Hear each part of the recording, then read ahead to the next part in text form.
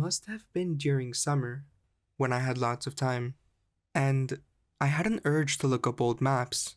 I must have typed something like, old maps of the world 1500s or 1600s. And what is going on with the North Pole? It wasn't just one or two. Various cartographers were placing these islands in the north in the same pattern. The four. You can imagine, I had a lot of thoughts racing through my mind, as I can't exactly recall being taught about anomalies in old maps. Even stranger was that these four islands seemed to disappear from maps during the 1700s up to now. If the age of exploration was nigh, why have we erased these islands from public knowledge? Clearly something was wrong. Then I remembered. I rushed to grab my grandma's Bible. It was in Spanish, but there must have been a detail in Genesis that I could compare. It looked like this. And out of the ground made the Lord God to grow every tree that is pleasant to the sight, and good for food. The tree of life also in the midst of the garden, and the tree of knowledge of good and evil. And the river went out of Eden to water the garden, and from thence it was parted, and became into four heads. And there it was, four rivers as described. Honestly, I was ecstatic. Why hadn't anyone told me about this? This is Eden, paradise, where humans are from, according to what is said, right? And it's in the North Pole? Hyperborea. The name itself comes from the Greek words hyper, beyond, and boreas, north wind, meaning beyond the north wind. And I have to mention, as of now, there's no mention of Eden on the wiki, and this definitely isn't the only anomaly related to old maps. But it's definitely one of the biggest, if not the biggest. I'll show you what I found.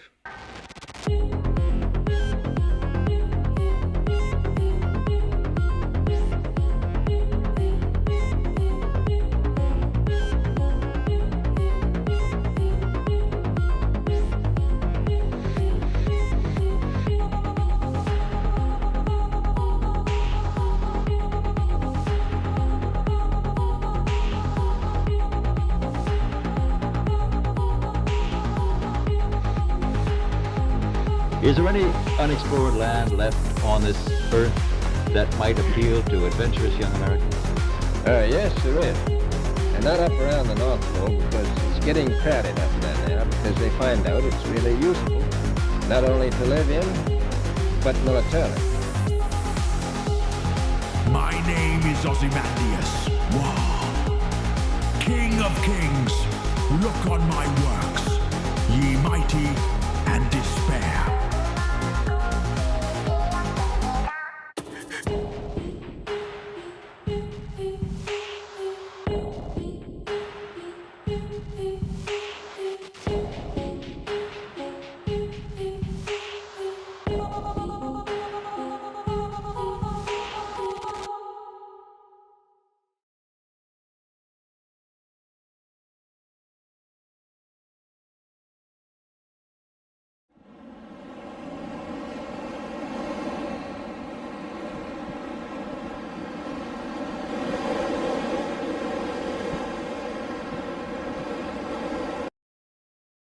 In the midst of the four countries is a whirlpool, into where there empty these four indrawing seas which divide the north, and the water rushes round and descends into the earth, just as if one were pouring it through a filter funnel. It is 4 degrees wide on every side of the pole. That is to say, 8 degrees altogether. Except that right under the pole there lies a bare rock in the midst of the sea. Its circumference is almost 33 French miles, and it is all of magnetic stone, and is as high as the clouds, so the priest said, who had received the astrolabe from this Minorite in exchange for a testament, and the Minorite himself had heard that one can see all round it from the sea, and that it is black and glistening, and nothing grows thereon, for there is not much so as a handful of soil on it.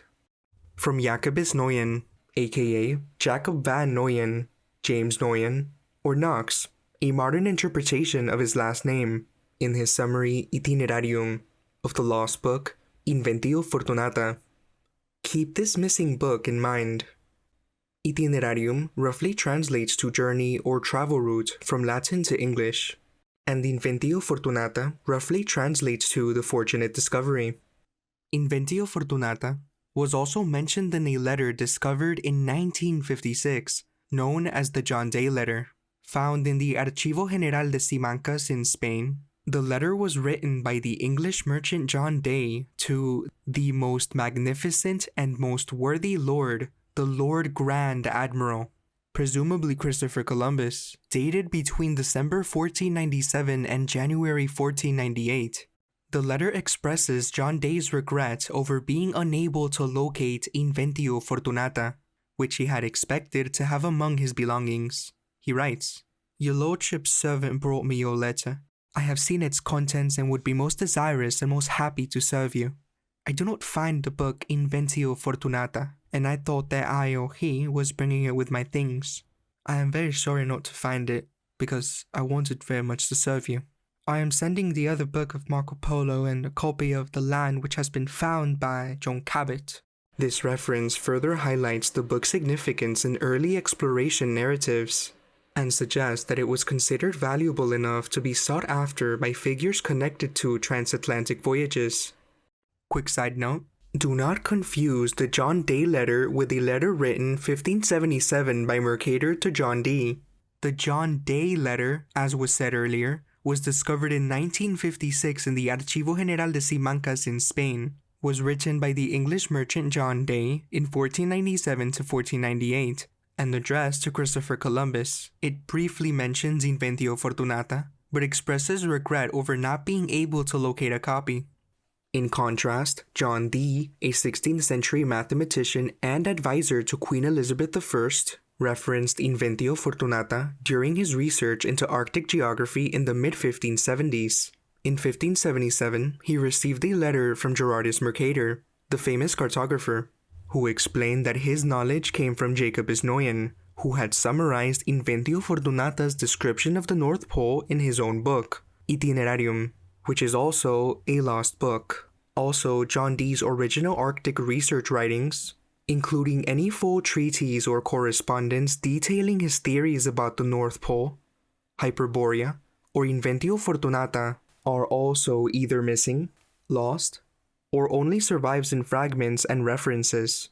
Coincidentally, this letter was also discovered in 1956, or around the same time, according to some sources. So these are two separate, historical figures writing about the same mysterious book nearly a century apart. Keep this in mind. I will elaborate on Mercator's letter to John Dee during the presentation. According to mainstream history, the first mention of the northern lands comes from Pytheas of Massalia, or Pytheas. He was a Greek geographer, explorer, and astronomer who made a voyage exploring northern Europe around 325 BC. According to mainstream history, his book, which was often translated to as On the Ocean, was reportedly widely known in the Old World. It is, however, currently lost to antiquity and known only through the writings of others.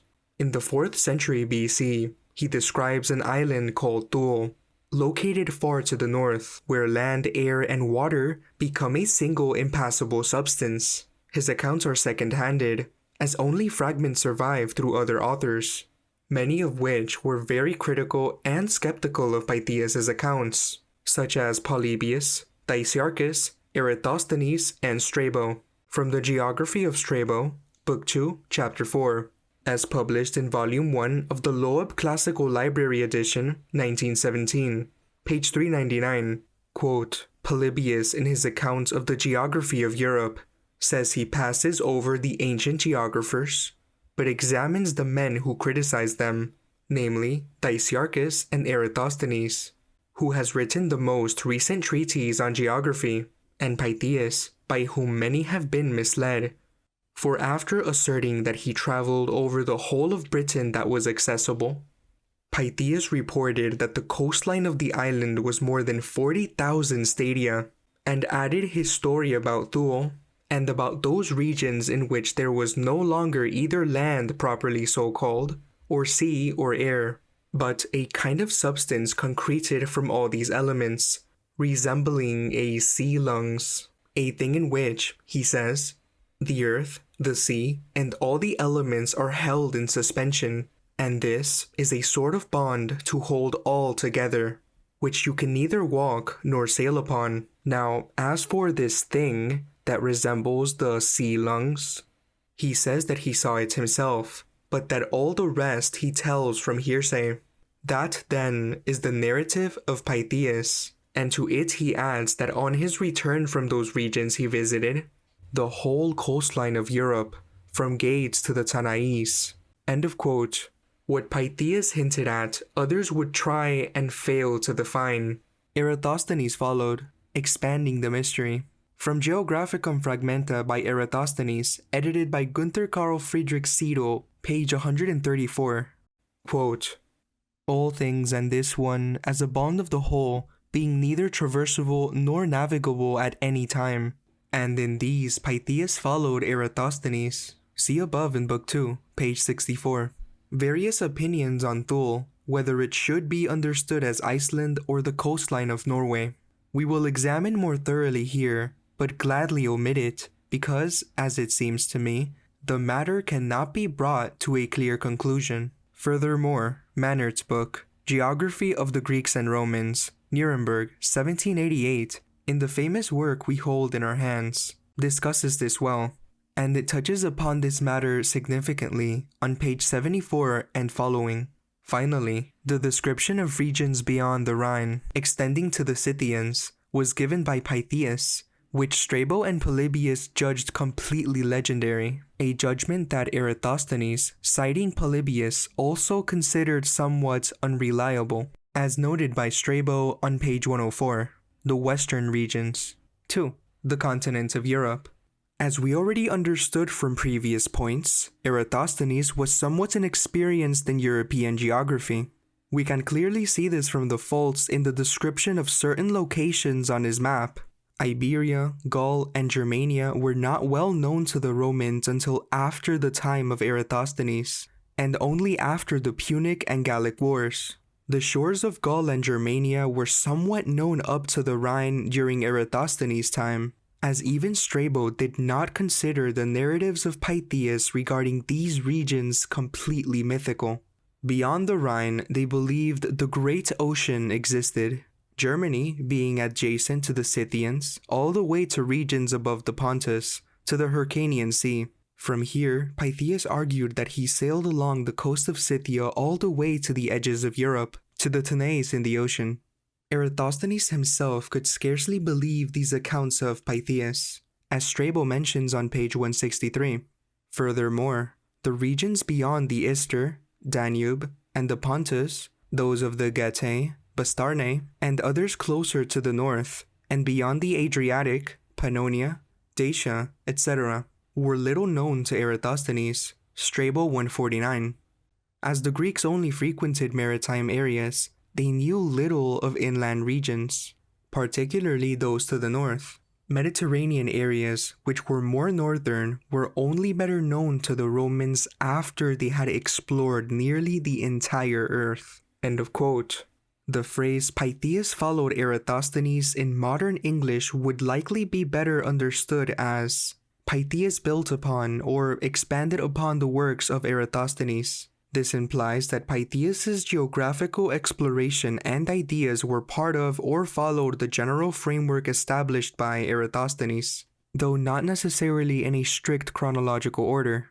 In this case, it might mean that Pytheas' accounts, particularly his descriptions of Northern Europe, were seen in the context of geographic knowledge that Eratosthenes had contributed to, or that Pytheas' work was part of the broader tradition of Greek geography in which Eratosthenes played a significant role.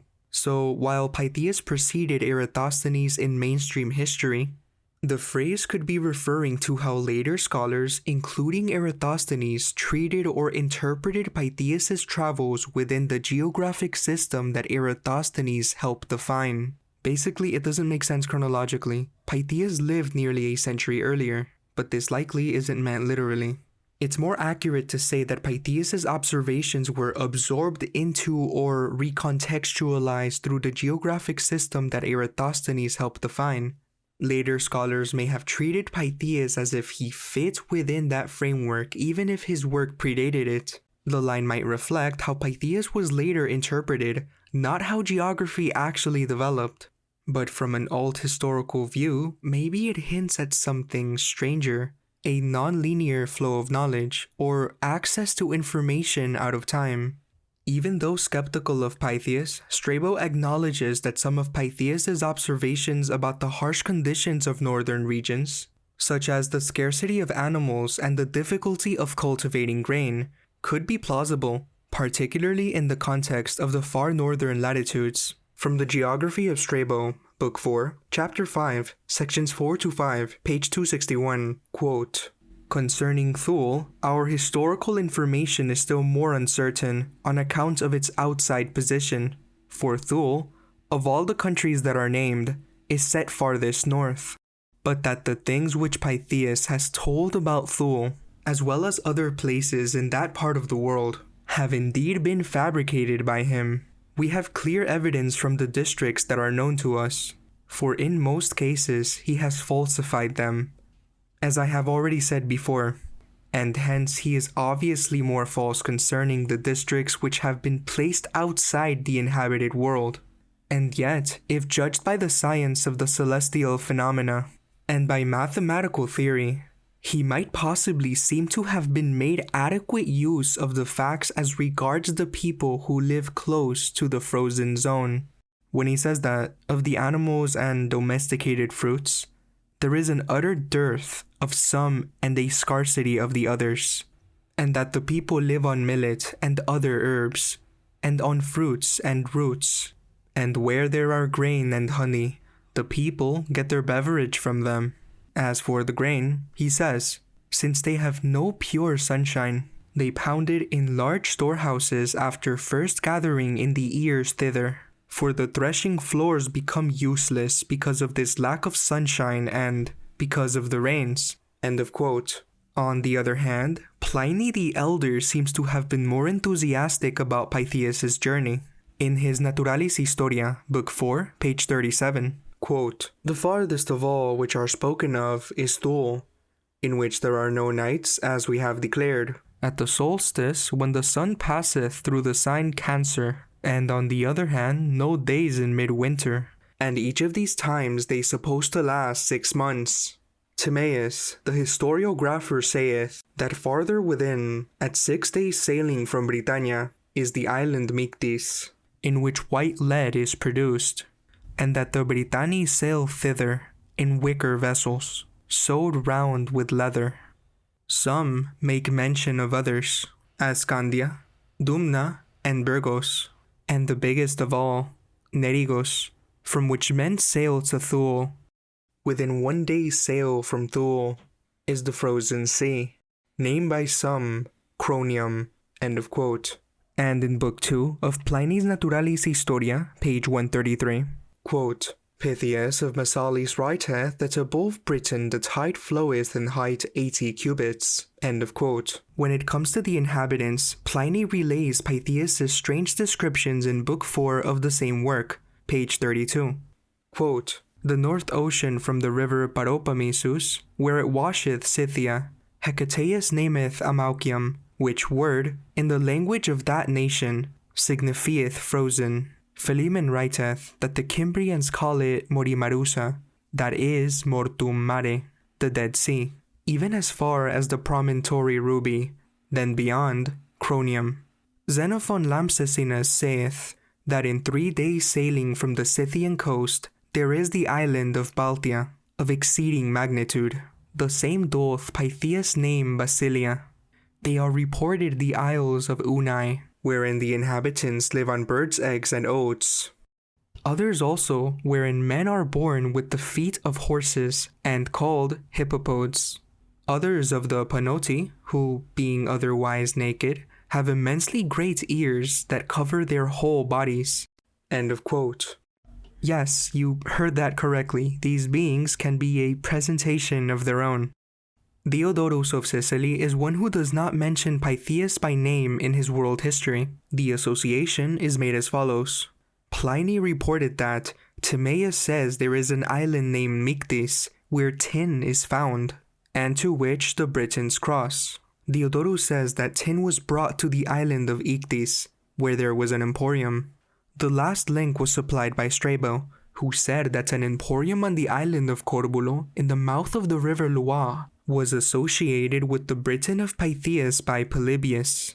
Assuming that Ichthys, Myctis, and Corbulo are the same, Diodorus appears to have read Timaeus, who must have read Pythias, whom Polybius also read. In his book Inventio Fortunata, Arctic Exploration with an account of Nicholas Lynn, historian Benjamin Franklin da Costa writes, page 4, quote, "The earliest voyage to the north is that claimed for Pythias, the distinguished Phoenician astronomer and geographer of Marseille, who flourished 320 BC. His works were extant in the 5th century, but are no longer found. Pliny and Eratosthenes gave full credit to his narrations, though Strabo shows great hostility to Pythias, whose accounts he refused to receive, saying that he made use of his acquaintance with astronomy and mathematics to fabricate his false narrative. Pliny, however, with more reason, thought that he employed his knowledge in practical exploration.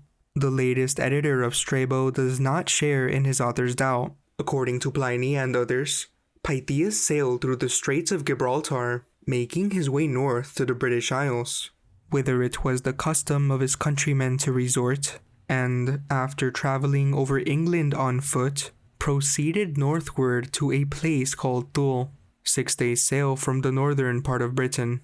Strabo points out serious errors in his account of England, but the errors in the main may be attributed to transcribers, by whom Timaeus is made to call Vectis, the Isle of Wight, Myctis, and put at 6 days' sail from Britain.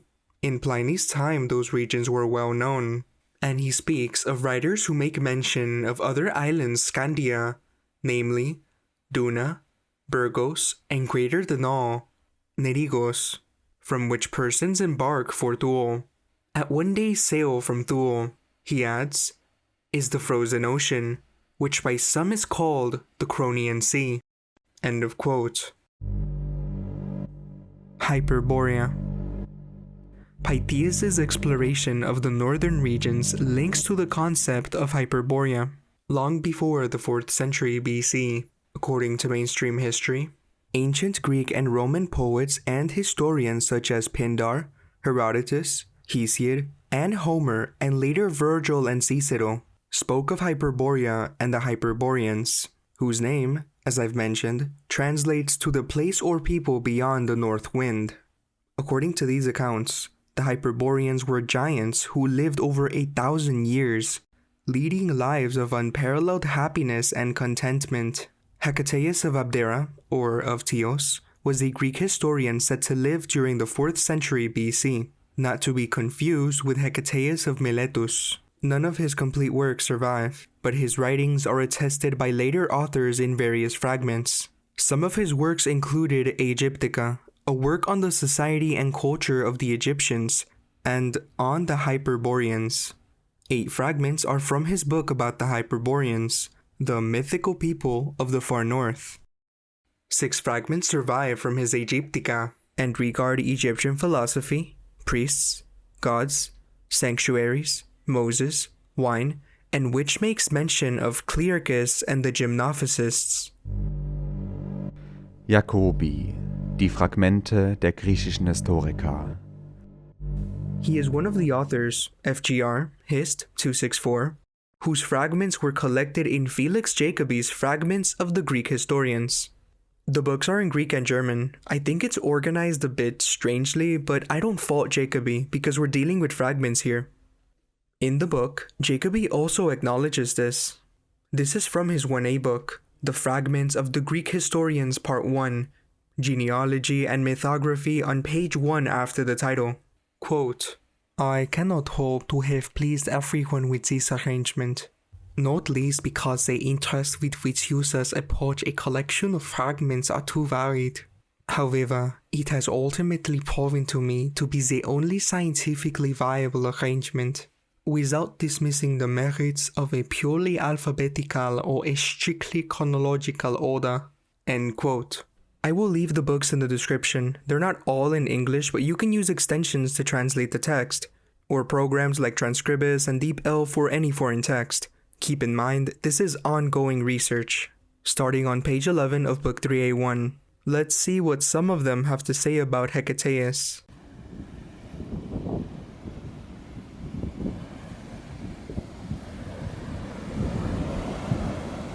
Think of this next part like stepping into a group chat between ancient philosophers and historians, all debating the Hyperboreans. If you're the kind of person who loves hidden details, ancient names, and mysterious fragments, this is for you. I'm going to read through the original source material, numbers, sections, citations, and all, because I'm going to read everything, as long as it connects to Hyperborea, and it's not just footnotes. These fragments are some of the only traces we have of people like Hecataeus of Abdera, and reading them out gives them a voice again. Even the obscure bits carry meaning, and sometimes they say more than you'd expect. And we'll be starting with Hecataeus of Abdera himself, since he was an expert on the Hyperboreans. I want to understand what kind of person he was, to get inside his head. To do that, we'll look into what others said about him and reconstruct his worldview through their commentary. Essentially, we're using the fragments to get a fragment. Let's begin. From Felix Jacobi, Part 3, History of Cities and Peoples. 264. Hecataeus of Abdera, also referred to as Hecataeus of Teos. Fragments of the Pre-Socratics, Volume 2, page 384. Hecataeus of Abdera, Fragment 60A1. Suidas, entry on Hecataeus of Abdera. Hecataeus of Abdera, a philosopher who was also called a critical grammarian, possessing literary preparation. He lived during the Diadochi. His books include On the Poetry of Homer and Theodon, A2, Strabo, Geographica, Book 14, Chapter 1, Section 30, page 644, Teos, and there was also the historian Hecataeus from the same city. Anonymous, Periplus of the Pontus Euxinus, Chapter 49, Section 6, Pseudo-Skimnus, lines 865 ff. See Fragment 13, A3-4, Diogenes Laertius, Lives and Opinions of Eminent Philosophers, Book 9, Section 69. Hecataeus of Abdera was a student of Pyrrho, along with Timon of Phlius, and also Naucrates of Teos. Clement of Alexandria, Stromata, Book 2, Chapter 130, Section 4. But the Abderites also teach about the ultimate purpose. Democritus in On the End, Fragments of the Pre-Socratics, Democritus, Fragments 55 f4, calls it euthymia, serenity, which was also termed well-being. Hecataeus, on the other hand, calls it self-sufficiency, while Apollodorus of Cyzicus, Fragments of the Pre-Socratics, Fragment 61a1, describes it as spiritual enjoyment, and Naucrates, Fragments of the Pre-Socratics, Fragment 62b3, as fearlessness, which Democritus termed athambia, lack of distress. This might seem like a detour, but this line tells us more about Hecataeus than most of the fragments ever could. Hecataeus of Abdera, 264, our Hyperborea expert, calls the ultimate purpose of life self-sufficiency, not serenity, not spiritual enjoyment, not even fearlessness, but autarkia, the ability to stand complete, needing nothing beyond yourself. And that tells us something. It tells us how he thought. If he saw the Hyperboreans as real, not just myth, it wasn't because he was gullible. It's because he saw in them something complete, untroubled, untouched by the chaos of the world he lived in. In a way, the Hyperboreans were his philosophy, a people who didn't need anything.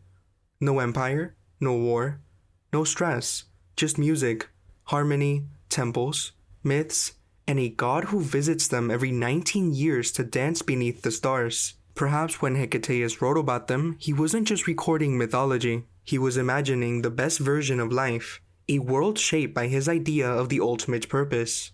Self-sufficiency, in the shape of a people, as you'll soon see. Let's continue with the fragments, including a bit more info on Hecataeus and extremely specific information pertaining to the Hyperboreans. B12.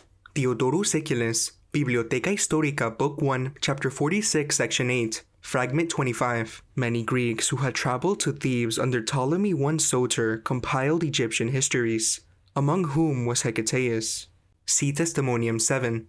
A6. Plutarch Lycurgus, Chapter 20, Section 3, Apophthegmata Laconica, page 218b. When Archidamus, perhaps 294 BCE, was criticized by some for inviting Hecataeus, the sophist, to the communal meal but saying nothing, he replied, "He knows the right time for words." B4, B2, B5. Scholia on Apollonius Rhodius, Argonautica, Book 2, line 675. He, Hecataeus, wrote books titled On the Hyperboreans, Fragment 10. Pliny the Elder, Natural History, Book 6, Chapter 55. He privately composed a volume, Hecataeus on the Hyperboreans. Diodorus Siculus, Bibliotheca Historica, Book 2, Chapter 47, Section 1. See Fragment 7, and Book 1, Chapter 46, Section 8. See Testimonium 4. And if you're still confused as to what all these weird numbers are, they're basically academic footnotes,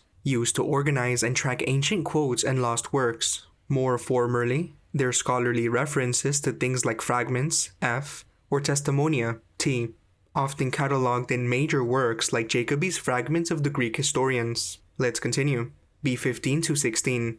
Josephus, Against Apion, Book 1, Section 183. Hecataeus of Abdera, a philosopher and highly competent in practical affairs, flourished during the reign of Alexander the Great, and was associated with Ptolemy I Soter. He did not just mention the Jews in passing, but he wrote a book about them, from which I wish to summarize some key points. This is where it gets interesting. This part of the Fragments of the Greek Historians tells us that in Against Apion, Book 1, Section 183, Josephus claims Hecataeus wrote a book about the Jews, not just passing references, but a full-scale treatise. Josephus quotes a few passages from this alleged work, or from what he claims is that work, but none of that text has survived, otherwise outside Josephus' fragments and quotes. So basically, there is a text that Josephus claims was written by Hecataeus of Abdera about the Jews, but scholars are very skeptical that the true Hecataeus wrote it.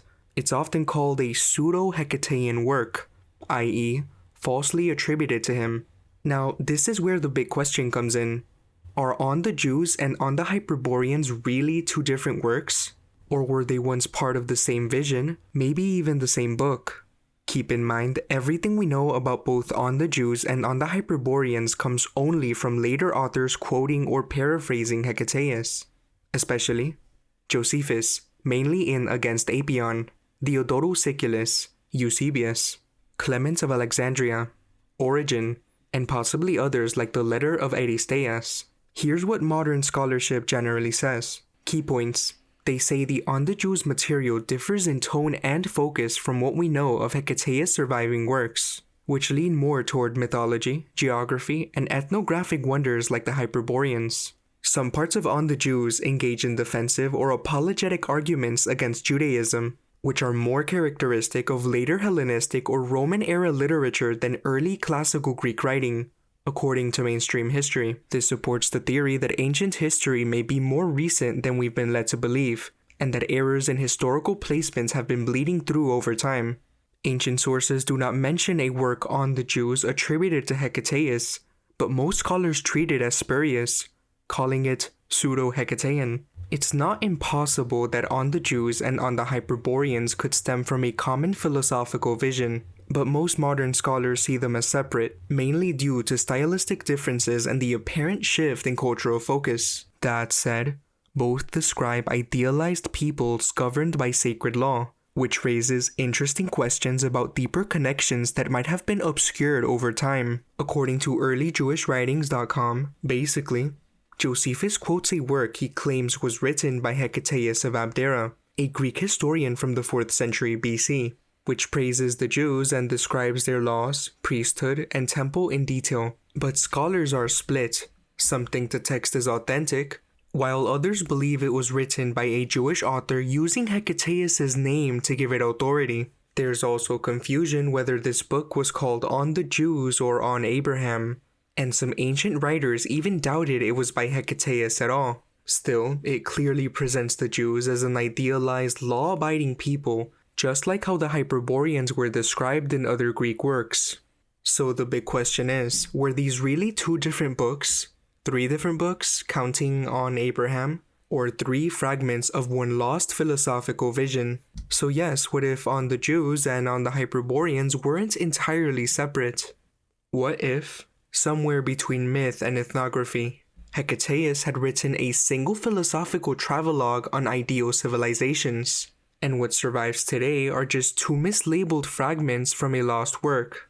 Later copyists or commentators like Josephus may have reframed the original text through their own historical, religious, or political lenses, splitting it into 2. Ancient sources even show signs of title confusion. Emil Schura, for instance, argued that On the Jews and On Abraham were probably the same pseudonymous work, remembered under different names. If it happened once, could it have happened twice? Could On the Hyperboreans and On the Jews also be fragments of a single philosophical vision, later divided by editors or traditions? Josephus, as we saw earlier in Against Apion, Book 1, chapters 22 to 23, claims Hecataeus wrote an entire book on the Jews, but we only have fragments. From the website, Martin McNamara suggests the author may have been a Jerusalem priest who marched with Alexander's army, writing from a Greek philosophical perspective, a military-traveled thinker blending traditions, just the type who might describe ideal societies, wherever he found them. And both groups, Jews and Hyperboreans, are portrayed with reverence, lawful, self-sufficient, spiritually disciplined. Both fragments praise the other to reflect on Greek shortcomings. If Clement of Alexandria and Origen are right that these works include forgeries or interpolations, then it's even harder to draw clean lines between the original message and its later adaptations. So maybe the real issue isn't whether Hecataeus wrote 2 books, but whether our categories like myth versus history, Greek versus Jew, or authentic versus forged are distorting what might have originally been a unified exploration of philosophical ethnography. Perhaps they all stood side by side as case studies in one question: what does it mean to live rightly? And over time, that unified vision was split apart, one filed under legend, the other under politics, both stripped of their shared context. Let's continue with the fragments. On the Hyperboreans, Testimonium 6, possibly 9, Fragment 20. 72b5, Diodorus Siculus, Library of History, Book 2, Chapter 47, also cited in Nathalie Combs' Mythology, Book 9, Chapter 6. Since we have decided to describe the northern parts of Asia, we think it appropriate to discuss the myths about the Hyperboreans. Hecataeus and others who have written about ancient mythology say that there is an island opposite of the land of the Celts, in the ocean, no smaller than Sicily. This island lies in the north and is inhabited by the so-called Hyperboreans, named for being far beyond the north wind. The land is fertile and productive, with a temperate climate, yielding 2 harvests a year. They say that Leto was born there, and that Apollo is especially honored among them.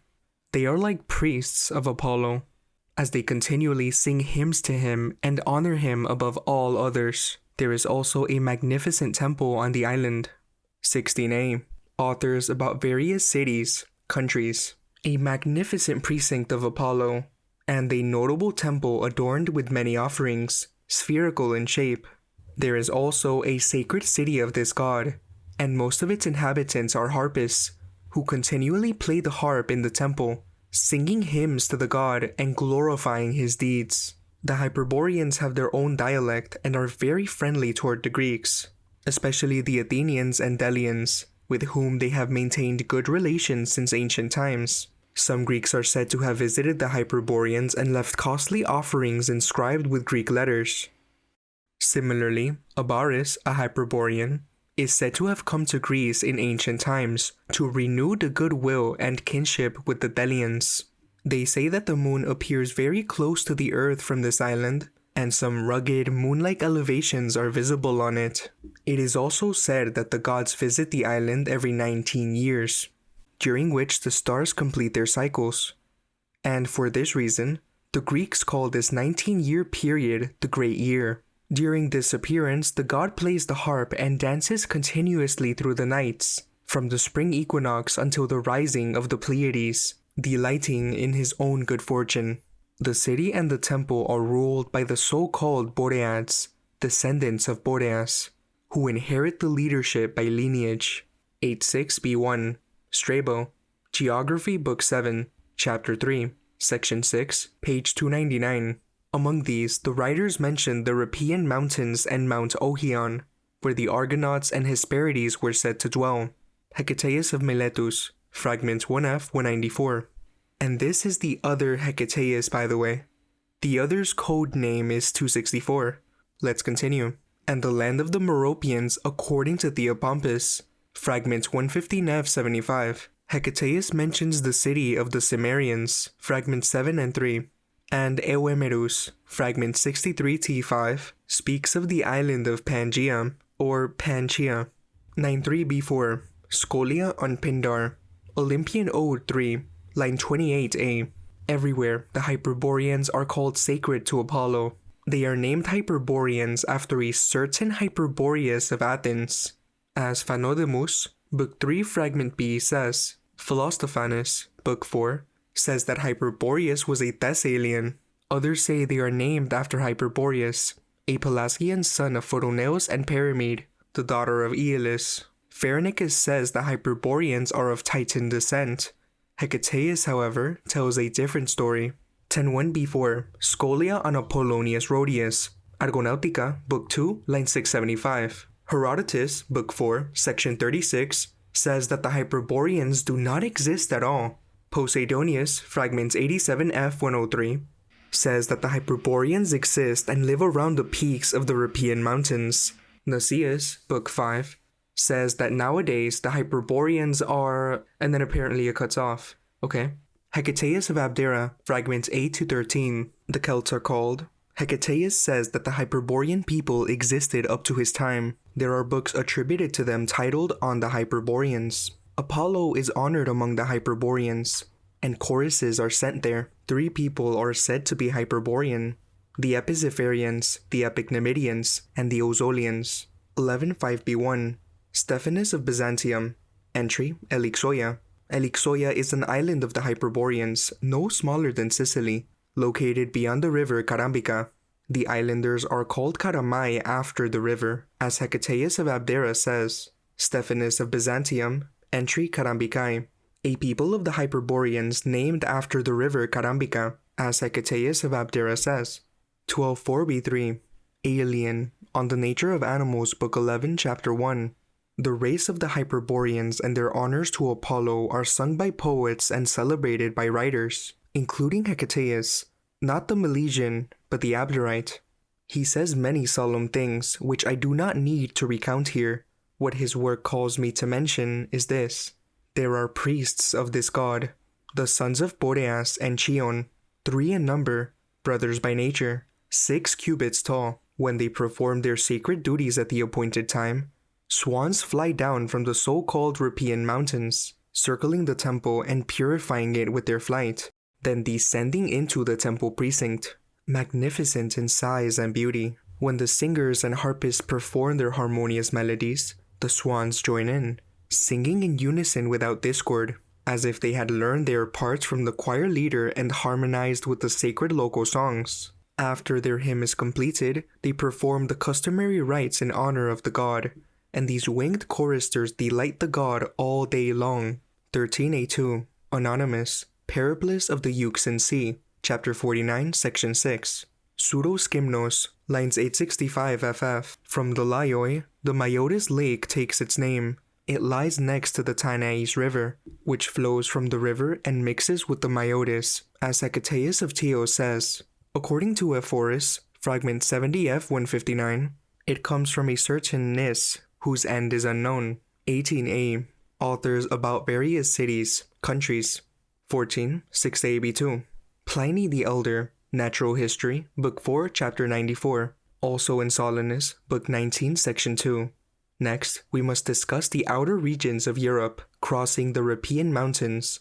The northern coast of the ocean lies to the left until one reaches Gates. Several unnamed islands are said to exist in this area, among which Baononia is said to be one's day journey from Scythia. Timaeus, fragment 3b, recorded this. The rest of the coast is uncertain, but the northern ocean is marked by legend. Hecataeus calls it the Amauchian Sea, from the river Parapanissus, where it borders Scythia, a name meaning frozen in the language of that people. 95. Other sea names and islands are mentioned by Philemon, Xenophon of Lampsacus, and Pytheas. Philosophical Matters, 15:8b9. Aetius Placita Philosophorum, Book 2, Chapter 20, Section 6. Heraclitus, fragment 22:12a12, and Hecataeus say that the sun is an intelligent flame rising from the sea. And the other book mentioning the Hyperboreans in this book says, 6 Falsifications, T 7-8, 20, Volume 4, page 657, Natalis Combs, Mythologia, Book 9, Chapter 15. Others say, among whom was Callisthenes in his navigation, missing number 124, and Hecataeus on the Hyperboreans, that there were 2 hills in Phrygia called the Ears of the Donkey, upon which very fortified towns were built. From these, many robbers attacked travelers and strangers. When Midas brought arms to these places and took control of the towns by force, after killing the robbers of those areas, he was said, in myth, to have the ears of a donkey. That makes sense.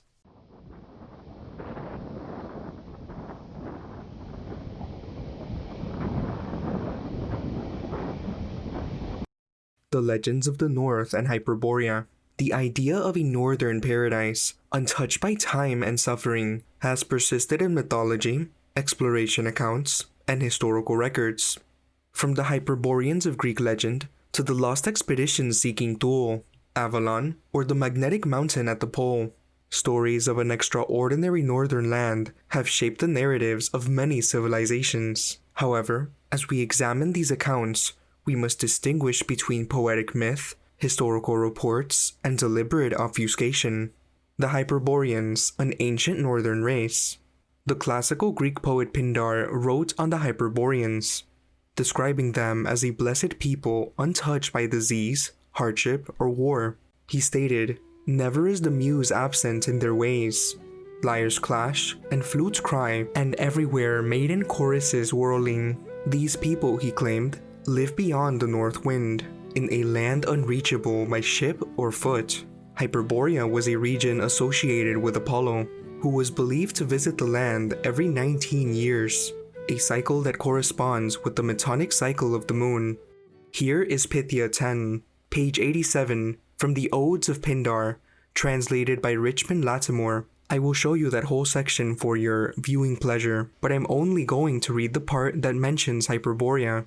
Quote, "He cannot walk in the brazen sky, but among those goods we of mortality attain to, he goes the whole way. Never on foot or ship could you find the marvelous road to the feast of the Hyperboreans." End quote. Saint Brendan and the Northern Isles, and Avalon, the Celts had both.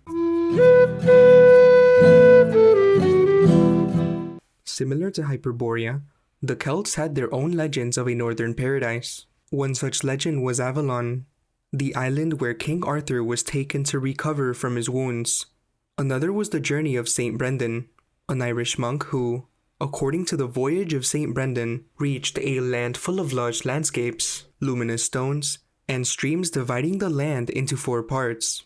The presence of these 4 rivers mirrors ancient descriptions of the Arctic, where sources like Inventio Fortunata later describe 4 great rivers flowing from the pole. Check out this paragraph from page 14 of The Voyage of Saint Brendan, Journey to the Promised Land, translated from Latin from John J. O'Mara.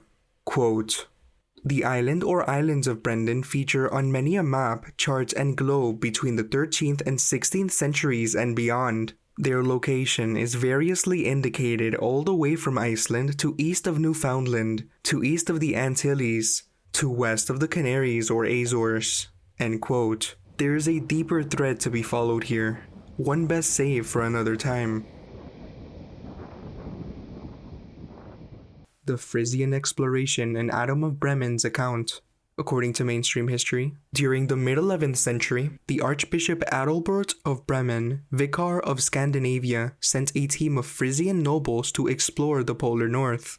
Their accounts were later recorded by Adam of Bremen in Gesta Ammoburgensis Ecclesia Pontificum, History of the Archbishops of Hamburg, Bremen. I'll be reading from page 220 of the English version of the book, translated by Francis J. Shan.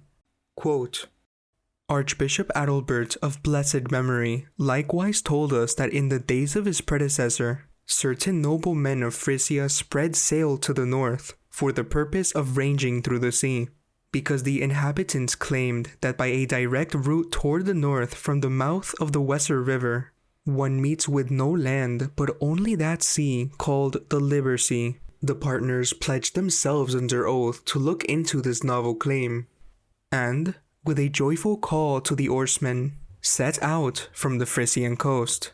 Then, leaving on the one side Denmark, on the other Britain, they came to the Orkneys.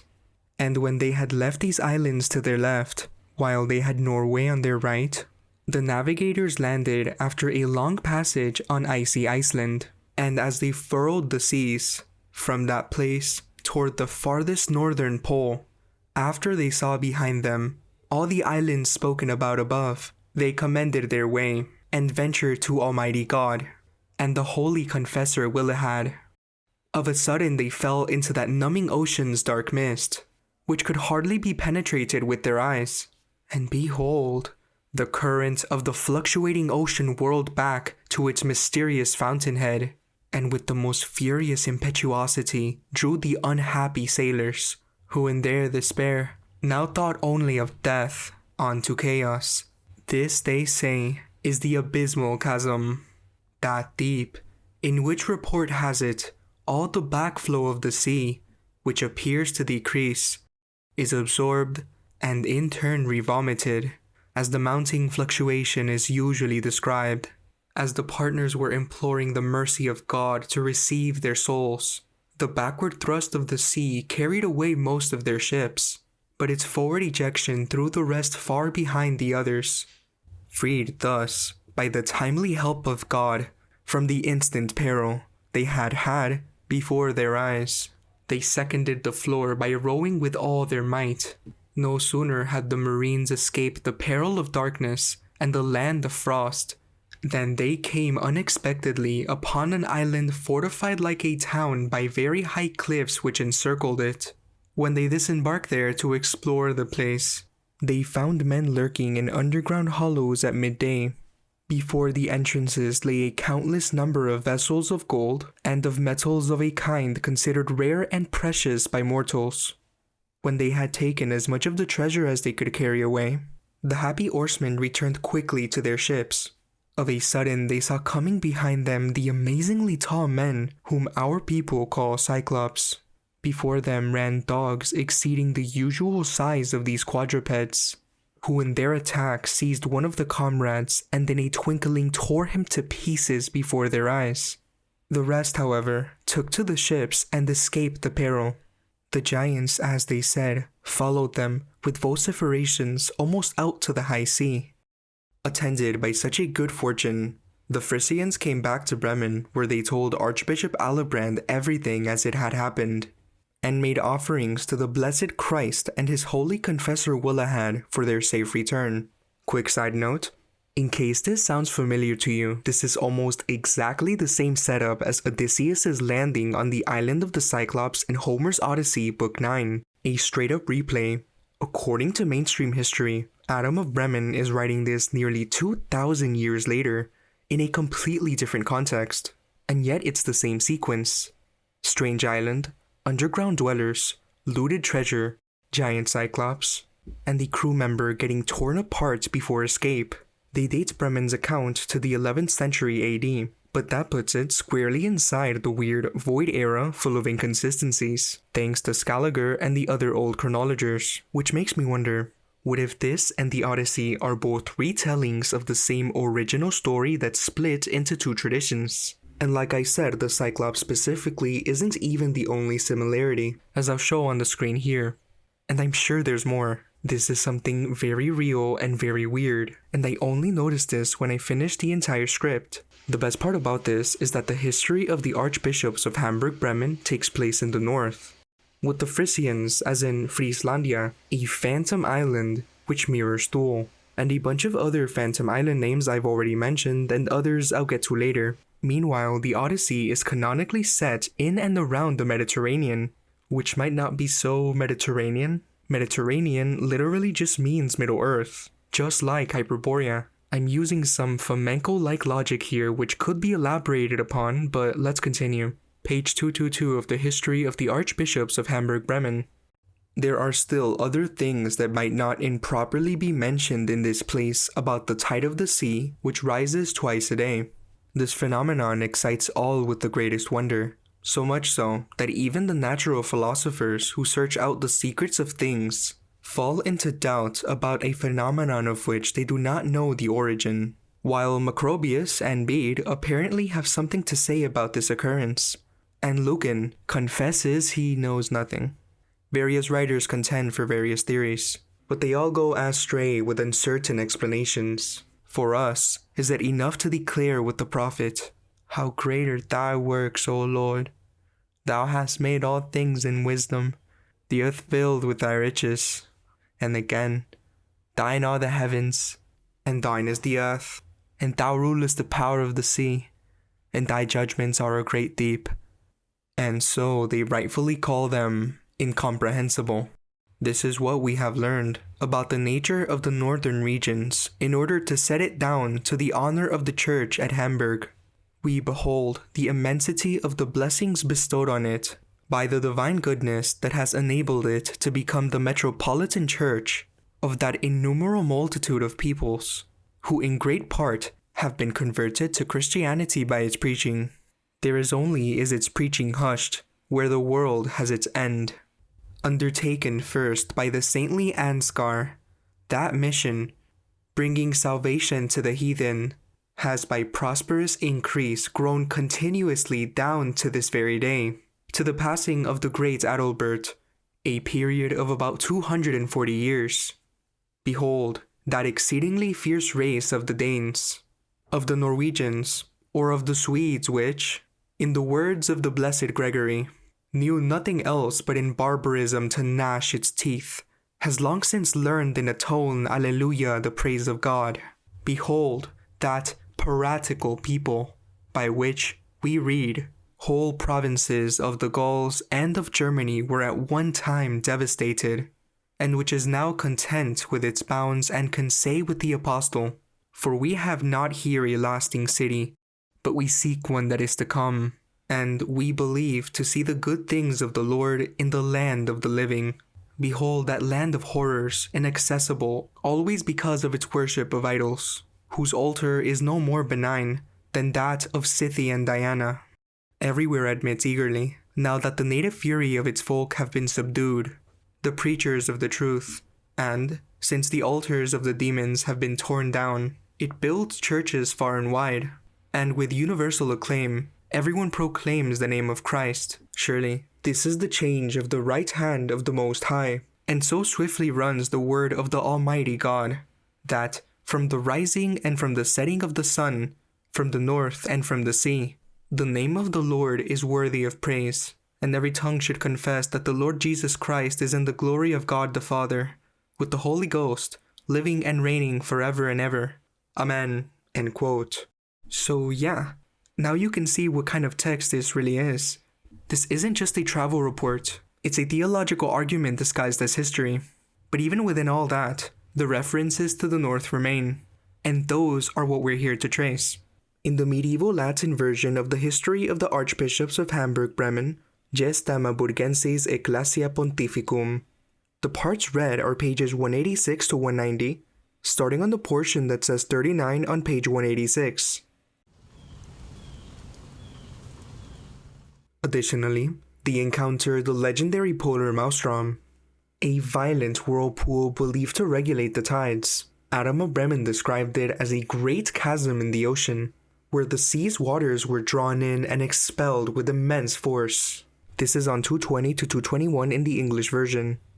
This legend aligns with Norse mythology, which speaks of Vegomir, or the World's Well, said to be a massive whirlpool surrounding a sacred mountain. So from what is found, through subterranean channels, the waters of the earth are drawn in and expelled, causing the rising and falling of tides. This phenomenon aligns with older accounts of the Arctic maelstrom, where powerful currents rush toward the pole, disappear beneath the earth, and are later released in rhythmic flows, influencing oceanic movements.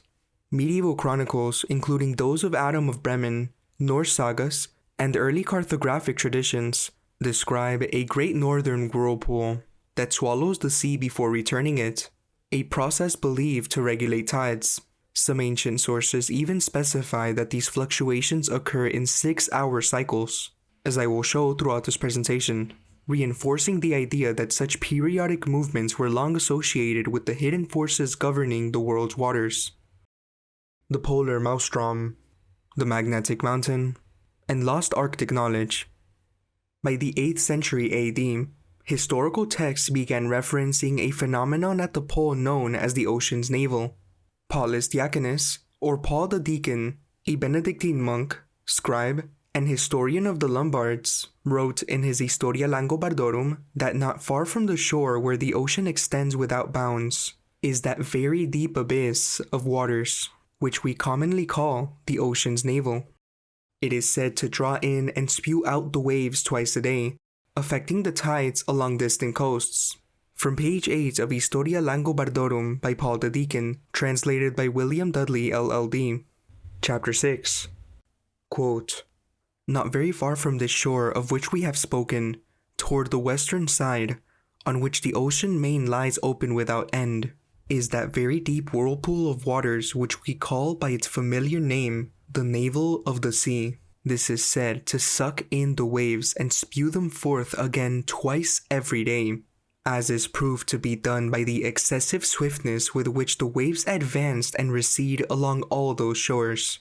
A whirlpool or maelstrom of this kind is called by the poet Virgil Charybdis, which he says in his poem is in the Sicilian Strait, speaking of it in this way: Scylla the right hand besets, and the left, the relentless Charybdis.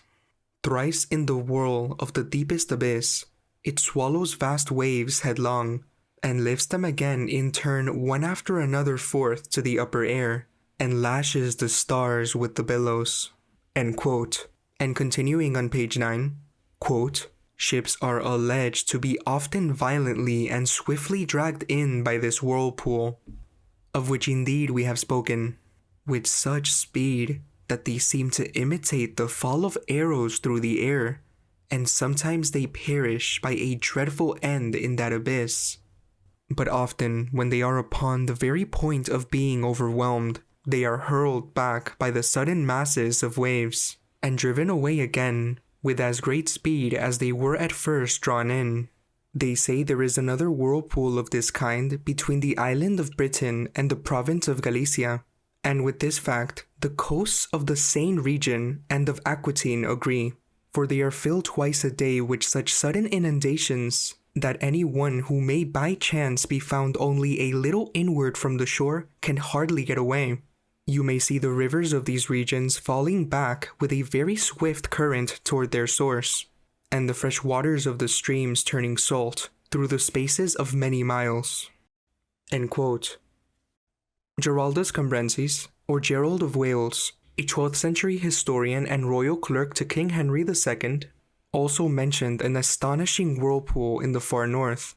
In his Topographia Ibernica, Topography of Ireland, according to mainstream history, dated 1188 AD, he described a powerful vortex where currents from all directions were pulled into an abyss, swallowing entire vessels with no hope of escape. Geraldus Cambrensis, The Topography of Ireland, translated by Thomas Forrester, revised and edited with additional notes by Thomas Wright.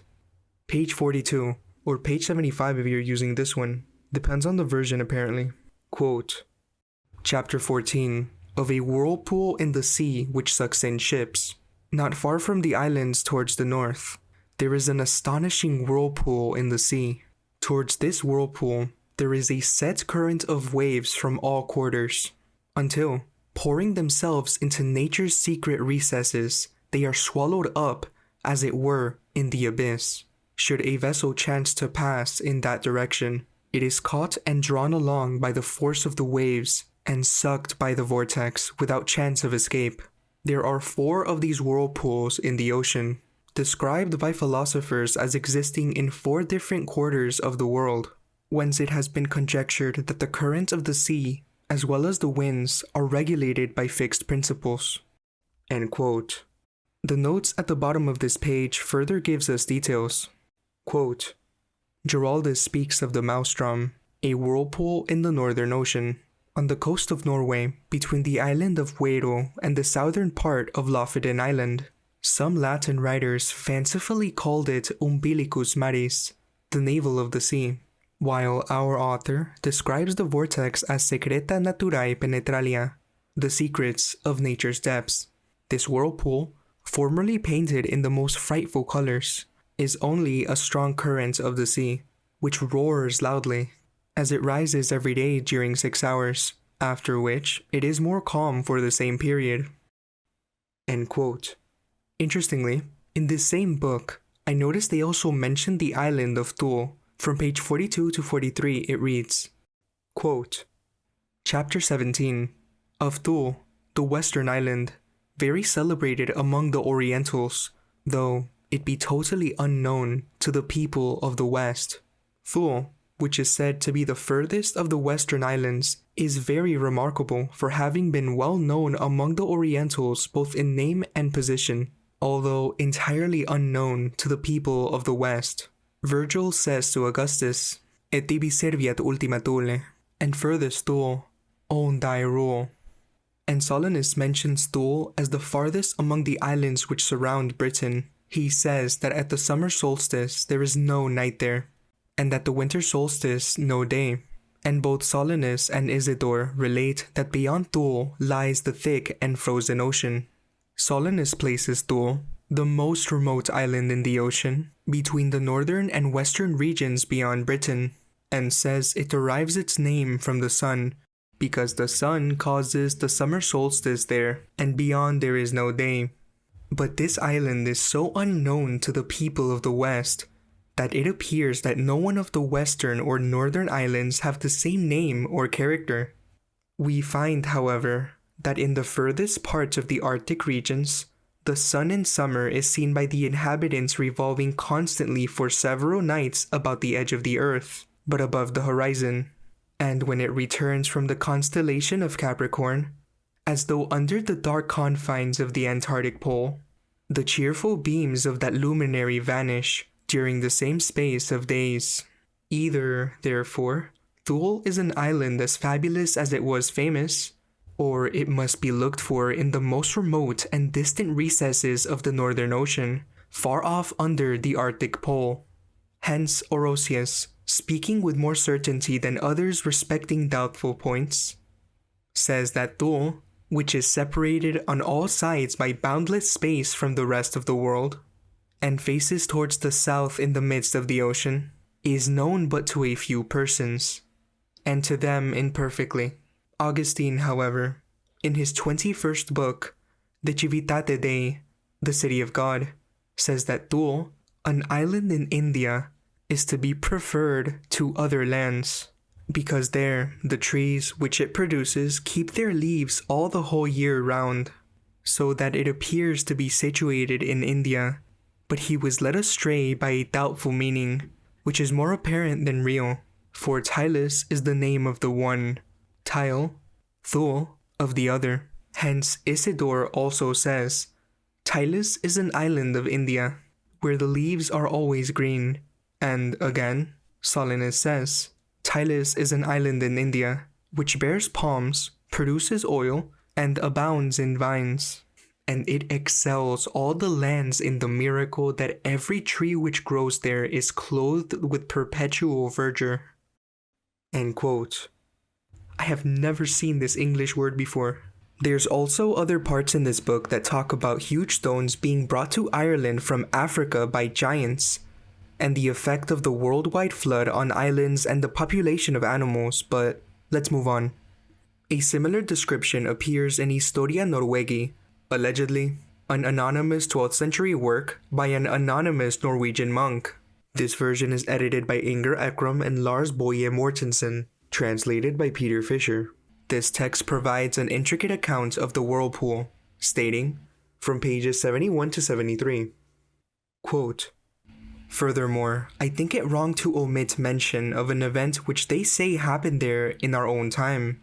For an extent of 3 miles, the whole sea began to churn like rapids and boil as if it were a cauldron, while the ground at the bottom yawned, emitting fire and fumes, till a huge mountain rose up out of the waves. Many liken this to portents, and guess that the world is either predicting marvels to come, or by such signs foreshadowing its own destruction, though cosmic forces cause unavoidable rifts and natural upheavals of their own volition.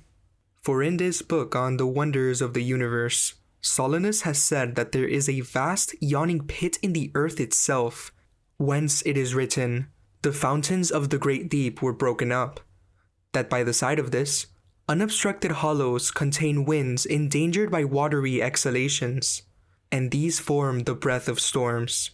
Such winds, blowing through the hidden corridors of the earth, draw the sea's waters to them, and bury them in the storehouses of the abyss. By the same energy, the winds drive the waters back again, and from these are born tidal waves, floods, and spinning whirlpools. Thence, too, earthquakes occur, and the discharge of vapors and flames of various kinds. For when certain gusts of wind, trapped inside the earth's maw, are eager to burst out, they severely shake its great structure and cause it to tremble. Without doubt, when these internal gales blow like this and contend with fire, and when the depths are torn up mid-ocean, one sees smoky emanations and sulphurous blazes emerge. In the same way as a tremor takes place in the earth, so does thunder in the clouds. A chasm is the one thought to correspond to a flash of lightning in the other." End quote. The magnetic mountain in the North Pole.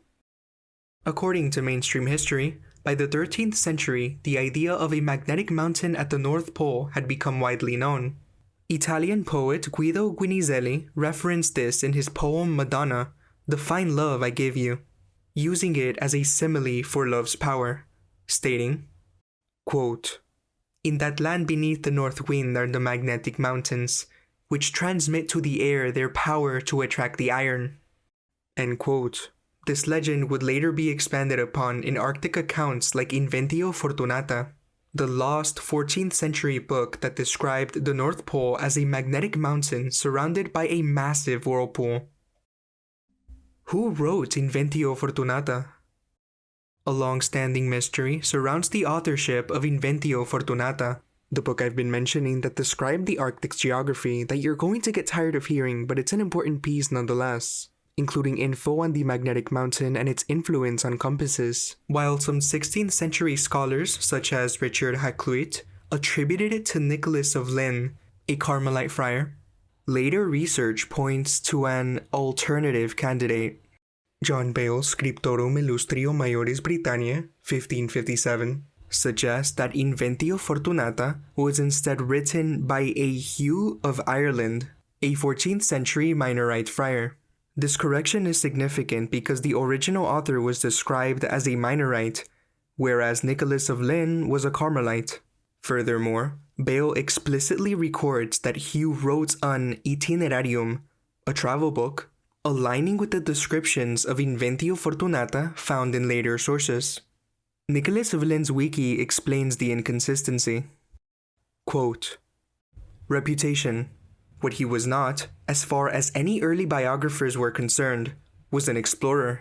The identification of Nicholas as the Franciscan, Minorite friar who wrote a text called Inventio Fortunata, allegedly describing a voyage to Greenland and beyond, was first proposed by Richard Hakluyt, the late 16th century historian of exploration.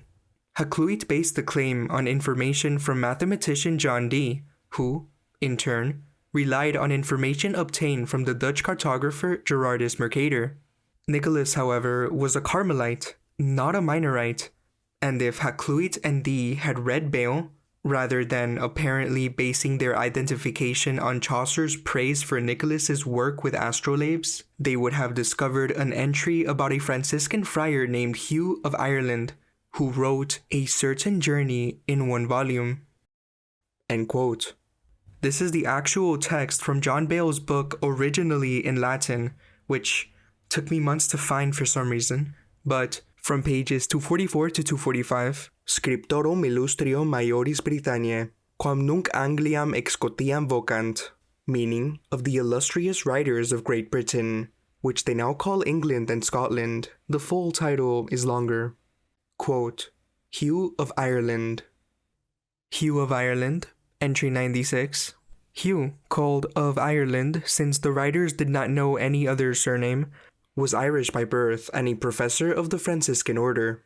He adopted the superstitious lifestyle practiced by that order. He is said to have undertaken a very long pilgrimage, wandering idly and aimlessly across the world like a vagabond monk. Yet, despite the length of his travels, he diligently committed a portion of what he saw to writing. He did not go long without receiving great recognition from both his labor and studies, for he was placed among the class of illustrious writers. Indeed, that monk was from Norwich, a member of the Benedictine order, who compiled a catalogue of certain ancient writers, and did not neglect to include this Hugh among the others. He, Hugh of Ireland, he says, of the Franciscan order, wrote A Certain Travel Account, Book 1. This is what he reports. We read of nothing else written by this Hugh. He is said to have flourished around the year 1360, from the birth of our true Messiah, during the reign of Edward III of England. End quote. I also found Hugh's name mentioned in the Index Britanniae Scriptorum, also by John Bale, which is a 16th century catalogue of British writers and their works, documenting medieval and early Renaissance authors, including friars, scholars, and historians. It's on page 521, and 521 appears again after 528 in this version for some reason. They may be in 563 and 571 of the overall pages if you're going by the cursor instead of the page number, in which they say Ugo de Ibernia, Ibernia being the classical Latin name for Ireland. Interestingly, they likely chose Ibernia because it sounded like Ibernus, which means of the winter, wintry, or cold. Another clue is a book written by E.G.R. Taylor, a letter dated 1577 from Mercator to John Dee, published in 1956. It provides further insight into Hugh of Ireland and the authorship dilemma of Inventio Fortunata. And yes, this is the same E.G.R. Taylor that discovered Mercator's letter to John Dee in 1956. For those unfamiliar, Gerardus Mercator is one of history's most renowned cartographers, known for his famous interpretation of the North Pole. As I've previously mentioned, he corresponded with John Dee in 1577 regarding the missing book Inventio Fortunata. His map of the Northern Islands was based on Inventio Fortunata, or at least whatever information remained of it, transmitted through secondary sources such as the Itinerarium of Jacobus Noyen, which served as a summary of Inventio Fortunata. I will soon read a portion of E.G.R. Taylor's book, which is based on the Mercator letter to John Dee, a document she discovered in 1956 among John Dee's manuscripts in the British Library, where she then brought scholarly attention to it. And again, for those who still might be confused, the John Dee letter and the John Day letter were both discovered in the same year or around the same year, 1956, and both mention the missing Inventio Fortunata book. However, they are completely separate documents. Here's a more detailed recap than the one before. The John Dee letter, or Mercator's letter to John Dee, was found by E.G.R. Taylor in the British Library. The John Day letter was found by Professor L.A. Vigneras in the Archivo General de Simancas, Spain. The John Day letter is a historical document written between December 1497 and January 1498 by John Day, an English merchant, addressed to a mysterious recipient widely believed to be Christopher Columbus. Some sources state that Professor Vigneras actually discovered the John Day letter in 1955 rather than 1956. But either way, it was within the same general timeframe. Here's pages 66 to 67 from a letter dated from 1577 from Mercator to John Dee. by E.G.R. Taylor in 1956 discussing Nicholas and Hugh. Quote, "The suggestion that Christians would be found in remote islands in the far north and west crops up in many guises. They were living on the island of the Seven Cities, for example, which some identified with Antilia, i.e. with Anthio or Thule, and there are strong suggestions that the romance of the Zeni brothers, containing adventures dated 1380 to 1387, had some foundation in old family papers. Here, the relation of the Latin books found in the King's Library in Estotiland, books which no one there now could read, could easily arise from a story of an Italian trader's visit to Greenland, or even Markland. For Estotiland was said to be 1,000 miles west of Friesland, Iceland, and to have trade with Greenland. Jacob Noyen reported that the 8 visitors, including 2 priests, to King Magnus's court at Bergen, who arrived in 1364, were descended from Arthur's colonists, who was the Bruxellenses. But it would appear almost certain that they were in fact a band of the Norse settlers in Greenland, or even, since they were excited so much interest, a group from Markland, Labrador. There is a record in the Islandhe Enigla for 1347 that there came a ship from Greenland. It was smaller than the small Icelandic trading vessels. It came into outer Stromfjord. It had no anchor. There were 17 men on board, and they had sailed to Markland but were later driven here by a storm at sea. According to the Godkashkanals, these interesting travelers were brought the next year to the king's courts at Bergen by a prominent Icelander, so that there is nothing improbable in a similar incident occurring in 1364. This was in fact the year in which an expedition sent to Greenland for a specific purpose in the Royal Nor, or trading ship, is considered to have returned. King Magnus had given orders in October 1354 that Paul Knudsen should take command of this Nor and should have full authority to select this company. The voyage was to be made for the sake of our predecessor who in Greenland established Christianity, and we will not let it perish in our day.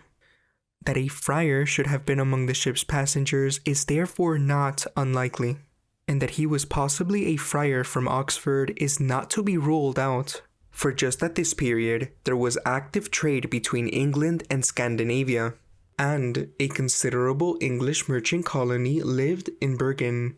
As evidence of this, we have the complaint made a generation or so later that no fewer than 21 English houses had been destroyed when members of the Hanseatic League sacked the town.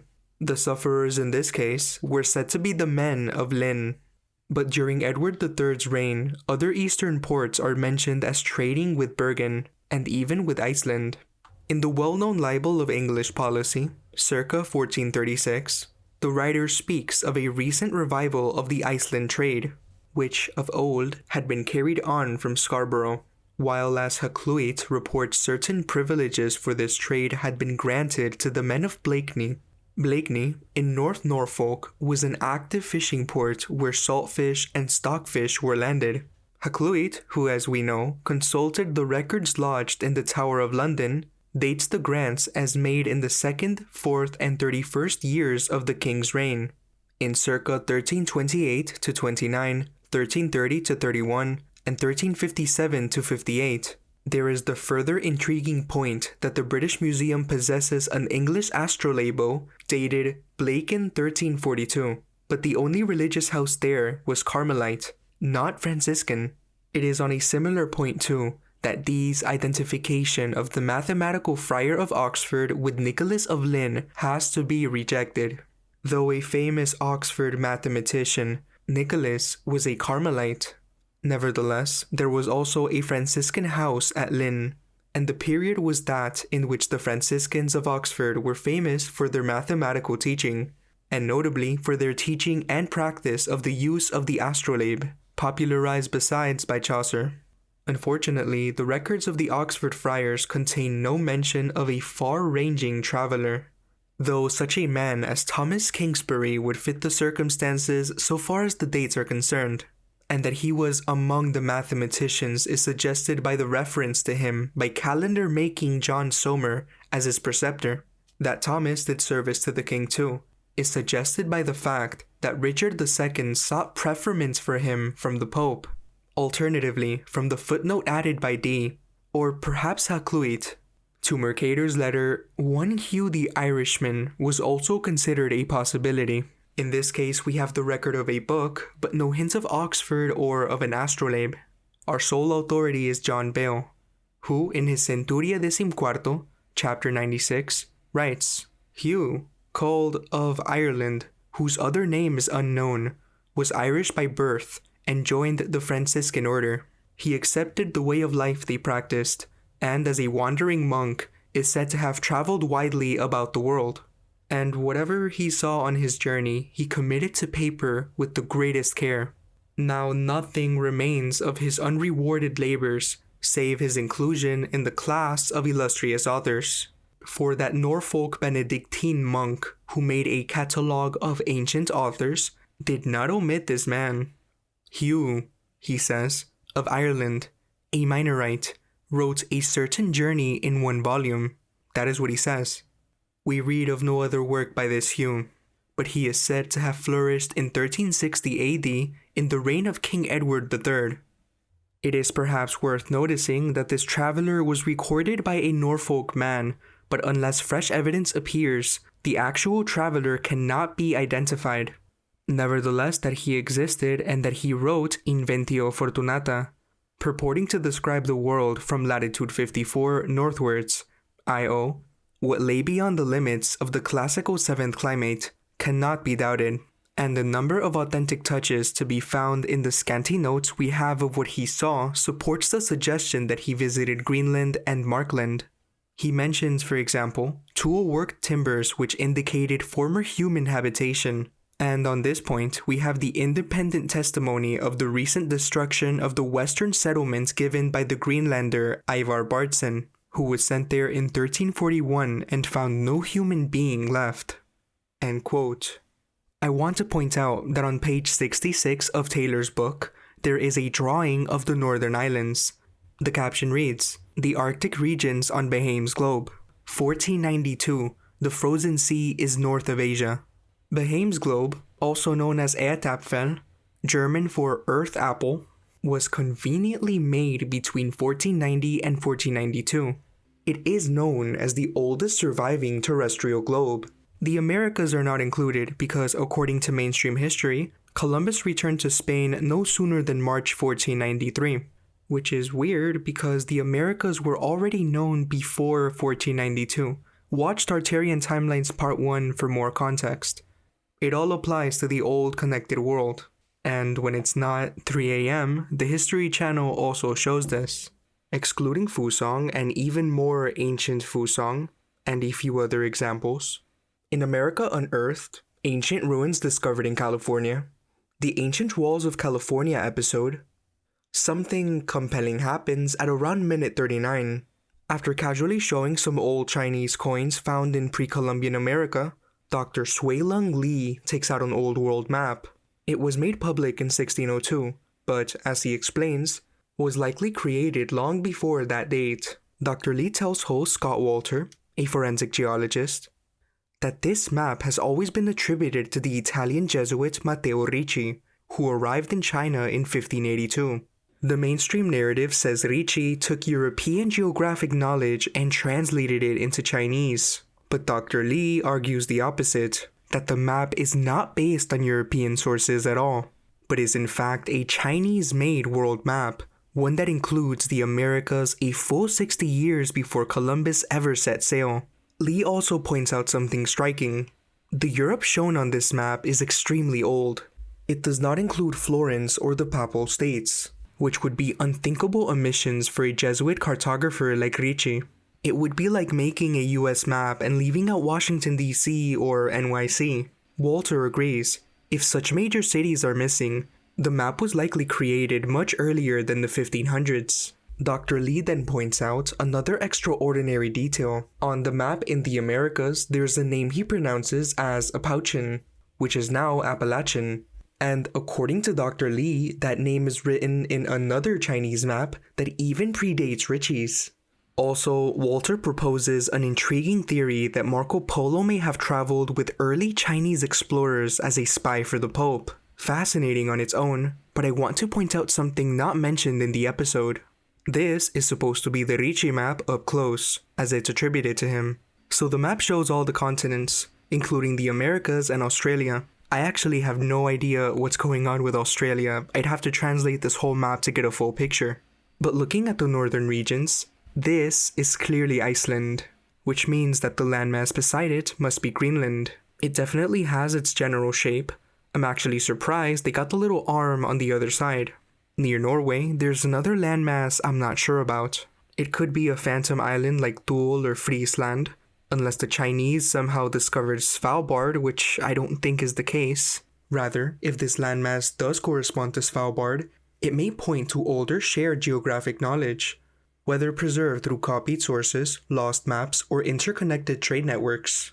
Above those, we see additional landmasses in the extreme north. If Dr. Lee is correct that this is truly a Chinese map, then the Chinese also possess knowledge of Hyperborea. Excluding Greenland, there appear to be 4 large northern landmasses. The northern view on the left side of the map shows the full view of this.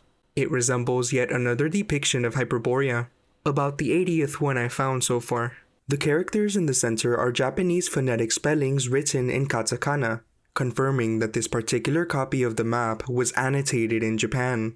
So this is a Chinese world map annotated in Japan with katakana to indicate Japanese pronunciations of the original Chinese characters. This practice is called kunten, and it was a normal way Japanese scholars read Chinese texts. For example, these characters read as Kyoku, extreme, ultimate, polar, and Hoku, north, meaning far north, extreme north, or the uttermost north. Interestingly, looking up Far North led me to a 2009 dystopian novel titled Far North by Marcel Theroux. It follows a journey through a stark Arctic landscape from humanity's origins to its possible end. I will be discussing literature in a later chapter, just older works, but this one deserves a mention here because of its thematic overlap. Continuing with the legends, here's something worth a closer look. Now that we know what we know, let's go back to Benjamin Franklin da Costa and see what he says about the missing book. Da Costa commented on Nicholas of Lynn's lost book, or what he thinks is Nicholas of Lynn's but actually Hugh of Ireland's, stating, on page 19, quote, "The work by which Nicholas of Lynn will be longest remembered is not now to be found. Its disappearance, under any circumstances, is not a matter of surprise, since of many important works once well known, no copies remain today, while of others there are only 1 or 2 examples. Unfortunately, we know almost as little about the voyages made from Lynn by the fellow townsmen of Nicholas as about the book in question. Many hardy mariners sailed from the ports of Lynn, but of their enterprise at the north, only the most scanty memorials remain. It is nevertheless clear that their activity was appreciated by Edward III, while their neighbors of Blakeney were several times favored by that king on account of their superior merit." End quote. So yes, let's look at this. Although Nicholas was a skilled astronomer and mathematician, best known for the calendarium, beta writers erroneously attributed him to the lost book Inventio Fortunata. Based on the evidence and honestly the whole Irish connection, this all points to the book being written by the Minorite friar Hugh of Ireland, as confirmed by John Bale's descriptions as shown earlier. To add to that, Inventio Fortunata did influence later Arctic descriptions, particularly through the Itinerarium of Jacobus Noyen, which preserved key portions of its content. Despite the loss of both Inventio Fortunata and Itinerarium, we're just losing books back to back, their descriptions of the Arctic persisted through cartographic traditions. Johann Rausch's 1508 map and Gerardus Mercator's 1595 Septentrionalium Terrarum Descriptio were both influenced by these accounts. On the legend of Rausch's map, Inventio Fortunata is referenced as its source, stating, quote, "It is written in the book of the fortunate discovery that under the Arctic Pole there is a high magnetic rock 33 German miles in circumference. A surging sea surrounds this rock, as if the water were discharged downward from a vase through an opening to 4 mouths below. Around are islands, of which 2 are inhabited. Mountains vast and wide surround these islands, 24 of which deny habitation to man." End quote. This demonstrates how Arctic lore persisted into Renaissance cartography, even as its original sources faded into obscurity. Bringing all this together, by the 14th century, accounts of the Arctic became more detailed in 2 now lost books, Inventio Fortunata by Hugh of Ireland and the Itinerarium of Jacobus Noyen. Inventio Fortunata originally described the North Pole as having a massive magnetic mountain, Rupes Nigra, an encircling whirlpool, and 4 enormous rivers flowing towards the center. In chronological order, Gerardus Mercator explicitly referenced Jacobus Noyen's work in his 1577 letter to John Dee, stating that his knowledge of the Arctic came from Itinerarium, which was ultimately based on Inventio Fortunata. This information became the foundation for his famous 1595 Septentrionalium Terrarum Descriptio map, depicting the North Pole as a magnetic mountain surrounded by 4 massive rivers and an encircling whirlpool, which sounds a lot like something else. This means that Mercator did not have direct access to Inventio Fortunata, but instead relied on Itinerarium, making it a crucial secondary transmission of the original Arctic descriptions. While Inventio Fortunata introduced these concepts in this form, Itinerarium served as the bridge between the medieval and Renaissance worlds, or Old World remnants with the New World, ensuring that its knowledge persisted long enough to influence one of history's most famous cartographers. Nicholas of Lynn, on the other hand, was a Carmelite friar, a mathematician and astronomer known for the Calendarium, a set of astronomical tables commissioned by John of Gaunt. Some 16th century scholars, such as Richard Hakluyt, mistakenly credited him with the authorship of Inventio Fortunata. This was due to misidentification, miscommunication, whatever it may be. The true author was the Minorite friar Hugh of Ireland. Now, whether Hugh himself was the explorer or merely a compiler remains an open question. Despite the loss of both Inventio Fortunata and Itinerarium, their descriptions of the Arctic persisted through maps and references, shaping the Renaissance-era depictions of the North Pole, and influencing how the world imagined its geography. I think Inventio Fortunata was one of those big books. That's why it's lost. Maybe it was too heavy to carry around, and they left it behind. Or the other reason I'm thinking, it was lost on purpose, or destroyed, because this is old world knowledge, and they didn't want people to know about this place. There's an abrupt transition in all these maps, where legend turns to myth. Reminds me of that line from the Lord of the Rings films. It's actually not in the books from what I've seen. Quote, "And some things that should not have been forgotten were lost. History became legend, legend became myth, and for 2,500 years, the ring passed out of all knowledge." End quote. Johannes Rausch's Universalior Cogniti Orbis Tabula and the Arctic Waters. Continuing with Johannes Rausch's 1508 map, Universalior Cogniti Orbis Tabula, ex recentibus confecta observationibus, which means a more universal map of the known world made from recent observations. As read about 4 minutes earlier, Rausch's 1508 map also cites Inventio Fortunata as a key source. The map describes a great whirlpool where surrounding waters flows inward toward the North Pole, before being pulled into a chasm. This aligns with earlier accounts of the Arctic maelstrom, where waters rush toward the pole, disappear beneath the earth, and re-emerge cyclically, influencing the tides. Another inscription on Rausch's map describes the incredible magnetic effect of the polar lodestone mountain. Quote, "Here begins the sea of Seijenum. Here the compass loses its power. Alive it does not hold, nor does it guide. And ships that carry iron are not able to return." End quote. Based on this description and others, we are dealing with a ferromagnetic phenomenon, which means you can forget going here if you have iron parts in your body. Chet Van Duser analyzed Rausch's 1508 world map, published in an edition of Ptolemy's Geographia in Rome. The map depicts 4 islands around the North Pole. 2, the one north of Greenland and its opposite across the pole, are labeled Insula Deserta. The one north of Europe is that of the Hyperboreans. while the one north of America is labeled Eremfe. Rausch labels the waters within the 4 islands as Mare Segenum, describing a violent whirlpool that pulls waters downward into the earth. Additionally, Rausch's map illustrates a ring of small mountainous islands around the 4 central islands, stating that these islands are uninhabited. So, right before we get into something even bigger, in summary, this suggests that the knowledge within the Inventio Fortunata influenced Rausch's description of the Arctic, likely drawing upon maps or records from earlier sources. Rausch's legend also supports the presence of a polar lodestone and Arctic whirlpools, featuring inscriptions.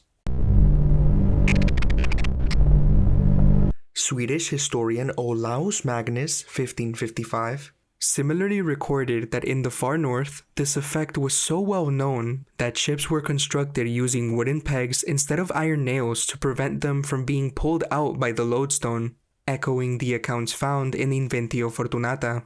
I found some quotes on this in the entire volume of Olaus Magnus's book that supported this behavior as well, and even more details within the book, including info on the whirlpools and the effects of these magnets in the north.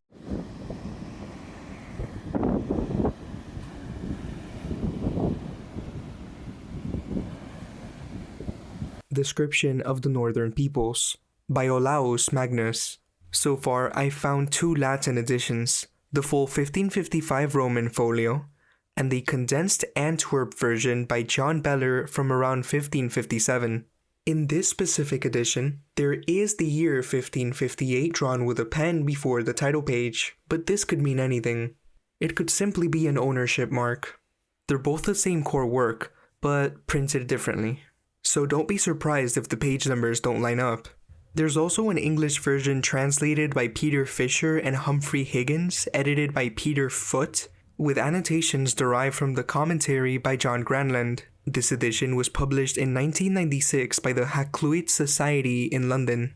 I will also be using this version to compare and contrast. There are 3 volumes of it. To me, it looks like the 1555 edition, being the original, has by far the best looking woodcut illustrations for this book, with distinguishable hatching and details without the lines getting too thick or blurred, which would make it hard to tell what is going on or read what is said, which is the case in the 1557 and English editions. The original illustrations are absolutely adorable and remind me of some old coloring books. On top of that, the Latin 1555 edition has decorative capital letters that begin new chapters. So I'll be using the illustrations from this version. Now for the quotes. It only gets more fascinating. From page 208 to 209 of the English edition of Olaus Magnus' description of the Northern Peoples, in Book 4, Chapter 10, on ships fastened together with tendons and roots. Quote, "In the farthest lands of the north, no mines of iron, copper, or silver have yet to be discovered, even though the most blessed Job says that gold comes out of the north. Consequently, because the waters cover such a vast area, the people have an immense and unavoidable need for vessels, which would ideally be strengthened with iron. However, due to the lack of iron, when they build boats, mainly for fishing, they use thin planks made from the easily split pines and firs in their forests. These planks are tied together, not with nails, but with exceptional skill, using freshly pulled young tree roots, which serve as well as hempen cords.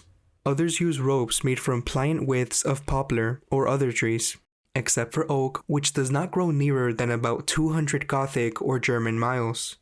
The firs and pines in the region grow so tall and straight that they are ideal for every need, especially those seeking profit by selling the timber to overseas merchants.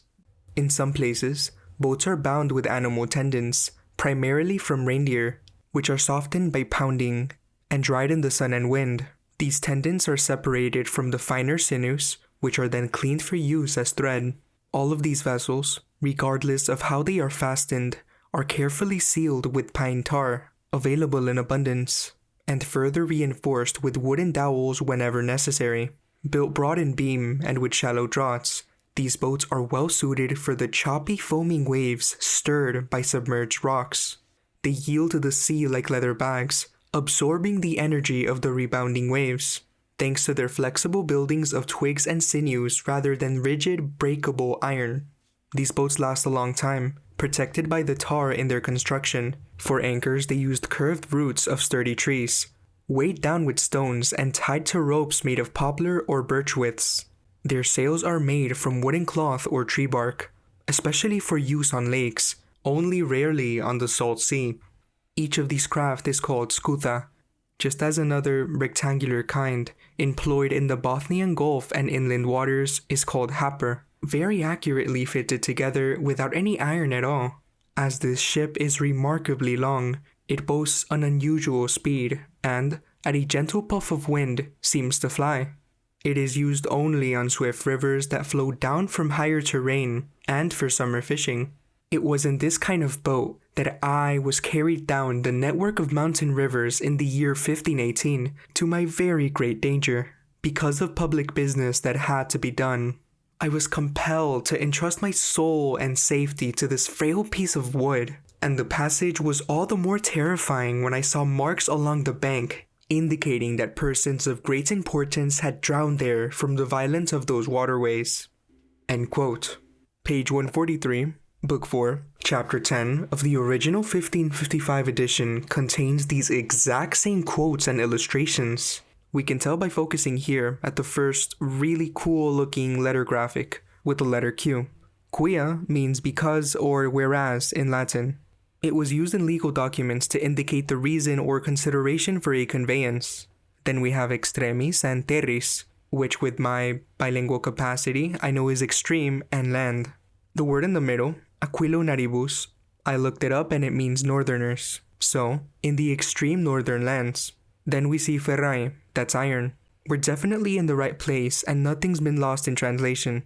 Comparing this whole part translated manually with some maps, it's an exact match with the English translation version. I found a lot of these quotes by using words like ferrae and magnetis as keywords.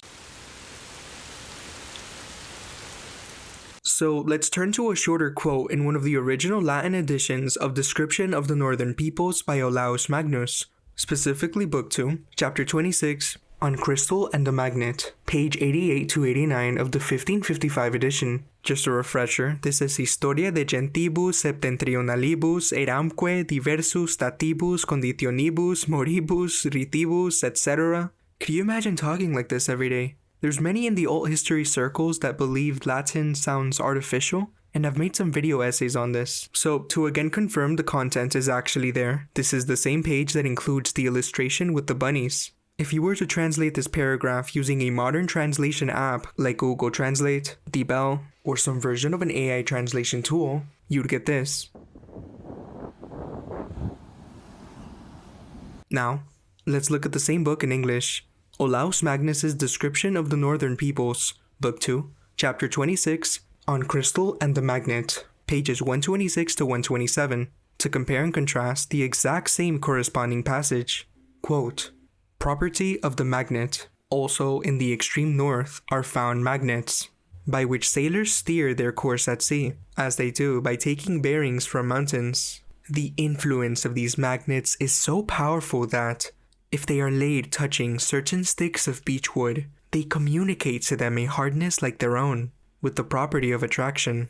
As for stones seen hurled up high as though they were flying, no one disbelieves that this can happen through the force of a sulfurous explosion, as with cannon. Great clods of turf, too, are cut out without hands, lifted up into the air, and shot forward for long distances. Wood is turned to stone." End of quote. It's there, with some fairly intriguing revelations. From page 586 of the English edition of Olaus Magnus's Description of the Northern Peoples, Book 12, Chapter 1, on stonemasons and the variety and shapes of stones, we can confirm more details on this magnetic phenomenon. Quote, "Moreover, there is a very prominent mountain in Västergötland called Kinderberg. I have spoken of it above in Book 2, Chapter 22, which has round about it rocks of marble, so varied by nature in their beautiful colors, that they add great charm and benefit to any building they are used for. Again, magnetic mountains have been discovered in the islands beneath the pole. If pieces of beechwood are held against fragments of these for a certain length of time, they too become rock hard and gain the power of attraction. Lastly, natural stones of different shapes from the fields, as well as baked bricks, are found put to use everywhere in great quantities, not only for roofs, but walls too. End quote. It even says this on the side in tiny words in page 586 of the English version. Quote, magnetic mountains, beechwood, pieces become stone. End quote. On page 409 of the original 1555 version, Book 12, Chapter 1, we can find this exact quote in Latin, even along with the magnetic mountains, beechwood, pieces become stone. You're hearing all this correctly.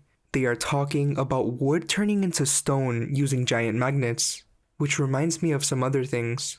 Like the rest of these books, the passages are packed with amazing details, some of them borderline too incredible to believe. You'll feel like Marco Polo. You can finally relate to Marco Polo. And while for now, the magnetic mountain, the travels, and locations remain our primary focus, this effect of the wood turning into stone was too intriguing not to mention, and I think deserves its own presentation. Along with everything else in this incredible book, such as giant sea serpents, krakens, unicorn-like beasts, enchanted reindeer, and whales the size of islands, all of which someone should explore someday. Olaus Magnus' book also gives us details on whirlpools. There's also more information I found regarding the property of water up in the north, which we'll go into in a few minutes. But first, some last notes on the magnetic mountain.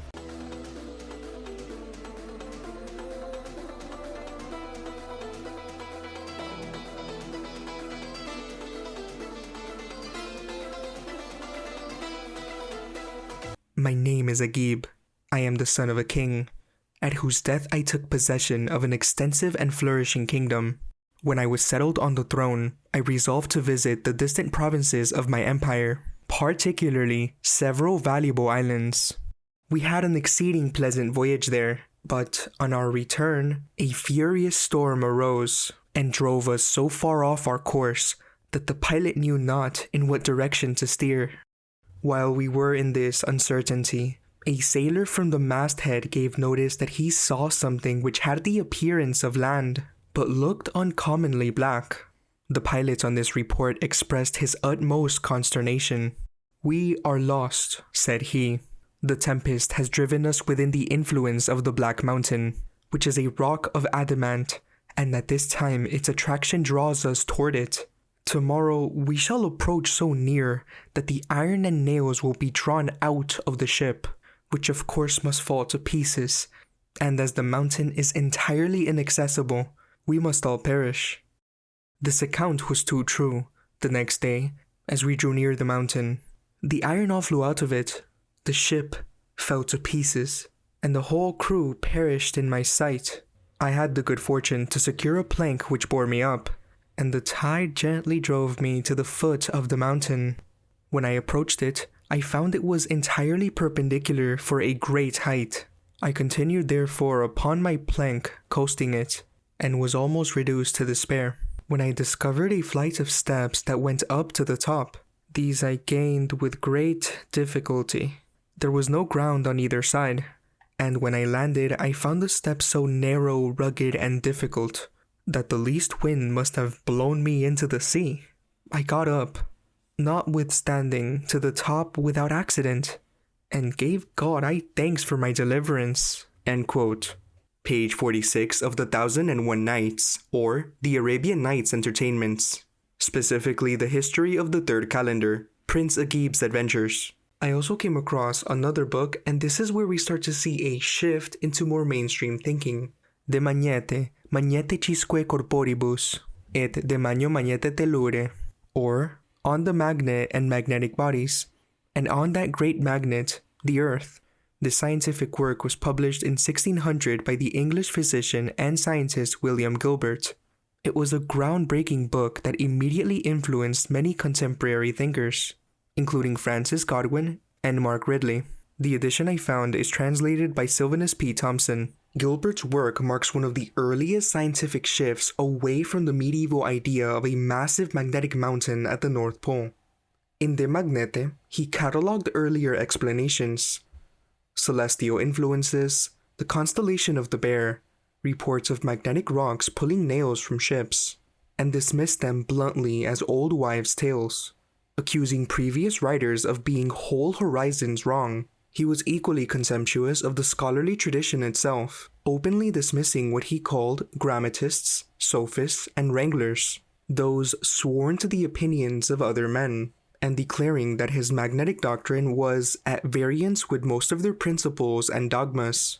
He wasn't building on classical tradition, he was replacing it. In doing so, he largely swept aside the considerable body of geographic tradition surrounding these northern accounts, focusing instead in his time on an experimental theory that the Earth itself is a giant magnet, one he marked out as entirely his own, and dismissing any call of a magnetic mountain, using a system of asterisks to flag discoveries that were his own, separating original experimental findings from everything that came before. I wanted to mention Gilbert here because his work marks the precise moment the magnetic mountain begins to disappear from serious discourse, and he directly references authors we've already covered, including Olaus Magnus. There's considerable more to say about Gilbert, his chapters, his network, and what they replaced. I'll be breaking that down in the future. This chapter is called Descriptions of the Northern Peoples, not Gilbert. For now, we have to get to more accounts regarding the polar waters.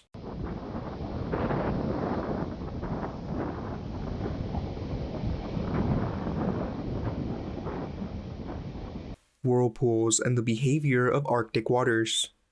Now, let's get back to Reis's map because we haven't seen everything it has to offer. We already know about the 4 islands surrounding the magnetic rock, and the ring of uninhabited mountainous islands beyond them, but look closer at the edges of this arrangement. Extending from Europe itself is the peninsula of Pilapalant, its base anchored to the continent, stretching northward into this Arctic world. On it sits what appears to be a church, marked with the inscription Sancti Odulfi. Just east of the peninsula, sitting in the Mare Sugenum, is a region labeled Provincia Obscura, the obscure province. And similarly to the west, we have another peninsula connecting to another mountainous island. Bergia Extrema connects to the area, with Planura de Berga, with a B, sitting at the far western end. So Rausch isn't just mapping the pole, he's mapping a populated geography around it. Churches, provinces, named regions, this isn't a blank void at the top of the world. Someone, drawing on sources we've largely lost, believed they knew what was up there. Raisch's map suggests that from the Mare Sugenum, water curiously flows northward through the 4 openings into the polar basin, much like the descriptions found in medieval sources. From here, the southern part of the map even includes Terra Nova, Newfoundland, south of Greenland, reinforcing connections between Arctic geography and early transatlantic explorations. The arrangement is curious, yet bears a striking similarity to certain natural patterns, depicting vast streams from the warm southern regions, feeding into the polar basin while countercurrents flow southward, transporting vast masses of dense ice. This arrangement finds striking parallels in contemporary cartography. Mercator's 1595 Septentrionalium Terrarum, which shares Rausch's characteristic mountainous Arctic islands and its inscriptions, read clockwise around the polar basin, paints a picture that could have been written to describe Rausch's map directly. Beginning in the middle left of Mercator's northern map, the first inscription reads, quote, "This is the best and most beautiful of all the northern islands," end quote. Moving clockwise, we arrive at the heart of the polar current tradition. Quote, "The ocean breaks into 4 parts and is carried indefinitely, and there is a part of the earth that is cut off. The cliffs that surround the pole are 33 leagues long." End quote. Continuing around, Mercator invokes Marco Polo as authority for the northernmost reaches. Quote, "In the northern parts there are the islands of Bargu," says Marco Polo, Book 1, which extends so far toward the north that the Arctic pole appears to them to deflect toward the south. End quote. Then, most striking for the question of ice and current, quote, "This channel has openings, and on account of its narrowness and swift current, it never freezes." End quote. A remarkably accurate observation, even if the mechanism Mercator described, a polar whirlpool swallowing the sea into the earth, bears no resemblance to modern explanations. And at the edge of the inhabited polar world, we see a familiar description. Quote, Pygmies live here, at most 4 feet tall, just like those whom they call Skrælingers in Greenland." End quote. Continuing further, Mercator notes of another channel, quote, "This third channel enters through its openings and freezes for about 3 months every year, and has a width of 37 leagues." End quote. And at the very center of it all, at the pole itself, Mercator places only these words, quote, "A black rock and most high, the Arctic Pole." End quote.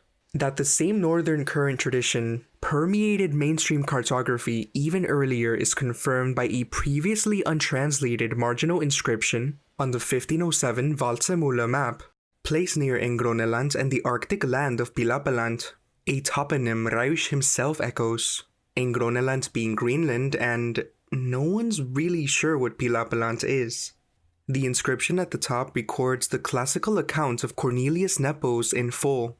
According to mainstream history, Cornelius Nepos was a 1st century BC Roman biographer and historian, a contemporary of Julius Caesar and Cicero. Cicero actually dedicated works to him. He is actually known for De Viris Illustribus, On Illustrious Men, a collection of biographies of famous Greek and Roman figures. But consider what is actually happening here. This is 1507, and Waldseemüller is producing the map that names America, arguably the most consequential cartographic document in human history. And yet, in its northern margins, he is quoting a Roman historian from apparently 1500 years earlier to make a geographical argument about a continuous polar sea. He's not speculating, he's citing. He is treating Cornelius Nepos as evidence, as a classical authority whose account of Indians swept by storms from eastern seas to the shores of Germania confirms what the map is already showing. That the waters of the world are connected, that they move, and that ancient people knew it. And if a 1st century Roman historian was already recording stories of transoceanic drift as an established fact, stories old enough by his time to require documentation, then we must ask how much further back this knowledge actually goes, and how connected the ancient world truly was. Cornelius Nepos' inscription is as follows, quote, "It was long uncertain what lay beyond the Caspian Sea, for indeed, since both Piscatus and Homer himself had said that the world was surrounded by a strait, Cornelius Nepos records that Quintus Metellus Celer reported the following. When he was proconsul among the Gauls, certain Indians were given to him as a gift by the king of the Suebi, and when he inquired how they had come to these lands, he learned that they had been carried away by the storms of the Indian seas and had emerged from them, and had finally come ashore on the coast of Germania, from which it follows that the sea remains." End of quote. This northern inscription has received virtually no attention in the scholarly literature. As recently as 2025, historian Yuka van Netten observed that Waldseemüller's intervention in the far north has, quote, "gone largely unnoticed," end quote. And to my knowledge, this translation has not previously appeared in English, which means that yes, you, the viewer, may be the first person in over 500 years to hear this translation. Now, that 2 maps published in the same year independently preserve both the place names and the classical authorities of this circumpolar tradition suggest Rausch's depiction of the polar currents was not cartographic fantasy, but reflected a coherent and widely shared geographical understanding, the disappearance of Arctic knowledge. It's known that the idea of polar land and water with remarkable properties persisted into Renaissance cartography. You already know. Gerardus Mercator with his 1595 map, depicting the magnetic mountain Rupes Negra, 4 surrounding islands, and an encircling whirlpool. Other explorers documented encounters with violent Arctic whirlpools, including English explorer Anthony Jenkinson, born 1529. He recorded the following account. It appears in early voyages and travels to Russia and Persia by Anthony Jenkinson and other Englishmen. A collection documenting the earliest English contacts with Russia and Central Asia through the Caspian Sea. The edition I'm using is the 1886 Hakluyt Society First Series Volume 62, edited by E. Delmar Morgan and C.H. Coote. From here in the book, we move to the page after CLXIV, so we're going to page 165, or 187 on the cursor, to the chapter titled The Travels of Anthony Jenkinson. The full title reads, The Manner of the Entering of Suleiman the Great Turk with his army into Aleppo in Syria, marching toward Persia against the Great Sophie, the 4th day of November 1553, noted by Master Anthony Jenkinson, present at the time. From here the excerpt appears from pages 14 to 16. Quote, Note that there is between the said Roast Islands and Lofut a whirlpool called Mallestrand, which from half ebb until half flood maketh such terrible noise, that it shaketh the hinges and the doors of the inhabitants' houses of the said islands, 10 miles off. Also, if they cometh any well within the current of the same, they make a pitiful cry. Moreover, if great trees be carried into it by force of the streams, and after with the ebb be cast again, the ends of the boughs of them, how been so beaten, that they are like stalks of helm that is bruised. End of quote. We also have some etymology on the same pages. Quote, Rost Islands are mere precipices of rock, forming a termination, though at some distance, of the Lofoten group. Next to Rost lies Vero, adjoining to which is Moscan. The name Rost is the old term for a whirlpool, which is still retained in the Scottish Isles. Sumburgrost between the Orkneys and Shetlands, Medcafi Sosonian in Norway, I-237 Sequentia. The largest of the Lofoten Islands are Hindu, Ando and Longo, Ostvagen, Westvagen, and Flaxentado, all of them rugged and mountainous. The population are a mixed race, partly of Scandinavian, partly of Lappish descent, chiefly dependent on the fishery, which was established previous to the 11th century, and has always attracted a large number of the inhabitants of the mainland. Chambers Encyclopedia, Art, Lofoten. The Maelstrom or Maelstrom, grinding stream, also called Moskenstrom, is to the south of the island of Moskenes, the southernmost of the Lofoten group. Like the Southstrom, at the entrance to Stadfjord, it is formed by the tide pouring through a narrow strait 4 times daily, forming a tremendous roaring cataract, which it is dangerous to pass except at certain times of the tide. When the wind blows against the current, the Maelstrom becomes extremely dangerous, the sea for several miles being so violently agitated that no boat can live in it.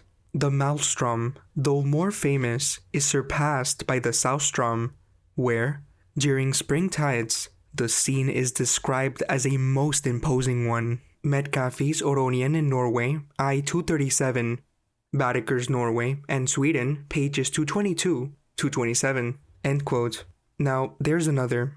In the principal navigation, voyages, traffics, and discoveries of the English nation, a vivid account of the whirlpool appears on page 122, offering one of the earliest English descriptions of the phenomenon. Starting on the side, it says, quote, There is a noticeable whirlpool on the coast of Norway called Mallestrand, about the latitude of 68, end quote. Now on the main paragraph, quote, Touching the description of the north parts, I have taken the same out of the voyage of James Noyen of Dartmouth Book, which he allegeth certain conquest of Arthur, King of Britain. And for the most part, and chiefest things among the rest, he learned of a certain priest in the King of Norway's court, in the year 1364. This priest was descended from them, which King Arthur had sent to inhabit these islands. And he reported that in the year 1360, a certain English friar, a Franciscan and mathematician of Oxford, came into those islands, who, leaving them, and passing further by his magical art, described all those places he saw, and took the height of them with his astrolabe, according to the form that Gerard Mercator had set down in my map. And as I have taken it out of the aforesaid James Noyen, he says that those 4 inroads were drawn into an inward gulf, or whirlpool, with so great force, that the ships which once entered therein could by no means be driven back again, and that there is never in those parts so much wind blowing as might be sufficient to drive a corn mill. Giraldus Cambrensis, who flourished in the year 1210 under King John, in his Book of the Miracles of Ireland, has certain words altogether alike with these. Videlicet, not far from these islands, namely the Hebrides, etc. Towards the north, there is a certain wonderful whirlpool of the sea, whereinto all the waves of the sea from far have their course and recourse as it were without stop, which, there conveying themselves into the receptacles of nature, are swallowed up, as it were, into a bottomless pit. And if by chance any ship pass this way, It is pulled down and drawn in with such violence of the waves, that eftsoons without remedy, the force of the whirlpool devoureth the same. The philosophers describe the four indraughts of this ocean sea in the four opposite quarters of the world, from whence many conjecture, as the blasts of the wind have their first original. End quote. Now, back to Olaus Magnus, whose work continues to gift us with valuable insight, this time into the formidable power of the whirlpool. You'll also start to notice all these descriptions begin to connect and blend.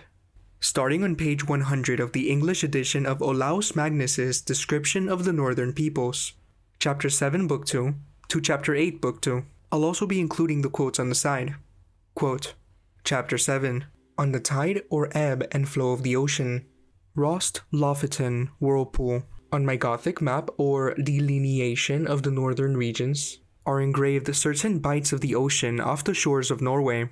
I refer to Rost and Lofoten, between which there is in the sea such a great chasm or whirlpool, that, when mariners approach it carelessly, their helmsman is deprived of his strength and resourcefulness, and they are swallowed up in an instant by the sudden swirl of water. These are chiefly sailors who do not know the temper of the sea in that area, those driven there by the force of a storm, or those who despise and belittle the peril that looms. For this reason, men wishing to sail thither from the shores of Germany hire the most skillful captains or helmsmen, who have learnt from long experience how they may safely avoid these dangers by steering a devious course. Highly skilled captains are needed. Here, they are in the habit of directing their voyage on varying routes over a long sea passage by the guidance of a gnomon, so that they will not plunge into a whirlpool. Gnomon compass. They particularly do this near the populous settlements of Andenes, Trondenes, and 3 other islands, where that stretch of sea is situated called Moskenstraumen, and the tide rises higher than in all the other waters round about, Andenes, Trondenes, and Moskenstraumen. For in this locality, during the flood tide, the sea swells up within the caves, and at ebb tide it falls again, with a force as powerful as when torrents or swift rivers come rushing down. As I have said, navigation upon this sea is extremely perilous, for those who sail at the wrong time are suddenly snatched down into spiraling abysses.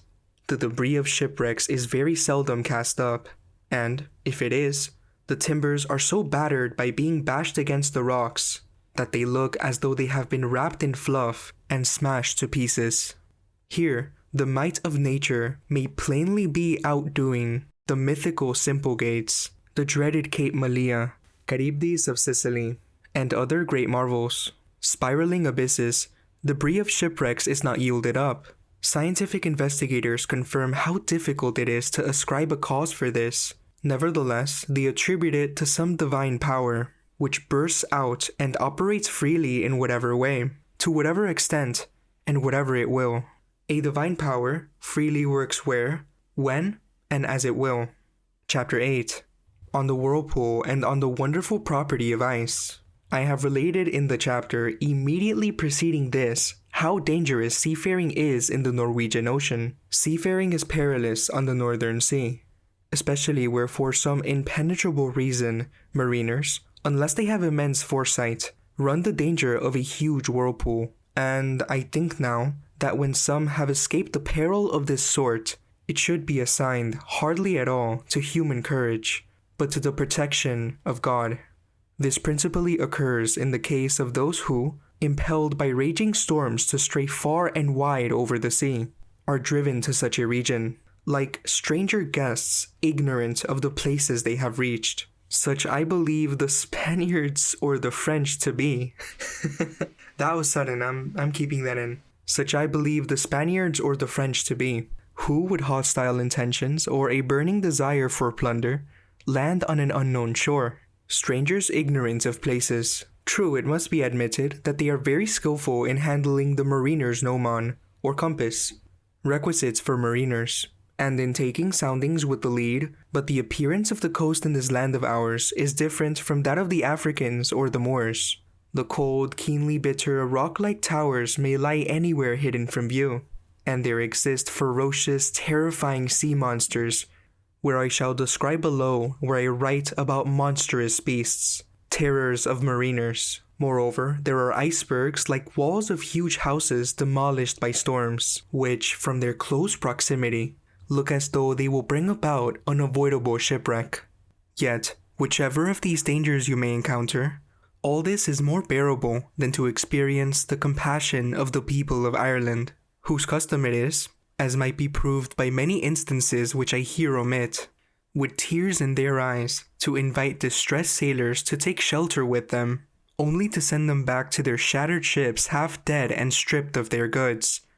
Custom of the Irish. End of quote. Okay, this is obviously anti-Irish bias, describing the Irish to be deceptively hospitable or morally inferior. It's a common trope in the literature of this era, not to mention the jab at the Spanish and French I read earlier. Let's continue. Chapter 8 on the whirlpool and the wonderful property of ice. Page 102 of the English version of the first volume of Olaus Magnus's description of the northern peoples.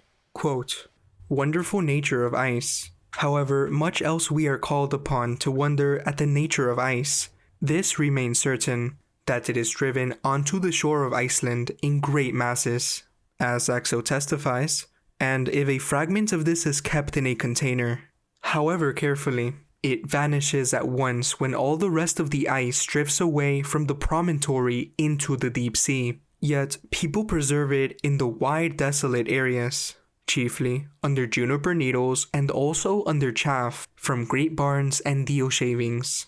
Even while the sun is still in Leo, ice keeps in summer. Sophisticated drinkers take it from these places, while the heat of the sun continues, and plunge it into their wine or ale. Snowstorms. None of them, however, mixes snow into any cups of liquor that they mean to drain, because of its sticky, unclean condition, for it has hidden worms innate in it, as tufts of wool do." End quote.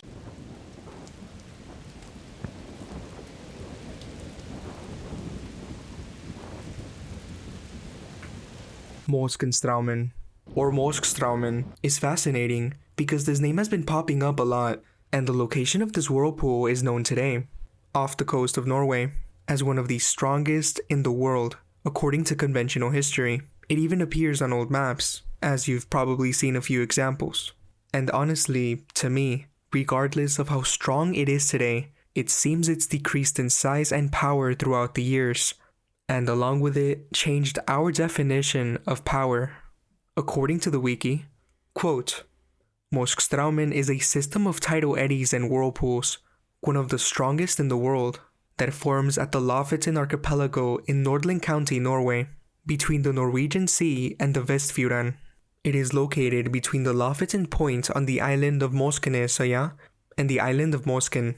It continues, "Moskstraumen is unusual in that it occurs in the open sea, whereas most other whirlpools are observed in confined straits or rivers. It originates from a combination of several factors, the dominant being the strong semi-diurnal tides and peculiar shape of the seabed, with a shallow ridge between the Moskenesøya and Varoyo Islands which amplifies and whirls the tidal currents. Moskstraumen has been featured in many historical accounts, generally exaggerated. It is also popularly known as Maustrom, a Nordic word, Maustrom, for a strong whirlpool which originates from the Dutch combination of malen, to grind, and strom, stream. This term was introduced into the English language by Edgar Allan Poe in 1841, through his short story, A Descent into the Maustrom. Poe provides an alternative name for the whirlpool, with the line, "We Norwegians call it Muskoestrom from the island of Musko in the Midway." End quote. However, some historical descriptions of this whirlpool are downright legendary. This leads me to believe this particular maelstrom may have experienced fluctuations in strength since the 1500s, or perhaps before.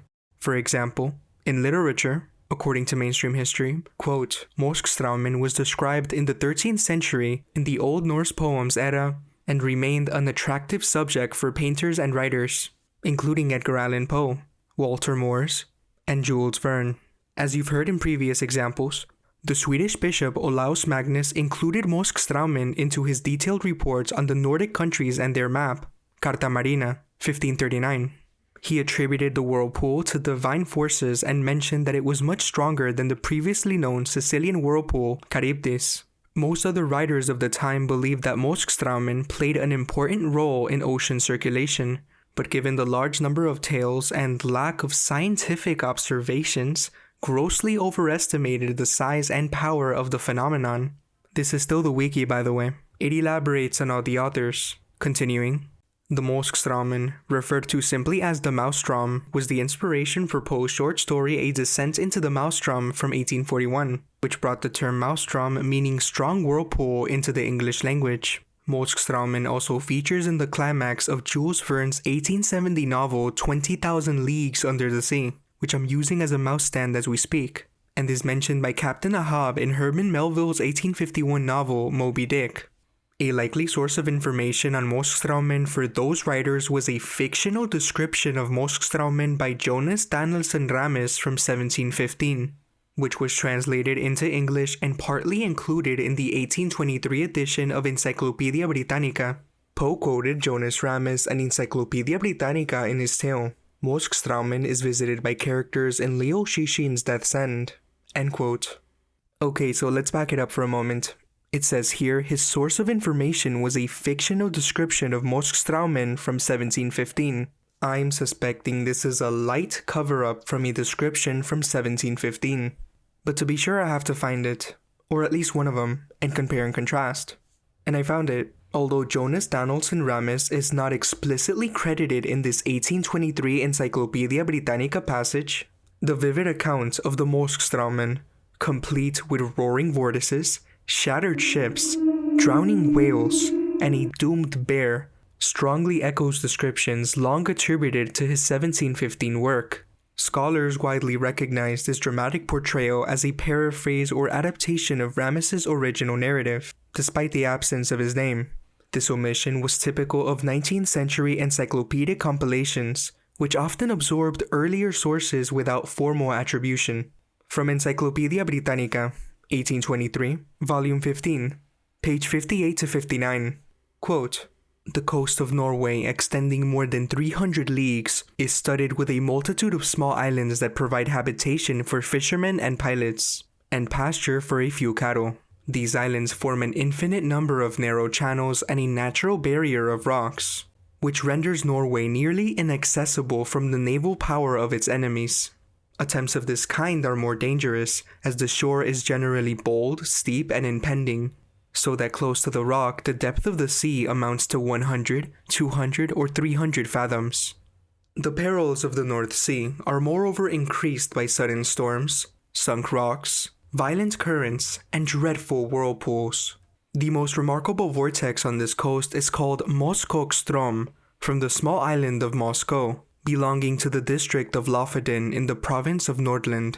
In time of flood, the stream runs up between Lofoten and Moscow with the most boisterous rapidity, but in its ebb to the sea, it roars like 1,000 cataracts, so as to be heard at the distance of many leagues. The surface exhibits many vortices, and if in any one of these any ship or vessel is absorbed, it is whirled down to the bottom and dashed in pieces against the rocks. These violent whirlpools continue without intervals, except for a quarter of an hour, at high and low water, in calm weather, for the boiling gradually returns as the flood or ebb advances. When its fury is heightened by a storm, no vessel ought to venture within a league of it. Whales have been frequently absorbed within the vortex, and howled and bellowed hideously in their fruitless endeavors to disengage themselves. A bear, in attempting to swim from Lofoten to Moscow, was once hurried into this whirlpool, from whence he struggled in vain for deliverance, roaring so loudly as to be heard on shore. But notwithstanding all his efforts, he was borne down and destroyed. Large trees, being absorbed by the current, are sucked down and rise again all shattered into splinters. There are 3 vortices of the same kind near the islands of Faroe." End quote. As you can see, this passage, the one that inspired Edgar Allan Poe's Descent into the Maelstrom, is not an isolated account. It's just one voice in a long chorus of reports describing furious, unnatural whirlpools in the north. But it's important to make a key distinction here. Descriptions like the one in Inventio Fortunata, and those echoed by Gerardus Mercator and Abraham Ortelius, are not talking about the coast of Norway. They're describing a massive central whirlpool at the very pole itself, a terrifying phenomenon said to draw in the oceans of the world through four surrounding currents toward a vast abyss beneath a black magnetic mountain. That location is tied to Hyperborea, the lands beyond the ice, where maps and myths blur together. The water there was said to rush with such power that it created a maelstrom that never ceased, a literal hole in the earth. By contrast, the whirlpool off the coast of Lofiden, Moskstraumen, is a real and still existing phenomenon, but here's the twist. Every historical description of it, from Jonas Ramus to Peter Das, describes it as far more violent than it is today. Ships, whales, bears, all torn apart or dragged under. The water was said to roar like 1,000 cataracts, and shatter trees into splinters. So what are we looking at? We're not just dealing with one whirlpool, we're looking at a network, or memory of multiple maelstroms that once terrified sailors across the north. One's off the coast of Norway, now weakened, perhaps geologically, perhaps deliberately suppressed. The other, or others, more central and mysterious, might still be out there, lost in the forbidden zones beyond modern mapping, beneath the ice, or protected by the strange silence that now surrounds the pole. And this isn't just Ramus's story. You have Gerardus Mercator, Abraham Ortelius, and the Inventio Fortunata, maybe by Hugh of Ireland, all speaking of a furious abyss at the North Pole. Olaus Magnus engraved it in his Carta Marina, calling it worse than Charybdis. Jules Verne revives it in his fiction with eerie accuracy, and then there are others. Peter Das, Jacob Ziegler, Eric Pontoppidan, Johannes Schäferis, and Eric Schnobel, whom we'll explore in more detail soon, each adding vivid accounts of unnatural violence in the northern seas. There was also Anthony Jenkinson, born 1529, who mentioned a whirlpool he called Malastrand, which made whales have a pitiful cry. Recall Adam of Bremen, reportedly from the 11th century, warned of the terrifying and unnavigable ocean beyond, where the waters seethed with divine fury and no ship dared sail. Even the Arabian Nights recounted a voyage gone horribly wrong, the one involving Prince Agib we've gone over, as a ship is drawn toward a magnetic black mountain so powerful it rips the iron nails from its hull, tearing it apart and sending the crew to their deaths. Only one survivor remains, drifting on a plank, a scene centuries before Ramus, yet already echoing the same mythic truth. And yes, the Arabian Nights is a collection of stories that reportedly originated long before the 14th century, with many tales believed to date back as early as the 9th century, whenever that was, but it's definitely older. That's 13 separate historical voices, not even counting Ramus himself, all describing the same terrifying sea phenomenon in different forms, and I'm sure I'm still missing a ton of other names. Today, many still consider Ramus's depiction, along with all those others I've mentioned, to be more fictional than factual, even though many are grounded in a known location, Moskstraumen, and echo consistent historical testimonies. It's the same consistent details, same consistent pattern. How do you call something fiction when it matches medieval geography, monastic maps, early exploration, ancient warnings, and post-Enlightenment naturalism? This isn't fiction, this is memory. Memory written in the margins of maps, in the warnings of sailors. A memory of violent waters, of tides that once swallowed ships and whales whole, and perhaps still do. Let's go back to Leo Sushin's Death's End for a moment, because there's an amazing detail. Back to the wiki. Quote, in Leo Sushin's Death's End, which made extensive references to Poe, the whirlpool is used as a metaphor for black holes, specifically the fact that light cannot escape beyond the event horizon. End quote. I think this is an incredible detail in regards to modern cosmology, seen in movies and other modern media, and this concept will be expanded upon in Chapter 16. Other books that include Moskstraumen, according to the wiki, are, quote, Rosa Arciniega's 1933 Spanish-speaking dystopian novel Moskostrom, El torbellino de las grandes metrópolis, The Whirlwind of the Great Metropolises, references Moskstraumen. A.S. Byatt's 2001 novel The Biographer's Tale also features the maelstrom prominently. One of the first scientific descriptions of Moskstraumen was presented by the Norwegian priest and poet Peter Dass in his poem The Trumpet of Nordland, published in 1739, which we'll go into soon, and included a versified topographical description of northern Norway. There he clearly related the whirlpool with tides, by noting that it was the strongest at full and new moon and the weakest at half moon. He also noted that since the large fjords at Moskenesøya had to be filled and emptied within 6 hours, the related water flow should create strong currents. Dass's novel was, however, not translated into English and remained unknown in Europe. The relation of Moskstraumen with the tides was further mentioned by A. Schelderup in an article which was likely written in the 1750s and published in 1824. End quote.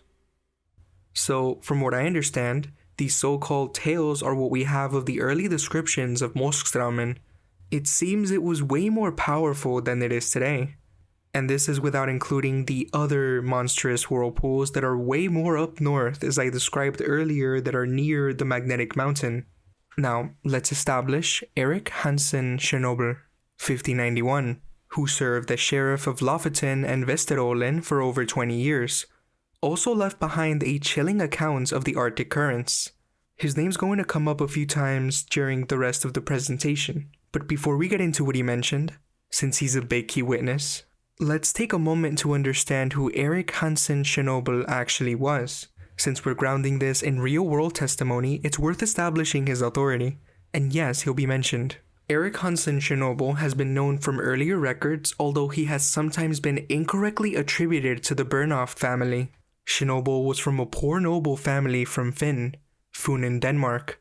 The earliest record of him is from 1561, when he had legal testimony recorded in Middelfart to confirm his noble status. Around this time, he likely embarked on sea voyages to the western seas, whether he was a private traveler or perhaps in a foreign military service. Shortly after, like many poor Danish noblemen, he moved to Norway, where his uncle, Christopher Eriksen, associated with the Bernhoft family, died in 1563. He had held a feudal estate at Bakke Monastery and acquired property through marriage into the northern Norwegian Benke Stokk family. I'm sure you get the idea. Here's some other details on him on screen. I wanted to talk about him because when it comes to testimonies, his name kept popping up a lot in my research. This is research. So yes, keep this in mind and let's continue. From pages 255 to 257 of Evan Artsen's article En Malstrom Tilbeyar, meaning a maelstrom of desire, that I translated to English, which explores how the Moskenesstraumen has been mythologized by figures like Peter Dass, Edgar Allan Poe, and Jules Verne. I'll also be referencing a historical timeline of how this powerful current has been described and interpreted over the centuries. Some of the names you'll definitely recognize. Let's get into it.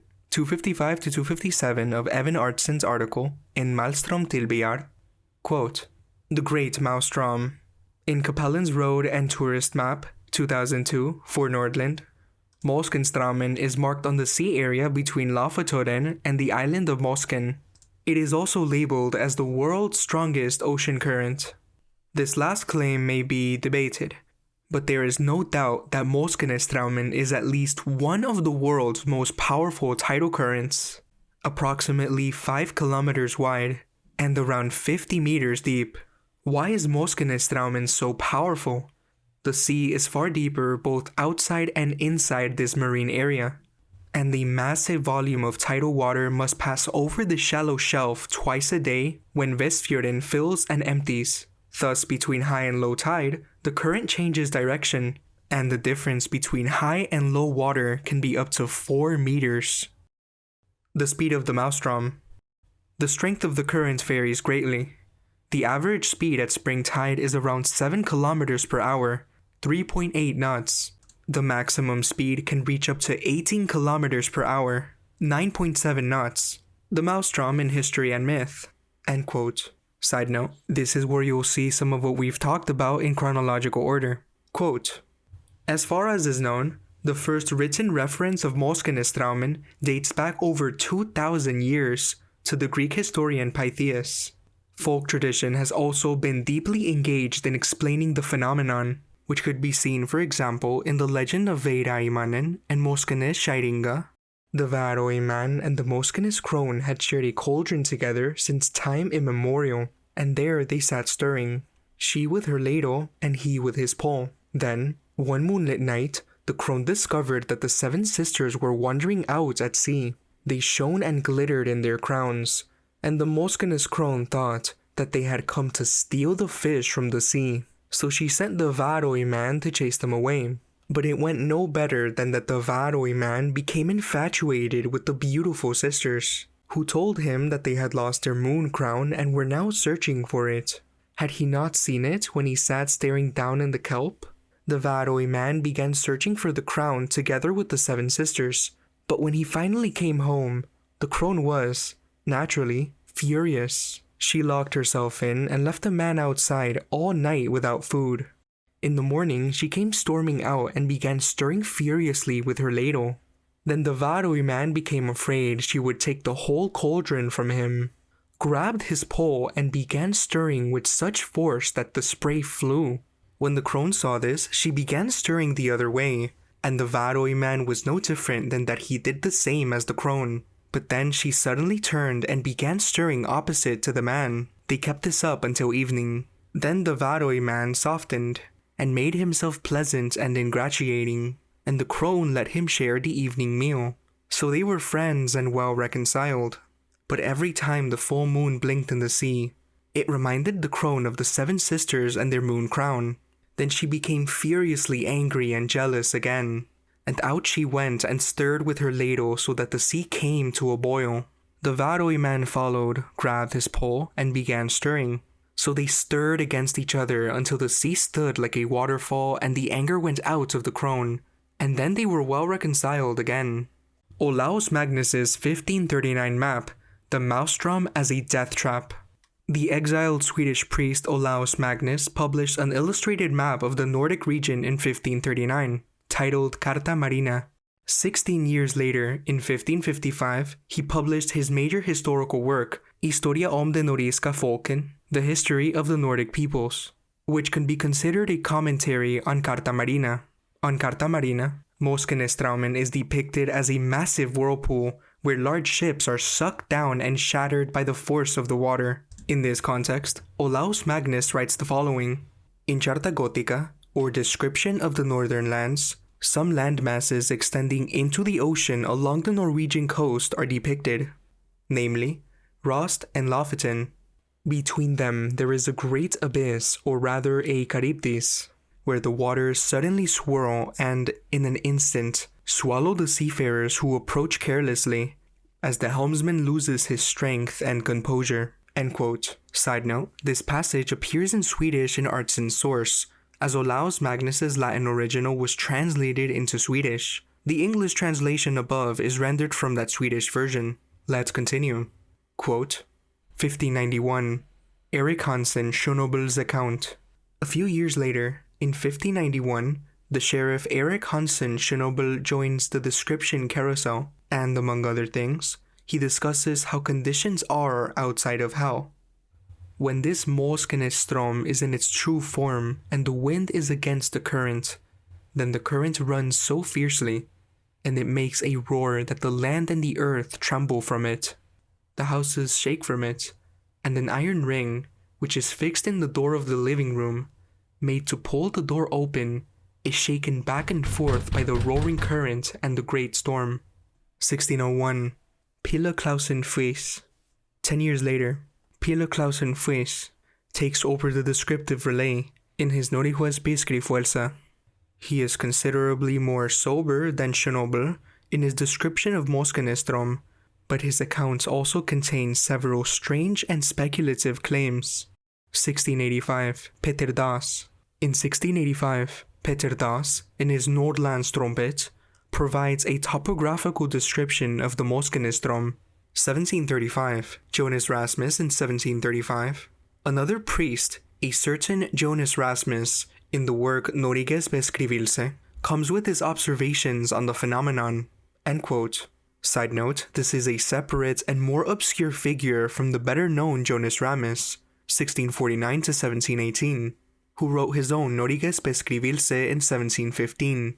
The similarity in name and title can cause confusion in secondary sources, which have conflated the two. Jonas Rasmus 1735 is documented in Evan Artson's article in Malmström till Bergjer and should be treated as a distinct entry. Let's continue. Quote, 1753, Erik Pontoppidan barely 20 years later. Erik Pontoppidan enters the scene with his view in Norges Naturlige Historie. 1861, Edgar Allan Poe publishes the short story A Descent into the Maelstrom. 1869, Jules Verne joins in. End quote. This next part comes from information I found in websites that explore Germanic mythology. Things like Yggdrasil, the Nine Worlds, and the mythic world mill set to churn at the bottom of the sea. I will link every single website, article, and book in the description. I've spent months gathering info. One early-looking website with stars around even reminded me of the Space Jam website. This one's from GermanicMythology.com by William P. Reeves. On a page about ancient symbolism and the Maelstrom, it offers this description. Quote, the Maelstrom. Purportedly factual reports of the Maelstrom, the whirlpool off Lofoten in northern Norway, lie very close to the more imaginative concept of a mill in the depths, grinding everything in its stones and causing a whirlpool with its circular motion, such as is found in the myth of Groti. Traditions about this real whirlpool may reflect beliefs about Groti. It is difficult to ascertain whether the myth of Groti has influenced the picture of the Maelstrom, or conversely, whether the traditions about the Maelstrom have influenced the depiction of Groti. The Maelstrom is first mentioned in the 8th century by Paulus Diaconus, 1878, footnotes 55 to 56. He cites the navel of the ocean near the Skritobini, northern Lapps, Idest, on the edge of the world. Like Groti in Snæbjörn, see below, and says that the whirlpool sucks in and regurgitates the currents twice in a day, and ships are pulled down as fast as arrows, then cast out back again just as fast. A similar description is given by Olaus Magnus 1555, footnote 67, who notes that any ships returned from the eddy were weighted down by rocks. The cause of the phenomenon is assigned to a spirit bursting forth capriciously. In Schönobel's 1591 account, as documented by historian Gustav Storm in his 1895 work, page 191, Schönobel gives a similar report in 1591, footnote 17, but I am told by reliable people that there must be some sharp rocks concealed out in that same current, since it flows so terribly strongly, and everything that enters that current must go entirely under and to the bottom. End quote. Now let's read below on Snæbjörn. Snæbjörn meaning snow bear, who we mentioned by name above. Quote, Snæbjörn's verse on Groti. A Losavisa attributed to a certain Snæbjörn, perhaps as Gotland's 1898 suggests, to be identified with Snæbjörn Holmstensson, an Arctic adventurer of the late 10th century mentioned in Landnámabók, 1968, pages 190 to 195, alludes to a mighty watermill turned by 9 women, volume 1, page 201 of the Norwegian Icelandic skaldic poetry, end quote. Now the poem. Quote, they say the 9 brides, waves, of the island quern frame, the ocean, turn vigorously a most army cruel Groti, mill. Of the Scaries, whirlpool, out at the rim of the earth, the ocean, they who long since have ground the meal. Sand, of Amlodi's liquor. See, the ring diminisher, prince, cuts with the prow of his vessel the habitation of the hillside of the ships, the waves. End quote. Let's continue to the explanation after the poem. Quote, the 9 brides of the island quern frame are the waves of the ocean, the daughters of Air. Lur is the frame of a handmill. That which frames the islands is the sea. Compare Eyjarhring, ring around islands, used in the same sense. Meissner 1921, page 94. The same sense is found in Jarðarskoit, rim of the earth, i.e. the sea. But in this case, there is the additional implication of the action taking place out at the edge of the world, where, it is to be surmised, the mythological ocean mill was to be encountered. Alternatively, or additionally, Lur could stand for the whole mill. That which grinds up islands is, again, the sea. Snæbjörn makes his picture of the terrible and supposedly real whirlpool vivid by using the metaphor of the mill. Grota Hergringmastanskeria appears to identify Groti as the grinder of the skerries. The most army cruel Groti equals mill, grinder of skerries. Grota Skeria, mill of skerries, would then be parallel to Elur, mill of islands. If Lur is taken as a synecdoche for mill, the mill which grinds up skerries, or at least is cited there, is a whirlpool, cf. the Maelstrom. An allusion to the grinding out by Groti of the army which destroyed Frodi is also clear. Volume 1, page 304 of the Norwegian Icelandic Skaldic Poetry, Prose Edition, keeping the word snitir, and see the original text in Volume 1, page 330 of the Verse Edition. End quote. Now for the poem. Quote, "The island miller, sea, whirlpool, snorts out the blood of the flood goddess, water, so that it bellows from the beach fetter, sea. A strong roaring of the sisters, waves, begins." End quote. Now the analysis. Quote, "Lidmelt amloda, the meal of the liquor of Amlodi, Lid amloda, must refer to the sea, the meal of which is sand. The details of Amlodi's connection with the sea are now lost to us. That such a connection existed, however, is witnessed by Saxo. Prince Amlethus, feigning madness, is walking with some companions along the beach." Saxo Grammaticus, 1931 edition, Book 1, page 79, Section 3, Chapter 6, verse 10. Quote, "Also, as they pass the sand dunes, they bid him look at the meal, meaning the sand. He replies that it has been ground small by the white tempests of the ocean." Kraus, 1969, page 94, proposes that Amlodi began as a personification of the irrational tossing sea, which is suggested by his etymology of the name. End quote. During my research, I found out that Norway is kind of incredible in some areas. They have this law unique to them that gives people access to a massive portion of their National Library collection online, which helped. Let me explain. Norway has a national policy that sets it apart from virtually every single other country on Earth. Through the National Library of Norway, Nasjonalbiblioteket, they've digitized a massive portion of their entire published heritage, including books, newspapers, magazines, and more, and made it accessible online. Here's the truly extraordinary part. Through an agreement between the National Library and Norwegian rights holders, digital access is granted to published works, even though still under copyright, for users accessing within Norway. That means if you're in Norway or using a Norwegian IP address via VPN, which is legal in most countries, you can read massive archives of material that would be restricted or paywalled elsewhere. Foreign researchers can also apply for legitimate access through the library directly. No other country has anything quite like it. It's one of the most ambitious and open digitation efforts in the world, and it made researching this topic a lot more rewarding, since I found more information than I thought I was going to find. Thanks to that access, I'll be reading portions of A Folke, Bygdebok for Varoy, Volume 1, The Islanders, A Village Book for Varoy, Volume 1, a local history book filled with first-hand accounts and regional folklore surrounding the Maelstrom. And all of the information will be from pages 240 onward of this book. Let's begin. Quote, "On Olaus Magnus's map, the Maelstrom is depicted as a large whirlpool where several ships drift helplessly. Heaven, Water, and Stone, Erik Hansen Schnobel's 1591 description. Schnobel was the sheriff, Vogt, of Lofoten and Vesterålen, so one might assume he had first-hand knowledge of this natural phenomenon, which was located within the jurisdiction of his district. However, his description is almost as fantastical as that of Olaus Magnus. And regarding Moskenestrom, which is nothing but heaven, water, and stone, he recounts, the farm Hel is well known for the current. When the wind is against it, the current becomes so fierce and makes such a great roar that the land, earth, and houses tremble. An iron ring fixed in the living room door, made to pull the door open, is shaken back and forth by the roaring of the current and the mighty storm. Many people believe that there is a great abyss within or just outside the current. Whales are unable to make their way through the current, and often dead whales drift to shore. These are whales that have ruptured themselves in their struggle against the Maelstrom."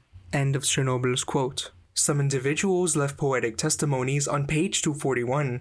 Quote, "Sung by Petter Das, It would be strange if the priest of Alstahaug, Petter Das, had not rhymed about the Moskenestrom in his description of Nordland.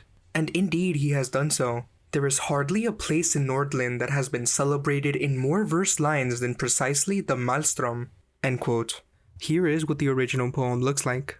I have translated the poem into English with rhyme, while keeping the original meaning intact, and I'll be reading it now. Petter Das's poem on the Maelstrom, rhyme translation. Quote, From Woskensal to Varoy Strand, 1 mil of sea divides the land. A current flies like whistling steel, then tumbles back on tumbling heel. They dart through sea like startled roe, and watchers marvel at their flow. What mighty force the waves must bear, to heave and toss and rend the air. When moon is full or newly born, a dreadful roaring sounds its horn. So fierce it makes your scalp to lift, as though the sky itself might shift. So terrible the noise and dread, the houses quake, the lanterns red, and all beneath the roaring sky must shake as thunder passes by.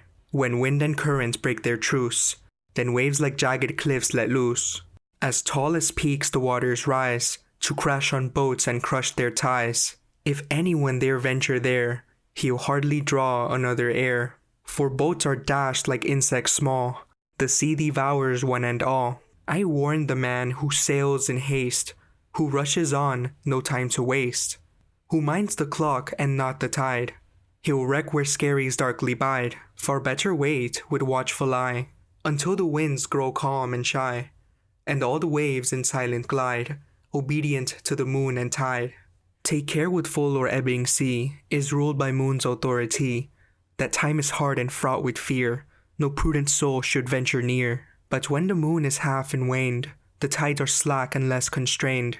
So mark the ebb like blacksmiths do, and strike the moment swift and true. If he mistimes the moon or wave, and fails the moving flood to brave, then wait he must another night, his chance is gone with fading light. Now 6 full hours the tide does pour, it fills each nook and crag and shore, each fjord and creek and cave mouth wide, with surging, pounding, roaring tide. Then 6 more hours it pulls away, through Mosken's gate and Varoy's bay, that narrow passage deep and long, where rushing seas grow mad and strong.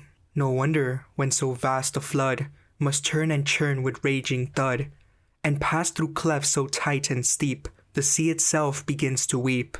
It moans and shudders, growls and groans, with howling mouths and briny tones. I know full well some will contest, and say my words lack reason test. The gap is broad, it can't be tight, 12 mil across from left to right. Why call it narrow, mean or cramped, when men could march it dry and stamped? But I reply, the streams don't roam, they seek the highest channel home, and Mosken lies the nearest gate, where current crashes soon or late. It charges in with bursting pace, as if to split the sea's own face. A whirlpool vast beneath appears, where depth gives way and bottom rears, for deeper lies the sea beyond, but here the shallows strike and bond.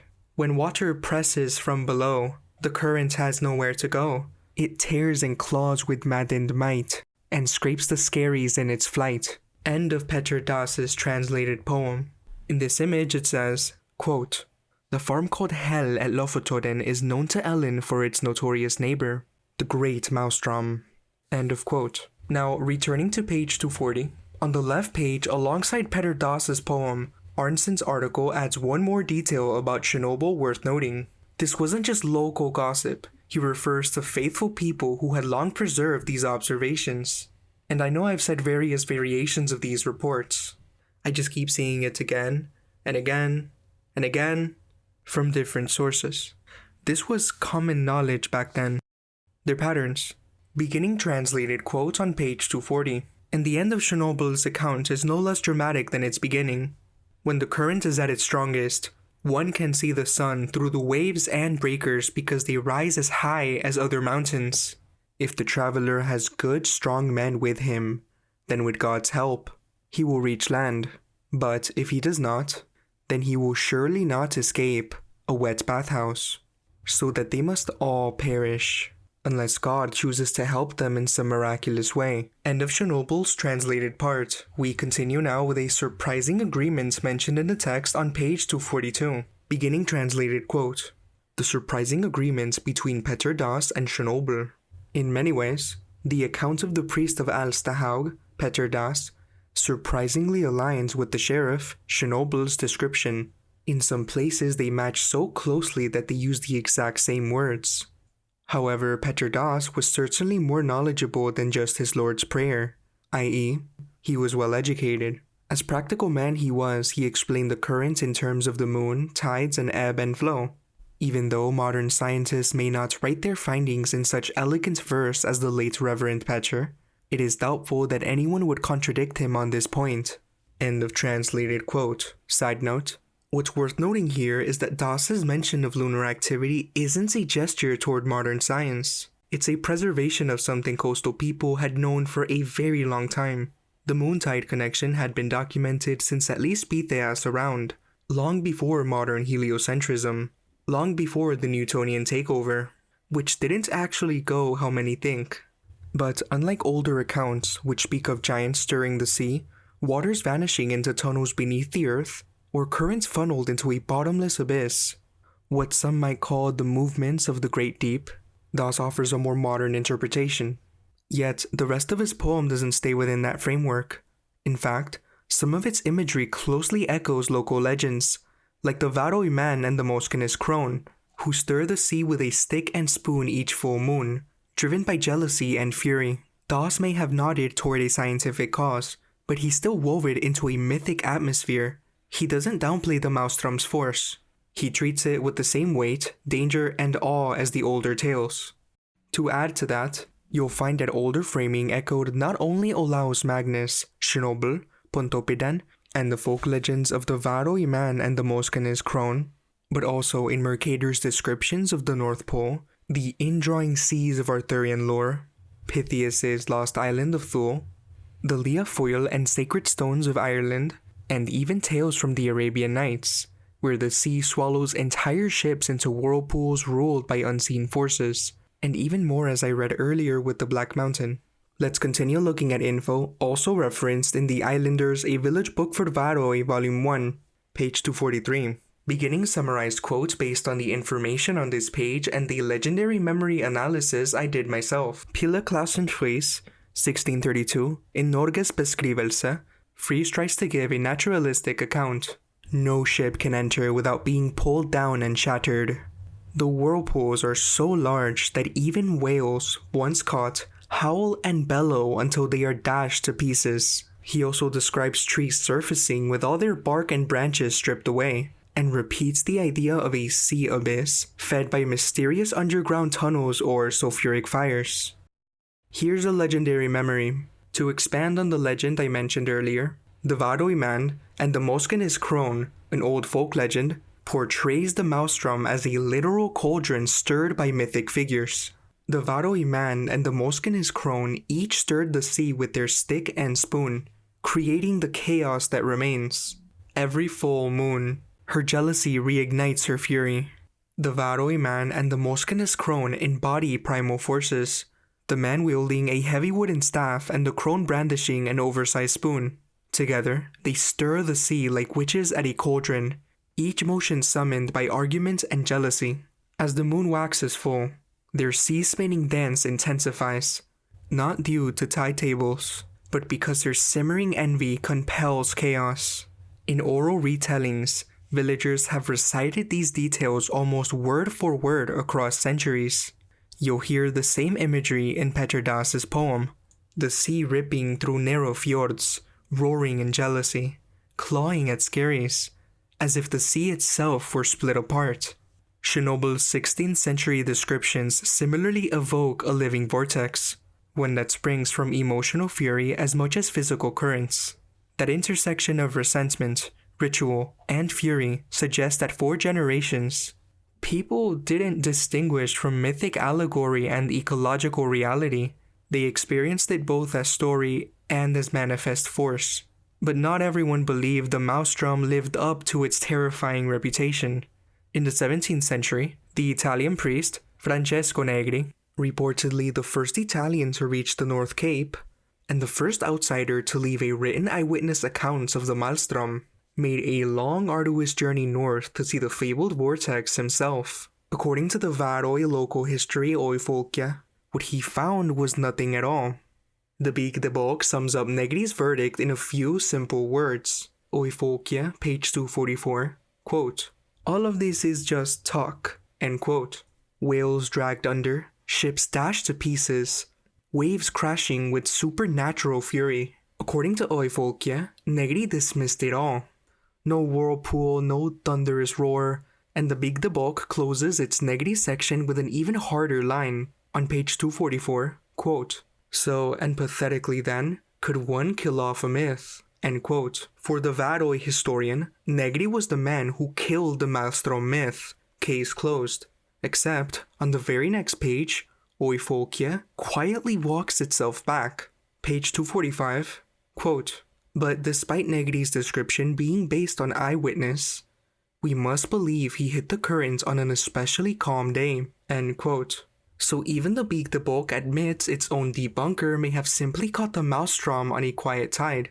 And if you go back to what Negri actually wrote in his 1660s Viaggio Settentrionale, you find something more careful than a dismissal. He doesn't call the Maelstrom talk.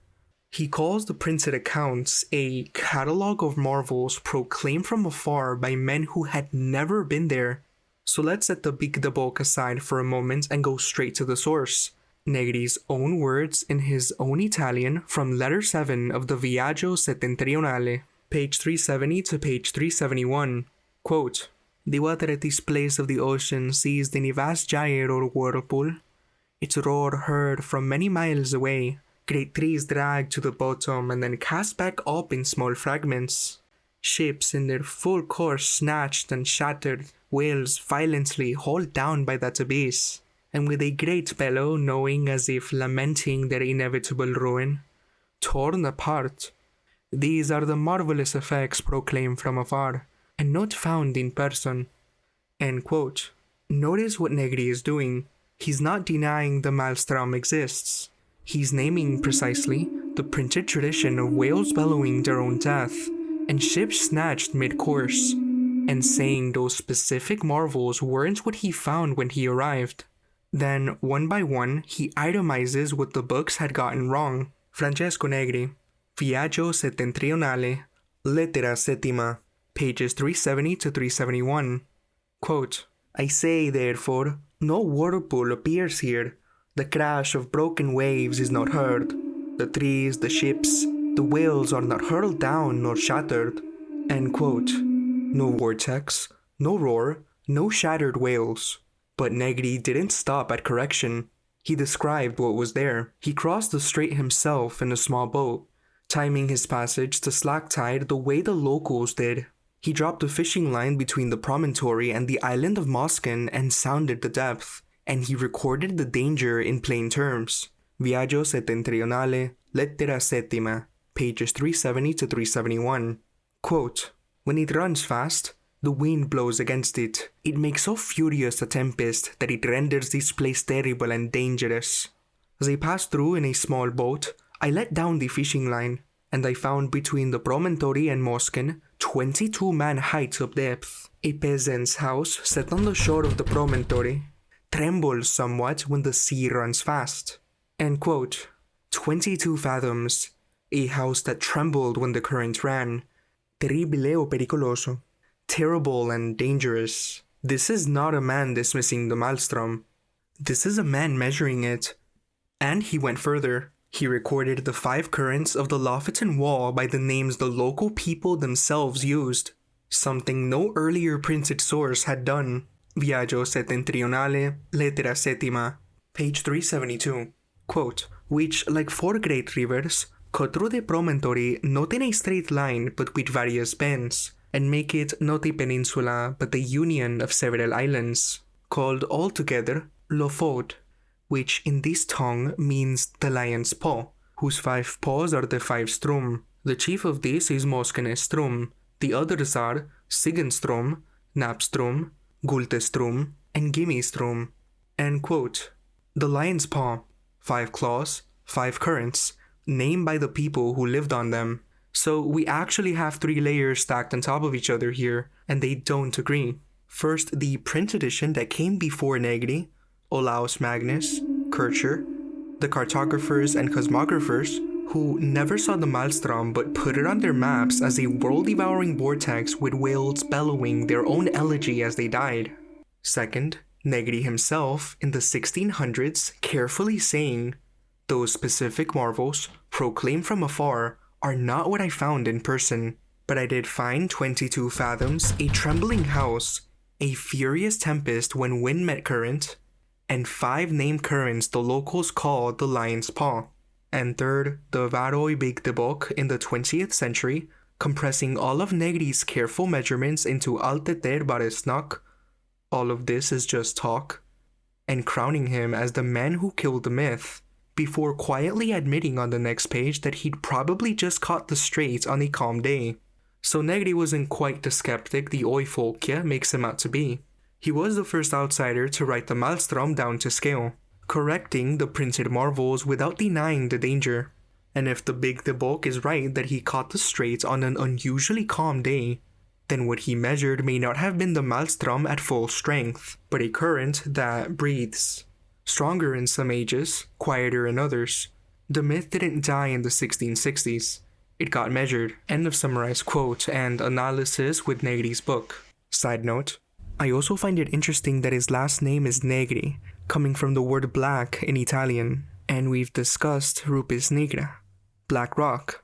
Continuing summarized quote on page 245 of the Bygdebok, in the middle of the 1960s, gannets began nesting on Skienskasjaumen in the Maelstrom. Gannets are newcomers to the Norwegian fauna, and old fishermen could tell they had never seen gannets there previously. Skienskasjaumen was protected in 1974, a subtle sign of changing environmental conditions, which could suggest the Maelstrom has had calmer periods, and that local conditions, including nesting patterns, currents, and even the strength of the whirlpool itself, have shifted over time.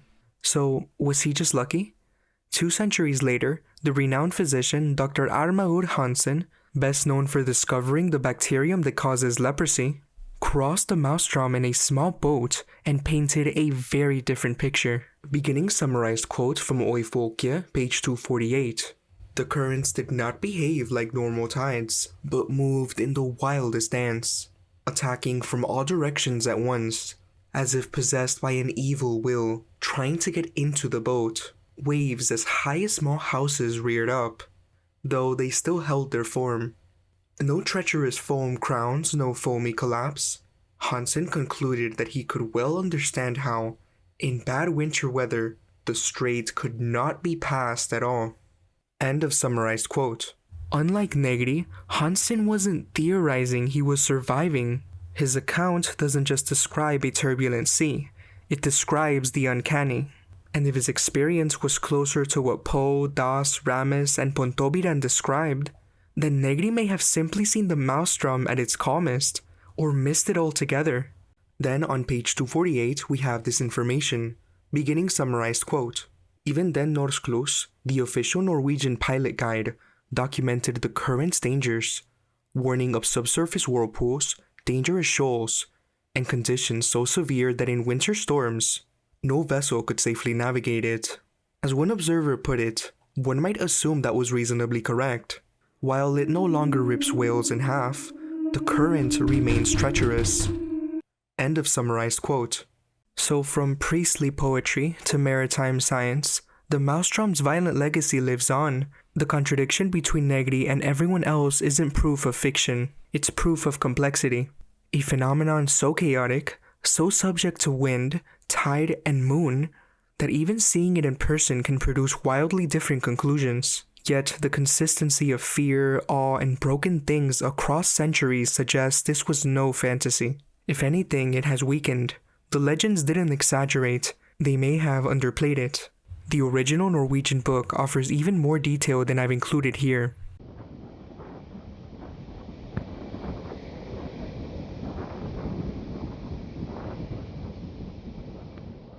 As exploration progressed, certain details from these sources vanished from official records.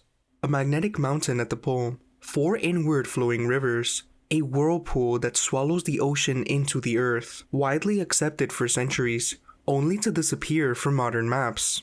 We've traced through Mercator, through Reich, through the Inventio Fortunata, through Giraldus Cambrensis, through the related more southernmost Straumen and its witnesses. Even the Arabian Nights and authors like Edgar Allan Poe and Jules Verne. The same image, across centuries, across languages, across disciplines. However, these descriptions did not vanish overnight, so here's what's worth asking. How long did the cartographers keep drawing it? The answer is longer than one might expect. Well into the late 16th and 17th centuries, mapmakers were still including these Arctic anomalies. Paulus Merula and Johannes van Doetinchem the Younger, 1605. Ortelius, 1570. Quad, 1608. Hondius and Mercator, 1606 and 1610. Purchas, 1625. Urbano Monte, 1587. Just to name a few, I'm convinced there's hundreds at this point. Each of these maps depicted variations of the magnetic mountain, the whirlpool, or the four massive rivers and landmasses. If you look back to the intro, if it's still there, you can see the many other examples I found, with the dates, authors, and titles. Yet, by the 18th century, these representations were suddenly absent from mainstream cartography. If Greek historians, medieval explorers, and Renaissance cartographers all described a strikingly consistent Arctic geography, why do modern maps contradict them? Were these accounts simply myths? Or do they represent knowledge that has been deliberately erased? Even today, powerful maelstroms still exist. The largest publicly known maelstrom in the world is Saltstraumen, located just north of the Arctic Circle in Norway. Here, 400 cubic meters of water surge through a 3-kilometer long, 150 meter wide strait, reaching speeds of 10 meters per second. This northern whirlpool arises exactly 4 times a day, every 6 hours, perfectly matching the 4 times per day Arctic maelstrom cycles described in medieval sources. In ancient Norse mythology, the legendary whirlpool, Vegelmir, was believed to be an enormous ever-churning force tied to the Earth's waters, much like Solstromen. In fact, the majority of naturally occurring whirlpools in the world, including the famous Naruto whirlpools in Japan, also form 4 times per day, every 6 hours, directly corresponding to the shifting of the tides. As you know, the most famous cartographer in history, Gerardus Mercator, included these Arctic anomalies in his maps, drawing directly from sources like Jacobus Noyen or Hugh of Ireland. His 1595 atlas, compiled after his death, contained the Septentrionalium Terrarum Descriptio, an astonishingly detailed depiction of the North Pole.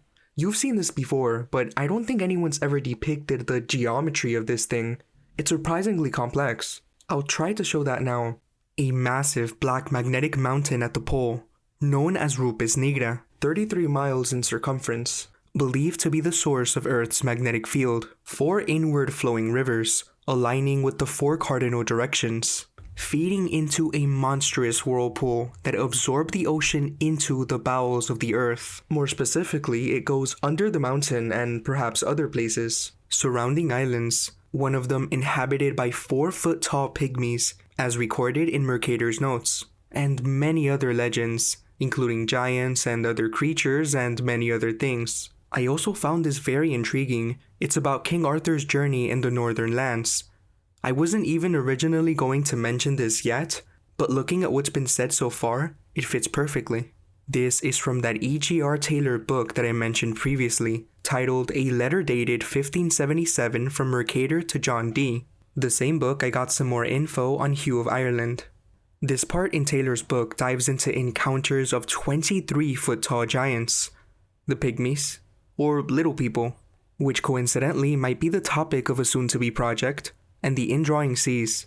From pages 57 to 58, quote, "That great army of Arthur's had lain all the winter of 530 AD in the northern island of Scotland, and on May 3 a part of it crossed over into Iceland.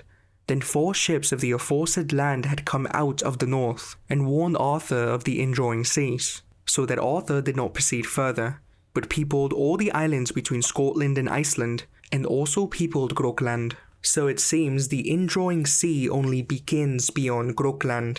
In this Grokland, he found people 23 feet tall. That is to say, of the feet with which land is measured. When those 4 ships returned, there were sailors who asserted that they knew where the magnetic lands were. Side note, in a notable instance of parallelism, Arthur's forces also encountered a race of much smaller people, much like the pygmies we mentioned a few minutes ago as was recorded by mapmaker Gerardus Mercator. Let's continue. Quote, "Near here towards the north, those little people live, of whom there's also mention in the Gestai Arturi, and there borders on it besides a beautiful open land. And this land lies between the province of Darkness and the province of Bergi. But between each of these provinces and these lands lies an indrawing sea.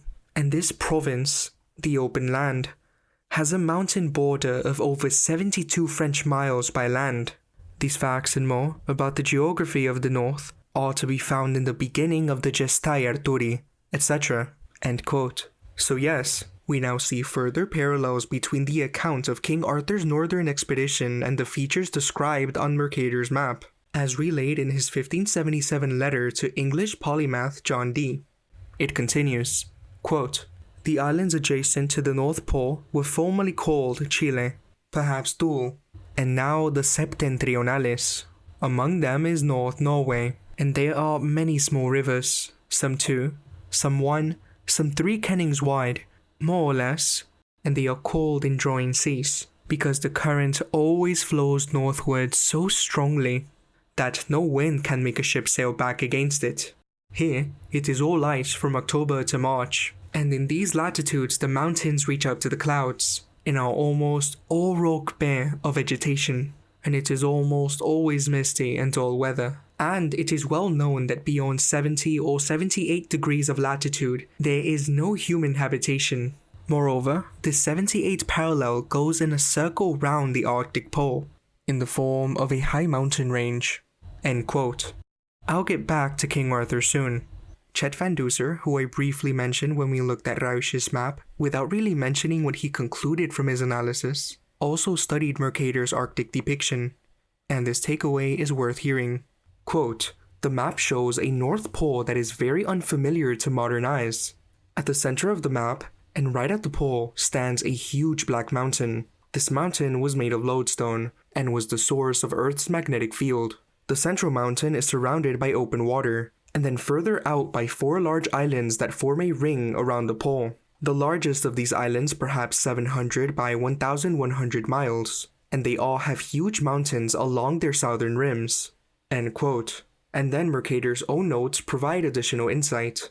From page 64 of Taylor's book, quote, "Here there was a lofty shining black rock of magnetic stone 33 miles or leagues in circumference, that is to say about 10 miles across. And here the ocean waters swirled round in a whirlpool and were sucked down into the bowels of the earth." End quote. As you recall, his maps also include giants all the way down in the Patagonia. So yes, Mercator was one of the many cartographers that also included the giants in the Patagonia. Other sources state giants up north as well. But another inscription on his map elaborates on the Great Whirlpool, stating, quote, "A monstrous gulf in the sea, towards which, from all sides, the billows of the sea from remote parts converge and run together as though they were brought there by conduits. Pouring into these mysterious abysses of nature, they are as though devoured thereby, and should it happen that a vessel pass there, it is seized and drawn away with such powerful violence of the waves, that this hungry force immediately swallows it up, never to appear again." End quote. I find it so fascinating he compares them to conduits, although he's evoking the image of the oceans being funneled from all directions into a central point, like they're traveling through giant unseen pipes or rivers toward the whirlpool. I don't think he had a modern definition in mind, but I still find it fascinating. Now, let's piece some chain of events together. According to Jacobus Noyen's account, 2 priests told a king of their encounter with an English monk during a voyage into the far north. This monk, whom Noyen's acquaintance had met, had gifted them an astrolabe, which helped them navigate back to civilization. The monk claimed to have traveled to the North Pole and mapped it, recording his findings in Inventio Fortunata. As we've established, the leading candidate for this monk is Hugh of Ireland, and though the book itself is lost, it was widely referenced by Renaissance mapmakers Mercator and Rausch, among many others, lending enduring weight to its claims of magnetic mountains, polar whirlpools, and mysterious islands at the top of the world.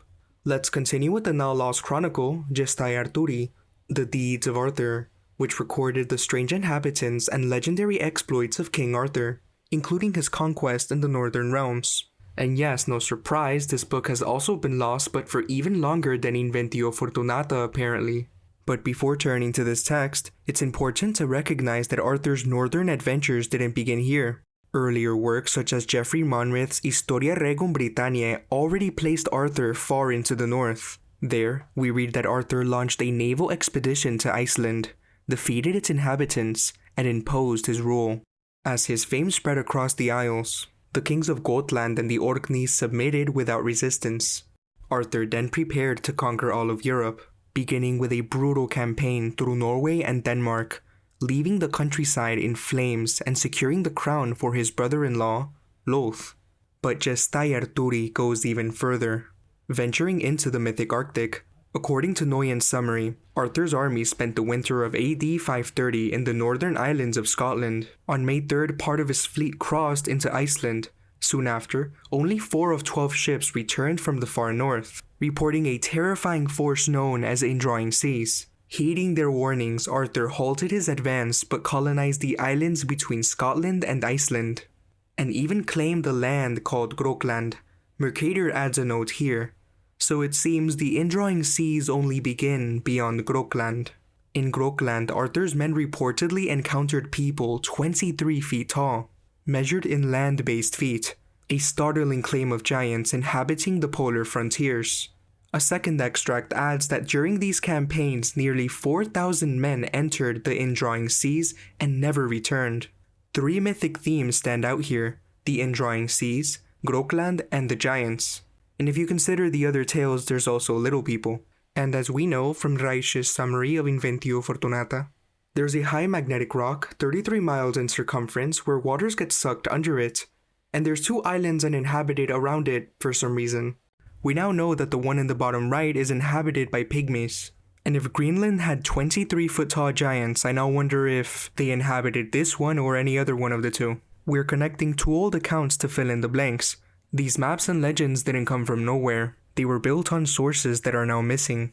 Too many books are gone, too much was erased. This imagery of a whirlpool-like sea at the center of 4 polar islands aligns with what Arthur's captains warned of: a polar maelstrom from which no wind could save the ship. Mercator later confirmed this view in his map notes, stating that the ocean's currents flow toward the pole through narrow rivers between the islands, and vanish beneath the magnetic mountain at the center. Grokland, as identified by both Mercator and Noyen, is believed to refer to Greenland, placing Arthur's campaign right at the doorstep of the Great Whirlpool. To cross Grokland would be to enter the true northern unknown. And what of the giants? Arthur's alleged encounter with enormous inhabitants in Grokland mirrors Inuit oral tradition more closely than usually acknowledged. And Grokland does seem to be its own thing on Mercator's map, so I'm not entirely sure it's actually Greenland. The Inuit called the giants the Tunit, Tunic in singular form, or the Tornit, and according to oral tradition, taller and stronger than any Inuit, and yet afraid to interact, easily to put flight. They spoke a language so simple, the Inuit called it Kutak, baby talk. They lived scattered across the Arctic, coming together only for celebration or survival, and they carried no bows, no arrows. For all their size and strength, they were driven out. They also describe smaller folk amongst the northern peoples, echoing other Arctic legends, including Olaus Magnus's account of fierce dwarf-like warriors in the north. The polarized mythology of scale runs through every tradition that touched this part of the world. What survives in oral memory is that contradiction. An account from Iglulik in 1922 puts it plainly. The Tunit were strong, and yet they were driven out from their villages by others who were more numerous. They loved their land so deeply that one man, leaving for the last time, harpooned the rocks out of grief, making the stones fly like chips of ice. Some elders remember peace.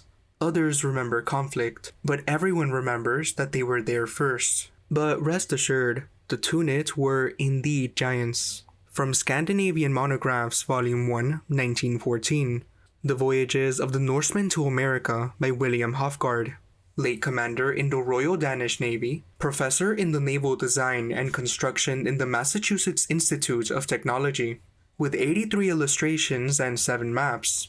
The parts of the book I will read are from pages 45 to 48. Quote, Dr. Franz Boas, in his work The Central Eskimo, relates the following interesting tradition of the Baffin Land Eskimos about a certain tribe which he calls the Tornit people. In the olden times, the Inuit were not the only inhabitants of the country in which they live at the present time. Another tribe similar to them shared their hunting ground, but they were on good terms, both tribes living in harmony in the villages. The Tornit were much taller than the Inuit and had very long legs and arms.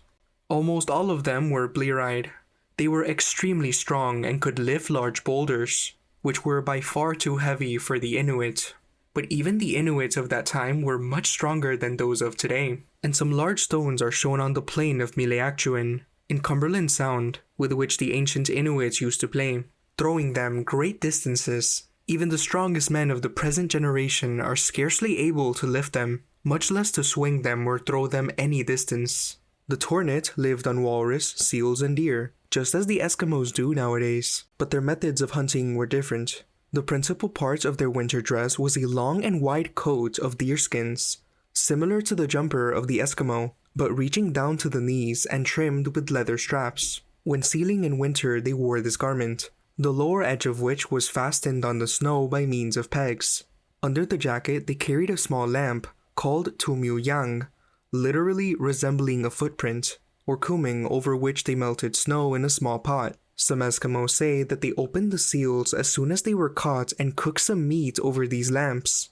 When the seal blew in the hole, they whispered, "Kapati para," I shall stab it, and when they hit it, igluilik. Frequently they forgot about the lamp, and in throwing the harpoon, upset it and burned their skin. All their weapons are made of stone. For the blades of their knives they used green slate, which was fastened by ivory pins to a bone or ivory handle. The points of their harpoons were made of bone, ivory, or slate. Those of their lances of flint or quartz, which was also used for drill heads, but they made neither kayaks or bows. Their method of hunting deer was remarkable. In a deer pass where the game could not escape, they erected a pile of cairns across the valley and connected them by ropes. Some of the hunters hid behind the cairns, while others drove the deer towards them. As the animals were unable to pass the rope, they fled along it, looking for an exit, and while attempting to pass the cairn, were lanced by the awaiting hunter, who seized the body by the hind legs and drew it behind the line. This tale is related as a proof of their enormous strength, and it is said that they were able to hold a harpooned walrus as the Eskimo hold a seal. The Tornit could not clean the seal skins so well as the Inuit, but worked them up with part of the blubber attached. Their way of preparing meat was disgusting, since they let it become putrid, and placed it between the thigh and the belly to warm it. The old stone houses of the Tornit can be seen everywhere. Generally, they did not build snow houses, but lived the whole winter in stone buildings, the roofs of which were frequently supported by whale ribs. Though the Eskimo built similar structures, they can be easily distinguished from one another, the bed of their huts being much larger than that of the Tornit. Though both tribes lived on very good terms, the Inuit did not like to play ball with the Tornit, as they were too strong and used large balls with which they could hurt their playfellows severely. A remarkable tradition is told with reference to the emigration of this people. The Tornit could not build any kayaks, but as they were aware of the advantages afforded by their use in hunting, they stole the boats from the Inuit, who did not dare to defend their property, the Tornit being by far their superiors in strength. Once upon a time, a young Tunik had taken the kayak of a young Inung without asking him, and injured him by knocking in the bottom. The Inung got very angry and ran with a knife into the nape of the Tunik's neck while he was sleeping. The Tornit then became afraid that the Inuit would kill them all and preferred to leave the country for good. They assembled at Quorniftung, a place in Cumberland Sound, Baffin Land, And in order to deceive any pursuers, they cut off the tails of their jumpers and tied their hair into a bunch protruding from the crown of the head. In another form of the tradition, it is said that while playing with the Tornit, a young Inung fell down and broke his neck. The Tornit feared that the Inuits might take revenge upon them and left the country. Many old deities are sung with either traits of the Tornit or are reported to have been sung by them. Some of them will be found in the linguistic account connected to with my, Dr. Boas's, journey. According to Dr. Boas, the tradition as here given, which is the Baffin Land version, is found in a similar form in Labrador. It exists also in Greenland, but there the tribe is entirely fabulous, each individual being of enormous size, living inland and seldom hunting in the upper parts of the fjords. While in the western part of the Eskimo country, a more historical form of the tradition is preserved. It is entirely mythical in Greenland." End quote. The most incredible part of this account isn't the strength or the size or the boulders they threw for sport. It's how mundane it all is. These are giants who forgot to mind their lamp. Giants who burned their own skin throwing a harpoon. Giants who warmed their putrid meat between their thighs. Giants who whispered to a seal hole in the ice. They weren't described as mythological monsters. They were described as neighbors with slightly disgusting food habits and a lamp called a footprint. Franz Boas and William Hofgaard weren't writing mythology, they were recording neighborhood memory, and the neighbors were enormous.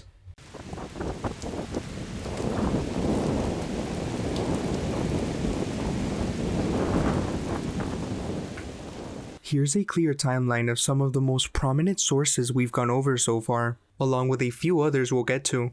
I think anything before the 14th century, might be older, might be newer, but not all survive. Source: the Book of Genesis. Date: old, but possibly not as old as we've been led to believe. And if we consider the Irish connection, and the Bible being reverse engineered from worldwide related texts, not the other way around, and its worldwide propagation being a relatively recent colonial project, it also implies that the Bible as we know it could not have been finalized until Latin and English were artificially constructed. And I know many will mention this, and yes, McDarry is a prominent author in the Irish connection scene, but he wasn't alone.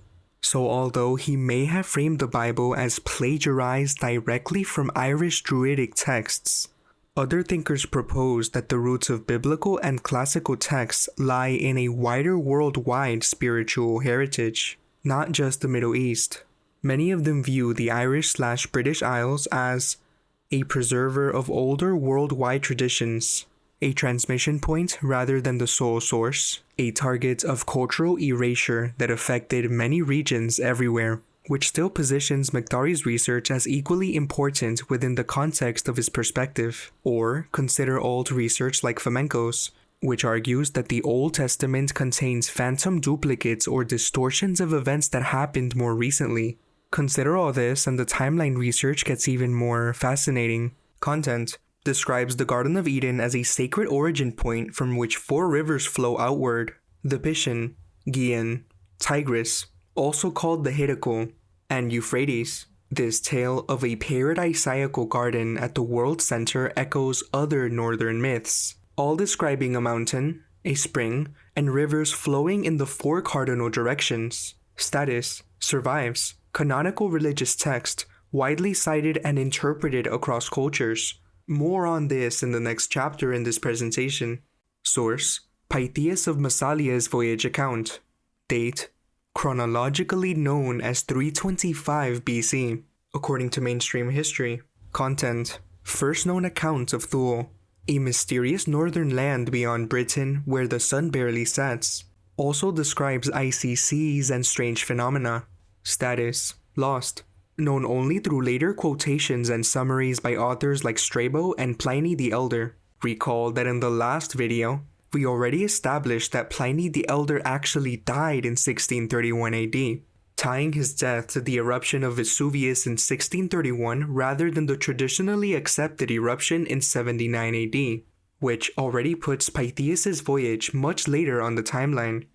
Because if the author isn't ancient, how could the explorer he's quoting be? Source: the Book of Enoch. 1 Enoch and 2 Enoch. Date: Cortex said to be 3rd to 1st century BC, according to mainstream history. 2 Enoch is said to be 1st century AD. Content describes Enoch's celestial journeys through 7 heavens, a northern paradise with miraculous trees and 4 directional rivers, 7 great mountains higher than all the others, and the northern quarter explicitly containing the Garden of Righteousness. Status survives, preserved in Ethiopian Orthodox canon, fragments found at Qumran. Source Hecataeus of Abdera's account, via Diodorus Siculus and others. Date reportedly 300 BC, although I think it's more recent. Content describes the Hyperboreans as a peaceful people living in a sacred northern land beyond the north wind. Associates their land with Apollo. Status lost, survives only in later fragments, like Felix Jacobus. Source The Voyage of St. Brendan. Date according to mainstream history, circulated orally from the 6th century, first written in Latin from the 9th to 10th century. Content Saint Brendan, an Irish monk, embarks across the Western Sea in search of the promised land of the saints. His journey spans enchanted islands, sea monsters, fiery seas, angelic realms, and the land divided by a radiant river, a paradise perpetually in light. Status survives, preserved in multiple medieval manuscripts and widely translated. Inspired maps, voyages, and apocryphal sightings of Brendan's Isle for centuries. Note, will resurface in greater depth when we explore sacred geography and polar myths. Good job, St. Brendan. Source Historia Langobardorum, History of the Lombards, by Paulus Diaconus. Date chronologically known as 790 AD. Content describes a navel of the sea, a great whirlpool that draws in and ejects ocean waters twice daily, influencing the tides across distant coasts. Status survives. Source Gesta Ameburgensis, The Deeds of the Bishops of Hamburg, by Adam of Bremen. Date chronologically known as 1070 AD. Content documents a Frisian voyage to the far north. The crew encounters a maelstrom, icy mist, and giants. Describes the sea as receding and returning, an abyss that regulates tides. Status survives. Source Herzog Ernst. Date chronologically known as mid-12th century, circa 1180 AD. Content a chivalric German epic that includes an embedded voyage to the Far East. The protagonist ship passes through the legendary Labermare, Liver Sea, a congealed, nearly innavigable body of water set to trap ships. The tale features a griffin, Greif, that carries sailors sewn in ox hides, echoing motifs from Benjamin of Tudela and Eastern lore. Status survives, widely transmitted in manuscript form with various versions and continuations. Note, this is one of the earliest literary sources to integrate the magnetic sea motif into a German narrative. Though often read as adventure fiction, it preserves geographical myth elements central to earlier and contemporaneous lore. I will elaborate deeper on this legend in Chapter 11. Source Historia Regum Britanniae, History of the Kings of Britain, Geoffrey of Monmouth, chronologically known as the 12th century. Content Arthur's conquest of Iceland, Norway, and Denmark. Status survives. Source Gestae Arturi, The Acts of Arthur, chronologically known as 12th to 13th century. Content is Arthur's northern campaigns, Grokland, giants, and indrawing seas. Status lost. Known through Jacobus Noyen's late 14th century Itinerarium, also lost. Quoted by Gerardus Mercator in his 1577 letter to John Dee. Source Topographia Ibernica, Irish Topography, by Gerald of Wales. Date chronologically known as 1188 AD. Content describes a terrifying whirlpool north of the British Isles that pulls ships into the abyss. Also references Thule and mysterious northern lands unknown to the west. Status survives. Note links Celtic/Irish lore to polar mystery, reinforcing connections to Eden and Hyperborea. Source The Legend of Madoc ap Owain Gwynedd. Date chronologically known to be rooted in 12th century Wales. First written form appears in the late 1500s. Content The tale describes Prince Madoc sailing westward toward a vast and perilous ocean, a voyage filled with storms, omens, and boundaries at the edge of the known world. Even in its earliest surviving versions, the sea itself carries a sense of mystery and cosmic depth, echoing themes of chaos and divine testing. Later reinterpretations added new layer of imagery. The ocean became magnetic, capable of pulling ships apart, and Madoc's vessel was said to be built without iron to resist its influence, details that emerged much later due to an alleged discovery. Status: mixed. The core voyage legend endures in Tudor and Romantic literature, while later versions supposedly contain additions not found in earlier sources. Note, this is the same Madoc that was said to be in America before Columbus, and this legend's evolution will be explored more deeply in Chapter 11. Source: Grottasönger. The Song of Groti. Date: oral origins likely 10th to 12th century, according to mainstream history. Written form preserved in later medieval sources. Content: a Norse myth involving a powerful grinding stone and two giantesses, whose labor ultimately unleashes a storm at sea. Some versions associate the outcome with the origin of a massive whirlpool. Status: survives. Referenced in later medieval Norse texts. Note, this tale contributes to the recurring theme of world-shaping forces and catastrophic waters, especially when controlled or misused. Its fuller symbolic implications will be explored in Chapter 11. Source: Rens Dinchenkas, The Tale of Ruad and the Nine Women of the Deep. Date: written form likely 12th to 14th century, according to mainstream history. Oral traditions possibly older.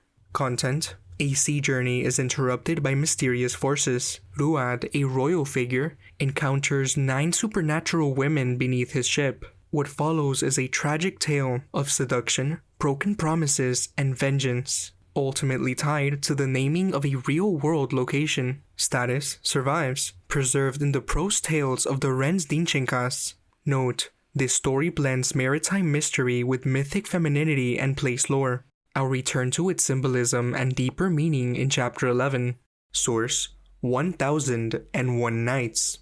Notably, the tale of the third calendar, Prince Agib's Adventures, where the Black Mountain is described, among other tales where it reappears. Date: core tales known to be compiled circa 9th to 14th century AD, with roots reported earlier in Persian, Indian, and possibly Babylonian tradition. Content: the tale of the third calendar, Prince Agib's Adventures, includes a dramatic account of a magnetic black mountain in the northern seas. This mountain pulls iron nails from ships, causing them to disintegrate, leaving wreckage and stranded sailors. The tale also includes whirlpools, giant birds, rocks, and an otherworldly island, reinforcing themes of the mysterious far north as a threshold between realms. Status: survives, widely circulated in manuscript and modern print form. Notable passages: magnetic mountain wrecking ships, enchanted islands and indrawing seas, hidden knowledge and cosmological symbolism. Additional notes: this account makes Arabian Nights one of the few surviving sources that depict the magnetic mountain in detail, not as metaphor but as a literal geographic hazardous phenomenon, confirming its place in worldwide lore, beyond just Greco-Nordic sources. Source: Inventio Fortunata. Date: known to be from the mid-14th century. Content: magnetic rock, whirlpool, 4 Arctic islands, plus more information. Status: lost. Source: Jacob Noyen's Itinerarium. Itinerary. Date: known to be from the late 14th century. Content: summarizes Inventio Fortunata and Gestae Arturi. Status: lost. Source: Johannes Rausch's map notes. Date: known to be from the early 1500s. Content: summarizes Inventio Fortunata, magnetic rock, and whirlpools. Status: survives. Source: Historia de Gentibus Septentrionalibus, History of the Northern Peoples, by Olaus Magnus. Date: known to be from 1555. Content: this monumental work by Swedish Catholic Archbishop Olaus Magnus is an illustrated encyclopedia covering the customs, geography, folklore, and marvels of the Nordic world. It includes dramatic accounts of sea monsters, polar whirlpools, trolls, magical stones, strange auroras, and rituals of the Sami. Also notable are the vivid depictions of the Arctic, sailing near the North Pole, terrifying whirlpools, and the mysterious lands at the edge of the known world, including the northern lights and magnetic phenomena affecting ships. Olaus frequently references Hyperborea and the far north as a region of ancient knowledge and danger. Status: survives. Published and widely circulated in Latin, multiple illustrated editions exist. Notable passages: whirlpools near the pole, capable of swallowing ships, magnetic stones interfering with navigation, magnetic stones turning wood into stone, which I found extremely fascinating and may expand further in a future project. Mythical creatures, including giant sea serpents. Descriptions of the far north as a liminal space between worlds, both natural and supernatural. Additional notes: Olaus's work is especially significant because it visually preserves medieval and Renaissance beliefs about the Arctic, and echoes earlier lost sources like Inventio Fortunata. His maps and woodcut illustrations preserve the worldview of Northern Europe just before Enlightenment rationalism would rewrite such histories as myth. Source: Mercator's letter to John Dee. Date: known to be from 1577. Content: quotes Noyen's summaries, mentions Grokland, whirlpools, and giants. Status: survives.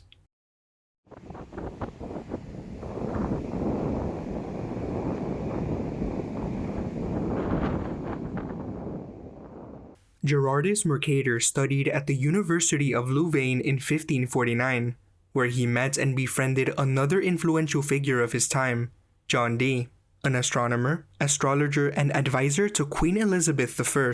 According to mainstream history, Dee believed that a route to the Indies could be found through the Northwest Passage, and while attempting to interest Queen Elizabeth in supporting an expedition, that's when he contacted Mercator for more information.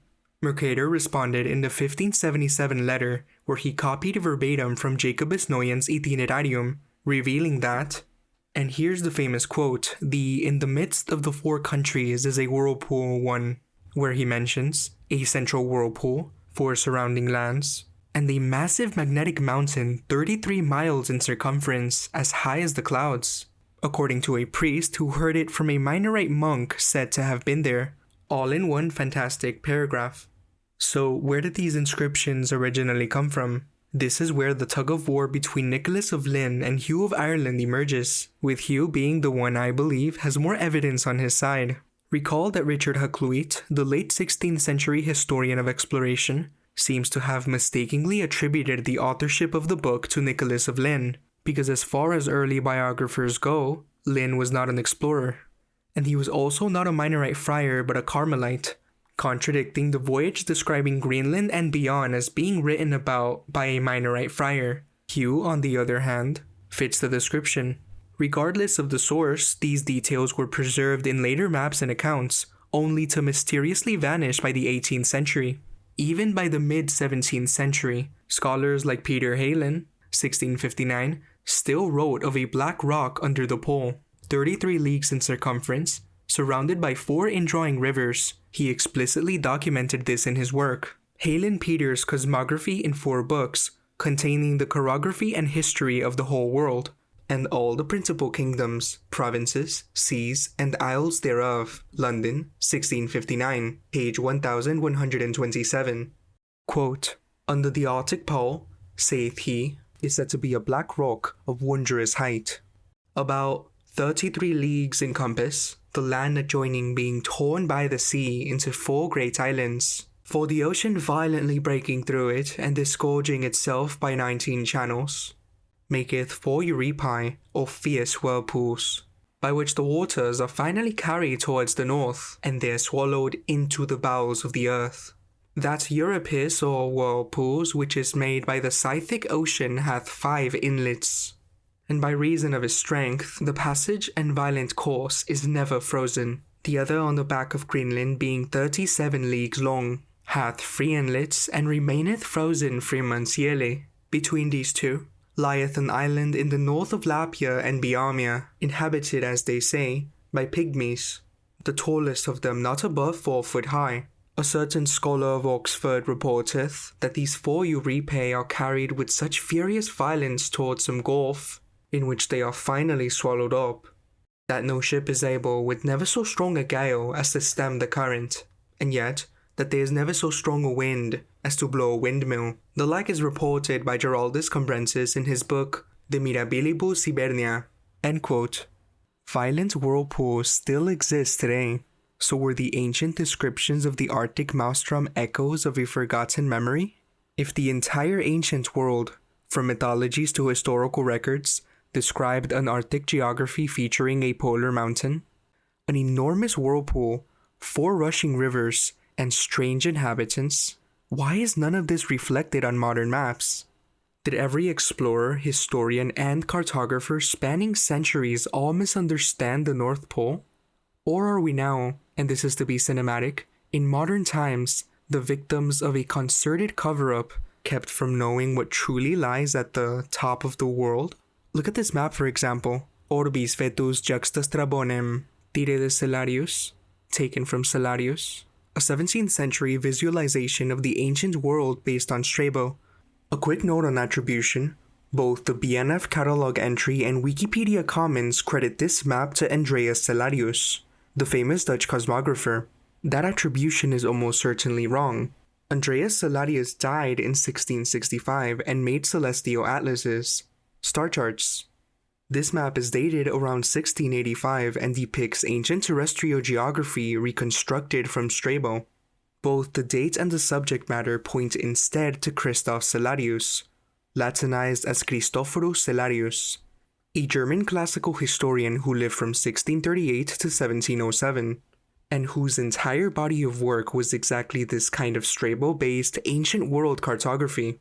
Independent dealer records of the same engraving credit Christoph Cellarius around 1685, so that's who actually made it. Take a look at this map.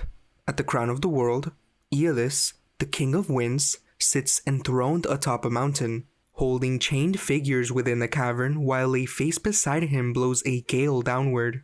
Just beyond, the map labels a region, Thule Aliorum, a Thule of others, not Rome's Thule, but a stranger, more secretive north, hinted at only in legend. This map was created around 1685. It's a classical rendering of the old world, based on the writings of Strabo, but layered with mythic and allegorical symbolism. Going back to the design of the figure, the blowing face is a visual signal that this is more than just terrain. And yes, this is almost certainly Aeolus, the mythical ruler of the winds in Greek lore. In both classical text and cartographic allegory, Aeolus is often shown as a kingly figure holding back the anemoi, the wild winds, sometimes keeping them sealed in caverns or chained to prevent chaos. A similar motif appears in other Cellarius maps, where Aeolus imprisons wind spirits, sometimes winged or dog-like, on isolated islands believed to be his domain. While Thule refers to the legendary northernmost land, a place at the edge of the known world. Aliorum does translate from Latin as of others. It suggests a Thule belonging to others, perhaps not the Thule of Roman understanding, but one preserved in other cultural traditions or claimed by non-classical explorers. I've done some reading on the imprisoned tribes in the north too. That's another fascinating topic. And now that I think of it, this figure might just as easily represent Apollo. As we've seen so far in the presentation, he's long been associated with the mysterious far north, especially through Hyperborea. Some traditions describe him journeying to that region seasonally, making it a sacred space tied not just to winds but to divine knowledge and light. So whether Aeolus or Apollo, the symbolism here points to a god enthroned at the edge of the known world, holding back hidden forces beyond ordinary reach. And this one's hilarious to me. This is the map of the heavens and the earth, a 1699 celestial and terrestrial map, variant of R.W. Shirley's mapping of the world, number 549, author unknown. There's actually various examples like this where it literally looks like they just smudged off the North Pole and called it a day, and left it like that. I mean, what is this? You can clearly see a difference in illustrated value. You can also see many other compelling engravings around this one and maps like these, but I think I'll leave it for another paintings that don't belong. Let's look closer at this one though. Two circular projections side by side. Most maps in this format show two halves of the Earth. This one is different. It pairs the heavens with the Earth. The title is literal, Map of the Heavens and the Earth, a direct echo of Genesis 1:1. In the beginning, God created the heavens and the earth. It's dedicated to John, Lord Archbishop of Canterbury, and bordered top and bottom with biblical scenes.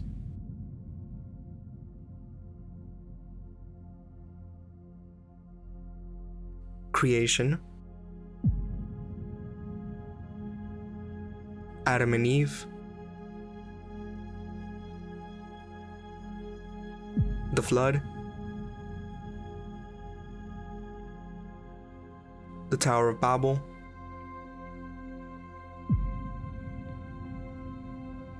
The crucifixion. The New Jerusalem. The Hebrew Tetragrammaton, Yahweh, the divine name, runs across the top panels and appears once below. Gen 1 is engraved at the bottom right. This is a learned theological map, made for clerics and academics, not navigators. So the map is making an argument before you read a single label. To picture creation, you need both. As above, so below. Now look at the celestial half. The center of the disk is the celestial North Pole, the still point around which the heavens rotate. And there the cartographer has placed the constellations that have guarded the pole for a long time. Ursa Minor, the little bear, contains the pole star itself. Ursa Major beside it. Coiled between them, Draco, the dragon. The dragon and the bear at the pole. An image older than this map. The dragon coiled around the world axis appears across cultures. Nithukar, at the roots of Yggdrasil in Norse myth, Ladon coiled around the tree of the Hesperides in Greek, and the bear gives us the word itself, Arctos. Arctic literally means the place of the bear. So the celestial pole on this map is densely populated, confidently rendered. The cartographer knows what's there. Now look at the band of constellations around the rim of the disk. The zodiac. The slice of sky, the sun, the moon, and planets traverse. The bridge band between the celestial and the terrestrial. And in that band, two specific signs were understood as the gates. Macrobius, reportedly in the 5th century, called them soul gates. Cancer, the gate of descent into incarnation. Capricorn, the gate of ascent. The portals through which souls enter and leave the world. They're not adjacent on the wheel, they're opposite. Cancer at one solstice, Capricorn at the other, 180 degrees apart, marking the two ends of the zodiac axis. A line connecting them runs straight through the celestial half, from one gate to the other. The two ends of the soul's journey through the world. Cancer in Greek is karkinos, the crab, but the deeper sense of the word carries the idea of enclosing, surrounding, encompassing. The same enclosure sense runs through the Latin carcer, prison, enclosure, and ultimately the English word incarcerate. The Spanish word cárcel. The crab is named for its enclosing claws. And karkinos has another resonance worth pausing on. In Greek myth, Karkinos was the giant crab Hera sent against Hercules during his second labor, the slaying of the Lernaean Hydra, the many-headed water serpent of the abyss. Hercules killed both, with his nephew Iolaus, burning the stumps of the Hydra's heads with a torch to stop them regenerating. Hera placed the crab in the heavens as Cancer. The Hydra became the constellation Hydra, the largest in the modern sky, sprawling beneath Cancer and Leo on the celestial disk. And there's an older reading of the 12 labors of Hercules, going back to Cha Dupuy in the 18th century, that maps them onto the 12 signs of the zodiac. Hercules as solar hero, the labors as the sun's annual procession through the heavens. In that reading, the killing of the Hydra at Cancer is the sun reaching the gates of incarnation at the summer solstice, burning the multi-headed water serpent of the abyss before turning back, the fire of the torch against the regenerating chaos of the deep. So Cancer arrives already paired with the serpent, the gate of incarnation flanked by the chthonic water creature, and Capricorn, the gate on the other side. We call it the goat. The Latin Capricornus means goat horn, but that's a Greek simplification. The original, much older, is Mesopotamian. The Sumerians knew this constellation as Mulsukurmash, goatfish, a chimera, half goat above, half below fish, a creature of the watery abyss. It was the symbol of Enki, the Sumerian god of fresh water, wisdom, and creation, later called Ea by the Babylonians. And his epithet is almost too on the nose for what we've been discussing. They call him the antelope of the sea. So both gates of the zodiac, Cancer and Capricorn, the gate of birth and the gate of death, are guarded by chimeric water creatures. Cancer flanked by the water serpent, Capricorn the goatfish itself. And it gets stranger. Look at how the Hydra was actually drawn in the period this map was made, in the great natural history bestiaries of the 16th and 17th centuries. Aldrovandi, Gessner, Jonstonus. Multiple heads at the front, lion-like, dog-like, dragon-like, depending on the engraver. The back half, scaled, coiling, fish-like, ending in a curled serpent's tail. A scaled aquatic body with a chimeric front. Now look back at Capricorn. The goatfish, same body plan, different upper body symbol, identical lower form. The Hydra in the bestiary tradition and the Capricorn goatfish are the same kind of creature. Two chimeric water bodies, placed at opposite ends of the zodiac. The same form, doubled. Once for the way in, once for the way out. Hold that concept of the Hydra in the north. We'll see it again in chapter 13. And paradise itself, the word, comes from the Old Persian Paridesa, meaning a walled enclosure, a garden behind walls. So when the soul gates of incarnation, the sign whose name means enclosure, marks the boundary the heavens hand off to the earth, what's on the other side, on this map is the polar paradise, the Four Rivers Garden of Genesis, the Edenic enclosure at the top of the world. I actually included this in the intro, during those Attack on Titan images, with the addition that paredes in Spanish means walls, and paraíso means paradise, which is why paradise, or paradis in AOT, is a walled kingdom with giants, or titans, with the founding titan, Emir of the Nine, the same Emir who comes from Niflheim, the cold northern realm at the origin of all things. And what does the cartographer do with that polar paradise, on the terrestrial half, at the mirror position of the celestial pole? Erases it. The celestial pole is full. The terrestrial pole is empty. On a map whose entire structural premise, title, layout, dedication, biblical borders, is that the heavens and the earth correspond, that to know one is to know the other. The map is violating its own argument, and it's doing it at the one place that matters. And once you see it on this map, you start to see it on others. Like I said, there are dozens of late 17th and early 18th century world maps where the polar region is mysteriously thinned, smudged, washed out, or covered with cloud cartouches. The pole is one place where worldwide cartography seems to consistently lose its nerve, and it loses its nerve at exactly the moment, historically, when the Mercator Hondius Purchase tradition of the polar archipelago was being quietly abandoned.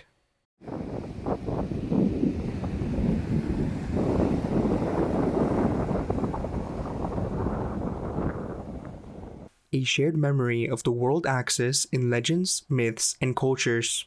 Across time and geography, humanity has envisioned the North Pole as a place of profound mystery and cosmic significance. From the magnetic mountain at the Earth's axis to the four rivers flowing from paradise, these recurring symbols reveal a shared understanding of the world's center and its connection to the divine. Soon, we'll explore how these legends manifest in traditions from ancient India to the Norse Eddas, and from the Siberian tundra to the temples of Japan. The world mountain and axis mundi, the North Pole at the cosmic center. In the world's ancient traditions, a powerful magnetic mountain or axis mundi stands at the North Pole, described as a paradisiacal realm, a celestial pillar, and the point around which the heavens revolve. This concept appears in multiple cultures. Mount Meru, Hindu, Buddhist, Jain cosmology. A circular mountain of magnetite at the Earth's center, surrounded by four rivers and considered the axis of the universe. Mount Sumeru, Puranic and Sumerian traditions. Similar to Mount Meru, depicted with directional rivers and a celestial tree. Mount Hara Beres-IT, ancient Iran, a sacred mountain with a celestial spring at its summit, home of the divine. It is also known as Alborz, a fixed cosmic point around which the sun, moon, and stars revolve. At its summit lies the dwelling place of Ormuzd, the Lord of Light, alongside a giant miraculous tree, an Itinic garden of Ahura Mazda, and the celestial fountain Arduisur, which serves as the source of all earthly water, flowing in 4 cardinal directions. Mount Kunlun, ancient China, a bronze pillar of heaven at the North Pole, where immortals reside, also called Pearl Mountain. It is the origin of 4 great rivers. In Taoist tradition, Shangdi, the highest of all gods, is said to dwell in Suwei, a celestial realm above the North Pole, directly over Mount Kunlun, reinforcing the cosmological connection between the highest divinity and Polaris. Mount Olympus, Greek mythology, the abode of the gods, placed at the center of the world, aligning with other world mountain traditions. The Greeks and other ancient civilizations faced north when addressing the gods, recognizing the north as the celestial axis. Atlas and the Atlanteans. Herodotus described a tapering round mountain whose peak is always hidden in clouds, calling it the Pillar of Heaven. The Atlantes, a people named after this pillar, were said to live in its shadow and abstain from eating living things.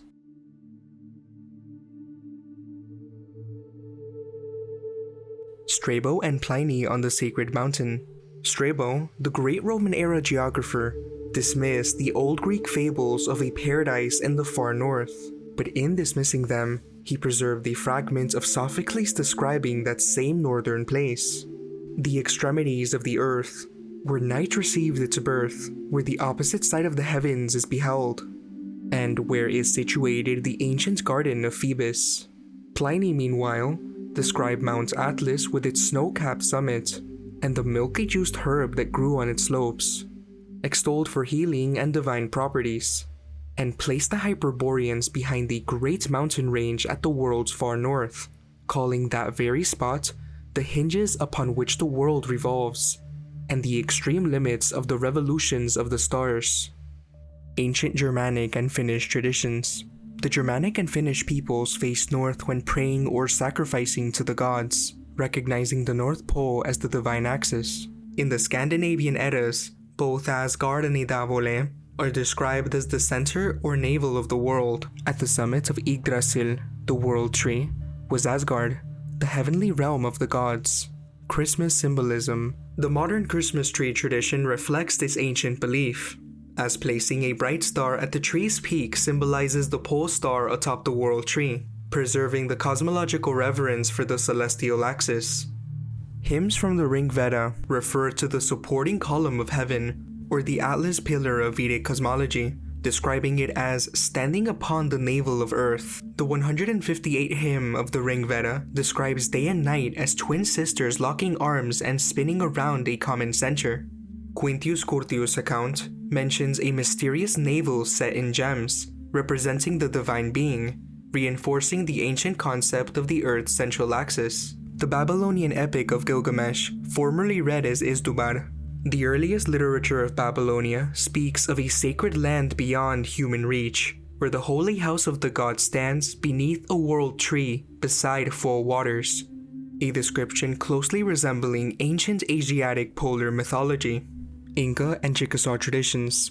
The Inca of Peru and the Chickasaw of Mississippi also held beliefs in a navel of the earth, reinforcing the universal presence of this polar tradition across ancient civilizations. Christian symbolism.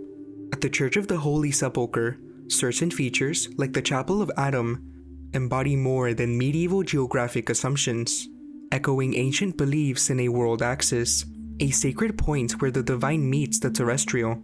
Like the Japanese Bridge of Heaven, the Iranian Chinvat Bridge, or the Atlantean Pillar of Orichalcum, these symbols all represent gateways between heaven and earth. The Book of Enoch, Jewish apocalyptic tradition. In his celestial journeys, Enoch is guided through the cosmological architecture of the world, and what he describes is unmistakably polar. In the Secrets of Enoch, to Enoch, while ascending through the 7 heavens, Enoch is shown the third heaven, a paradise of magnificent trees bearing wondrous fruits, besides springs flowing with honey, milk, oil, and wine, all feeding 4 directional rivers that pour downward into the earthly Eden below. The pattern is identical to Meru, Kunlun, and Haraberesaiti, a sacred, elevated realm, a miraculous tree, and 4 rivers flowing outward to the cardinal points. In 1 Enoch 77, this geography is laid out in full.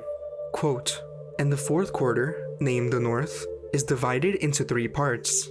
The first of them is for the dwelling of men, and the second contains seas of water, and the abysses and forests and rivers, and darkness and clouds. And the third part contains the garden of righteousness. I saw 7 high mountains, higher than all of the mountains which are on the earth, and thence comes forth hoarfrost, and days, seasons, and years pass away. I saw 7 rivers on the earth larger than all the rivers. One of them, coming from the west, pours its waters into the great sea, and these 2 come from the north to the sea, and pour their waters into the Erythraean Sea in the east. And the remaining 4 come forth on the side of the north to their own sea, 2 of them to the Erythraean Sea, and 2 into the great sea, and discharge themselves there, and some say into the desert." End quote. The axis, the garden, the directional rivers, all preserved in one of the oldest Jewish apocalyptic texts, mirroring the same primordial memory found across every ancient civilization. Sources: 1 Enoch chapters 24 through 25 and chapter 77, 2 Enoch chapter 8.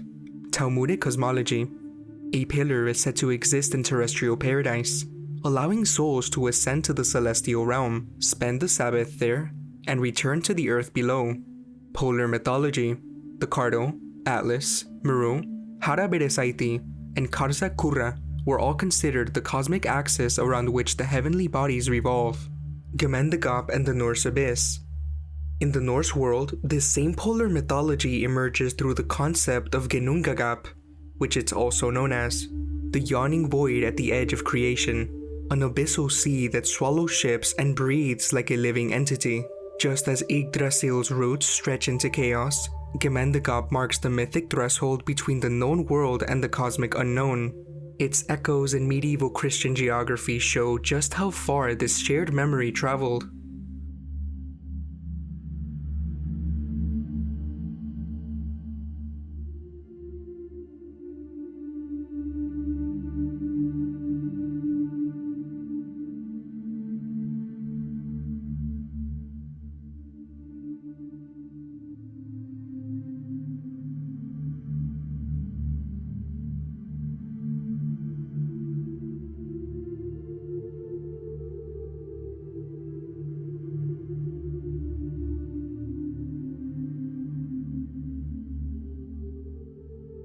Biblical creation. In Jewish tradition, Adam was formed from earth taken from the world center, the Temple Mount in Jerusalem. Later, Christian lore placed Adam's burial beneath Golgotha, linking creation and redemption at the Church of the Holy Sepulchre, a symbolic world axis. And it's worth pausing on the Odyssey here too. Back in chapter 3, I showed how Adam of Bremen's accounts of Frisian sailors, strange island, underground dwellers, looted treasure, giants the locals call Cyclops, a crew member torn apart, the rest barely escaping to sea, is the same sequence beat for beat as Odysseus on the island of the Cyclops in Book 9. 2 stories, separated by who knows how long, and a continent, telling the same story. That's not coincidence, that's shared memory. The Odyssey belongs in this chapter for the same reason Meru and Kunlun and Yggdrasil do. It's another fragment of the same primordial map, dressed in Mediterranean clothes. And it's not just Homer. Certain medieval German tales ring with the same pattern, and I'll be getting into those in chapter 11. Freemasonic symbolism and the hidden knowledge of the North Pole. Freemasonic temples, tracing boards, and aprons frequently depict symbols reinforcing the concept of a central world axis, a level earth framed by pillars. Many Masonic depictions show a level, checkered earthly plane enclosed by 2 pillars supporting an arched firmament. The central pillar, often the tallest pillar in Masonic artwork, represents the world axis, reinforcing the tradition of a polar pillar or cosmic mountain. Polaris as the all-seeing eye. The single eye above the pillar represents Polaris, the unmovable star at the celestial center, further aligning with ancient polar mythology. The sun and moon symbolism. Freemasonic depictions frequently show the sun and moon on either side, symbolizing their eternal motion in relation to the earth and sky. Esoteric knowledge. This ancient understanding of the North Pole as a cosmic center appears to have been preserved within secretive traditions, hidden from mainstream discourse. In his 1885 book, Paradise Found, The Cradle of the Human Race at the North Pole, a study of the prehistoric world, Dr. William F. Warren, American theologian, Methodist minister, and the first president of Boston University, quotes Dr. Samuel Beal, the British Orientalist and scholar of Chinese Buddhist texts. On page 137, Warren quotes Beal, stating, quote, "It is plain that this idea of a lofty, central, primeval mountain belonged to the undivided human race."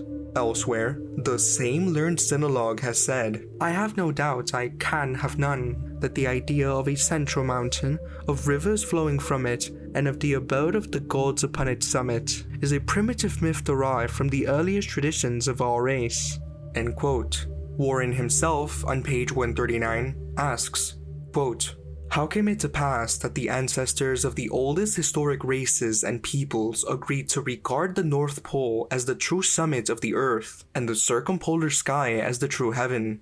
End quote. Apparently, learned men, the first president of Boston University and a professor of Chinese at University College London no less, have been making this argument since the 1800s, that the North is literally the cradle of the human race, Eden. Do you realize how unorthodox this claim would be today?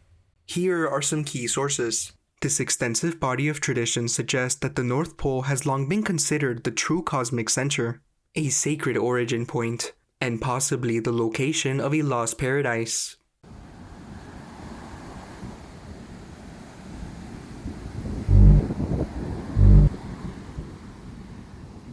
Thanks to research organized in arcusatlantis.org.uk, a site exploring legends, histories, and mythical voyages from all corners of the ancient imagination, much of this chapter was made possible. The site is made by Graham, a self-proclaimed human being, as proudly noted on the homepage. He's like a modern Felix Jacobi. So, we dive further into the magnetic north, a realm of deadly whirlpools, ancient giants, temperate seas, and the enigmatic black rock known as Rupes Nigra. As we explore, we'll weave this together with what we've already uncovered, letting these stories, symbols, and fragments of forgotten lore deepen and interlock in ways we hadn't seen before. Let's look at this information gathered with new eyes and new connections as discussed. As we covered in Chapter 5, tales of a vast, treacherous whirlpool somewhere in the region of the northern coastlands of Europe have a factual basis. The world's three greatest vortices all cluster here: the Saltstraumen Straits at Buda, and the famous Moskstraumen in the Lofoten archipelago, which we saw immortalized by Edgar Allan Poe and Jules Verne. Both lie in wait for unwary travelers along the Norwegian coast, while the Korovraken is a peril lying between Scotland and Ireland. Meanwhile, those intrepid Norse voyagers who tracked the North American coast just might have gotten wind of the old So. Lying off Deer Island and Moose Island at the point of collision between Passamaquoddy Bay and the Bay of Fundy, the term, as we know, is Malstrom, derived rather suitably from the Norwegian Malstrom, itself composed of two Dutch words, strom, cognate with the English word stream, and the verb malen, meaning to grind, and sharing a root with the English word mill, a comparison which may become clearer as we proceed. The vortex of Korovraken may appear in the work of Adomnan of Iona, whose famous Vita Columbae features a certain Charybdis Brecani as menacing soldiers in the vicinity of an island named Recru. While this Recru is to be identified with Rathlin Island off the Irish coast, where an overfalls bearing the name Slua na Mór can be found, the similarity between the two names suggests a connection. Perhaps the name was translated to the current location in the wake of the settlement of the Scottish lands of Dal Riata. It is also well worth noting that, Though ignored in the standard Latin version, vast vortices appear in the seagoing descriptions of St. Brendan's travels from the Irish material. As you may recall from earlier, Paulus Diaconus, also known as Paulus Warnfrid, described the dreaded navel of the sea, a deep violent whirlpool identified with Virgil's Charybdis. There, ships are pulled down with arrow-like speed, often dashed to destruction, only to be flung back by sudden waves. He even notes a second Charybdis between Britain and Galicia, marked by powerful tides that reverse rivers and turn freshwater briny. Some say Paulus's navel of the sea is likely the Moskstraumen, which he braved previously, and which lies off the western coast of Nordland, in part of the Norwegian Sapni. Odomnen, Virgil, Paulus. Each one reaches for the same ancient term, Charybdis. The word does heavy lifting wherever it lands. To see why, we go back to where it began. About the original Charybdis, Homer has this to say, quote, Odysseus, you will notice the other cliff is lower, only a bowshot away, and a great fig tree with dense leaves grows there. Under it, divine Charybdis swallows the black waters. 3 times a day, she spews them out, and 3 times darkly sucks them back again. End quote. From Robert Fagel's translation of the Odyssey, Book 12, lines 101 to 107. Charybdis' vast elemental powers also feature in a fable of Aesop, which Aristotle mentions in order to dismiss. Quote, Aesop's story was that Charybdis had twice sucked in the sea. The first time she made the mountains visible, and when she sucks them in for the last time, she will dry it up entirely. End quote. Aristotle, Meteorology, Book 2, Chapter 3. Translated by E.W. Webster. Charybdis' companion is the fearsome and monstrous Scylla, who dwells on the cliff opposite Charybdis, which is so high that its sharp peak towers to the wide heavens. Homer's Odyssey, Book 12, lines 73 to 74. Vast rock faces in the vicinity of terrifying whirlpools will feature later in the journey. We remain with Odysseus on his travels, braving Charybdis once again before we come to the navel of the sea. Quote, But my heart aches for Odysseus, wise but ill-fated, who suffers far from his friends on an island deep in the sea. End quote.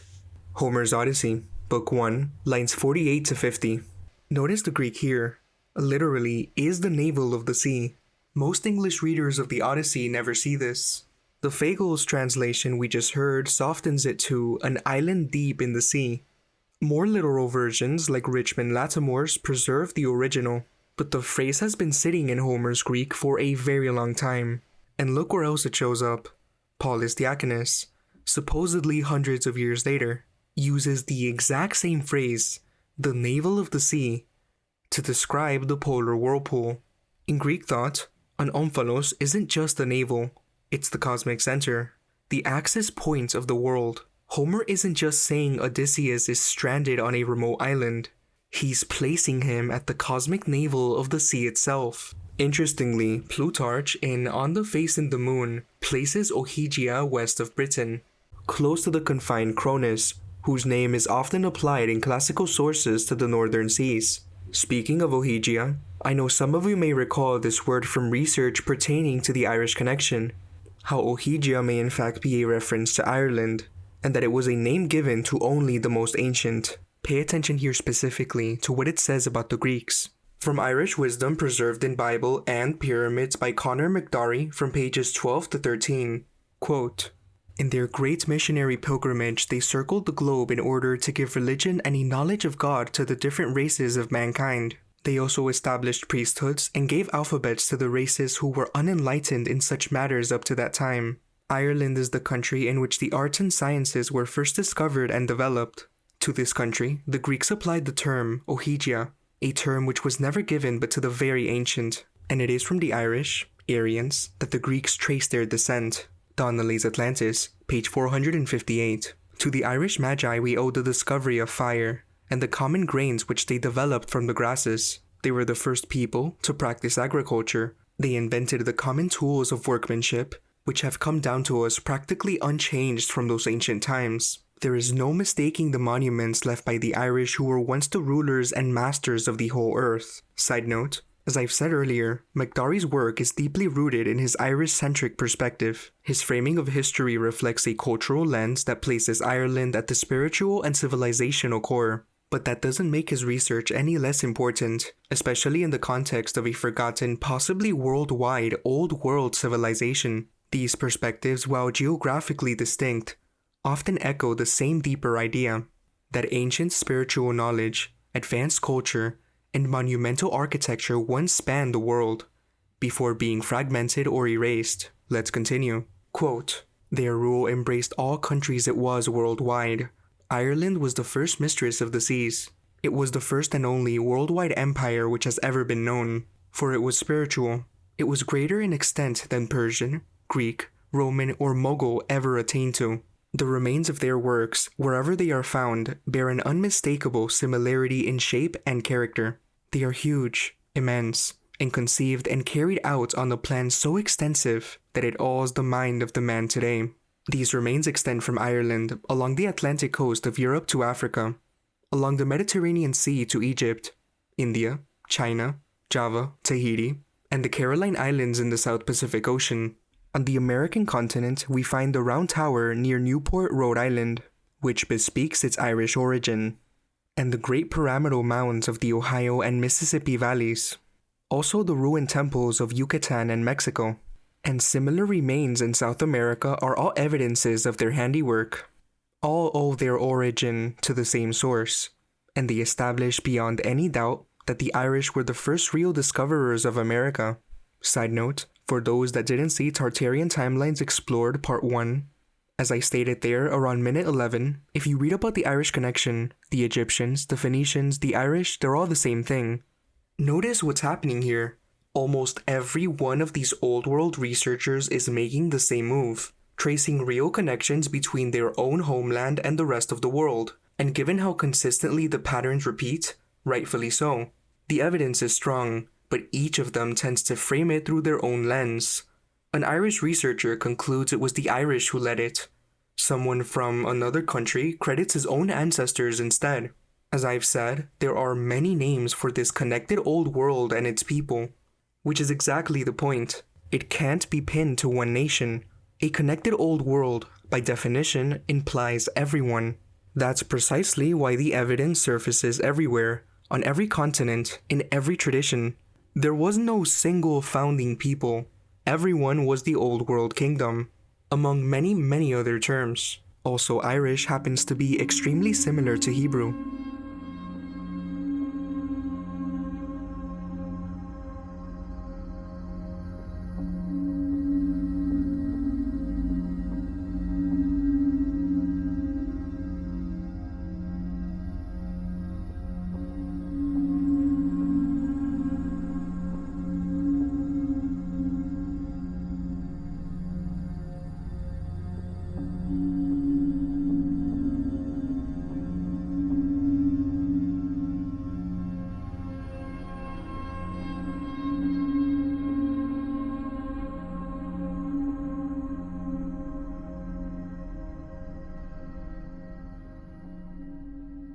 Let's continue. Quote, "And that they established civilization on this western continent. It was tradition founded on that fact which gave hope and encouragement to later adventurers. The very name of God among the Indians of our country was an Irish name derived from those missionaries and explorers centuries before Christopher Columbus or Eric the Red were born. One of the Irish names of God is Man, and Manitha is the Irish word for holy. The Indian name for God was Manito the Holy One. The Indians also had another name for God, and this again was Irish. It was Manabasha, the sun god. It is a compound word with the root word man, holy, and basha, of the cows. The bull virtually the same as Baal, the Irish sun god. So the name signifies the holy life giver, or holy creator. Anyone who knows the Celtic tongue would recognize this fact at once, and so will all competent students of philology." End quote. That starts in chapter 1, page 12 of Conor McDarry's Irish Wisdom Preserved in Bible and Pyramids. Now compare what we just read to Plato's Timaeus. Specifically, the conversation between Solon and the Egyptian priest about cataclysms, and how the Greeks forgot their own origins. Some of you will recognize this passage from my Tartarian Timelines Part 1 video, but it lands differently here, sitting next to Mekdari. Both authors are circling the same shape of idea from different angles. Watch the parallel emerge. Quote, "O Solon, Solon, you Hellenes are never anything but children, and there is not an old man among you." Solon in return asked him what he meant. "I mean to say," he replied, "that in mind you are all young. There is no old opinion handed down among you by ancient tradition, nor by any science which is hoary with age. And I will tell you why. There have been, and will be again, many destructions of mankind arising out of many causes. The greatest have been brought about by the agencies of fire and water, and other lesser ones by innumerable other causes. There is a story, which even you have preserved, that once upon a time, Peoton, the son of Helios, having yoked the steeds in his father's chariot, because he was not able to drive them in the path of his father, burnt up all that was upon the earth, and was himself destroyed by a thunderbolt. Now, this has the form of a myth, but really signifies the declination of the bodies moving in the heavens around the earth, and a great conflagration of things upon the earth, which recurs after long intervals. At such times, those who live upon the mountains and in dry and lofty places are more liable to destruction than those who dwell by rivers or on the seashore. And from this calamity the Nile, who is our never-failing savior, delivers and preserves us. When, on the other hand, the gods purge the earth with a deluge of water, the survivors in your country are herdsmen and shepherds who dwell on the mountains. But those who, like you, live in cities are carried by the rivers into the sea. Whereas in this land, neither then nor at any time does the water come down from above on the fields, having always a tendency to come up from below, for which reason the traditions preserved here are the most ancient. The fact is that whatever the extremity of winter frost or of summer does not prevent, mankind exist, sometimes in greater, sometimes in lesser numbers. And whatever happened either in your country or in ours, or in any other region of which we are informed, if there were any actions noble or great or in any other way remarkable, they have all been written down by us of old and are preserved in our temples.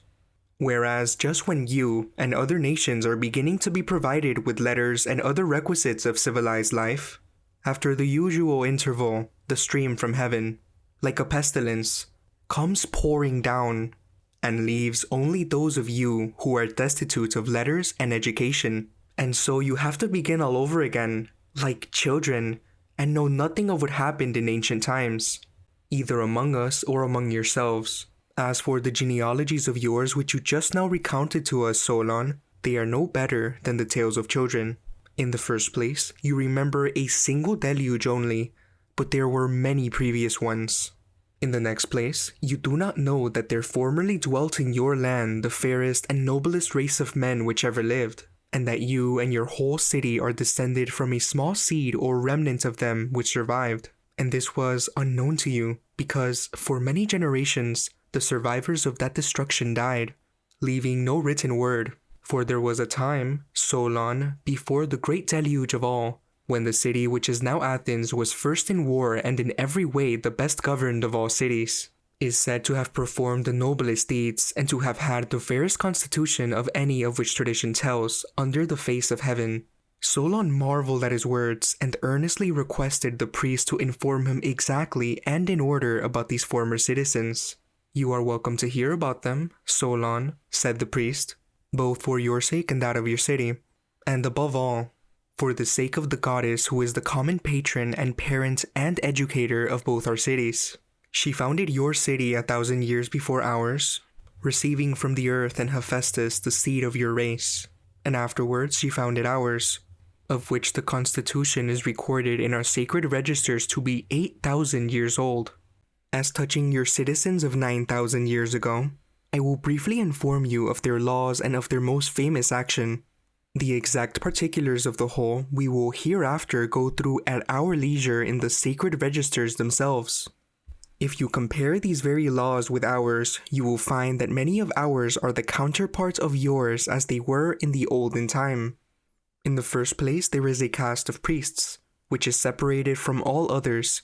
Next, there are artificers, who ply their several crafts by themselves, and do not intermix. And also there is the class of shepherds and of hunters, as well as that of husbandmen. And you will observe too that the warriors in Egypt are distinct from all other classes, and they are commanded by the law to devote themselves solely to military pursuits. Moreover, the weapons they carry are shields and spears, a style of equipment which the goddess taught of Asiatics first to us, as in your part of the world first to you. Then, as to wisdom, do you observe how our law from the very first made a study of the whole order of things, extending even to prophecy and medicine which gives health, out of these divine elements deriving what was needful for human life, and adding every sort of knowledge which was akin to them. All this order and arrangement the goddess first imparted to you when establishing your city, and she chose the spot of earth in which you were born, because she saw that the happy temperament of the seasons in that land would produce the wisest of men. Wherefore the goddess, who was a lover both of war and of wisdom, selected and first of all settled that spot, which was the most likely to produce men likest herself. And there you dwelt, having such laws as these, and still better ones, and excelled all mankind in all virtue, as became the children and disciples of the gods." End quote. Plato's Timaeus, section 22b to 25d, translated by Benjamin Jowett. While Magdari and others associated Ogygia with Ireland, Plato's account in Timaeus suggests something much broader, a cycle of worldwide cataclysms. Each author lends weight to the idea, filtered through the lens of their own time and geography.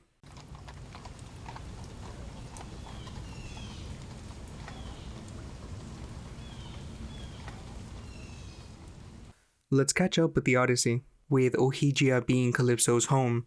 Quote, "So Hermes traveled over the endless breakers until he reached the distant isle. Then leaving the violet sea, he crossed the land, and came to the vast cave where the nymph of the lovely tresses lived, and found her at home. The great fire blazed on the hearth, and the scent of burning cedar logs and the junipers spread far across the isle. Sweet-voiced Calypso was singing within, moving to and fro at her loom, weaving with a golden shuttle.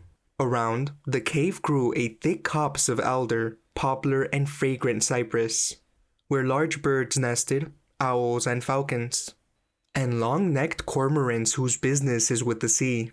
And heavy with clustered grapes, a mature cultivated vine went trailing across the hollow entrance. And 4 neighboring springs, channeled this way and that, flowed with crystal water, and all around in soft meadows, iris and wild celery flourished." End quote. Homer's Odyssey, Book 5, lines 55 to 73. Ogygia, Atlas, and the Omphalos of the Sea. Of the 10 years Odysseus spent journeying home after the Trojan War, 7 were spent on Ogygia, the remote western island ruled by the nymph Calypso, daughter of Atlas. According to scholar Dimitri Nakasis, Calypso may have originally been a kind of twin to Circe, arising at the crossroads of a cosmological shift, when ancient worldviews pivoted from envisioning the sun's journey as a singular arc to conceiving it as a dual-polar odyssey across the heavens.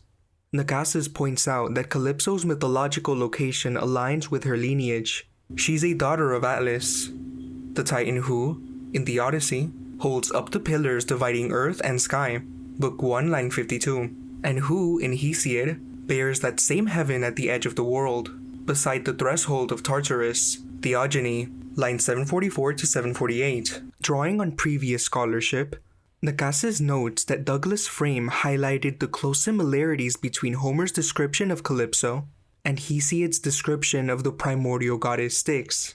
In Theogony, lines 805 to 806, the term Ogygian is used in reference to the Stygian waters, functioning not just as a location but as an adjective meaning primeval. Homer reinforces this association with Atlas in his portrayal of Ogygia itself. On the island's edge grow towering alder, poplar, and fir trees, visually evoking Atlas's cosmic burden. Homer's Odyssey, Book 5, lines 238 to 239. In Hesiod's Theogony, Atlas is similarly located in the far west, Quote, Atlas with hard constraints upholds the wide heaven with unwearying head and arms, standing at the borders of the earth before the clear-voiced Hesperides. End quote. Hesiod, Theogony, lines 517 to 520. Tartarus too is situated in this outermost region, lines 721 to 722, 731, and 746 to 747 of Hesiod's Theogony. As we just saw, Ogygia lies at the navel of the sea, Homer's Odyssey, Book 1, line 50. But there's another layer to Omphalos worth catching. The term can refer to not just a central point, but to a kind of plug or valve, like the stopper of a bath. And that ambiguity becomes especially interesting when compared with later medieval conceptions of the North Pole, especially, as you know, the Rupes Nigra, a massive magnetic mountain said to lie at the pole, where ocean waters swirl in and out in a kind of cosmic whirlpool. That motion echoes Charybdis herself, swallowing and spewing the black waters 3 times a day, 3 times darkly sucking them back. Odyssey, Book 12, lines 104 to 106. Same rhythm, same cosmic mechanism. This dynamic may also be reflected in the layout of Calypso's grotto, which features 4 streams flowing outward in different directions. Homer's Odyssey, Book 5, lines 70 to 75. The early modern maps often depict 4 rivers leading into the Rupes Nigra, creating a spatial resonance between myth and cartography. Even if Ogygia's waters flow out while the polar rivers appear to converge inward. There's also paintings. Taken together, these details suggest that some of the medieval and early modern ideas about the nature of the Arctic, particularly its function as a kind of central outlet or omphalos, may have older roots in Homeric myth. Going back even further, Ogygia's role as the navel of the sea may itself descend from Mesopotamian cosmology, especially the concept of Apsu or Abzu, the vast subterranean freshwater sea beneath the earth. In the Enuma Elish, a Babylonian creation epic recovered according to mainstream history from the 7th century library of Ashurnabipal in Nineveh, Apsu is both a cosmic domain and a personified primordial being representing the freshwater abyss. Quote, When the heavens above did not exist, and earth beneath had not come into being, there was Apsu, the first in order, their begetter, and Demiurge Tiamat, who gave birth to them all. They had mingled their waters together, before meadow land had coalesced and reed bed was to be found. When not one of the gods had been formed, or had come into being, when no destinies had been decreed, the gods were created within them. End quote. Enuma Elish, Tablet 1, lines 1 to 9. It's possible that the crystal clear water from Calypso's 4 springs symbolizes the production or presence of fresh water, while Charybdis, which cyclically swallows and spews the sea, may represent the recycling of salt water or brine, the concept of 4 flowing streams which also appears in the biblical book of Genesis, chapter 2, verses 9 to 14. As I've said before, where a river in Eden divides into 4 headwaters.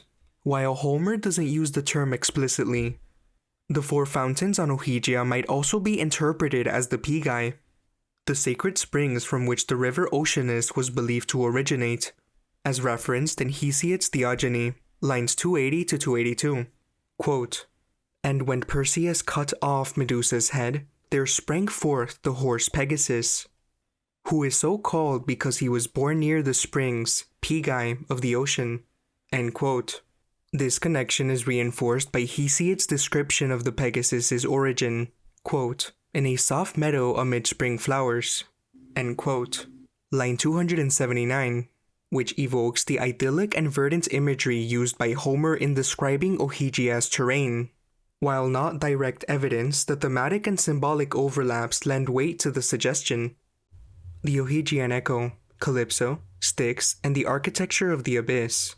As observed by both Frame and Nicasis, the goddess Styx is described by Hesiod with the same epithet, Ogygian, Theogony lines 805 to 806, linking her, at least symbolically, to the same remote and primeval associations as Calypso.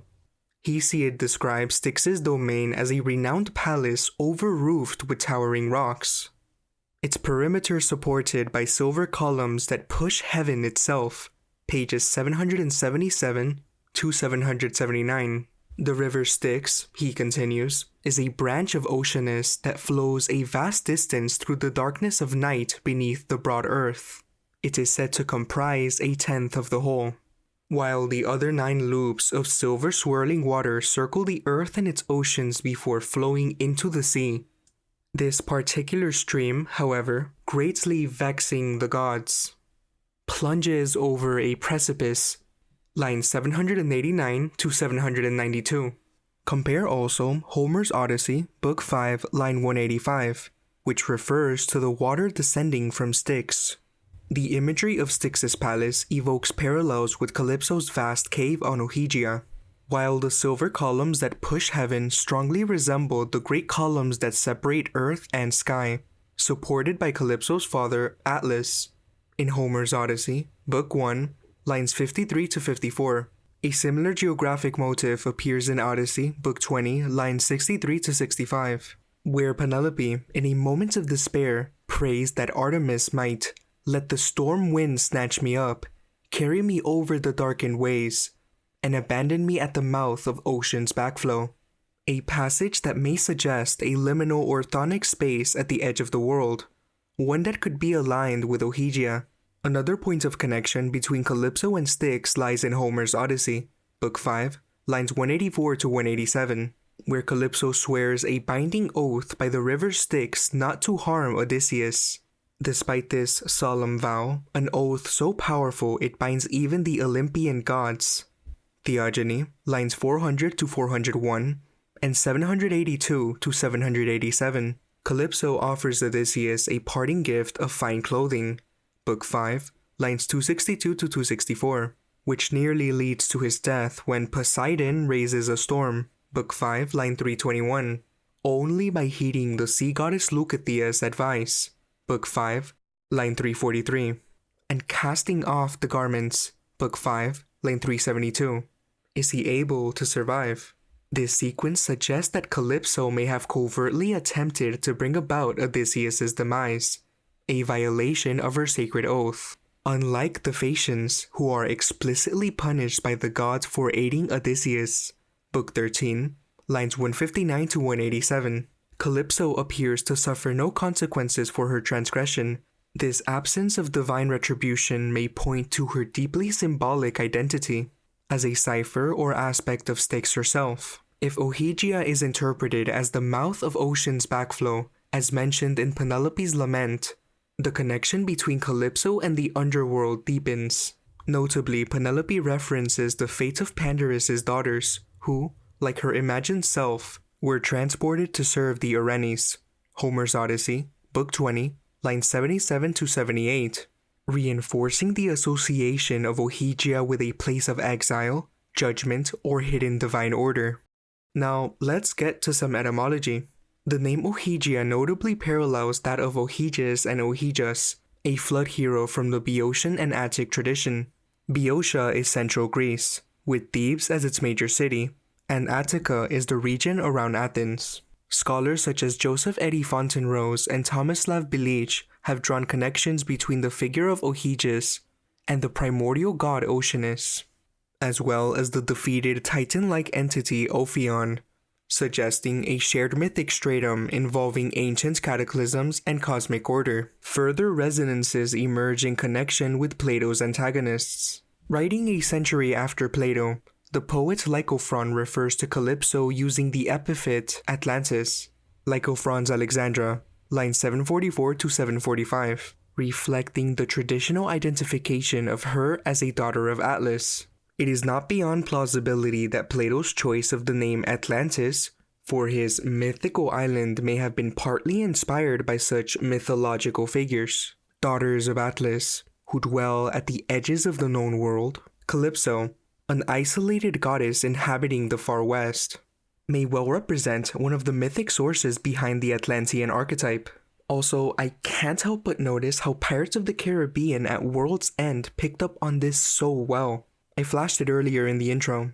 There's Calypso, and the literal edge of the world, guiding a voyage into a liminal polar space to retrieve Jack Sparrow. Gore Verbinski clearly did his homework, but we'll save that for a coming chapter in this video, where we dive fully into the North Pole in media.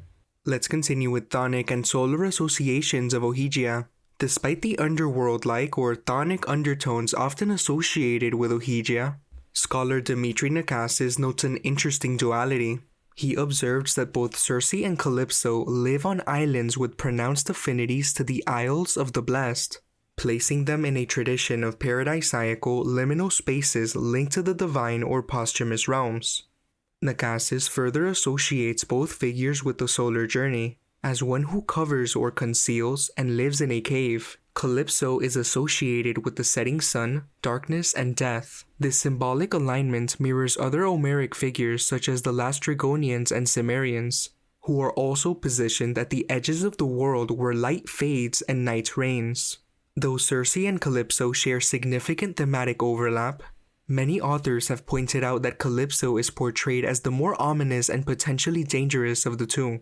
Circe's later relocation to a Western locale in later literature is contributed to further conflation between the two figures. As a result, some later sources, including Propertius in Elegies, Book 3, Poem 12, line 21, Pomponius Mela in Decorographia, Book 2, Section 120, and Hyginus in Fabulae, Myth number 125, even places Calypso on Aia, the island of Circe, rather than Ogygia. While later traditions associate Ogygia with the island of Gozo in the Maltese archipelago, its far western position in Homer's geographic imagination is strongly implied by the time it takes Odysseus to reach the next known land to the east. Quote, "At night, he never closed his eyes in sleep, but watched the Pleiades, late-setting boots, and the great bear that men called the Wain, that circles in a place opposite Orion, and never bathes in the sea.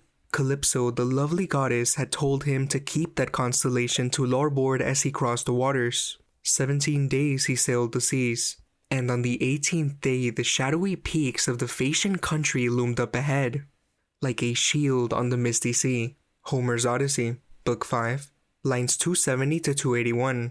Locating Ogygia, Nakasis notes that Scheria, the land of the Phaeacians, is situated on the remote western fringes of the Greek world. Hence, Ogygia must be located even further to the west. This spatial logic places Ogygia at the very edge or beyond the known world in Homer's geography. Strabo, the Greco-Roman geographer, interprets most of Odysseus' journey as unfolding in real geographic locations. And when it comes to Ogygia and Scheria, he places them firmly in the Atlantic Ocean, in the realm of Oceanus, the Great Outer Sea. Geography, Book 1, Chapter 2, Section 18. As we touched on, Plutarch in On the Face in the Moon situates Ogygia even farther afield. This enigmatic description inspired Irish historian Rurio Flahivarti to title his own magnum opus after Calypso's island. It's important to note that Plutarch is not offering a geographic treatise here, but a mythic cosmology, presented as a tale told by the Carthaginian Sulla, who claims to have heard it from a mysterious Greek traveler. Quote, "There are 3 other islands equidistant from Ogygia and from one another, in the general direction of the sun's summer setting.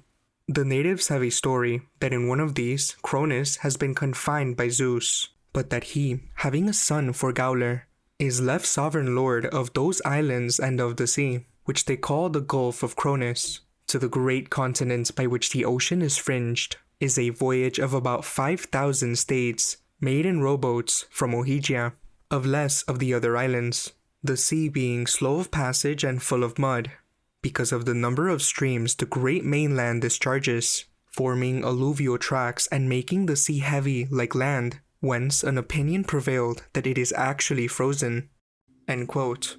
Plutarch, On the Face which appears on the orb of the moon, translated and edited by Arthur Octavius Picard, 1911 edition, page 42.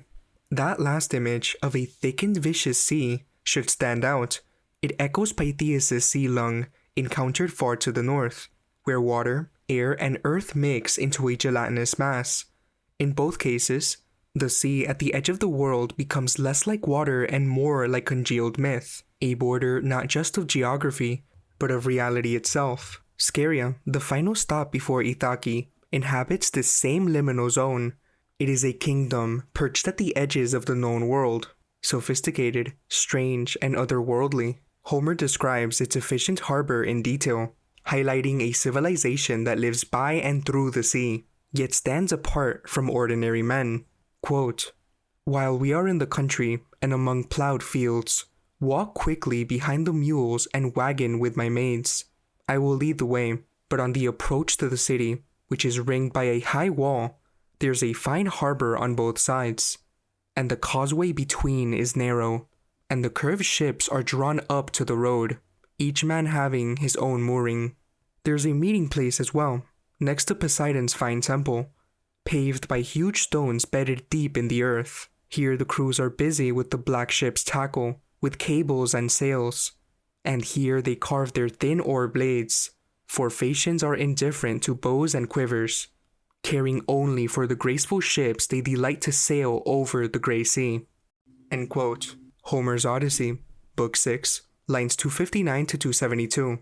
Quote, "The Phaeacians are nearly divine, claiming that even if one met the gods alone, they use no disguise, since we are next of kin to them, like the Cyclops and the wild tribe of giants." End quote. Homer's Odyssey, Book 7, lines 204 to 206. Quote, "Their ships are supernatural, for the ships themselves know our thoughts and wishes, and never fear damage or shipwreck." End quote. Homer's Odyssey, Book 8, lines 557 to 563.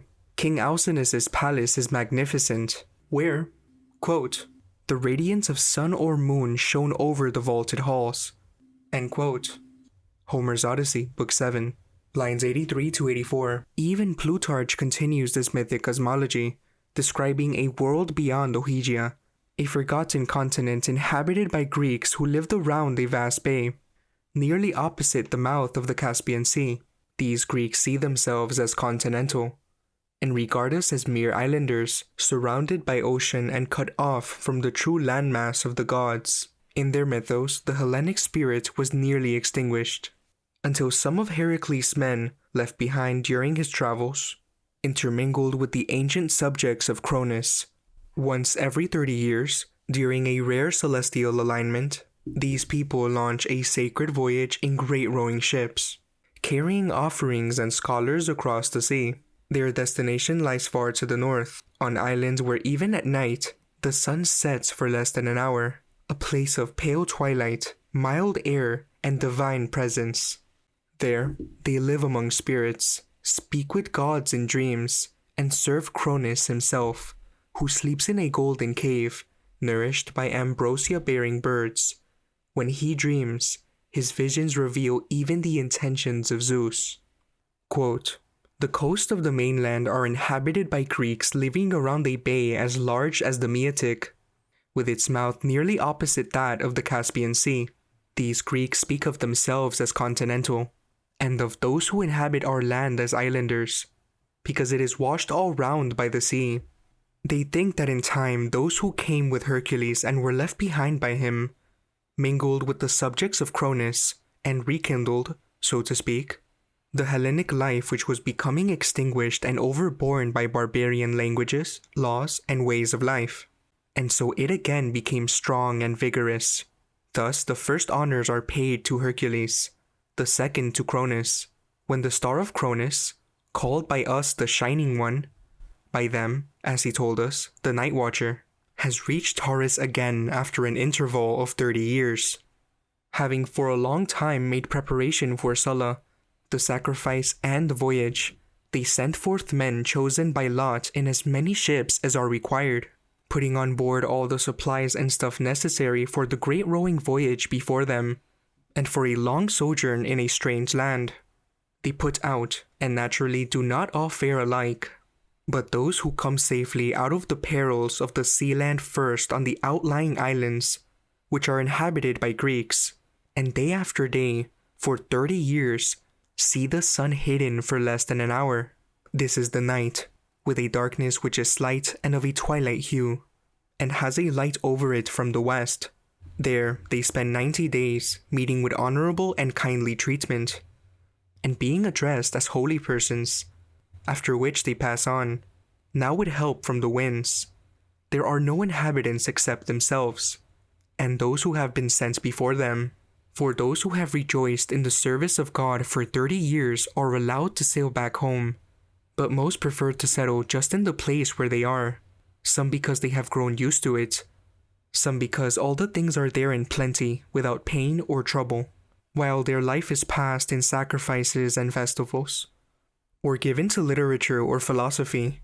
For the natural beauty of the isle is wonderful, and the mildness of the environing air. Some are actually prevented by the god when they are of a mind to sail away, manifesting himself to them as to familiars and friends, not in dreams only or by signs.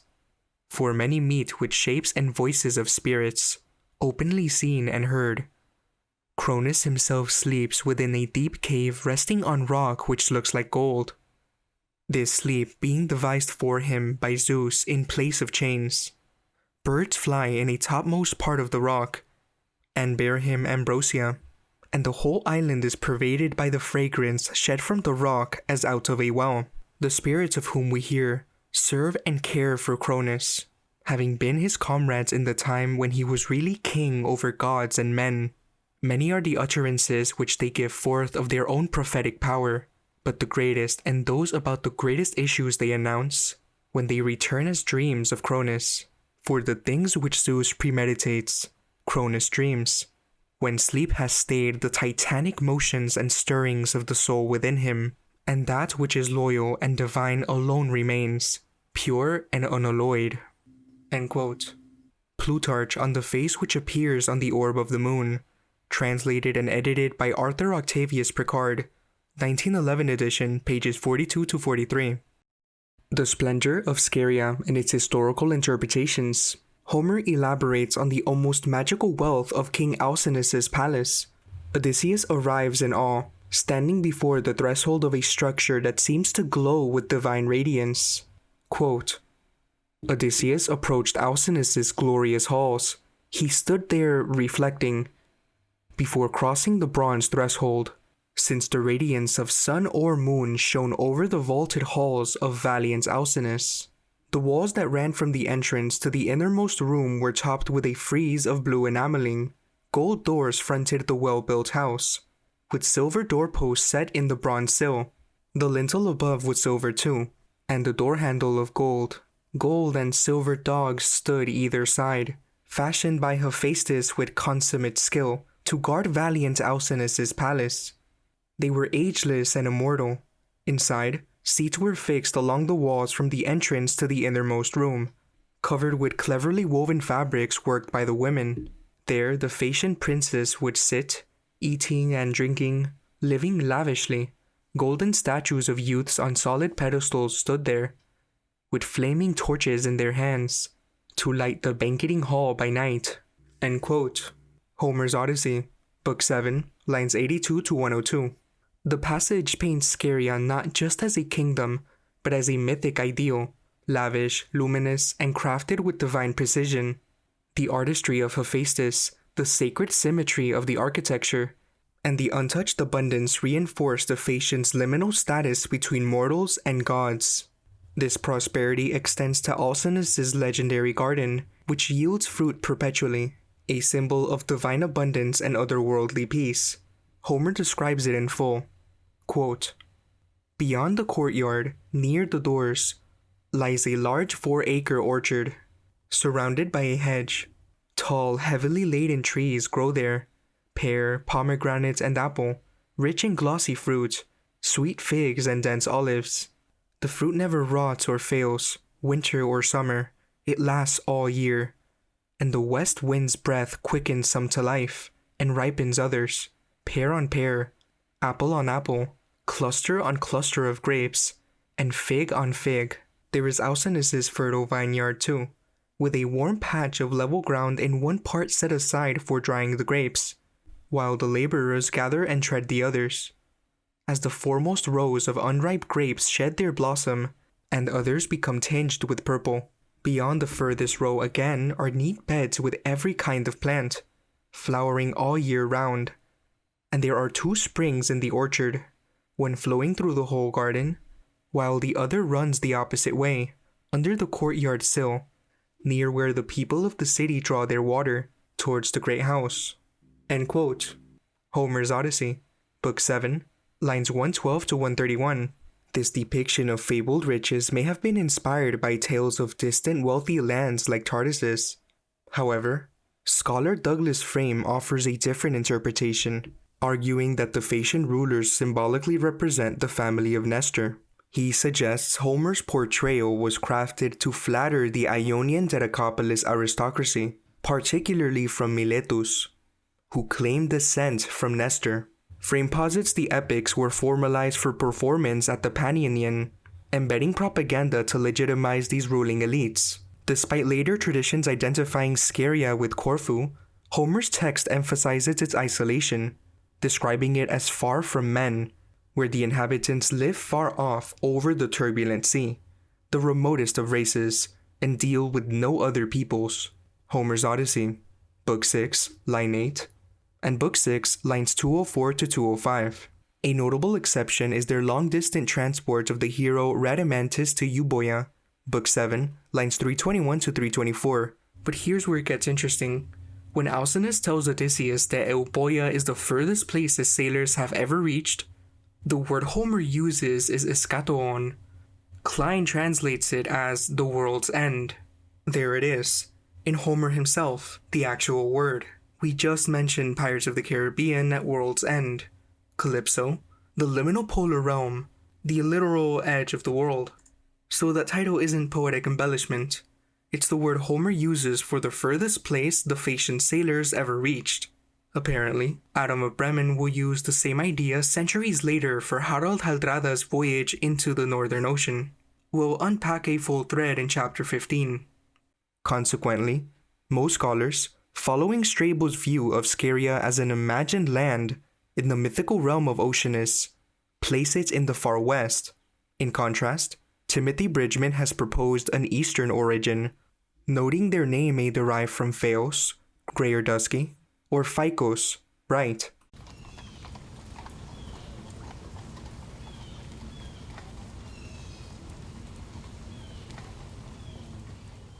Friedrich Welker once proposed that the Phaeacians might be interpreted as ferrymen of the dead, tying them to chthonic figures like Charon.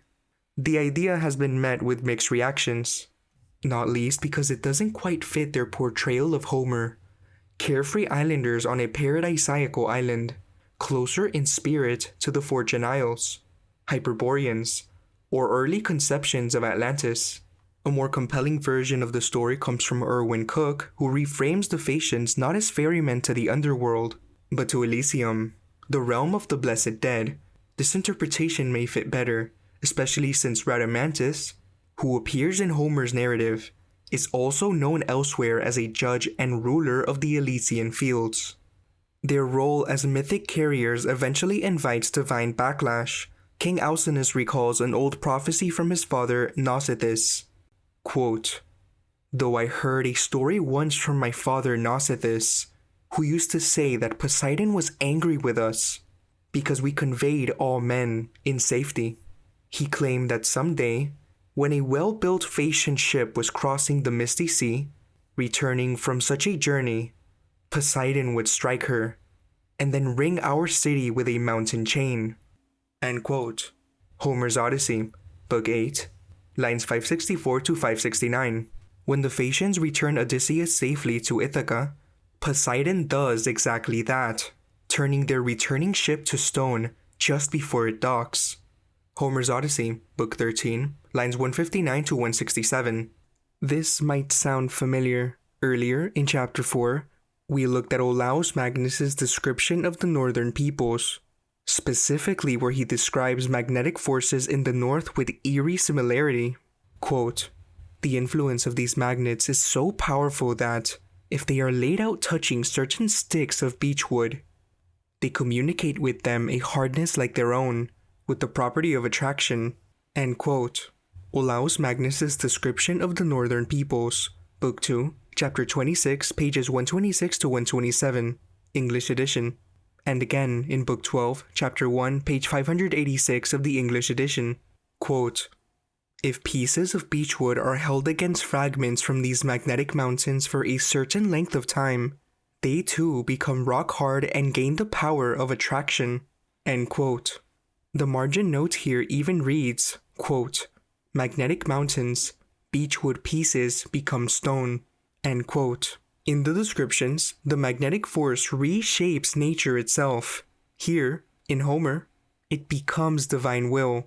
Poseidon's power mirrors that same magnetic transformation, a sudden petrification that halts a voyage and seals a fate.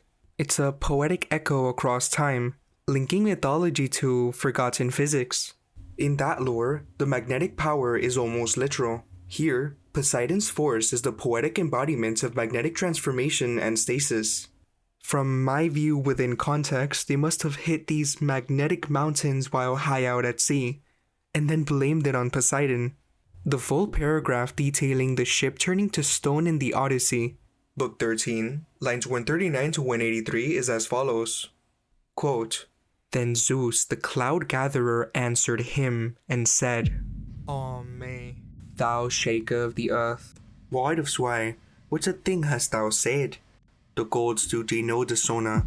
Hard indeed would it be to assail with dishonour our eldest and best. But as for men, if anyone, yielding to his might and strength, fails to do thee honour and naught, thou mayest ever take in vengeance, even thereafter. Do as thou wilt, and as is thy good pleasure. Then Poseidon the earth shaker answered him, straightway should have done as thou sayest, thou god of the dark clouds. But I ever dread to avoid thy wrath. But now I am minded to smite the fair ship of the Phaeacians, as she comes back from his convoy on the misty deep, that hereafter they may desist and cease from giving convoy to men, and to fling a great mountain about their city. Then Zeus the cloud gatherer answered him and said, lazy one, hear what seems best in my sight. When all the people are looking forth from the city upon her, she speeds on her way. Then do thou turn her to stone hard by the land, a stone in the shape of a swift ship, that all men may marvel. Do thou fling a great mountain about the city. Now when Poseidon the earth shaker heard this, he went on his way to Scheria, where the Phaeacians dwell, and there he waited. And she drew close to the shore, the seafaring ship, speeding swiftly on her way. Then near her came the earth shaker, and turned her to stone, and rooted her fast beneath by a blow of the flat of his hand. And then he was gone, but they spoke winged words to one another, the Phaeacians of the long oars, men famed for their ships, and thus one would speak, with a glance at his neighbor. May, who has now bound our swift ship on the sea as she sped homeward? Lo, she was in plain sight. So would one of them speak, but they knew not how these things were to be. Then Alcinous addressed their company and said, Lo now, verily, the oracles of my father, uttered long ago. He was wont to say that Poseidon was wroth with us because we give safe convoy to all men. He said that some day, as the beautiful ship of the Phaeacians was returning from a convoy over the misty deep, Poseidon would smite her, and would fling a great mountain about our town, so that old man spoke.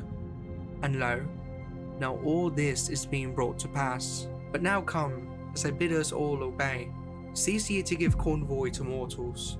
When anyone comes to our city, and let us sacrifice to Poseidon 12 choice bulls, if haply he may take pity, and not fling a lofty mountain about our town. End quote.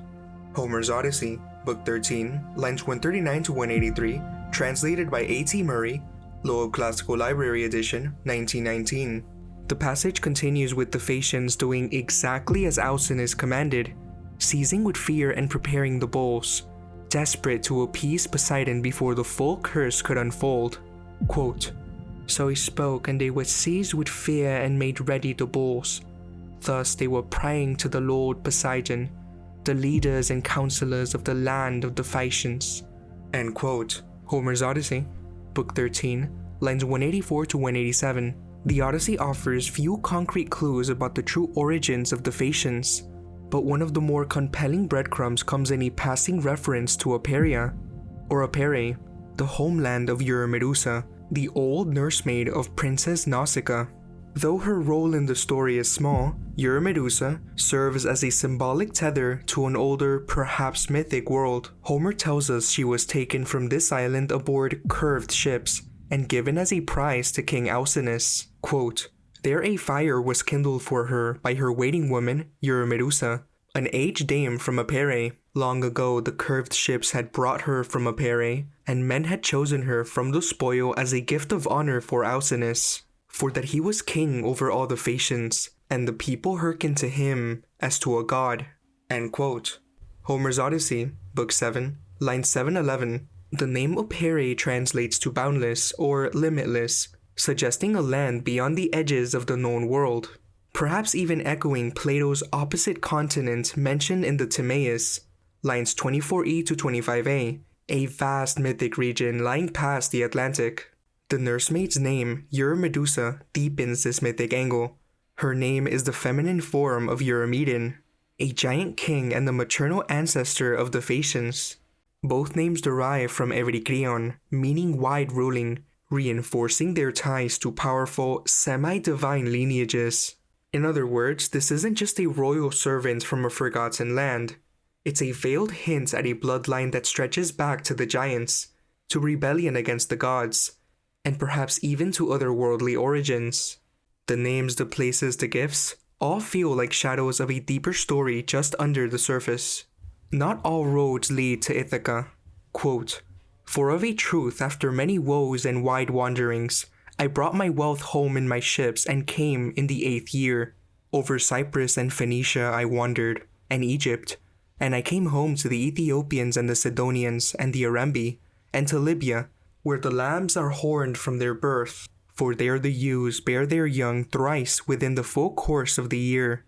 There neither master nor shepherd has any lack of cheese, or of meat or of sweet milk, but the flocks ever yield milk to the milking the year through." End quote. Homer's Odyssey, Book 4, lines 81 to 86.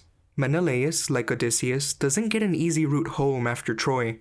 He's forced into a long and winding detour through the edges of the known world, encountering exotic peoples, strange lands, and mythic beings along the way. One of his most memorable episodes involves wrestling with Proteus, the shape-shifting sea god off the coast of Egypt. All tales that remind me of the description of the northern peoples, and all the other books we've gone over in this presentation. Later myths go further still, suggesting that the real Helen was never in Troy at all, but spirited away to Egypt, while Paris unknowingly carried off a phantom, a shadow double crafted by the gods. Menelaus' journey home, like Odysseus's, dragged him through a series of strange lands. Sidon, Phoenicia, Cyprus, Egypt were familiar names to Homer's listeners. Others were more elusive. The Ethiopians, often imagined as living at the margins of the world, were said to host divine visitors like Poseidon. The Arembians are more enigmatic still, possibly desert nomads, possibly dwellers in caves. Their identity remains unclear even in later sources. Libya, as Menelaus describes it, borders on the mythic. It's a place where sheep give birth 3 times a year, and milk flows year-round. Robin Lane Fox, a modern historian, suggests that this isn't Cyrenaica, the well-known Greek colony, but a region farther west, near Carthage and Lake Tritonis, a land already ancient before the Greeks arrived, steeped in mystery, and humming with the echoes of pre-Hellenic trade and legend. If Menelaus' Libya placement wasn't Cyrene, Fox's placement near Carthage and Lake Tritonis makes sense. A region tied not just to trade but to the deep mythic memory of North Africa.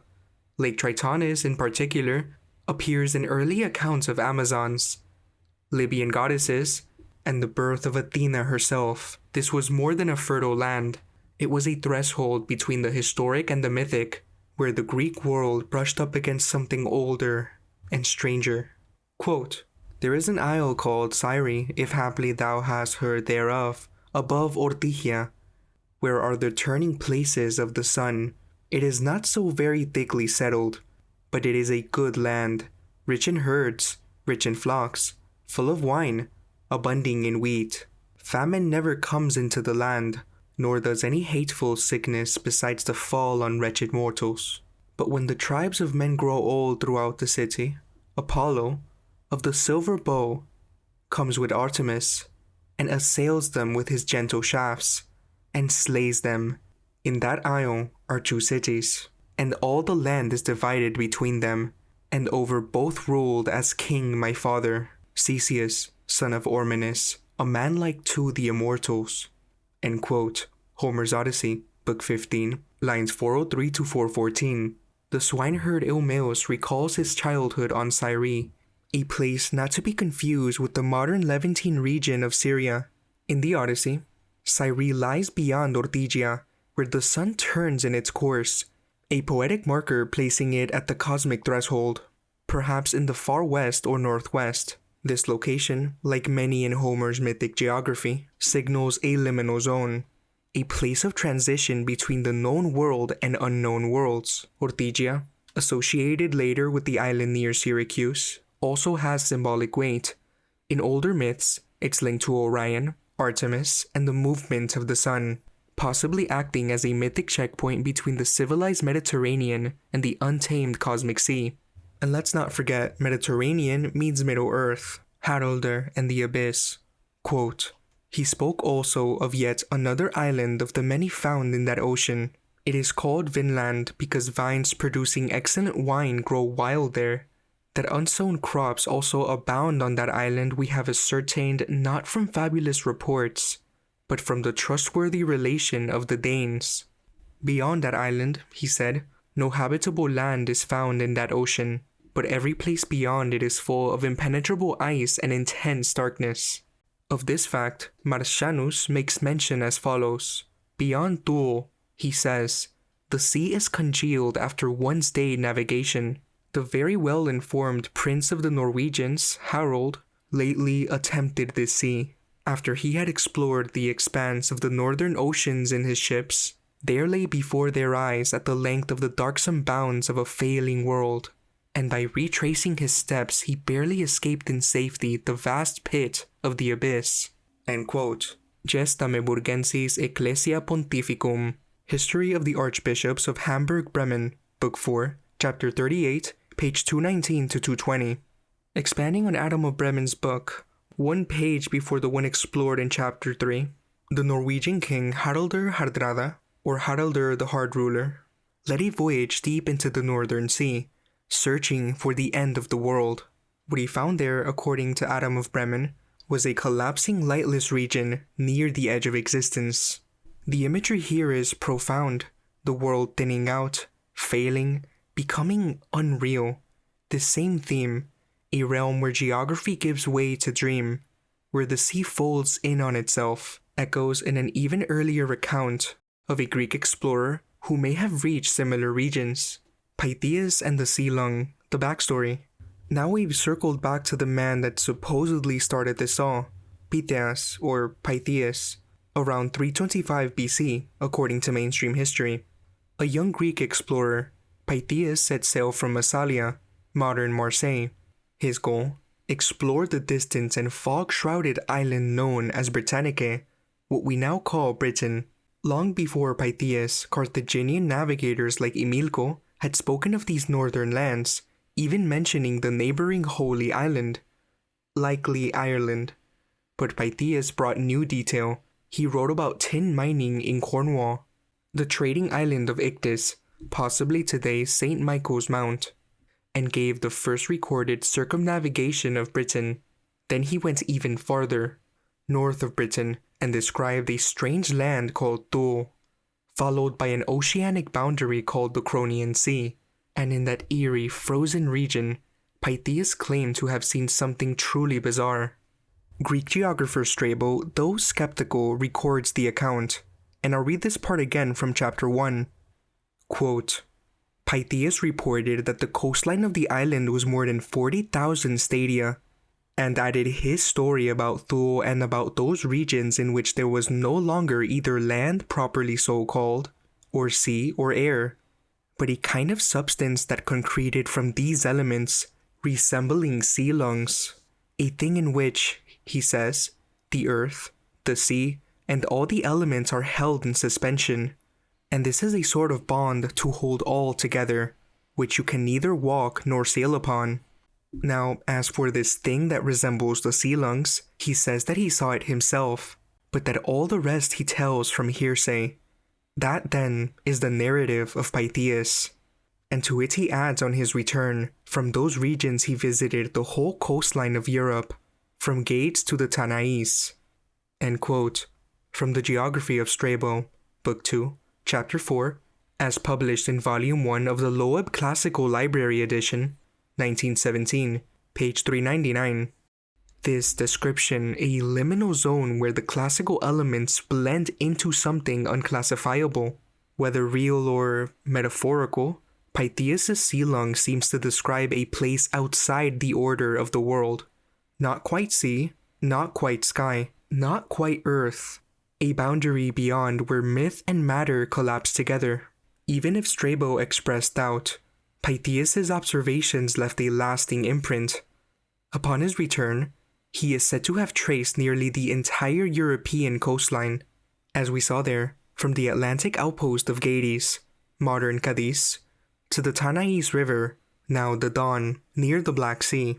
Still, what lingers for most of his journey is that singular vision, the sea lung, a surreal hybrid of fog, jelly, and brine. It remains one of the earliest recorded encounters with something so alien that it resists explanation. I mean, was it a bank of sea ice, a mirage of refracted light, or did Pythias stumble into a true boundary zone, the literal edge of the ancient world? Maybe something more matter than mythical. We've already followed him into the murk of Thule, where elements blurred and the natural order dissolved, but his story doesn't end there. He turns homeward, but not directly. Pythias wanders through the Baltic amber shores, past the Vistula's mouth, and onto the haunted island of Abalus. There his route fades and the myths take over again. Behind him lies the fog of legend. Ahead, whirlpools, millstones, and the churning abyss. We're far past the edge now. The Cosmic Mill. While Rome expanded under Augustus and the world turned beneath the weight of empires, something else was unfolding far to the north. On the island of Zealand, the early Danish kings ruled from Leyda, a center of myth as much as power. Among them was Frodi, remembered not for conquest, but for an age of peace so lasting and rare that it took his name, Frodi's Peace. 30 years of calm and prosperity, a golden age that would later be thrown into sharper relief by the chaos that followed. His reign aligned with a time of growing unity across the north. To the east, the Swedes gathered around Uppsala, their sacred site of kingship and gods. The stories of these two peoples, Danish and Swedes, often blur together. Even their earliest legends refuse to stay in neat boundaries. One of these legends tells of Fjolnir, a Swedish ruler said to be of divine descent, whose life ended in absurdity, drowned in a vat of mead. But before that, he struck a deal with Frodi. 2 giant women, Fenja and Menja, were given into his hands. These weren't just mythic figures, they were Ividir, beings of immense strength and ancient knowledge. Frodi didn't want them for battle or politics, he wanted them for what they could power. He had built a mill. Not the kind that grinds grain. This one was meant to grind something else. Wealth, peace, order. The machine was called Groti, and according to the story, its enchanted millstones had been gifted by a shadowy figure named Hingikjupter.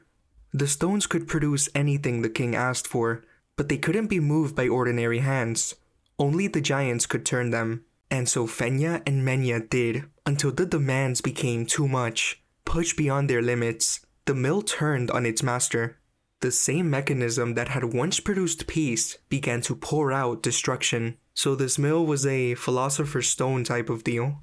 And the peace and destruction part reminds me a lot of the tides, with the whirlpool sucking in and spewing every 6 hours in intervals, which can point that a lot of these stories have their foundations in allegory for natural phenomena. That doesn't mean the natural phenomena itself isn't outstanding.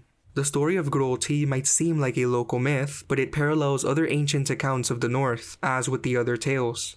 It is clearly cosmic allegory. The mill is a world engine, and its breakdown represents the fall of a golden age or the loss of balance in nature.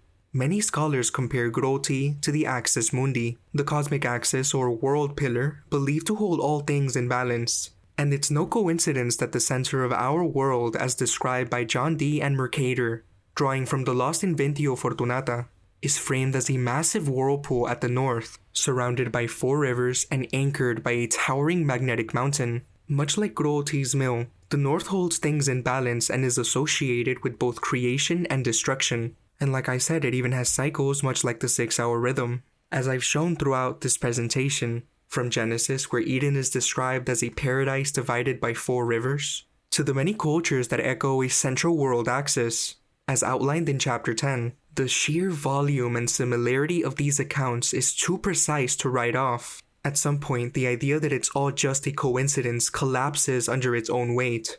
The North Pole is the world's magnetic spine, and its brain.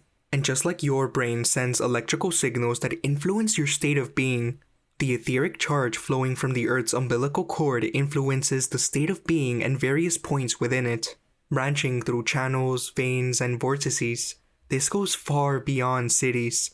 This is the structure of reality itself. The term Axis Mundi, also known as the cosmic axis, world pillar, center of the world, or world tree, refers to a mythological structure that links heaven and earth, a bridge between realms, the anchor point of reality itself. The concept was brought into modern discussion by Mircea Eliade in the 1950s, but it's been present in human belief for a very long time.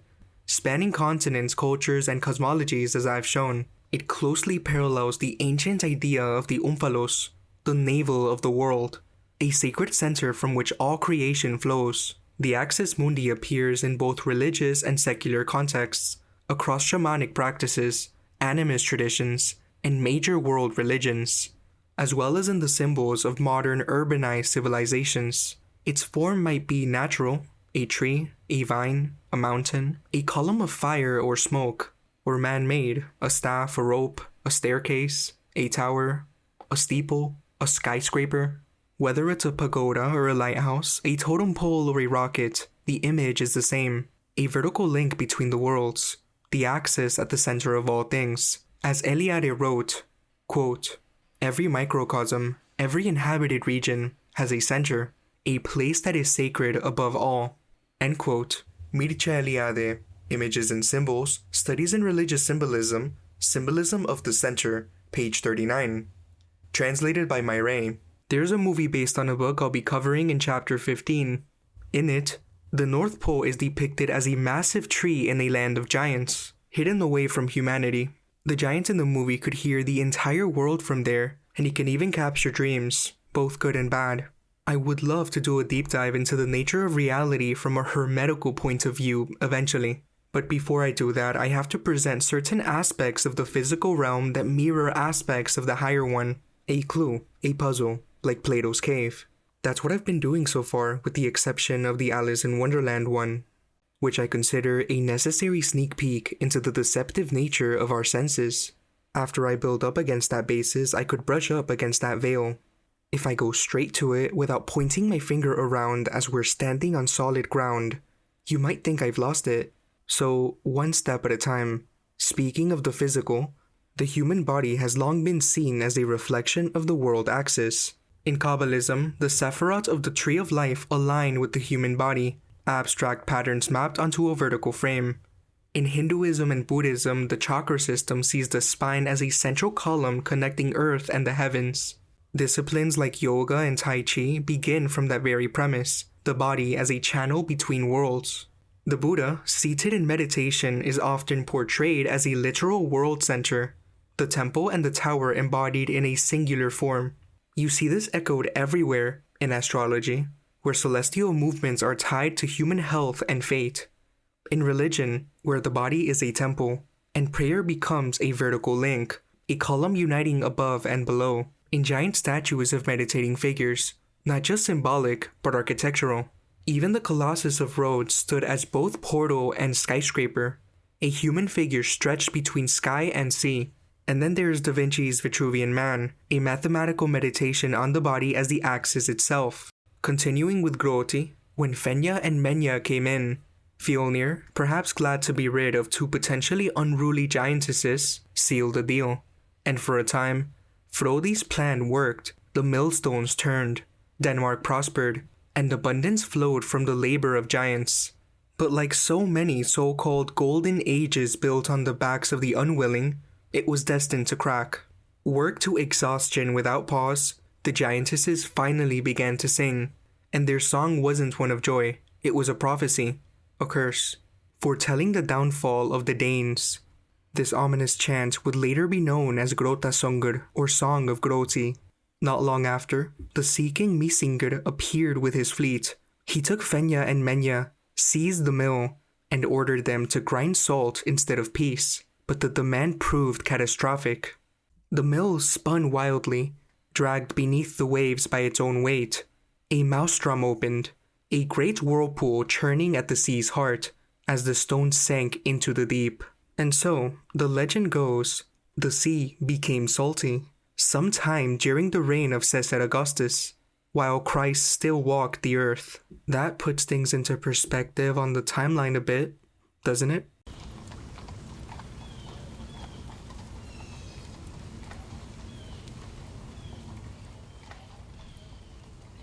The bloodlines of giants and kings.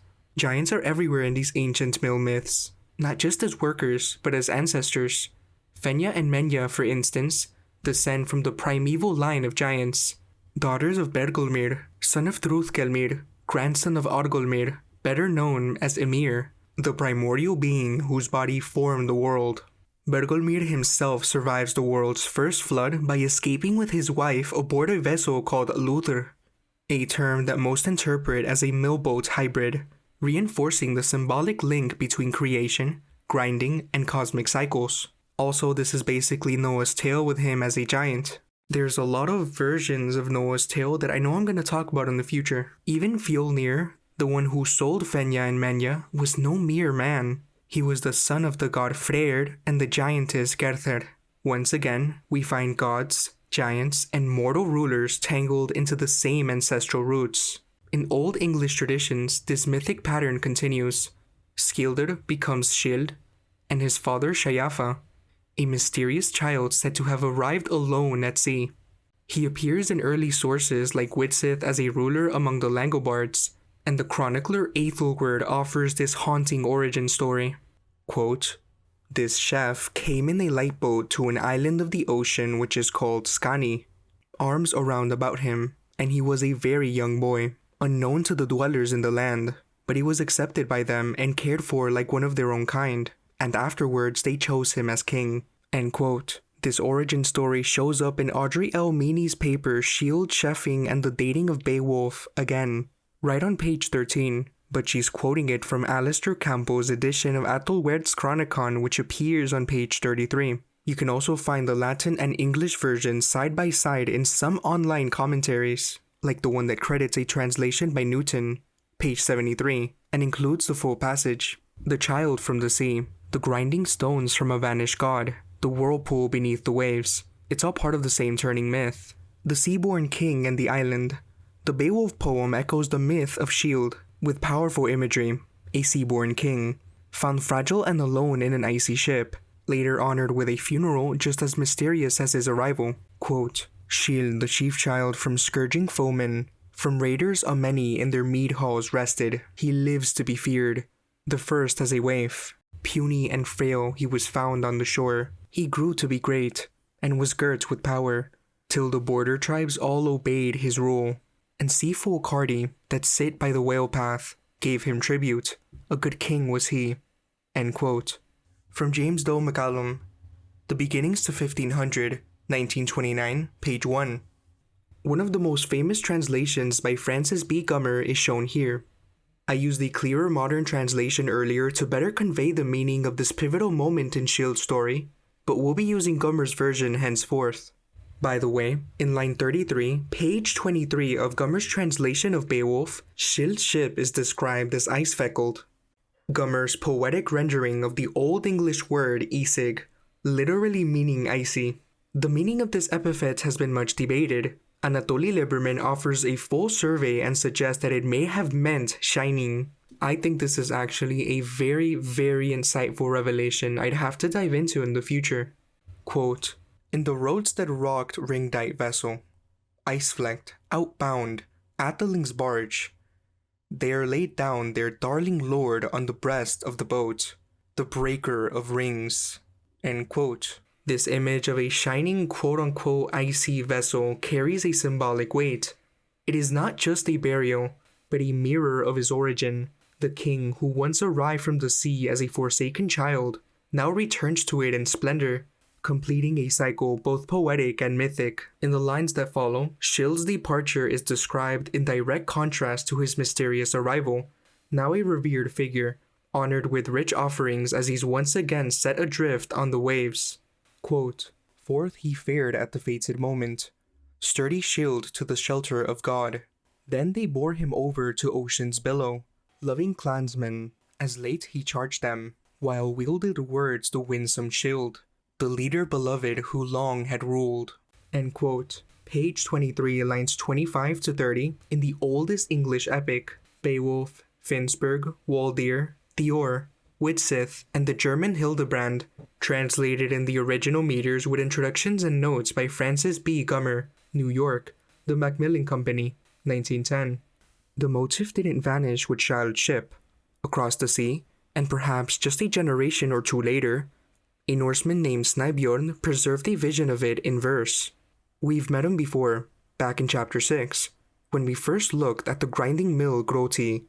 And yes, this may be the same Snæbjorn who first glimpsed the icy shores of Greenland. In that strange and powerful stanza, he connects the tale of Frodi's mill to a different legendary figure, Amlodi, better known today as the seed of Shakespeare's Hamlet. So, who are these 9 brides of Skerries? The strongest theory links them to the 9 daughters of Aegir, the ocean giant also called Ler, a name possibly echoed in the toponym Lida, and possibly another face of Gylmir, father of the giantess Geirthur. His wife, the dread goddess Ran, is their mother. Their names are Blotuhadda, Bilja, Trudvn, Orbara, Duva, Hefring, Himingleiva, Run, Kolga, and Un. What's more, Aegir isn't just a sea god, he's also known as the legendary brewer of the North's ale.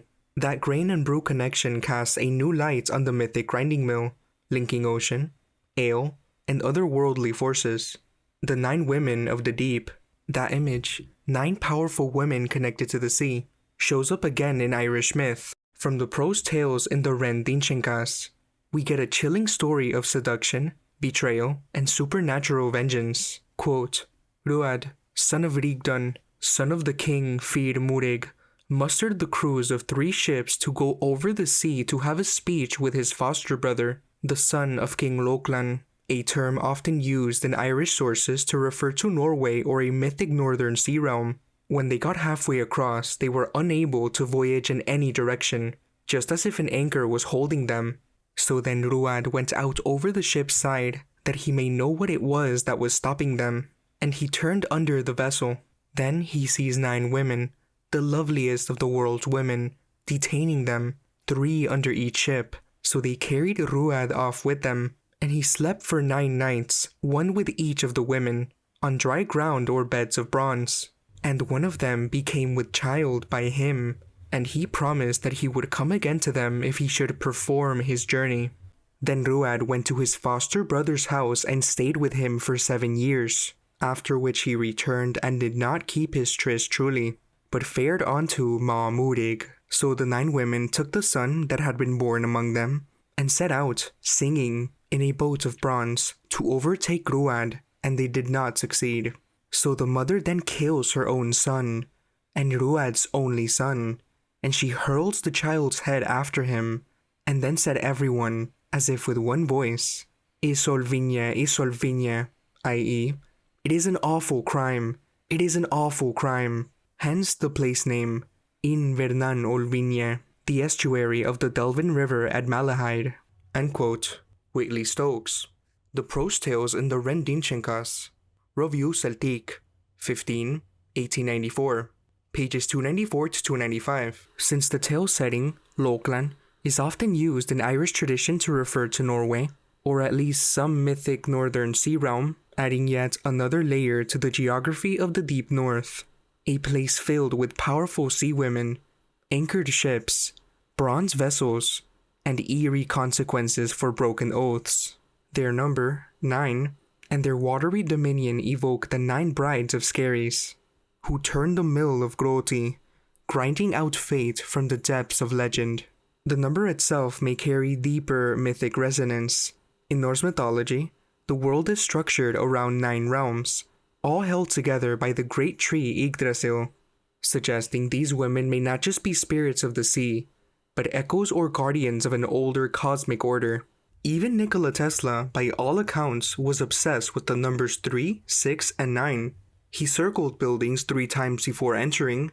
He insisted on hotel rooms divisible by 3. Whatever he believed about them, he never published a theory, but he treated those numbers as if they meant something. Perhaps these mythic 9s are more than poetic detail. They may be reflections of a hidden structure underlying both myth and nature. We're not done with mythic mills. The Ogunakta hero Maldwin in the Irish voyage Imram, the Voyage of Maldwin, lands on a strange island where a mill grinds only what is begrudged. A metaphysical punishment machine fueled by bitterness. Even darker is the tale of Iikura, who meets the Miller of Hell, described as big, surly, rough, jet black, tanned, and hideous. These aren't just one-off fairy tales. The theme of mills as cosmic or moral mechanisms, grinding fate, salt, or sin, spans geographies and cultures. Hasog Ernst, quote, Hasog Ernst is an epic of a different class. It is questionable indeed if we have here the work of a Spielmann at all. The genial tone and the intimate touch with the popular epic traditions, which the poetry of the Spielleute almost always shows, are absent from Herzog Ernst. The author was more probably some lay brother who went farther afield than the Christian legends, which, as we have seen, the clerical poets of the time usually made the subjects of their poetry. Herzog Ernst is a remarkable medley of historical and legendary elements. Ernst II was a Duke of Swabia who lived a stormy life of constant rebellion against his stepfather. King Conrad II, finally reduced to freebooting, he met his death in the Black Forest in 1030. End quote. According to mainstream history. By the way, freebooting means engaging in plundering or raiding, usually in a lawless or unauthorized way, basically piracy or banditry, often on land or sea. Let's continue with the quote. The life of this freebooting duke was seized upon by popular imagination, and he became a kind of Gods von Berlikingen of the 11th century. Older historic elements were gradually woven into the story, and finally Duke Ernst was associated with a crusade. To put an end to the constant fighting in which he and his followers are involved, they set out for the Holy Land. The second and longer part of the poem describes, somewhat in the manner of Alexander Litt, which is another medieval German epic. Let's continue. Presently discussed, the Duke's adventures among men with cranes' heads. End quote. This immediately calls to mind those monstrous Tartar illustrations, along with similar depictions found in works like Ulisse Aldrovandi's Monstrorum Historia, 1642 edition, and this strange 17th century broadside, called The Exact Effigies of a Monstrous Tartar Taken in Hungary by the Valor of the Noble Count Serini, February 1664. Back to Herzog Ernst, quote, Griffins, web-footed people who, when it rains, have simply to lie on their backs and raise one leg to obtain shelter. Among pygmies and giants, not to speak of natural wonders such as a magnetic mountain and an underground river. In fact, this part of the epic is a collection of ideas then current about the East, drawn from all possible sources. Duke Ernst ultimately vanquishes the Saracens, reaches the Holy Sepulchre, and returns home to be reconciled to his stepfather. Herzog Ernst was originally written on the Lower Rhine, and a few fragments of this oldest version have been preserved. It seems, however, at an early date to have found its way to Bavaria, where it was remodeled and given its present form about 1180. A later version of the poem, also in the Bavarian dialect, as well as a ballad of the 14th and a Volksbuch of the 15th century, bear testimony to its lasting popularity. As literature, Herzog Ernst is inferior to König Rotha. The personal note of the Spielmann, which makes the latter epic so interesting, is missing. On the other hand, although Herzog Ernst shows plainly the influence of the Crusades, there is in it none of that higher spirit of chivalry, which was just at this time being introduced into German literature from France. It is neither Spielmann's poetry nor court epic." End quote. From A History of German Literature by John G. Robertson, pages 46 to 47. What they encountered was no ordinary sea. It was alive, sentient in its pole, the magnetic mountain, like the whirlpool beneath Groti, or the spinning gyre of Ginnungagap, is both mechanical and mythic.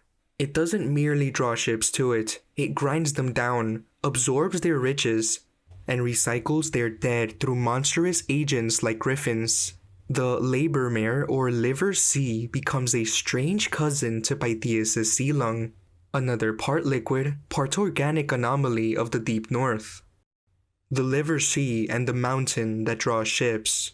In the original Herzog Ernst, the German duke and his companions find themselves trapped in a treacherous sea near a towering mountain. At first mistaking it for a safe harbor, they soon discover they have entered the Lebermeer, the Liver Sea, and are being pulled toward the legendary magnetic mountain. Their ship crashes, leaving them stranded among wrecks. As starvation sets in, griffins begin carrying away the dead. A desperate escape plan involving ox hides leads to a narrow salvation for a few survivors. This strange and deadly sea and the mythical geography surrounding it was no invention of a single poem, as the critical commentary explains. Quote, "The location of the Liver Sea, Lebermeer, was thought to lie in the northwest of Europe. Compare Isidore, Etymologiae, Book 14, Chapter 6, Section 4, who describes Thule as the farthest island of the ocean, situated between the northern and western regions beyond Britain. Named so because the sun touches it in the summer solstice, and beyond it, there is no day. As a result, the sea there is sluggish and congealed." Likewise, the Scholiast to Adam of Bremen, Book 4, Chapter 34, quoted by Meulenhof in Denkmäler deutscher Poesie und Prosa aus dem 8-12 Jahrhundert, or the Monuments of German Poetry and Prose from the 18th to 12th century, page 348, recounts sailors' reports from the British Ocean, near Denmark and Norway, that the sea near the Orkney Islands is so thick with salt it can barely be moved, unless helped by a storm. In popular speech, this sea was even called Übersee, the oversea, in their language. The saga likely did not appear first in the Herzog Ernst epic. Benjamin of Tudela, writing in his 1173 Hebrew travel account, already tells of it as an Eastern legend. See Schweizer für Deutsches Altertum, Volume 7, page 296, and Goethe's Rheinfried, page 101 in the separate print edition. He describes a sea located in the Far East, called the Sea of Nikva, based on a note in the Goethe, page 102, meaning a congealed or thickened sea, upon which such violent storms rage that sailors cannot even walk on the deck. Many ships become stuck and are lost after the crew runs out of provisions. But the sailors know a trick. They bring ox hides, sew themselves inside, with a knife in hand, and throw themselves into the sea. A great eagle, called a griffin, a greif, carries them away. When it lands, the men cut themselves out of the hides and kill the creature. This version of the tale, already containing the griffin motif, is the closest known parallel to the Herzog Ernst legend. Isidorian glosses translate Mare Mortum, Dead Sea, as Lebermeer. See Graf's Altdeutsche Sprachschatz, Volume 8, page 820, and the Summarium Heinrizi, see Hoffmann's Altdeutsche Glossen, Volume 8, page 9, agrees. The earliest mention in German poetry appears in a fragment known as Medicato, see Fundbuben für Geschichte, Deutsche Sprache und Literatur, Volume 2, page 25. Compare Zeitschrift für Deutsches Altertum, Volume 7, page 295, and Pfeiffer's Germania, Volume 5, page 89, which contains this passage. In English, quote, "The sea is frozen solid. that lies in the Weddell Sea, stiff and still. When the strong wind comes, it hurls the ship into the current. The brave ones perish there. Let this not be forgotten. They cannot sail forward to the edge of the sea. Ah, ah. Then, when they try to go on, may God release their souls, for there they must sink. Here, we already see the connection between the legend and the magnetic mountain being suggested and foreshadowed. The Lucidarius, a 12th century didactic text, Heidelberg HS 359, BI 78a, also draws from scholarly sources, stating of the island of Bocarus, quote, "Therein was more than earthly land. There now floats the congealed sea. Belibete me," end quote. The poem Orendel, whose earliest form dates to the 12th century, also preserves a version of the name, although distorted, in a stanza that reads, quote, "Then came a mighty storm wind that hurled the rushing children, the strange and wondrous host, upon the wild Klebermeer," end quote. Given the description, the connection with the verb kleben, to stick, seem natural, and so later sources often refer to it as the Klebermeer, even as late as Hans Sachs, though this clearly refers to the same Lebermeer. Finally, Wolfram von Eschenbach, writing in the 13th century, also mentions the Lebermeer in his poem Wilhelm, naming an island within it, Palake, end quote, written in Middle High German from Herzog Ernst, as preserved in the 19th century scholarly edition by Karl Bartsch, 1832 to 1888, pages 145 to 146.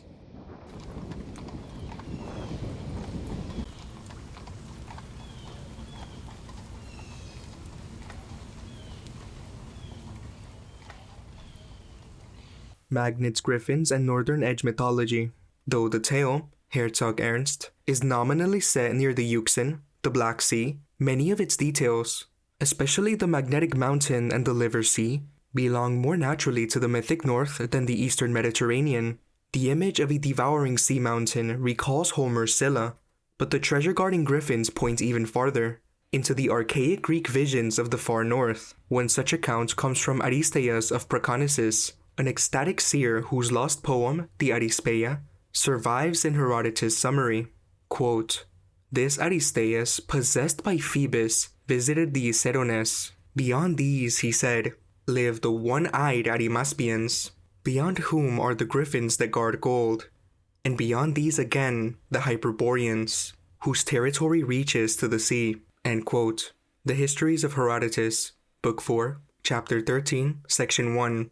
The Hyperboreans, living beyond Boreas, the north wind, represented the ultimate edge of the world, a northern paradise echoing the same imaginative geography as the Lebermeer and the magnetic mountain, as we've seen.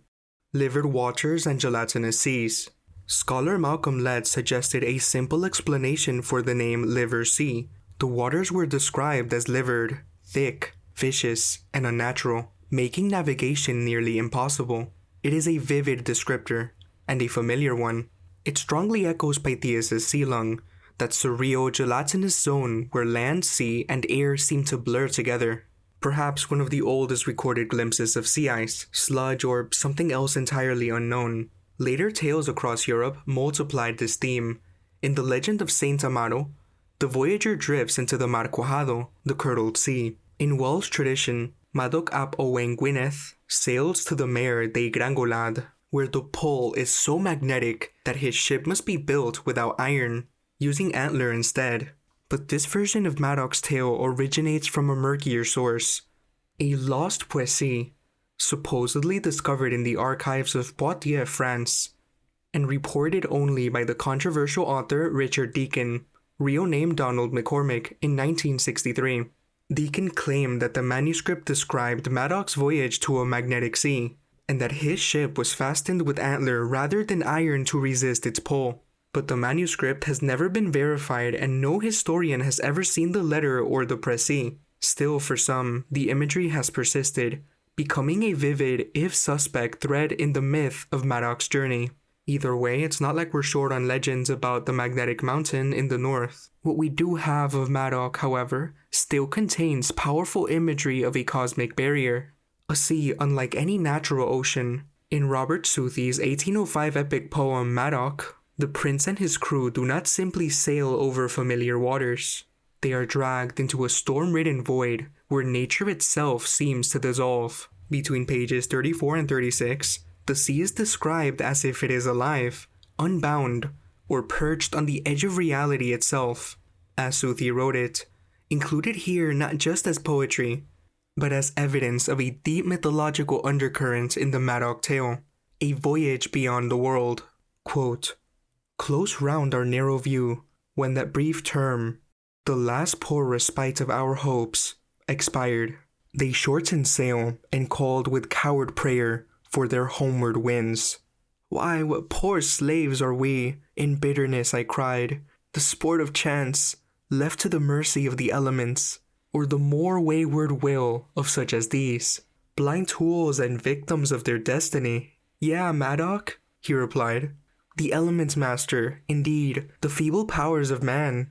Not to the shores of Cambria will thy ships win back their shameful way, or he, whose will unchains the winds, hath bade them minister to aid us when all human hope was gone, or we shall soon eternally repose from life's long voyage." As he spake, I saw the clouds hang thick and heavy over the deep, and heavily upon the long, slow swell.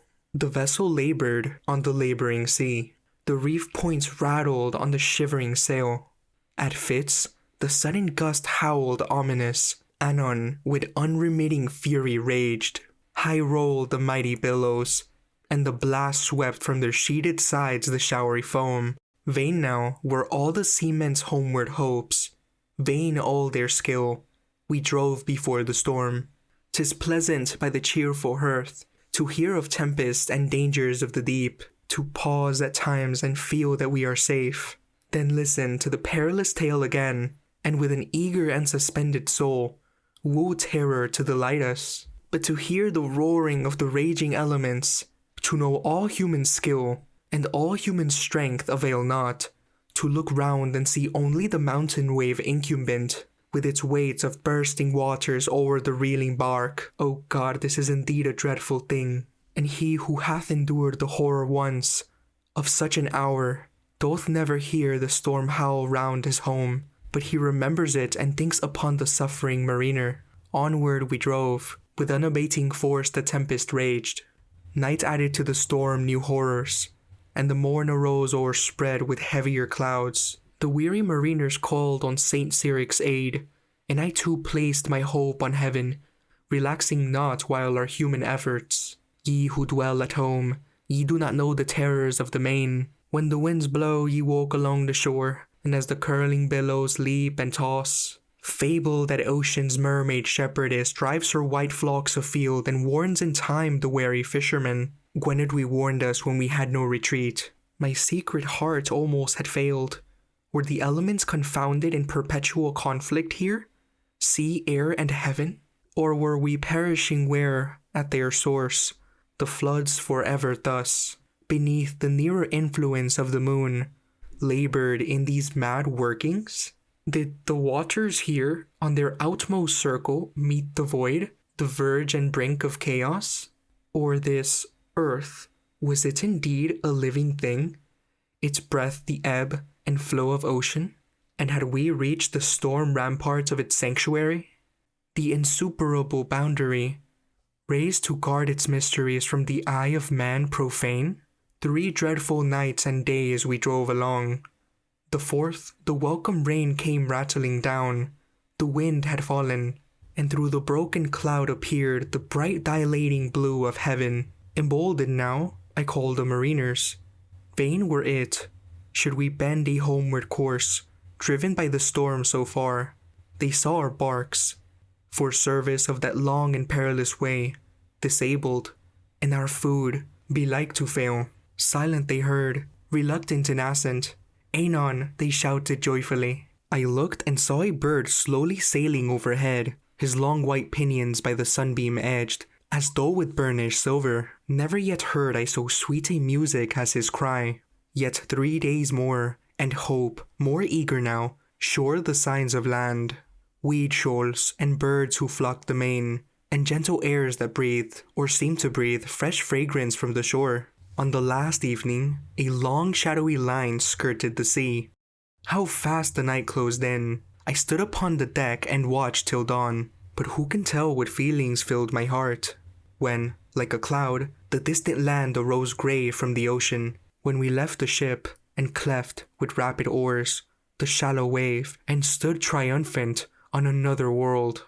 End quote. From Robert Southey's Madoc, 1805, pages 34 to 36. I also want to point out that this is also the same Madoc that I showed in Tartarian Timelines Explored Part 1, that according to folktale, sailed to the Americas in 1170, supporting the idea of an old connected world, with most of the world already being known before Columbus in 1492, making that year a sort of reset or cover-up on the timeline. And listen to this, from the wiki. Madoc ap Owain Gwynedd, also spelled Madog, was, according to folklore, a Welsh prince who sailed to the Americas in 1170, over 300 years before Christopher Columbus's voyage in 1492. According to the story, Madoc was a son of Owain Gwynedd who went to the sea to flee internecine violence at home. The Madoc story evolved from a medieval tradition about a Welsh hero's sea voyage, of which only allusions survive. The story reached its greatest prominence during the Elizabethan era, when English and Welsh writers wrote of the claim Madoc had gone to the Americas as an assertion of prior discovery, and hence legal possession, of North America by the Kingdom of England. That's pretty intriguing. Imagine if the Chinese tried to bring Fusang back, or Italy to Brazil.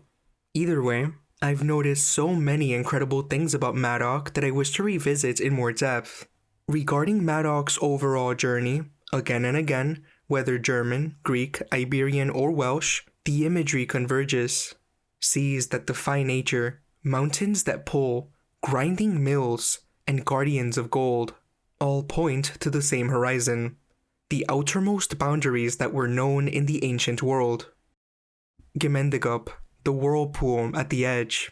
The Dutch and German versions of St. Brendan's voyage also include grim encounters with the Lebermeer, that strange and magnetic liver sea. But to truly appreciate the extent of this oceanic horror, we return now to a familiar chronicler, Adam of Bremen.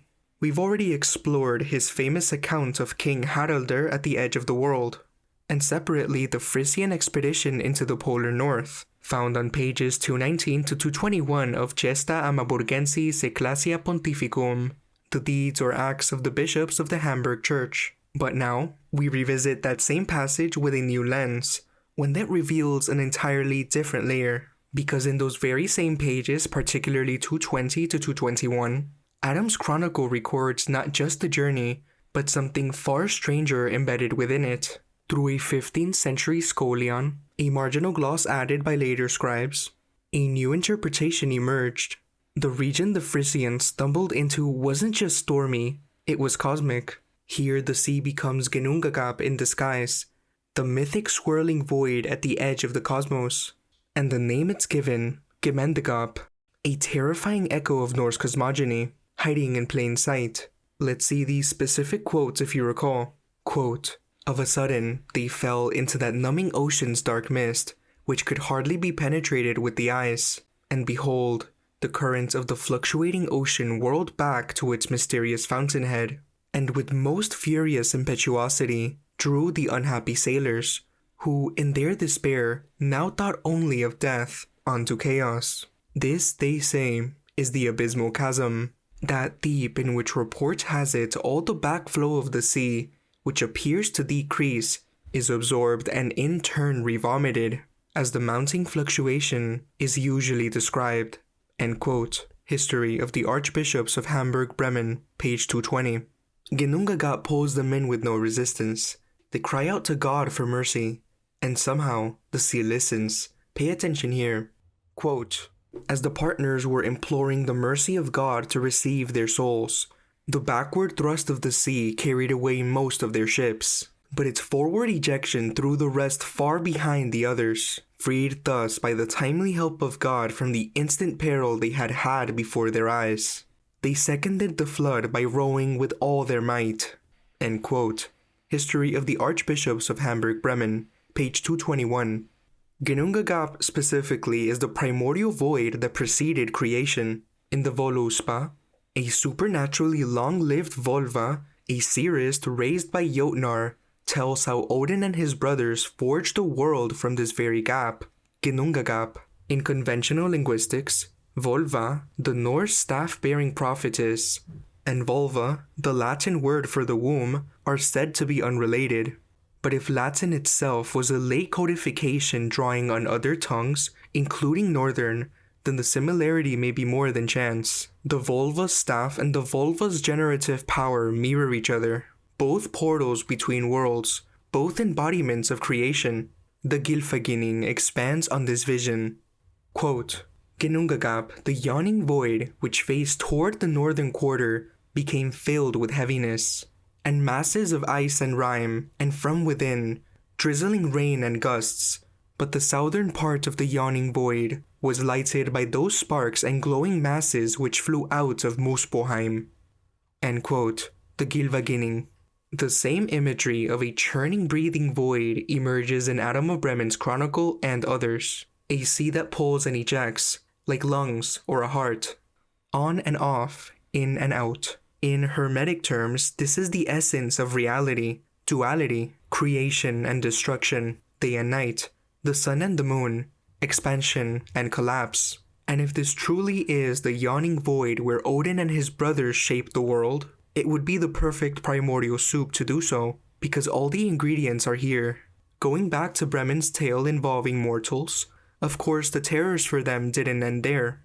Quote, no sooner had the mariners escaped the peril of darkness and the land of frost, than they unexpectedly came upon an island fortified like a town by the very high cliffs which encircled it. When they disembarked there to explore the place, they found men lurking in underground hollows at midday. Before the entrances lay a countless number of vessels of gold and of metals of a kind considered rare and precious by mortals. When they had taken as much of the treasure as they could carry away, the happy oarsmen returned quickly to their ships. End quote. History of the Archbishops of Hamburg Bremen, page 221. Just when the sailors escape one horror, another appears. Their battered ships come upon a mysterious island ringed by cliffs. And I just want to point out, this isn't the first time we've heard about mountains encircling mysterious islands, as we've already seen so with Rausch's legend about the Arctic. Let's continue. Exploring inland, they find caverns and gold, goblets, ornaments, rare metals piled in the open. They loot what they can and rush back to their ships, and then, the real inhabitants arrive.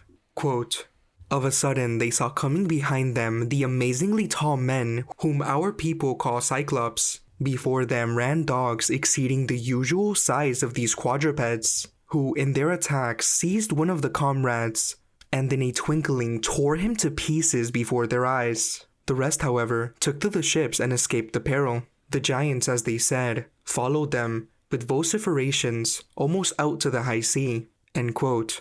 History of the Archbishops of Hamburg Bremen, page 221. Another escape, but not without terror and not without cost. As always in Adam's Geography of the North, the edge of the map is guarded by monsters, mist, and myth, a theme that reverberates far beyond his chronicle, whether in the giant-haunted islands of Arthurian romance, the enchanted voyages of the Arabian Nights, or the perilous seas of Herzog Ernst.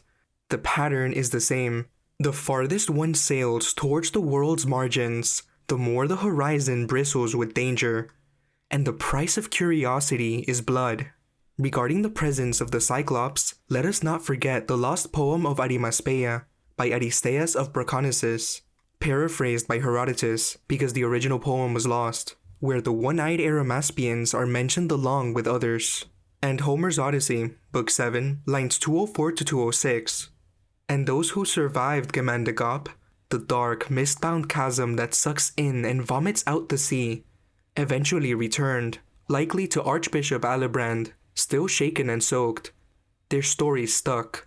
Discussing terrifying giants and hounds that nearly caught them earned a place in medieval maps as part of Riceland, a vague but very real-feeling territory of terror at the limits of northern travel. And these kinds of journeys didn't just echo through Frisia and Saxony, they ripple across the Irish in Rama too, from St. Brendan's voyage to the wild travels of the Malduin, always on ships sailing into strangeness. There's even other stories in the Islamic world that weren't immune to these legends.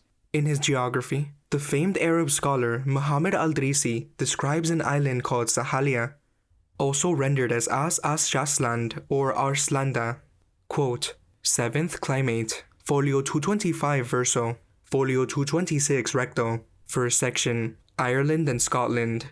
This entire section includes a portion of the Dark Ocean and various deserted and uninhabited islands found there. Quote, the largest of these islands is the island of Berlanda, Ireland, which we have already mentioned. From one end of this great island to the upper part of the land of Britain, the distance is estimated at 3.5 days sailing, and from the other end to the deserted island of Scotia, Scotland, it is 2 days sailing. End quote. However, the author of the Book of Marvels reports that there once existed in this latter island, Scotland, 3 alleys, possibly halls or great cities, that the island was inhabited, that ships landed there and cast anchor in order to purchase amber and colored stones, that some of its inhabitants, having sought to subjugate the others and rule over them, brought about civil wars, hostilities, and devastation, as a result of which a portion of the population emigrated to the continent, leaving their cities deserted and in ruins. End quote. From Geographie d'Idrisi, Geography of Idrisi, page 422. Again, a once prosperous island struck down by time and remembered in fragments, as so many of these edge worlds are. I also found another interesting book about Arab geography for anyone interested.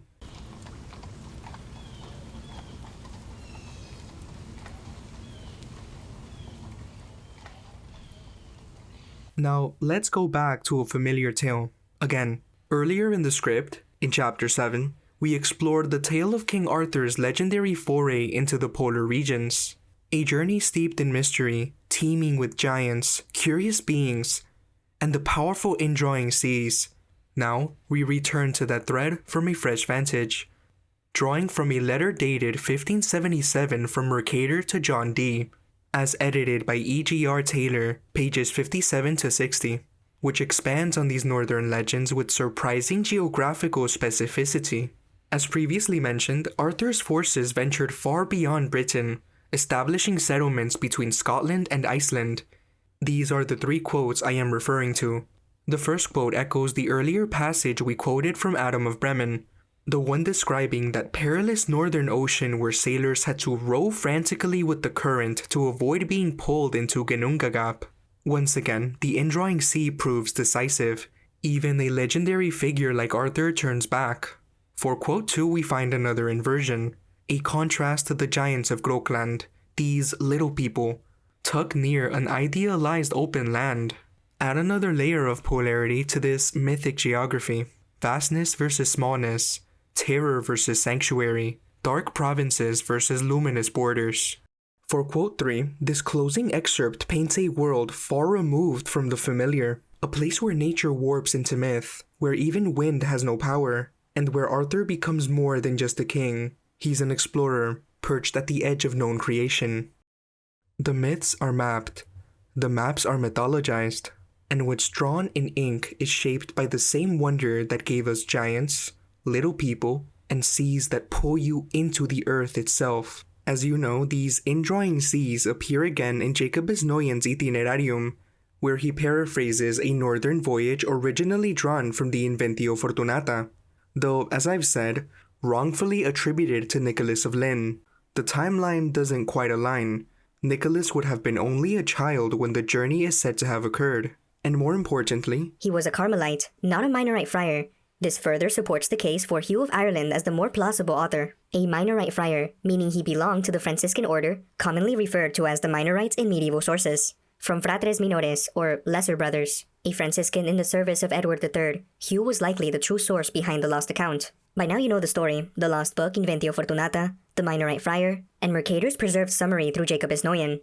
Let's finally skip the authorship debate. What matters here is the actual content, because the details get even weirder the deeper you go. From the E.G.R. Taylor edition, Jacobus Noyen's report, quoted by Mercator in his 1577 letter to John Dee, begins like this. Quote, the priest who had the astrolabe related to the king of Norway that in AD 1360 there had come to these northern islands an English Minorite from Oxford, who was a good astronomer, etc. Leaving the rest of the party who had come to the islands, he journeyed further through the whole of the north, etc., and put into writing all the wonders of those islands, and gave the King of England this book, which he called in Latin Inventio Fortunatae, which book began at the last climate, that is to say, latitude 54, continuing to the pole, end quote. From a letter dated 1577 from Mercator to John Dee, edited by E.G.R. Taylor, pages 58 to 59. Mercator then offers his own summary of the account, drawn from Noyen's version of the Lost Book. Quote, this monk said that the mountain range goes round the north like a wall, save that in 19 places the indrawing channels flow through it, whereof the widest is not above 12 French miles across, the narrowest 3/4 mile, and through the narrowest no ship would be able to go, because of the strong rush of the water. The mountain range is surrounded by sea, except North Norway, when the Norwegian mountain range reaches it for a width of about 17 miles, and right under the North Star, opposite Norway, there lies a fair level land which is uninhabited, where many beautiful, folio 268 recto, lacuna, end quote. From page 59 of a letter dated 1577 from Mercator to John Dee, as edited by E.G.R. Taylor. By the way, lacuna means a missing section of text or content, right under the North Star. Again, that central convergence, a magnetic mountain, the navel of the sea, a place uninhabited but central to everything. Also, we get a note at the bottom of page 59.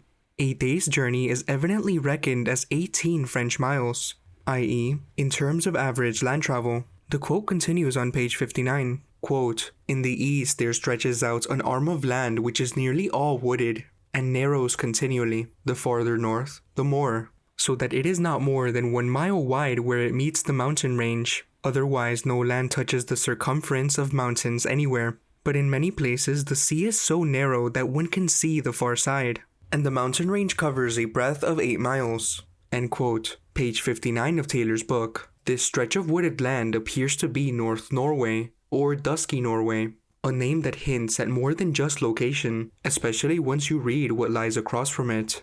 Quote, in North Norway, which is called Dusky Norway, there are 3 months of darkness, during which there is no sunlight but a perpetual twilight. This North Norway lies over against the country called the Province of Darkness, or Obscure Province, in Latin, Provincia Tenebrosa. Concerning it, however, there is nothing written in Marco Polo, and this Province of Darkness is the most western bound of the Grand Kham's land, and between this province and Dusky Norway there is only 12 miles of sea, end quote. Page 57 of Taylor's book.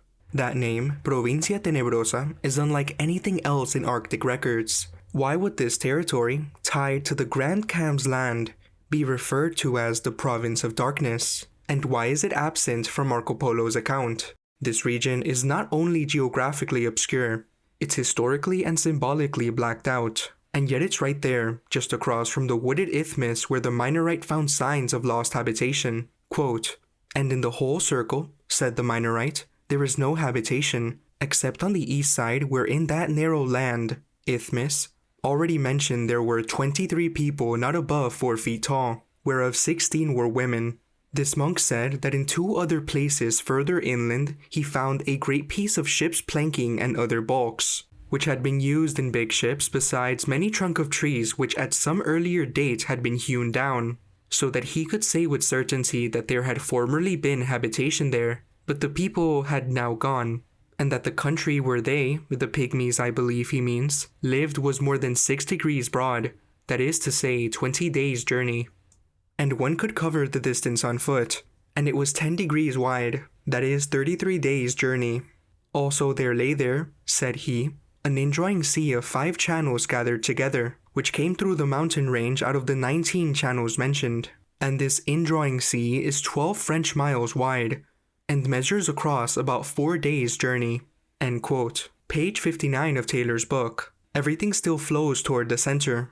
5 channels, pulled inward from the original 19, converging around that mysterious indrawing sea. But what's more unsettling is what was found near it.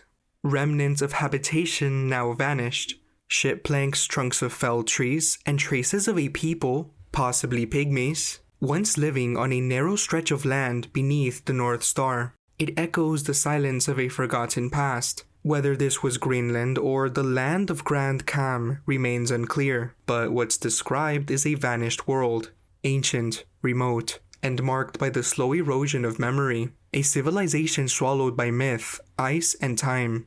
One brief and cryptic mention of the Great Calm appears on page 57 of the letter. It's part of a marginal note, grouped with two others. It reads, quote, "Note that it is by experience found that near the North Pole, in the very dead of winter time, is a continual glimmering twilight at the least. The farther help of light of the moon's recourse about their horizon icing not mentioned. The most western bound of the Great Calm his land. Grokland to me seemeth to be our Groenland." End quote. From page 57 of Taylor's book. So in sequence, near the pole, the sun never fully rises in deep winter. The western boundary of the Great Calm's land is speculated, and Grokland is likely just Greenland. That's the full extent of the Calm reference. Brief, mysterious, and wedged between notes on twilight and geography. The land described, strewn with skeletal remains of massive ships, traces of lost settlements, and populations of diminutive people, echoes the abandoned Norse settlements of Greenland during the mid-14th century. There's a dissonance. The monk's mention of the Grand Kam's land displaces this location, suggesting a boundary to some vast Asiatic empire, not a frozen colony of Europe. But geography collapses under the pull of the currents he describes next. These are not just landscapes. They are mechanisms, systems of control. Quote, Folio 268 verso, and that the west of the aforesaid country is another indrawing sea into which 3 more channels go out of the aforesaid 19. And that channel which they, the ships I believe are meant, had entered also flowed therein. And all these channels which turn tortuously when they come out of the mountains drive ships immediately ashore. But whatever channels flowed straight into the innermost seas, into the 19 channels gather. And these ships must of necessity be carried current-wise, i.e. inwards, and become lost.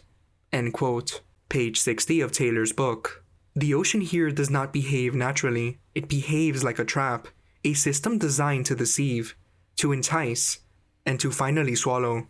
The tortuous channels bend and twist like tendrils, pulling vessels off course and slamming them against the land. The straight ones, worse still, offer no resistance.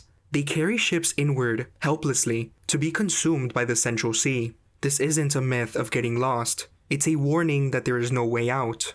And yet, that exact motive, an ocean of irresistible pull, echoes across the north. The Molskstraumen, the legendary whirlpool off the coast of Norway, as explored in Chapter 6, has haunted seafarers for centuries. As you know, it's not alone, it has plenty of company. Those tales of indrawing seas and devouring currents appear in the whirlpools of Japan, the Norse sagas, Irish Imrama, Christian Apocrypha, the Arabian Nights, Eotsog Ernst, and even the description of the northern peoples, where a magnetic mountain tears ships apart with its force.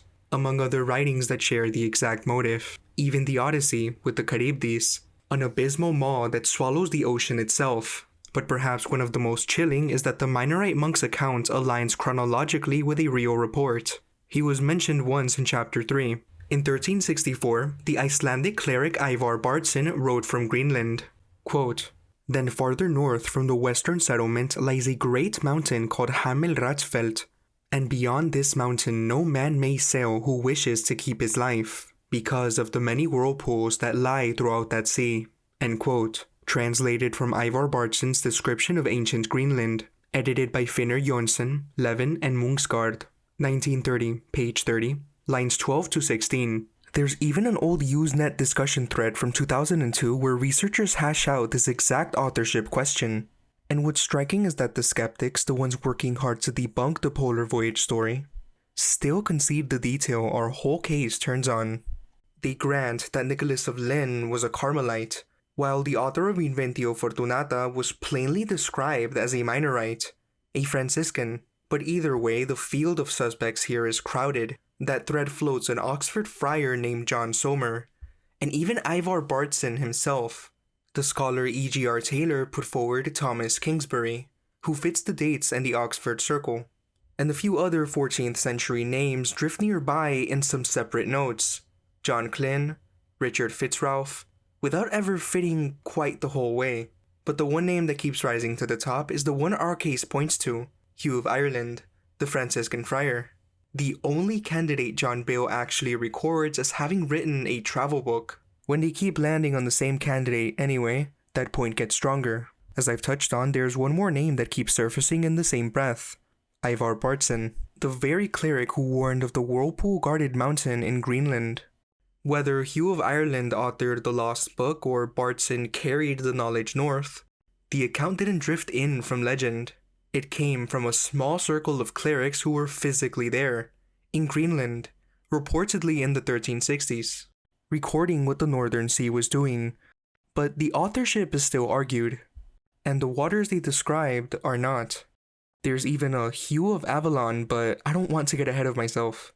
Let's continue. In E.G.R. Taylor's book, a letter dated 1577 from Mercator to John Dee, on page 68, Taylor translates the mountain as Emebraki, a mountain to the north, whirlpools circling it like guardians, and death for those who try to cross. This wasn't just oral folklore. It was a documented boundary, a border known to sailors, a warning left behind.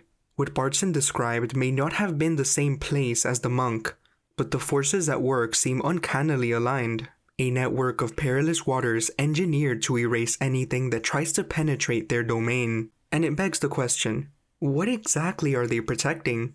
Returning to Mercator's account in Taylor's book, the picture becomes more vivid, more like a lost geography remembered in fragments. He writes, quote, "Also, said this Minorite, these innermost seas number 4, and the one which lies on the west side was quite 34 French miles broad, and on the other side of the sea was the best and healthiest land in all the north. Also, he said that the sea which lay on the east side could never be frozen because so many channels united there, and it was narrow besides, so that the current was very strong, but that the one which ran on the west side used to freeze almost every year, and remained frozen sometimes for 3 months. And in that land he had seen no signs of habitation, but in a country which lay to the north opposite it, he had recognized planks of ships and tree trunks. All these 4 countries are high open lands, i.e. plateaus, except some mountains 4 fathom high. There are many trees of Brazil wood when this priest, with the astrolabe," end quote. From Taylor's book, page 60. Descriptions like these echo Norse accounts of Markland. The Norse remarks on Markland, the flat and wooded land visited by Leif Erikson, with its white sandy beaches, abundant salmon, and dew sweeter than anything they had tasted. Bjarni Herjolfsson, whose story appears in the Saga of the Greenlanders, described low wooded coasts, distant glacial mountains, and uninhabited shores. These scattered tales, Norse and Minorite alike, their accounts contributed to the enduring understanding that there was an open navigable sea around the North Pole, with a surprisingly temperate climate. This leads us back again to the most famous quote of all related to all of this, which is also found on page 60 of Taylor's book. The one that starts with, "In the midst of the 4 countries is a whirlpool." And after that famous quote, in a letter dated 1577 from Mercator to John Dee, edited by E.G.R. Taylor, comes another connection.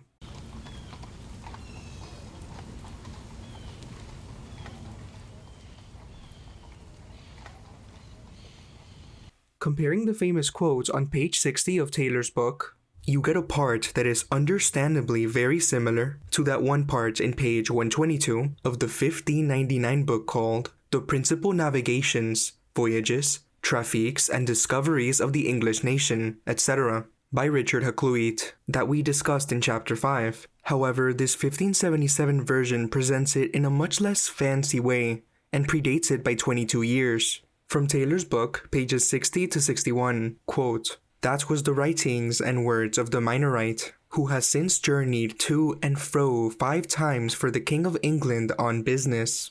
They are to be found in a book called Inventio Fortunata, of which the Minorite himself was author.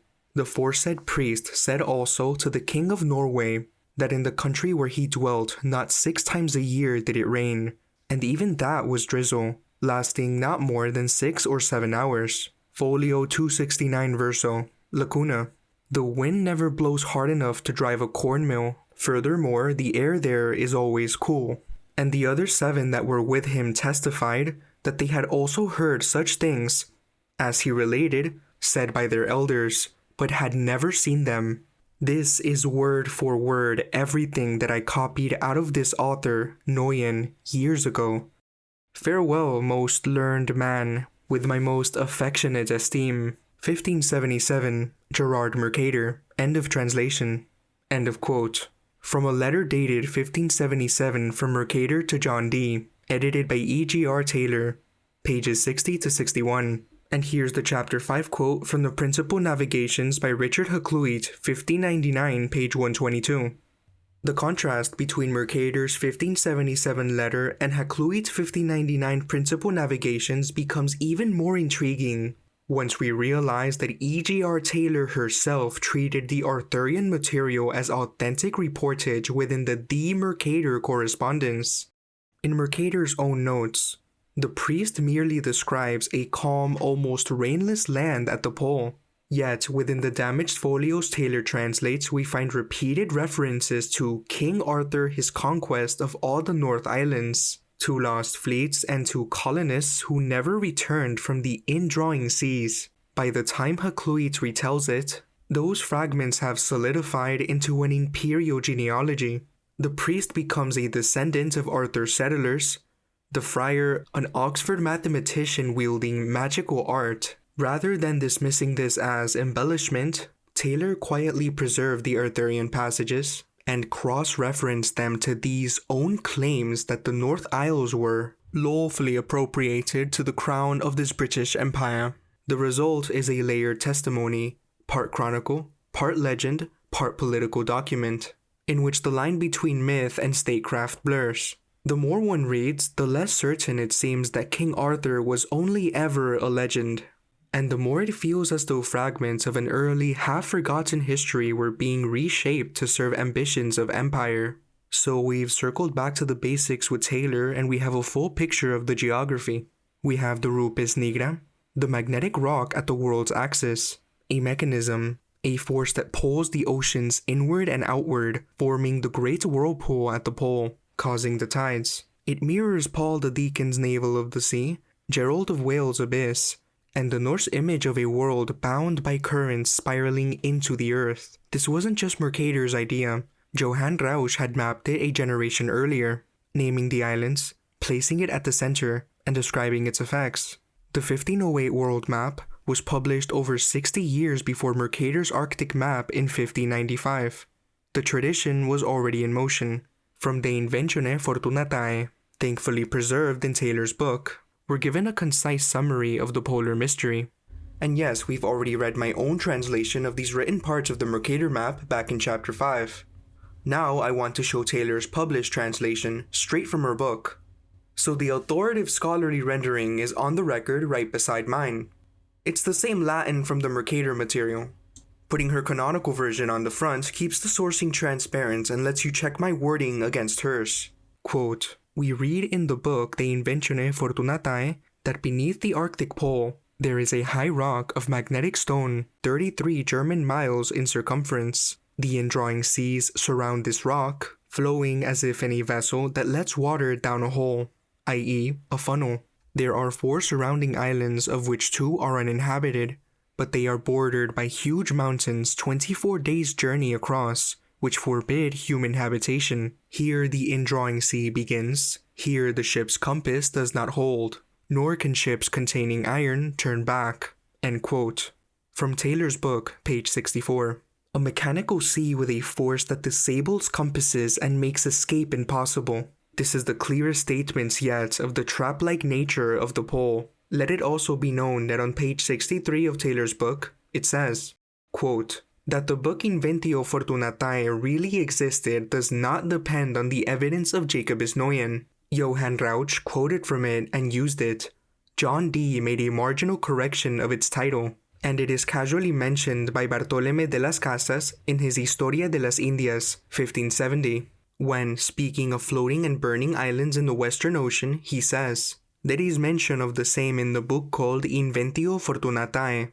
End quote. Bartolomé de las Casas is a fascinating figure. He was a Spanish lawyer, clergyman, writer, and activist best known for his work as a historian and social reformer. One of the very first books I ever read when I decided to look into history was one called A Short Account of the Destruction of the Indies by Bartolomé de las Casas. So that was quite a name drop, and I really feel like I've gone full circle. He has a few others. One in particular is Apologetic History of the Indies. According to the wiki, the history is apologetic because it is written as a defense of the cultural level of the Indians, arguing throughout that indigenous peoples of the Americas were just as civilized as the Roman, Greek, and Egyptian civilizations, and more civilized than some European civilizations. Now, as shown before, the account of A Letter Dated 1577 from Mercator to John Dee, edited by E.G.R. Taylor, and Rausch's map that is included in it also gives names to the 4 islands surrounding the Rupes Nigra on page 63. The names are Aronfey, Insula Deserta, Hyperborea Europe, and another Insula Deserta. On page 64, Taylor identifies Aronfey as a feature labeled Fey Aronfeia alias Cibes, a pair of crescent-shaped islands surrounding a central channel. The Latin legend connects it to the Island of Demons near the Canadian coast, perhaps a revived version of Satanasis, the sinister twin of Antillia. Antillia may even be related to the word Atlantis. Taylor also links Aronfey to Mercator's Island of Pygmies, those same figures possibly drawn from the Norse Skrælings in Greenland, but their mythological roots go even deeper. The island's name may reflect a hybrid of ancient peoples, the Arimaspoi, set to war with griffins beyond the north wind, and the Argipians of Scythia, whom Herodotus described in the histories, saying that they are said to be bald from birth, male and female alike, to have snub noses and long beards, to speak a peculiar language, and to wear Scythian clothing, and live beneath trees eating its fruit. These people are said to live in perfect peace, without war or strife, and without private property, from Herodotus. Histories, Book 4, Chapter 23. That sounds pretty much the same as what Hecataeus of Abdera said about the Hyperboreans in the fragments of Chapter 2. And so this isn't just geography, it's a layered collage of medieval mapping, classical myth, and colonial era speculation, and yet they all converge on the same theme. A magnetic center, surrounded by barriers, distorted by legend, and impossible to return from once entered, fully. And if you thought those details about the Argipians were peculiar, you've seen nothing yet. Here's Herodotus' full description of them. Quote, "There are men inhabiting the foothills of high mountains, who are said to be bald from birth, male and female alike, and with snub noses and with long beards. They speak their own language and wear Scythian clothing, and their food comes from the trees. The tree by which they live is called Pontic. It is about the size of a fig tree, and bears a fruit as big as a bean with a stone in it. When this fruit is ripe, they strain it through cloth, and a thick black liquid comes from it, which they call ashu. They lick this up or drink it mixed with milk, and from the thickest leaves of it they make cakes and eat them. They have few cattle, for the pasture in their land is not good. They each live under a tree, covering it in winter with a white felt cloth, but using no felt in summer. These people are wronged by no man, for they are said to be sacred, nor they have any weapon of war. They judge the quarrels between their neighbors. Furthermore, whatever banished man has taken refuge with them is wronged by no one. They are called Argipians." End quote. Herodotus, Histories, Book 4, Chapter 23. Here's a little note on this weird drink. The fruit of the Prunus padus is said to be made by the Cossacks into a drink called ashi. Sounds a lot like ashu, just something to think about. Now, Latin writers appear to have begun this conflation, with Pliny the Elder locating the Arimfei, a race not much unlike the Hyperboreae, who extend to the Riphean Mountains, in which dwell the griffins of Aristeas' Natural History, Book 6, Chapter 7. while Pomponius Mela places them apparently north of the Caucasus. Decorografia, Book 1, Chapter 13. Mercator too expands on the mysterious lands of the north with an almost clinical clarity. His notes are brief but suggestive. Across a few key passages, in the 1577 letter from Mercator to John Dee, edited by E.J.R. Taylor, we find a concentrated blend of northern lore and geographic claims. One channel, we're told, has 5 mouths and never freezes due to its swift current. Another remains frozen for 3 months of the year and stretches 37 leagues in length. The letter also describes a group of inhabitants no taller than 4 feet, likened to the Skrælings of Greenland. Most strikingly, one island among the group is called the best and healthiest of the whole north, and binding it all together is the claim that the ocean surges in through 19 mouths, forming 4 channels that carry the sea endlessly northward, until it vanishes into the bowels of the earth. It's an elegant collapse of everything we've encountered so far. The pygmies or Skrælings reappear. The freezing and non-freezing seas reflect the earlier claims of the Minorite. And then there's the striking line, the best and healthiest of the whole north. This phrase, more than any other, recalls the ancient Greek ideal of Hyperborea, a land beyond the north wind, untouched by war or illness, warmed by a strange and steady sun. It is this detail, above all, that likely helped shape the enduring belief in an open polar sea, a place both navigable and paradisiacal, hidden behind the illusion of impassable ice. But this is not solely a Greco-Roman vision. In Irish tradition, the Northern Isles serves as places of initiation and learning, mystical realms where ancient peoples, exiled from their homeland, gain their otherworldly knowledge. As the Leovod Gabala Airun tells us, quote, "Thereafter, the progeny of Behak, son of Ira Bonel, the soothsayer son of Neved, were in the northern islands of the world, learning druidry and knowledge and prophecy and magic, till they were experts in the arts of pagan cunning." End quote. Leovod Gabala Airun. The Book of the Taking of Ireland, Part 4, Section 7, translated by R.A. Stewart McAllister. Section 304, page 107, Irish Text Society, 1941. The Tuatha Dé Danann, godlike ancestors of Ireland, are said to have emerged from these very lands, and there, among green isles and shining cities, they studied under elemental masters. Quote, "There were 4 cities in which they were acquiring knowledge, science, and diabolism. These are their names: Phalias, Gurias, Phineas, and Muirias. From Phalias was brought the Lia Foil, which lies in the Tevid, or Tara, and would cry out beneath every king destined to rule Ireland. From Gurias was brought the spear which Lugh had. Battle would never go against him who had it in hand. From Phineas was brought the sword of Nuadu. No man could escape from it, and none could resist it when drawn from its battle scabbard. From Muirias was brought the cauldron of Dagda. No company would go from it unsatisfied." End quote. Leovod Gabala Airun. The Book of the Taking of Ireland, Part 4, Section 7, translated by R.A. Stewart McAllister. Section 305, page 107, Irish Text Society, 1941. Not unlike the 4 lands surrounding the Magnetic Mountain, these cities sit at cardinal points, each offering a sacred object, tools of dominion, prophecy, and abundance.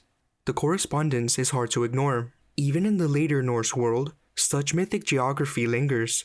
Consider the tale of Hatli, found in the Thatir Av Hatli Yait, who traverses wastelands and glaciers, surviving only on goat's milk. His journey reads like an echo of older sagas.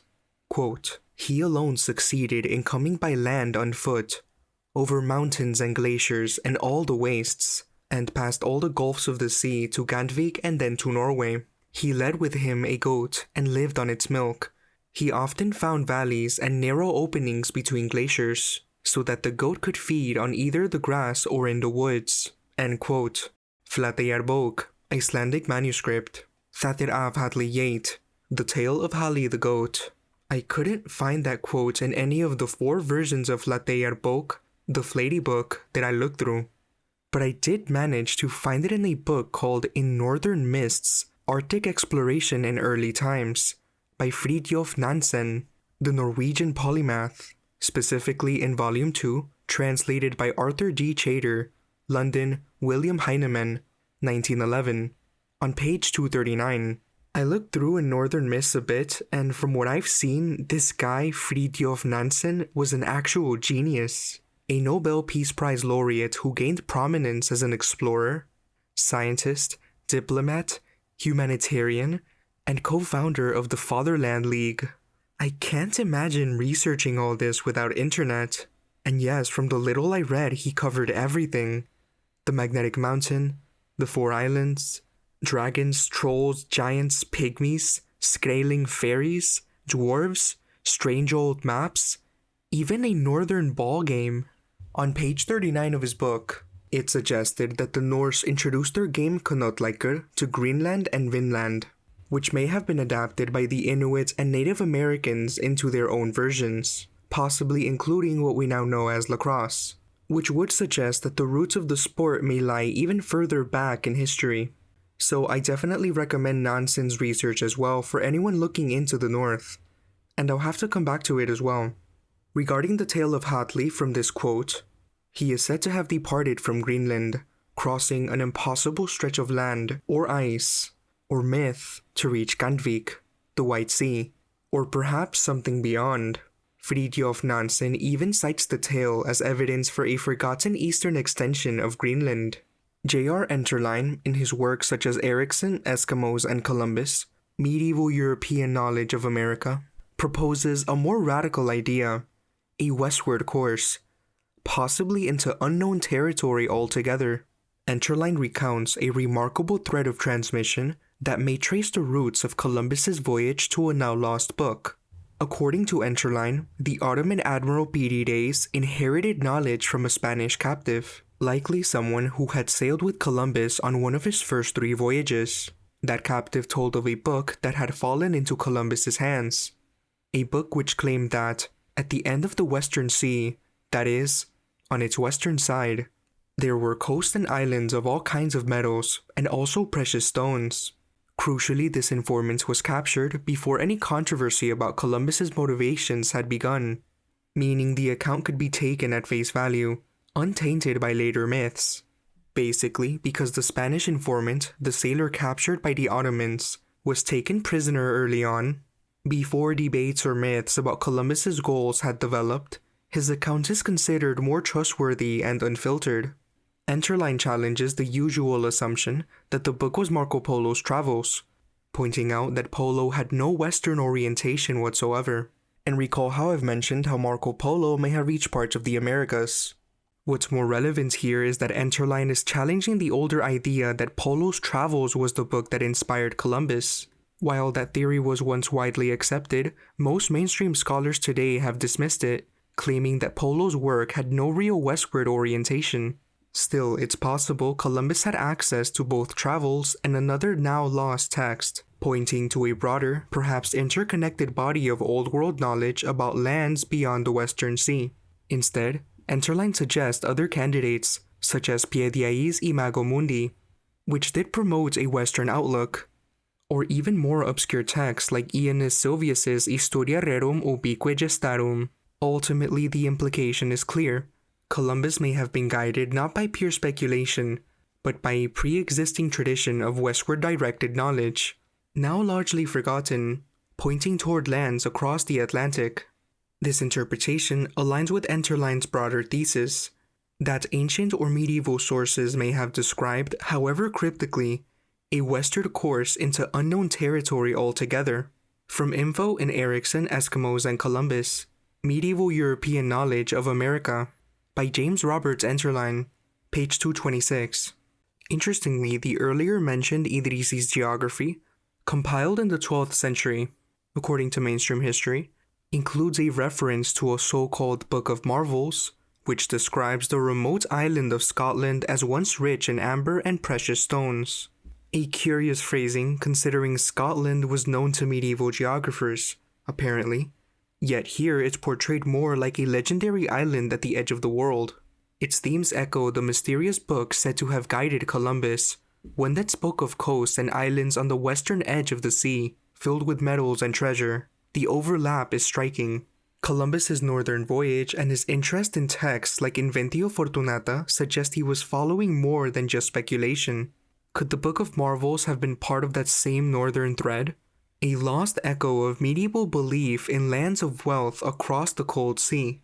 Both texts explicitly mention precious stones, metals, amber, being located at the western edge of the sea, which is not a common throwaway detail. In medieval texts, precious stones and riches often signal mythical or significant knowledge, and when paired with a geographic direction, west, it becomes highly suggestive. Even if the specific locales differ, the symbolic geography remains consistent, making the parallel all the more meaningful. And this motive of jewel-laden islands at the edge of the world runs older and deeper than Columbus. In the Voyage of St. Brendan, the Irish monk sails west of the Promised Land of the Saints, and finds a country where, in the text's own plain words, the stones of that land are precious stones. When he finally returns home, the island steward tells him to carry back as many of the precious stones as your boat can carry, and Brendan departs with samples of the fruits of the land and all of its varieties of precious stones.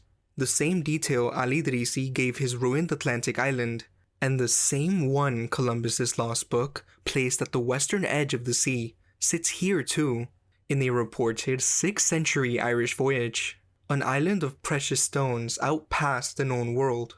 Nor is it only the sailor's tale. In Paradise Found, William Warren gathered the oldest description of the world's Paradise Summit from culture after culture, and the same glittering detail keeps surfacing. Genesis sets many precious stones in the River of Eden. The Akkadians' mountain of the world, Karsakura, was so rich with gold and silver and precious stones as to be dazzling to the sight. The Chinese Kwanlun is walled by a fence of precious stones. The Hindu Meru all sparkling with precious stones. The Egyptian land of the gods heaped with silver, gold, lapis lazuli, and all the varieties of precious stones. Even Plato, describing the true upper earth in the Phaedo, says that there, all the stones are like our precious stones, and fairer still. 6 traditions, 1 image, a radiant, jewel-strewn land at the top of the world. Whatever these accounts are remembering, they are remembering it together. And on top of all, in all these traditions, Arabic, Irish, Norse, Classical, we find the same structure, a northern realm, or hidden realm, rich in knowledge, accessible only with great difficulty, inhabited by beings, big, small, or sacred, wise or otherworldly, and always a mystery at its center.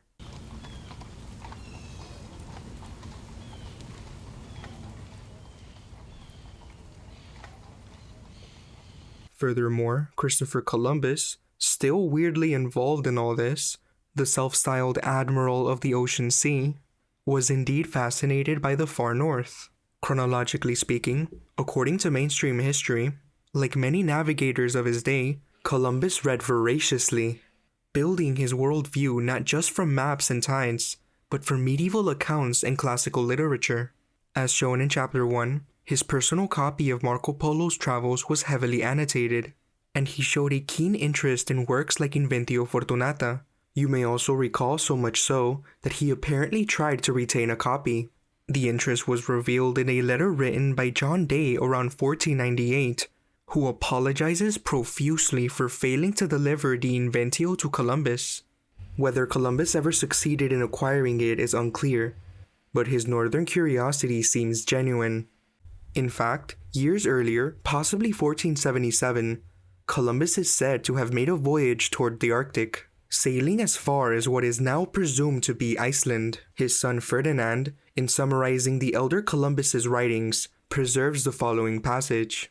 Quote, "In the month of February, 1477, I sailed 100 leagues beyond the island of Tyle, whose northern part is in latitude 73 degrees north, and not 63 degrees as some affirm, nor does it he upon the meridian where Ptolemy says the west begins, but farther west, and to this island, which is as big as England, the English come with their wares, especially from Bristol.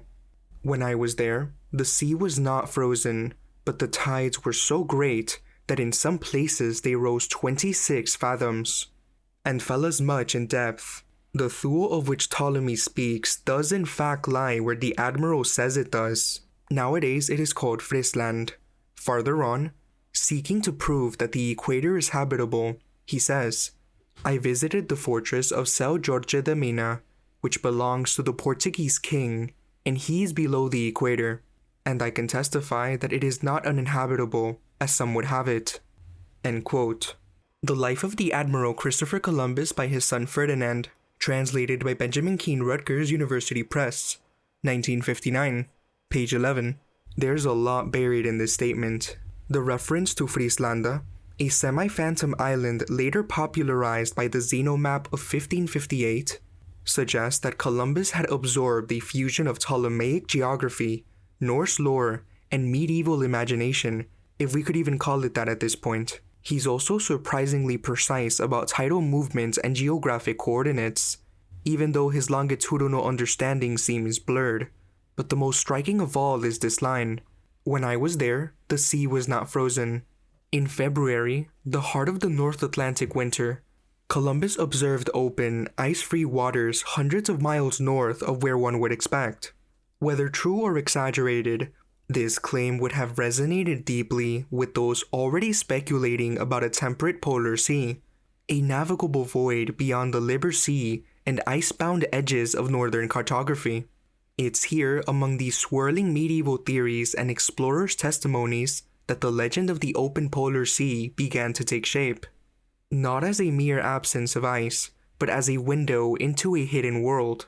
So the idea of a northern passage, and possibly a warm, navigable sea beyond the ice, had already begun to stir in Europe's imagination. By 1527, it resurfaced in the writings of the Englishman Robert Dorn, then living in Seville. He proposed that England might reach the Spice Islands more quickly and safely by going north, bypassing the Portuguese-controlled route around Africa. But the timing couldn't have been worse. England, under the distracted reign of Henry VIII, was consumed by dynastic trouble, religious schism, and political instability.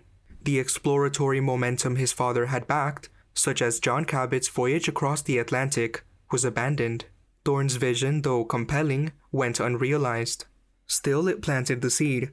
Dorn is often credited as the intellectual father of the later English and eventually Dutch efforts to find a passage through the Arctic. His dream would linger beneath the surface, quietly shaping the ambitions of those who came after. In the journal article, The Open Polar Sea, author John K. Wright recounts an intriguing episode involving Joseph Moxon, an English cartographer and mathematician. Around 1652, while in Amsterdam pursuing his craft, Moxon found himself in an alehouse where he overheard a conversation between two seamen. One of them, a Dutch steersman familiar with the Spitzbergen whaling grounds, which the English at the time still insisted on calling Greenland, a holdover from the old Hadley-Yates naming traditions, had just returned from a surprising voyage. The steersman explained that his ship hadn't been whaling that season. Instead, by order of the Greenland Company, they had sailed into the North Pole itself and returned. This claim immediately piqued Moxon's curiosity. Now serving as the hydrographer to King Charles II, he recalled the event some 22 years later, noting how astonished he was by the story. Moxon questioned the man directly, asking if there was any land or ice. The steersman told him no, only a free and open sea. And when Moxon asked about the weather, in his own words, he told me if I'm in warm weather, such as was at Amsterdam in the summertime, and as hot. They had even reportedly sailed 2 degrees beyond the pole without encountering any ice at all. Though Moxon wished he could have asked more questions, he didn't want to intrude further. Still, he believed the man to be sincere, an unpretentious, honest individual who had no apparent reason to fabricate the tale. And that's not just Wright's telling of it. Moxon published the account himself, in 1674, in a pamphlet titled A Brief Discourse of a Passage by the North Pole to Japan, China, and so on. He even included a map of all the lands then known nearest the pole. So the alehouse story doesn't come to us secondhand. It comes from Moxon's own hand, in print. That steersman's account may have struck Moxon as truthful. But we can't ignore the historical backdrop. It was 1652, smack in the middle of the First Anglo-Dutch War, when tales of maritime discovery were traded like coin on deckside taverns.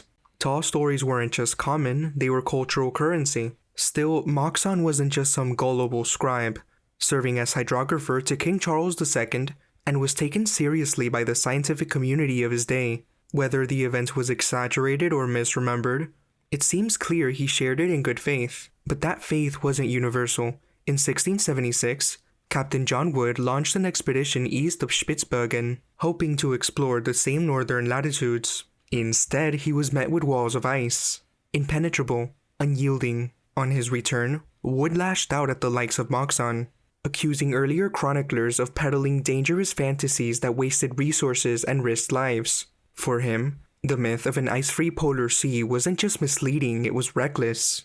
Even so, the idea refused to die. A century later, the theory returned with new energy. Eccentric speculation was practically a fashion statement in 18th century England, and the Arctic became a canvas for bold imagination. The Honourable Dines Barrington revived the concept before the Royal Society, inspiring an expedition led by Constantine Phipps. Among the crew was a young Horatio Nelson, who, according to popular lore, once swung at a polar bear. Whether or not that moment actually happened, it captured something deeper, the lingering belief that the pole still hid mysteries no map could quite contain. And yes, I've seen the wild Admiral Byrd flight log that appeared around the 1980s to 1990s. It's fake, no question about it. It doesn't match any historical record or any legitimate expedition data. Versions of it still circulate today under titles like The Inner Earth, My Secret Diary, Admiral Byrd's Secret Diary, A Flight to the Land Beyond the Pole, and Flight Log of Admiral Byrd, February to March 1947. You'll find them on old websites from 1995, videos like this, or even for sale online. They all involve a specific radio transmission, but again, none of this is from Byrd himself, from what I could find.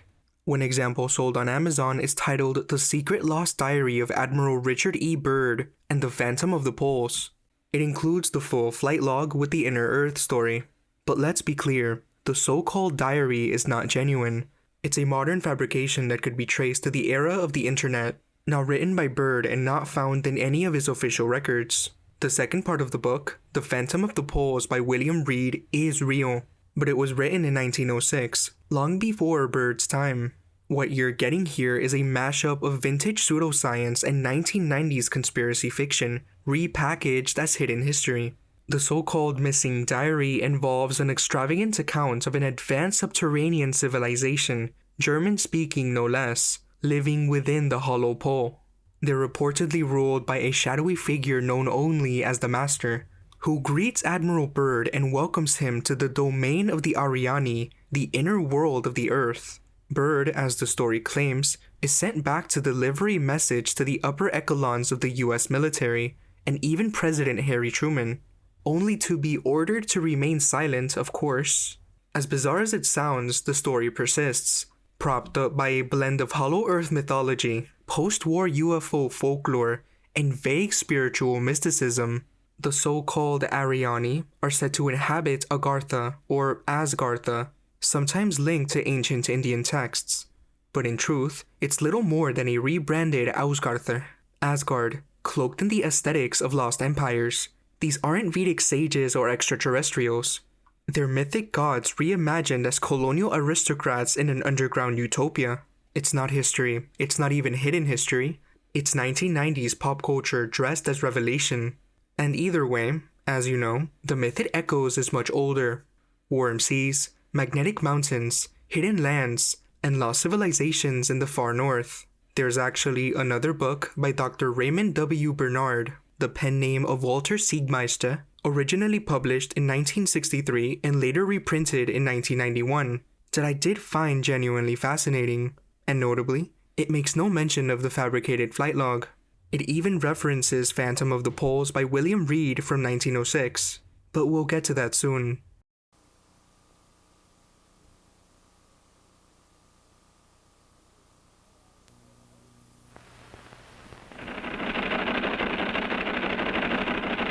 It's time for the Longines Chronoscope, a television journal of the important issues of the hour, brought to you every Monday, Wednesday, and Friday. A presentation of the Longines Wittnauer Watch Company, maker of Longines, the world's most honored watch, and Whitnor, distinguished companion to the world-honored Longines. Good evening, this is Frank Knight. May I introduce our co-editors for this edition of the Longines Chronoscope? Larry Lasser, CBS News correspondent, and Kenneth Crawford, National Affairs Editor of Newsweek magazine. Our very distinguished guest for this evening is Admiral Richard E. Byrd.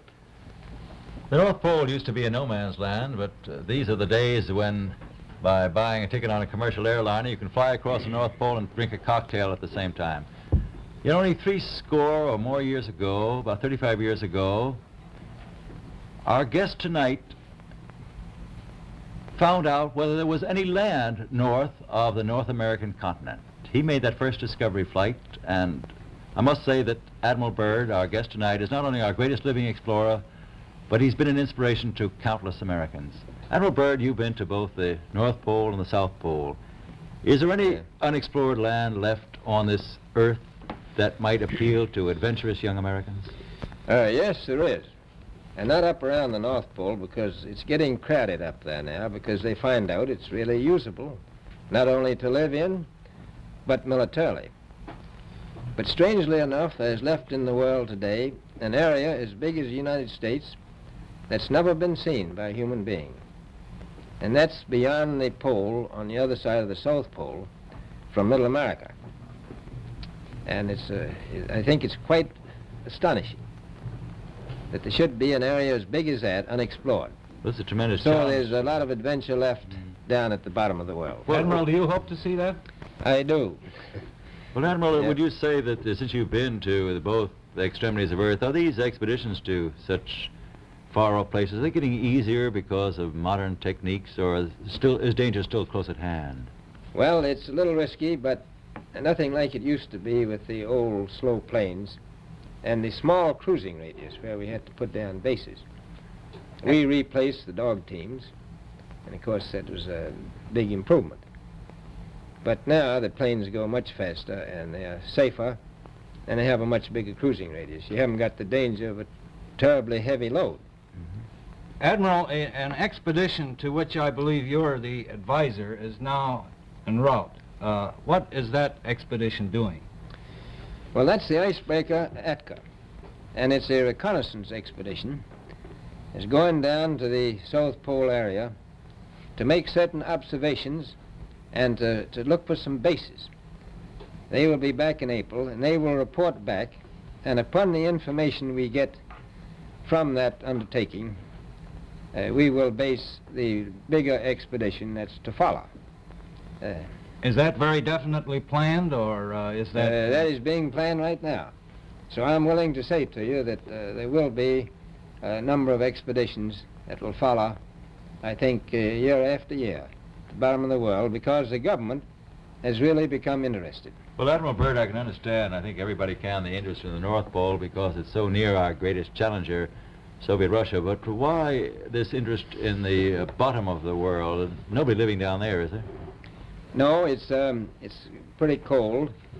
There's only one permanent resident, that's the emperor penguin. The little ones live further north. I tell you one reason they're interested. It's by far the most valuable, important place left in the world for science.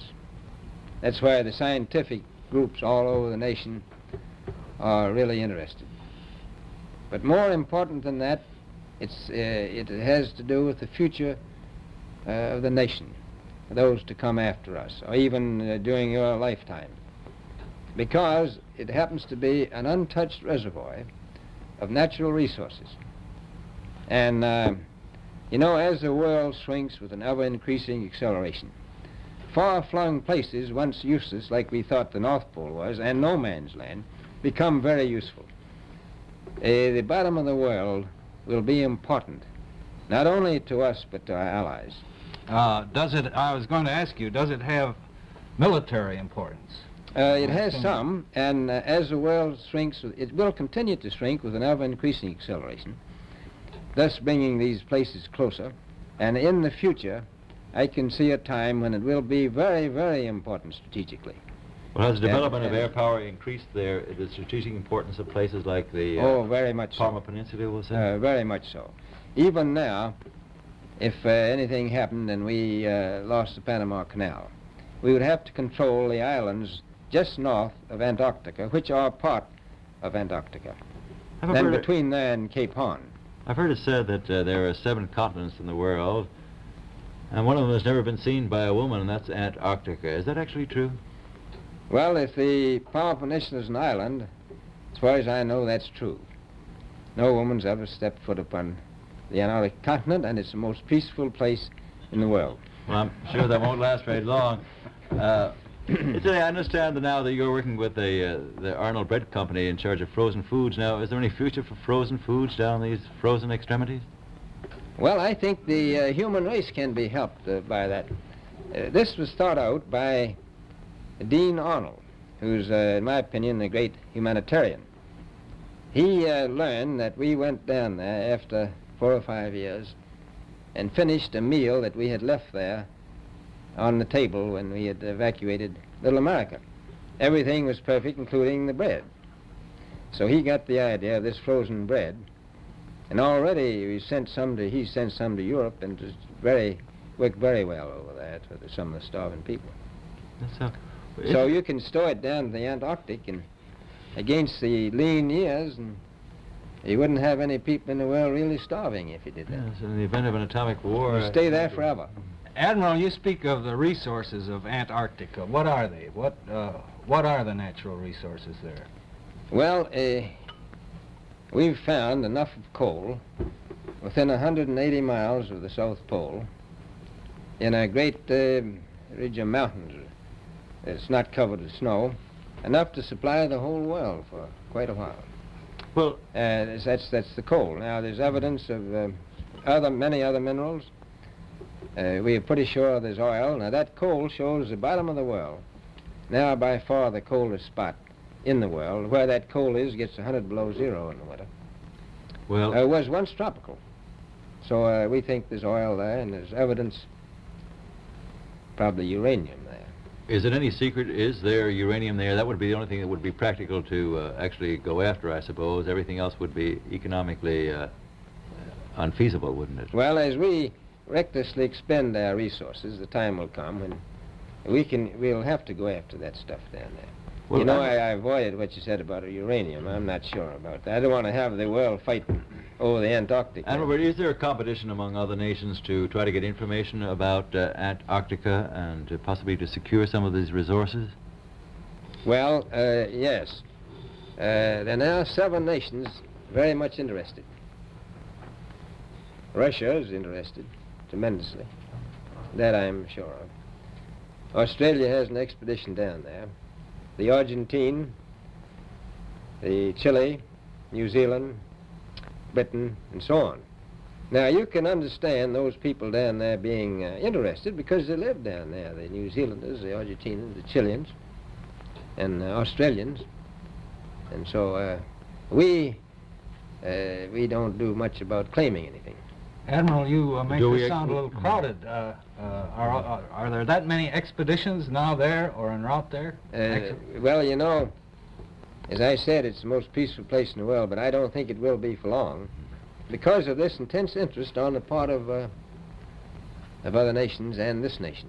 Well, Admiral Byrd, are private expeditions a thing of the past? Is expedition and exploration, making expedition and exploration now purely a government function because of the tremendous cost and organization? No, I don't think so.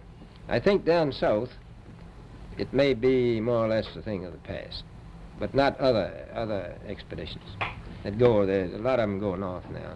This latest expedition now on the way is a government expedition, I take it. Yes, that's the government. Admiral, may I ask you, is there a great difference between the top of the world and the bottom of the world? There is. Now, the North Pole is the center of an ocean 10,000 feet deep. The South Pole, the center of a plateau, 10,000 feet high. The North Polar Sea is surrounded by continents that are slightly frozen. The Antarctic continent is surrounded by a belt of ice, frozen seas of at least 1,200 miles thick. Now, the south is a plateau. It gets, in some places, 14,000 feet up. I've been over areas about 13,000, and it's a little bit chilly up there.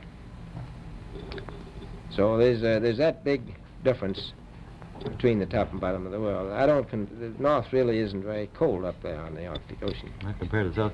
Admiral Byrd, we often hear it said that our young Americans now aren't as hardy as their forefathers. Do you think that Americans do measure up to the standards, the physical standards and morale standards of the past? I do. I don't believe that. I think they're just as hardy. Well, what would you say was the most valuable factor on an expedition? Is it morale, or physical courage, or is it sheer equipment? Well, I've always thought that loyalty was by far the most important trait. The British told me that when I first went down in 28, that I couldn't possibly get through the winter night without a mutiny if I took more than 20 men. But to serve science, I had to take 42 men. Then I took 56 the next time, and so on. So, and I did find that loyalty was the most important thing during the winter night when it's very hard on your nerves. I think that's trait. Well, that's a very valuable characteristic at any time. Well, thank you very much, Admiral Byrd. It's been a great pleasure to have you here tonight. It's a pleasure to be with you. Yeah.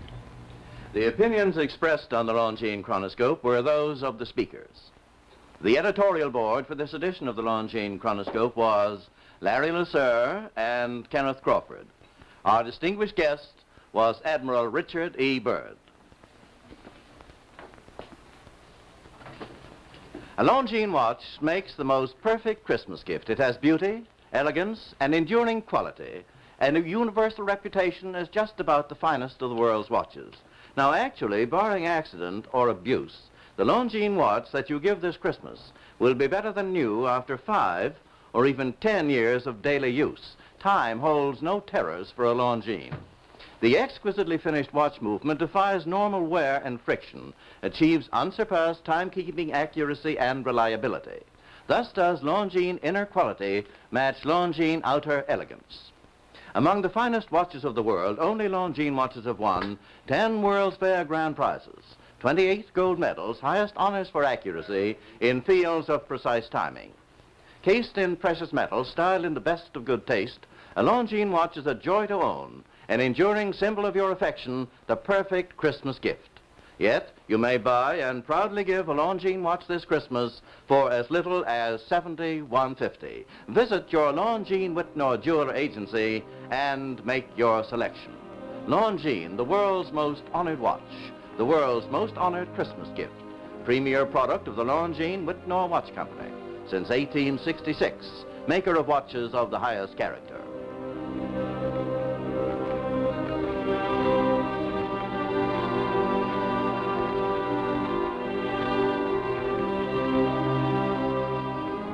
We invite you to join us every Monday, Wednesday, and Friday evening at this same time for the Longines Chronoscope, a television journal of the important issues of the hour, broadcast on behalf of Longines, the world's most honored watch, and Whitnor, distinguished companion to the world-honored Longines. This is Frank Knight, reminding you that Longines and Whitnor watches are sold and serviced from coast to coast by more than 4,000 leading jewelers who proudly display this emblem. Agency for Longines Whitnor watches.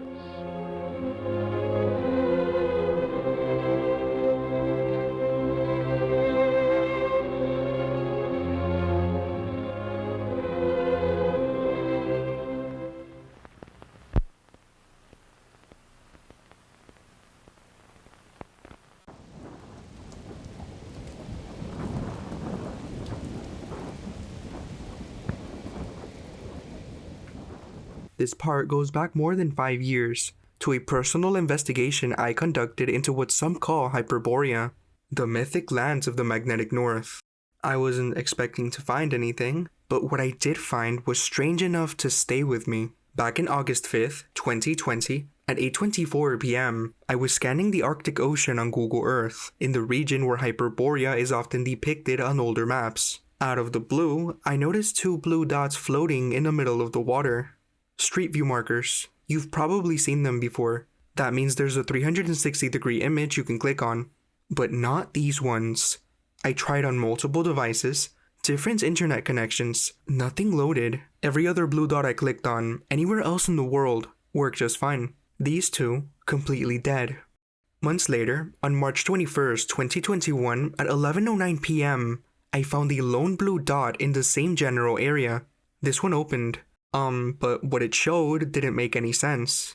Instead of ocean or ice, it was land, grass, trees, a paved road, and a black car driving by. The image was uploaded by a user with a public Google account, who I've blurred out for privacy, but I will say it was a Walter White profile picture. I don't know if Walter meant to upload it there, how, or if they even realized it appeared at that location, even if it's a public image. It could have been a misplacement by Google's system. Not their fault at all. Anyone with a Google account and the right tools, like the Street View app or a 360 camera, can upload images to maps. And sometimes these get auto-placed or misassigned. Still, those are just my thoughts. Either way, this one ended up smack in the middle of the Arctic Ocean with no explanation. The coordinates in the bottom right corner: 79 degrees, 29 minutes, 23 seconds north, and 177 degrees, 37 minutes, 48 seconds west. A perfect match to the blue dot. Whatever image was there originally, whatever they really captured in that spot, if there was something else there, it's gone. And what replaced it doesn't belong. What is this place? To me, it looks like they replaced whatever image was originally taken there with a random 360 shot, probably from somewhere like mainland Russia. The terrain would match. This would also explain the random road and car. I don't know. It seems like Heisenberg is still kicking and way beyond Alaska, in the middle of the Arctic Ocean. According to Google's photo data, the car in the image is a Chevrolet Lachetti, a compact sedan manufactured primarily by GM Daewoo in South Korea and Uzbekistan, then sold across multiple regions under various brand names. It's especially common in Eastern Europe, Russia, Ukraine, Kazakhstan, and parts of Central Asia. It was never sold in North America, and more importantly, it has no connection whatsoever to the Arctic. So unless Santa Claus is cruising the Arctic with Walter White in Eastern European taste, something doesn't add up. And this is a joke, obviously, I'm just highlighting the absurdity. Or Google made a very convenient error. Or for whatever reason, posted an eastern image in the middle of the Arctic Ocean. I'm not sure. Because no such island exists in this area. Unless you count whatever this is.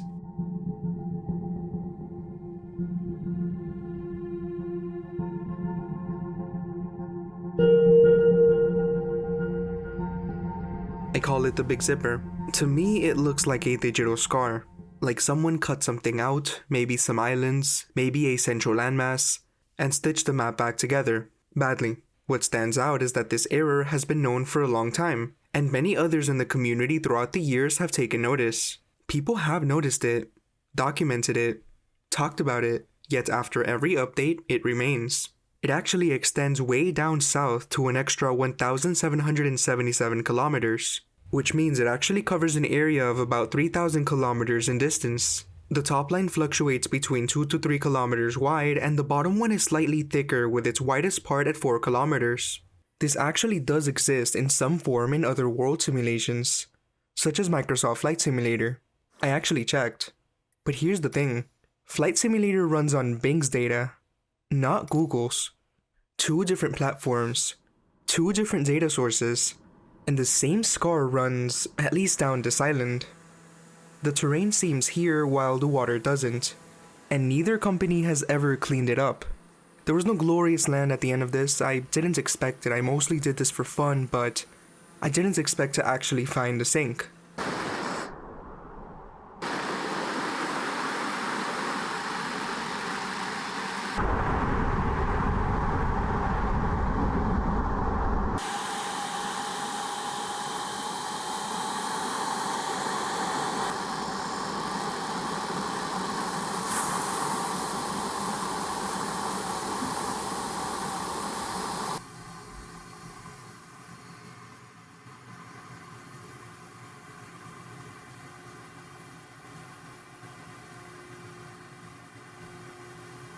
In my mind, an employee in 2005 was told late one night to just Microsoft Paint his way through the land, and just use the paint bucket feature. If we go back in time, Google Earth was actually originally developed by a company called Keyhole Inc., which Google acquired in 2004. The early version was known as Earth Viewer 3D, and after the acquisition, it became the Google Earth we know today. Before that, it received funding from In-Q-Tel, a venture capital firm that invests in tech on behalf of US intelligence agencies, specifically the venture capital arm of the CIA. It was also backed by the National Geospatial Intelligence Agency. The software was originally developed for military surveillance, and was even used during the Iraq War before being made public. Pretty crazy, right? Keyhole refers to the KH series spy satellites launched during the Cold War. Either way, whatever the Big Zipper is exactly stands as a mystery. Going back to the maps, I actually had a conversation with someone shortly after all this, who brushed off the 4 islands, specifically the ones on old maps, as just medieval occultists being silly. This is the modern worldview. He pointed at Mercator's work like it was some kind of elaborate joke. Like, hey, look at these lovely mythical decorations. And then everyone from the west to the east, not just in cartography, but hundreds of years of literature and references, as I've shown, are just blushing to have their turn at the joke until around the 1700s. But that doesn't really hold up. By that I mean there's certain things that have been actively ignored, whether on purpose or not. Some may say Frieslandia and Tuo as examples to show that these phantom things happen, but without diving further into the territory that authors have already associated them with being the exact same thing, what they actually do is paint a bigger picture of the North. It's related to the North, and not everyone's going to have the same name for something, especially if they come from different backgrounds. I believe this is called semantics, when different terms are used for what might actually be the same thing, and people misread the meaning. As we've seen across multiple examples, 16th and 17th century cartographers, Mercator, Ortelius, Frientz, Monte, just to name a few, all depicted the same thing: 4 polar islands, a central magnetic rock, and rivers converging at the pole. There are a lot of maps that depict places before they were canonically discovered, or they show them unusually quickly afterward, which raises questions about how cartographers process new information, possibly ahead of the official discovery narratives. The Valsamula map from 1507 is a good example. Many early maps also showed detailed outlines of the Antarctic coastline long before it was officially documented. Others seem to depict what looks like Australia. And then of course there are countless stories and maps that show the American continent before 1492, which suggests it may have already been known to traders at least, before being struck by some kind of massive terraforming event that prompted the Spanish to rediscover it. I could go much deeper into this. It could even stand on its own. But I've already shown how baffling it is that some places seem to have been known before they were discovered, like with the Pompeii evidence I covered in the last 2 videos. Continuing with the 4 islands in my conversation, you already know how Mercator even described the Black Rock in a letter to John Dee, calling it a magnetic stone as high as the clouds, Rupes Nigra, all thanks to Jacob Esnoyan, who relayed it from one of the most mysterious missing books in this presentation, Inventio Fortunata. And then there's Genesis, but not just that. As shown in chapter 10, the idea of a world center, a sacred mountain, a pillar of heaven, rivers flowing in 4 directions, shows up everywhere, from Mount Meru in India to Mount Kunlun in China, to the Norse Yggdrasil to the cosmic axis in the Eddas. Ancient cultures across continents describe the polar origin, the navel of the earth, the dwelling of the gods, the source of all waters, a memory shared, echoed, carried across civilizations. That's why I found it strange that Wikipedia's Legend 6 summary collapses centuries of layered tradition. Arthurian voyages, magnetic whirlpools, astrolabes, Minorite friars, and Geralda's Norse analogues into a forgettable one-liner. But even more telling is what's not there. No Eden, no Tree of Life, no rivers flowing from the center of the world, no mention of Meru, Kunlun, Haraberesaiti, or the towering world pillars described in the Eddas, the Vedas, the Avesta, or Taoist cosmology. Instead, the entire entry stays locked in a narrow frame, as if the North Pole only mattered to medieval Europe, but the cultures say otherwise, which is why the omission doesn't feel accidental, it feels shaped, part of a pattern, not quite erasure, more like quiet reframing. I don't think they were being silly, as this person said after the Google Earth discrepancy. I think they were trying to preserve something. Or maybe they preserved it without even knowing, and maybe someone else didn't want it remembered.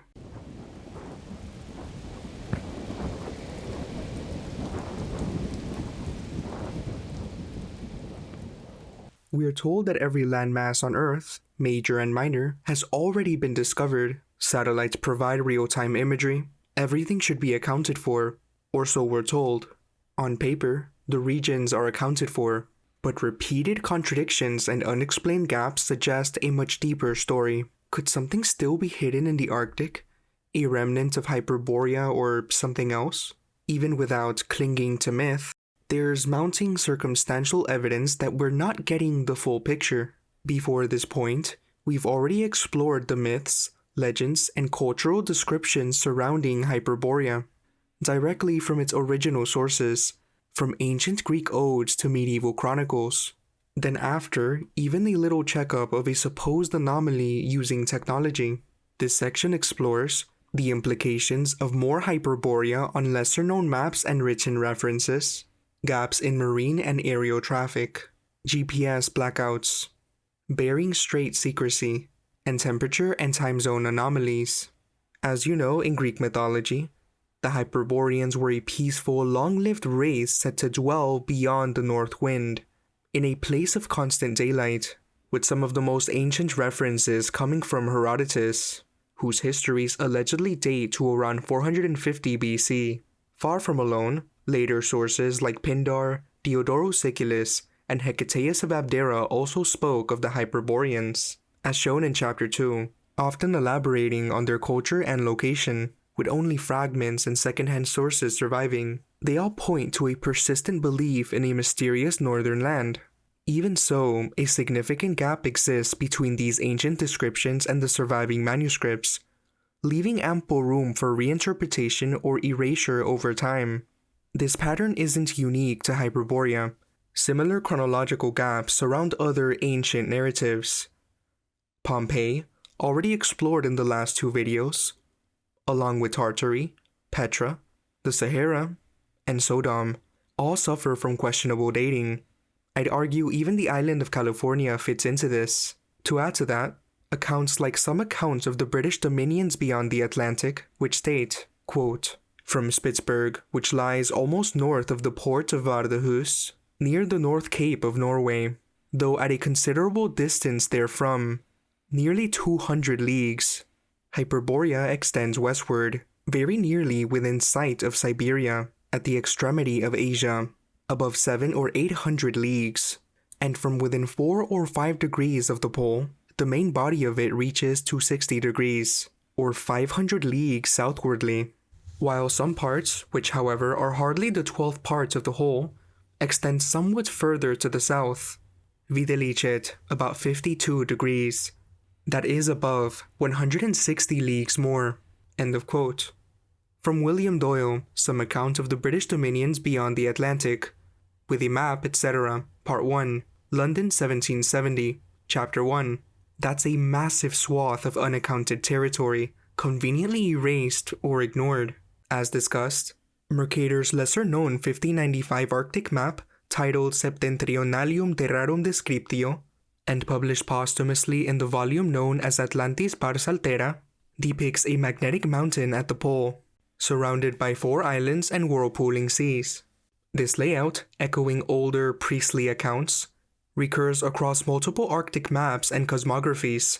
Also significant maps like 1492, Martin of Bohemia Globe, 1593, Americae Pars Borealis, 1570, Ortelius Europe Scandinavia, 1587, Urbano Montes World Map, 1587, Ortelius Typus Orbes Terrarum, 1592, Prioris Emis Faerii, Totiusque Geographici, including all other 77 or 78 maps I included in the intro.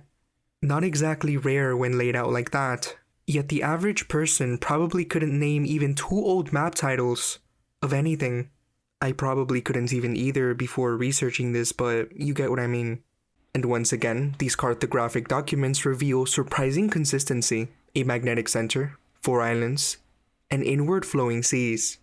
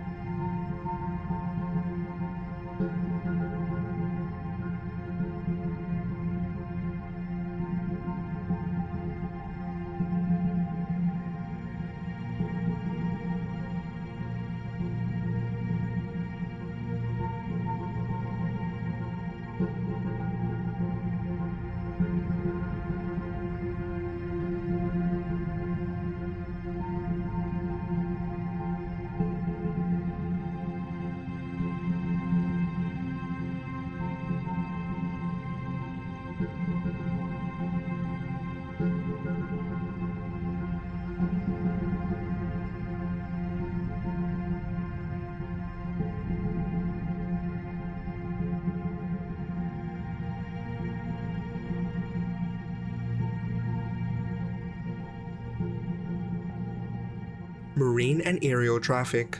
While there are conventional explanations for the lack of ship and aircraft movement north and through the Bering Strait, the patterns remain unusual enough to raise deeper questions. Using sites like marine traffic, it becomes clear that Spitsbergen with high marine traffic and the Bering Strait with low or empty marine traffic. Spitsbergen is approximately 900 miles north of the Bering Strait, yet sees significantly more activity. The Gulf Stream, allegedly, is commonly cited to explain this, but others suggest the Norwegian Currents is responsible. Despite being able to check for months, observers note the lack of any consistent ship passage through the actual strait. Vessels occasionally appear nearby, but rarely cross directly. This is strange considering the region's potential for trade, fishing, or even tourism. For Alaskan cruises, expedition routes skirt the Bering Sea but do not pass through the strait. Cruises such as Katmai to Kamchatka boast luxury prices, from $25,000 to $50,000, yet completely avoid the zone. Maps and travel promotions suggest the possibility, but in practice, no such bookings can be made through the actual strait. I was looking for them. As you can see from the maps I found, no other major listed expedition explicitly confirms the crossing of the strait's narrow shipping channel in their marketing materials or route details. One comparison shows cruise routes between Russia, Alaska, and Japan, never entering the strait. Others start in Anchorage and travel south to Vancouver, avoiding the critical passage. This absence, even in high-priced supposedly exploratory cruises, adds to the peculiarity. Aerial traffic. Flight paths supposedly span the polar region, but live air traffic monitoring sites, like Flight Radar 24, reveal a different picture. Flights avoid the North Pole in practice, not just out of logistical convenience, but seemingly by design. Screenshots of air traffic show dense movement almost everywhere, except over the North Pole and the surrounding Arctic Ocean. Commercial explanations exist, yet none are fully satisfying given the available technology. GPS challenges in the Arctic. For all our technological advancements, GPS navigation above the Arctic Circle remains unreliable. Satellites don't seem to care about beaming consistent data up there. As more activity shifts toward Arctic research and trade, this becomes increasingly problematic. Despite $900 billion spent on certain agencies and satellite networks, basic navigation in the north is still glitchy. It could be some kind of interference, or maybe it's something else. Comparing Google Earth imagery of the Arctic shows unusual smoothness and blue voids in place of detailed terrain. It reflects the absence of visible ice and expected glaciation at the pole. For some, lending credence to the claims of intentional image tampering. I personally don't recall ever been taught that the North was anything as icy as, let's say, Antarctica or my freezer. It's always been a big ocean up there for me, but I can see how the absence of ice in images and maps are weird. Temperature and time anomalies.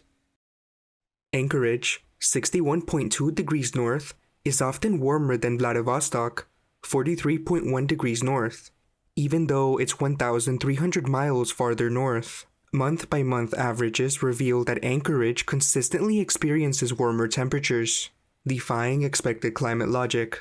Despite being significantly closer to the pole, Anchorage has milder winters and comparable or even higher average highs in summer. Tin City, Alaska, and Naukin, Russia are just 59 miles apart, yet sit in different time zones by 4 hours. Satellite ruler tools confirm the physical distance, highlighting how geopolitics can bend time itself, or conceal something even stranger.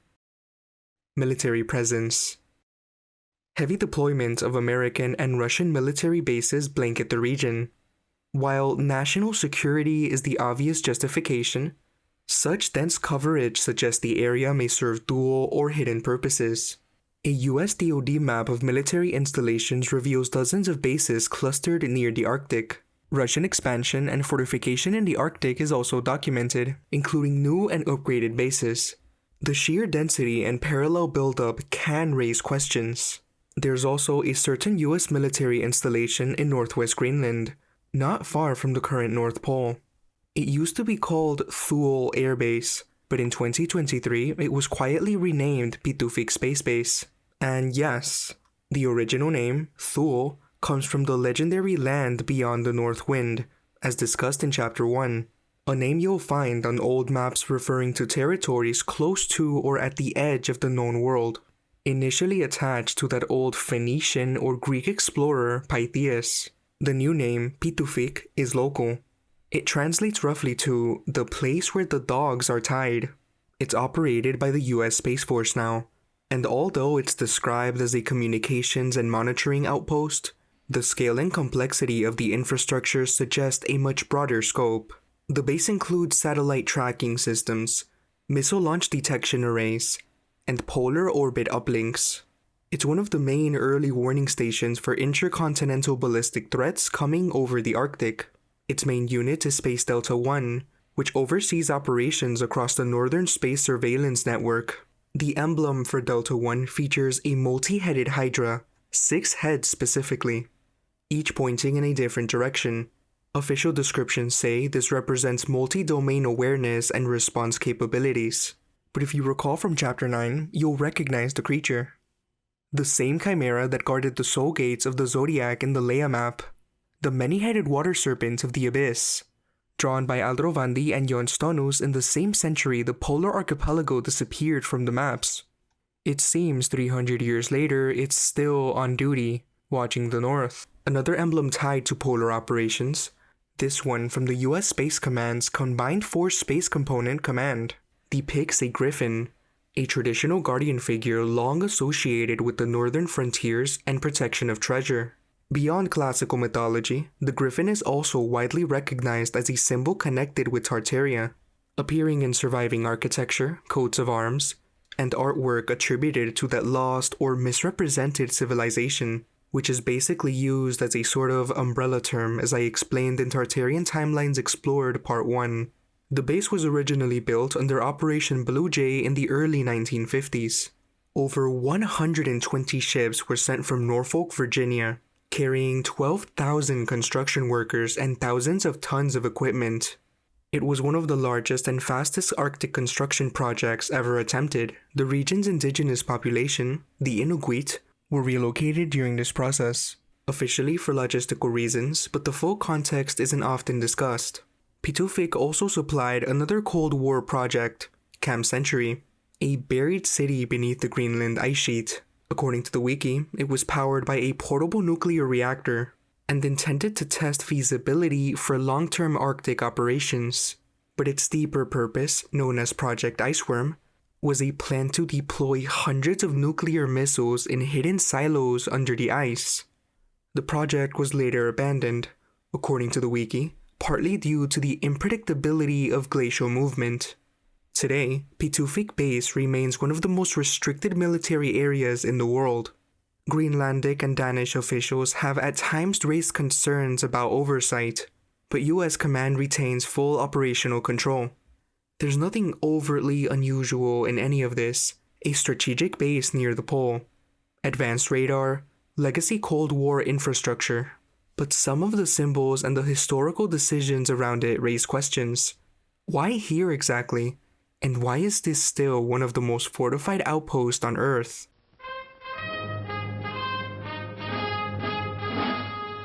From Korea to Germany. From Alaska to Puerto Rico. All over the world, the United States Army is on the alert to defend our country, you, the American people, against aggression. This is The Big Picture, an official television report to the nation from the United States Army. Now, to show you part of the big picture, here is Sergeant James Mansfield. Today, The Big Picture takes you behind the scenes of the greatest feat of military construction since the end of World War II. A race against time and weather to build a giant air base in the Arctic. This is a story of Operation Blue Jay. Greenland, mighty island in the far north, land of rugged mountains and everlasting cold, locked against the rest of the world by the frozen sea. Hidden behind these icy ramparts lies one of the great military secrets of our time, Operation Blue Jay. Here, where temperatures drop to 50 below zero and winds rise to 150 miles an hour gale force, where bright sun is abruptly succeeded by dense fog or blinding snow, American ingenuity and daring have built a new outpost in this country's defense, a giant air base on the top of the world. Now, at last, the story can be told. Blue Jay goes back to December 1950, when communist aggression was in full flood. It was on the offensive in Indochina. It was threatening the United Nations Army in Korea. And President Truman had proclaimed a national emergency.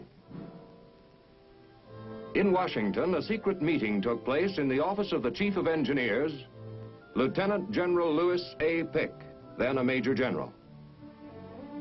Present were Brigadier, now Major General Nold, Deputy Chief of Engineers, and some of the foremost construction experts in the country. Peter Kiewit, veteran builder of large dams and airfields. S.J. Groves, one of the builders of the Pennsylvania and New Jersey turnpikes. Joe Green, airfield construction expert. General Pick got right down to business.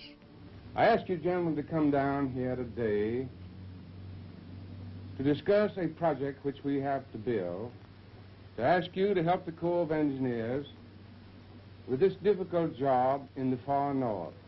This job lies about 900 miles north of the Arctic Circle, far beyond any of the shipping lanes.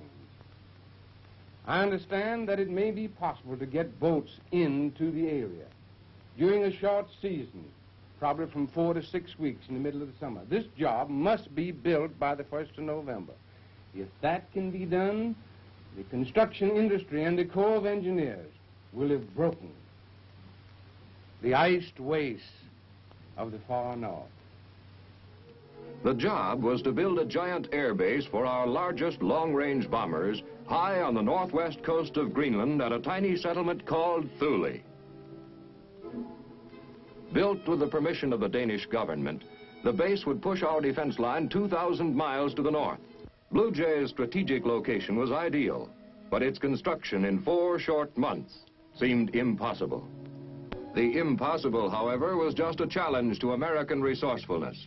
Industry and the armed forces joined hands to put across Blue Jay on time.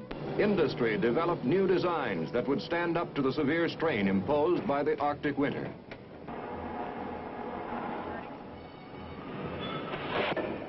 Like these Clements panels, used for refrigerator walls, now adapted to buildings and hangars. Made of fireproof insulation, sandwiched between aluminum-covered plywood, this prefabricated building material was light, strong, and 100% reusable. More than 300,000 Clements panels were used at Blue Jay.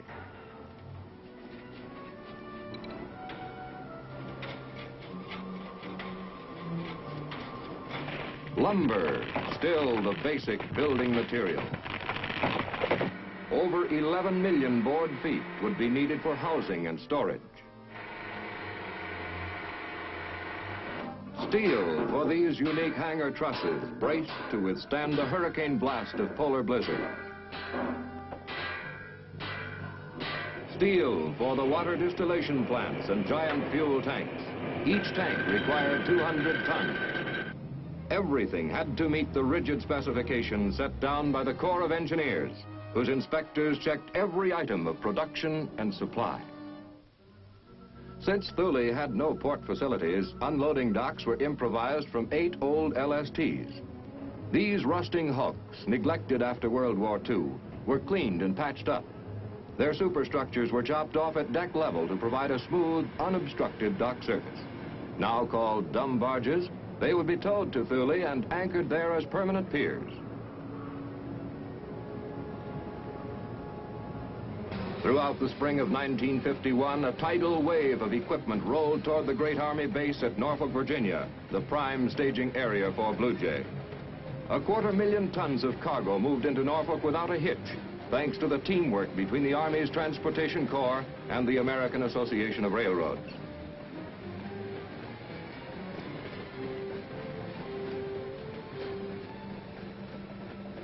At the same time, 2,000 miles away at Rosemont, Minnesota, another procurement campaign was underway. Its objective, men.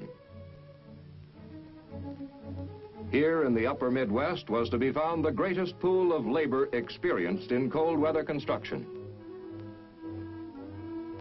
Rigorous performance tests eliminated all but the highest skilled applicants. New equipment was tested along with the workers' ability to handle it. Exhaustive work trials made sure that every man was thoroughly familiar with the job he had to do.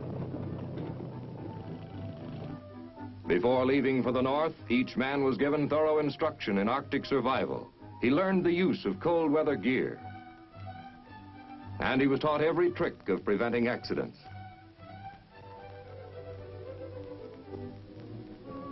An advance party of these men was sent to Thule to prepare the job site for the main body, due to arrive by ship at the end of June. Sites for hangars and barracks, roads and quarries were staked out by the Deputy District Engineer for the Northeast District, Colonel Morton Solomon, and his staff. Temporary shelter was quickly put up. The Atwell Hut, for example, a complete building, shipped as a single package. Simplicity of construction made the Atwell Hut ideal for the speedy erection of temporary living and eating quarters, administration building and hospital. Soil experts bored for samples into Thule's frozen terrain to determine the nature of the ground. They found that everywhere below the top layer, a few scant feet under the surface, lay a bed of fossil ice and eternally frozen earth. A technique was developed to make this so-called permafrost support Blue Jay's many heavy buildings. The beach itself, meanwhile, was cleared of ice that would hamper the unloading. Dynamite was used to blast it into the bay.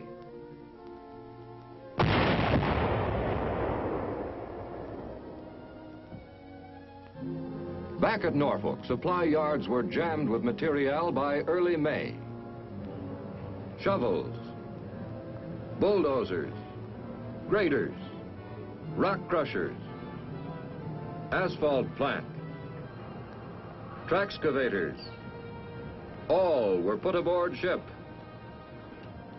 Rolling stock and other heavy equipment was firmly braced and lashed. Trucks were waterproofed for the sea voyage to protect them against corrosion.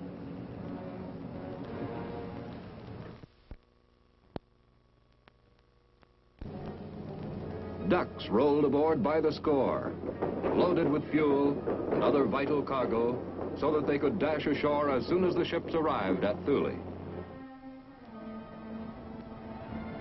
Along went 3,500 men of the Engineer Signal and Transportation Corps and other military specialists, plus the bulk of civilian workmen. On June 6, 1951, the Great Armada steamed out of Norfolk and headed north. 82 ships carrying a cargo valued at $125 million. A long, cold voyage lay ahead. A voyage that would become increasingly hazardous. As the thin-skinned ships penetrated the vast ice fields that surrounded Blue Jay like a belt of frozen fortifications, hundreds of miles in depth. Danger loomed in the form of icebergs the size of dreadnoughts.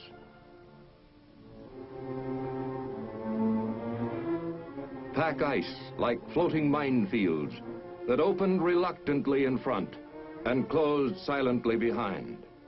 The sea became a floor of ice from horizon to horizon. The convoy halted, held fast in the ice pack. For days, the ships struggled to free themselves from their frozen trap. Not only was the time schedule disrupted, but the ships and the men aboard them were endangered by the ice that squeezed them in a giant vice. It was only through the stubborn efforts of the Coast Guard icebreakers that the convoy was finally liberated. Pressing down with their heavy-jawed bows, the icebreakers battered at the tremendous ice floes 4 and 5 feet thick, hacking, crushing, grinding away. The icebreakers smashed a trail for the convoy to follow. Helicopters soared aloft on reconnaissance, scouting far ahead for signs of open water.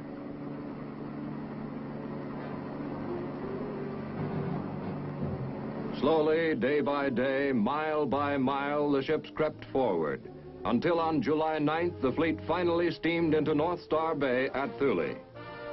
A voyage that would normally have been made in about 2 weeks had taken more than twice that long. At least 2 precious weeks had been lost from the brief construction season. This lost time had to be made up somehow. The ships had hardly anchored off Thule when control headquarters aboard the command ship Monrovia raced into high gear to get the convoy unloaded. Soldiers of the Army's Engineer and Transportation Corps went to work in a round-the-clock stevedoring operation. Cargo from the freighters was swung onto Navy landing craft manned by over 1,000 seamen. Unloading equipment had long been prepared for split-second action, everything from a giant floating crane to swarms of amphibious ducks that skimmed back and forth across the water, dodging the crushing ice. 2 battalions of ducks were in constant use. A great deal of the credit for the speedy unloading belongs to these highly efficient seagoing freight cars.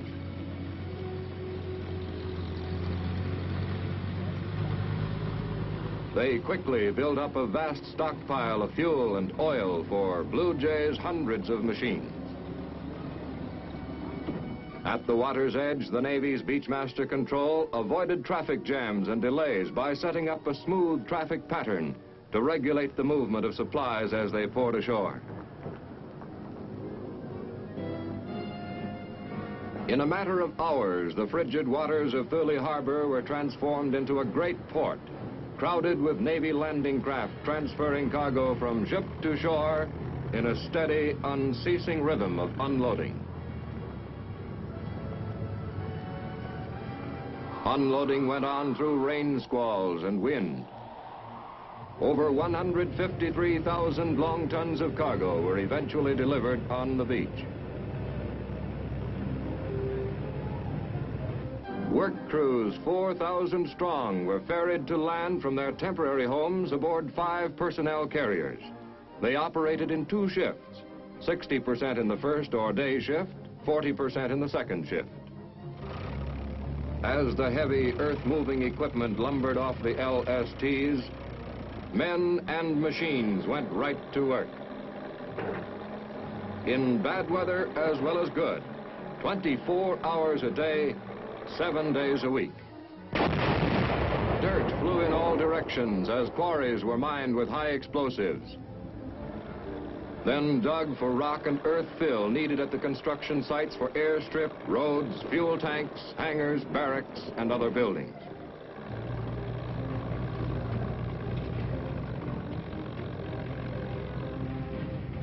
First objective was the giant airstrip with its main runway, aprons, and taxiways. To level it off along all its tremendous length, it had to be cut down in some areas and built up in others, sometimes as much as 40 feet. Layer upon layer of fill was dumped upon the runway, smoothed down, and packed tight by 100-ton compaction machines. Batteries of rock crushers poured out mountains of broken stone. This was hauled to the runway and spread evenly upon the ground. Hot liquid asphalt was sprayed upon the stones to bind them together. A layer of fine gravel followed, which was brushed to smooth it down, then rolled to compress the several layers into a solid mass.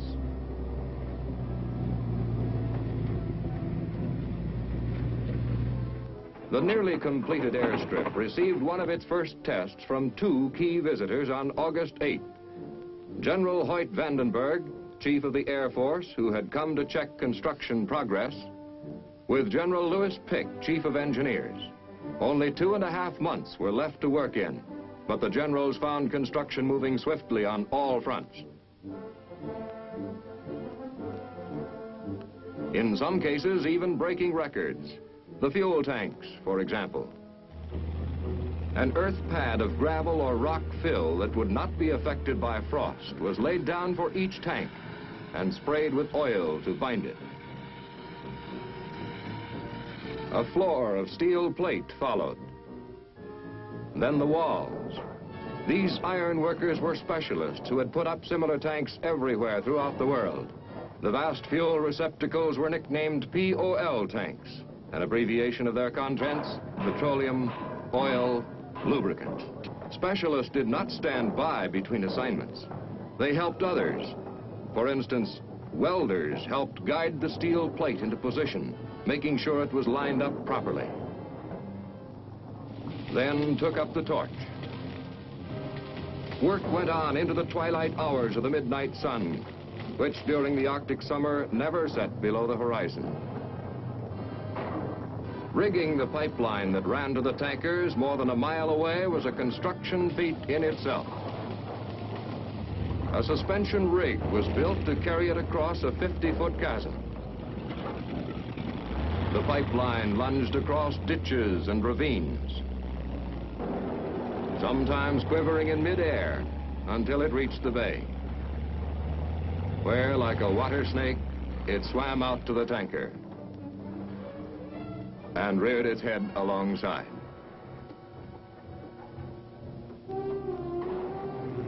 Construction of all kinds was booming. The icy ground under each building was first insulated by an earth pad.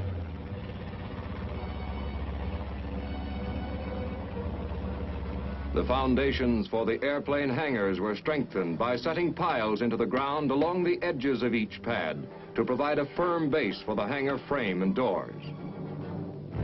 The piles were reinforced by filling in with dirt that would eventually freeze into a solid mass. Culvert pipe was laid across each pad. Cold air circulating through it would carry off the heat seeping through the hangar floor and prevent it from weakening the frozen foundation. The secret of Arctic construction was to make use of the everlasting permafrost, not work against it. The exposed pipe was buried in dry fill. Concrete was poured for the floor, followed by an insulating layer of 4-inch slabs of foam glass. Additional insurance that hangar heat would not melt the frozen earth below. These slabs were covered by a second layer of concrete, which was given a finished surface, and cured under tarpaulins with hot air blowers to keep it from freezing.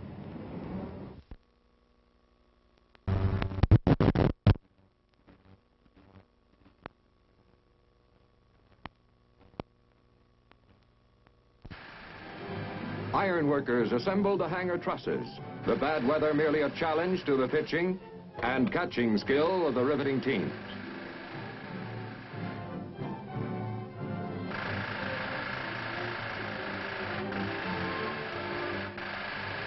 Wall frames and hangar trusses were raised into position.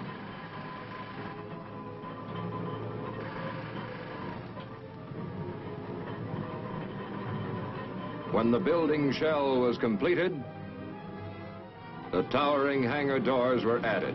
Each one weighed 230 tons. Each ponderous section had to be firmly fitted in its tracks.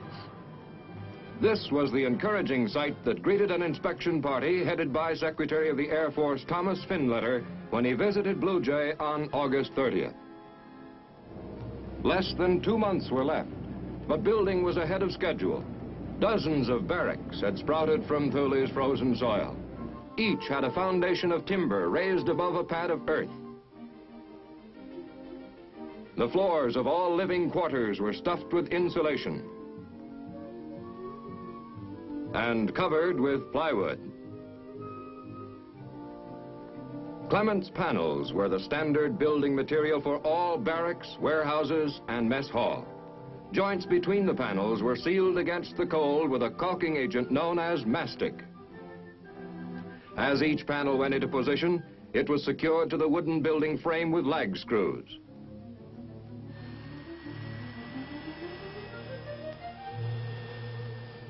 As soon as these buildings were completed, workers moved in from their quarters aboard the ships, which then left for home.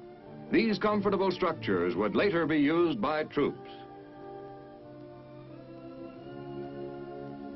The modern mess hall, like the barracks, was put to instant use by the hard-working construction crews. While one shift was being served breakfast, the second shift on the other side of the mess hall was eating its evening meal. This careful planning for the personal needs of the men was reflected in everything from recreational facilities to church services. This close attention to morale paid off in the fantastic speed of construction. Work crews raced against the waning light and the increasing cold, hurrying to meet the deadline, now only a few weeks away. 3 distillation plants and their storage tanks to brew drinking water from the salt sea popped up magically, along with vehicle storage buildings, salvage building, crash wagon station. On October 1st, with about 20 days left to go, Blue Jay was host to Lieutenant General Curtis LeMay, Chief of the Strategic Air Command. Briefed by Colonel Clarence Renshaw, Northeast District Engineer, he carefully studied the base. The final touches were put on the airstrip. A top coat of asphalt was laid down. The control tower rose to the sky. Electric light cables were paid out. And the runway lights were planted in the ground. The long Arctic night was closing in. Warning shadows deepened on the frigid peaks that surrounded Blue Jay. The waters of Thule Harbor disappeared as ice choked the bay.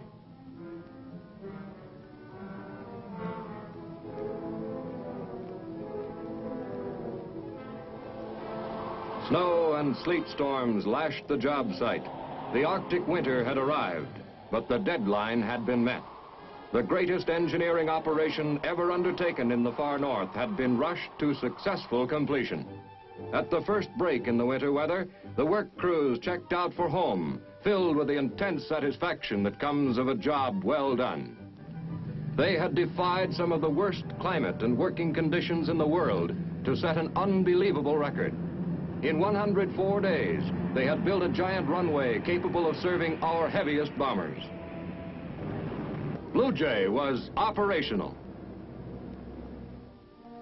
It is almost a year later now, and Blue Jay has had the benefit of another construction season to bring it up to top fighting trim. Blue Jay will be kept ready for action as long as the threat that drove us to build it exists. We cannot read the minds of those dark and shadowy figures who brood on war and conquest. But perhaps the thought of this colossal air base has caused them to falter in their plans for aggression.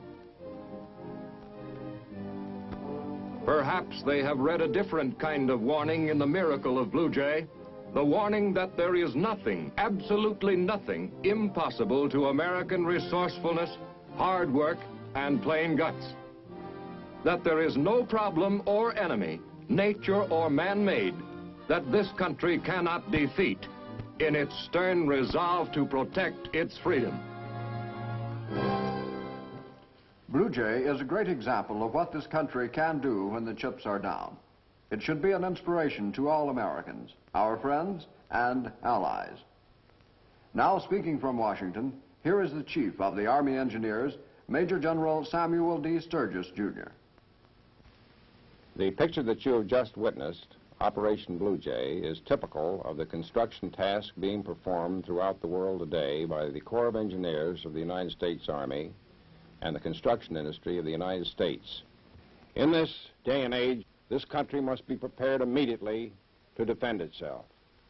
Fortunately, we have a unique arrangement in our system whereby the civil works of the country are constructed in every state in the Union by an organization in being known as the Civil Works of the Corps of Engineers.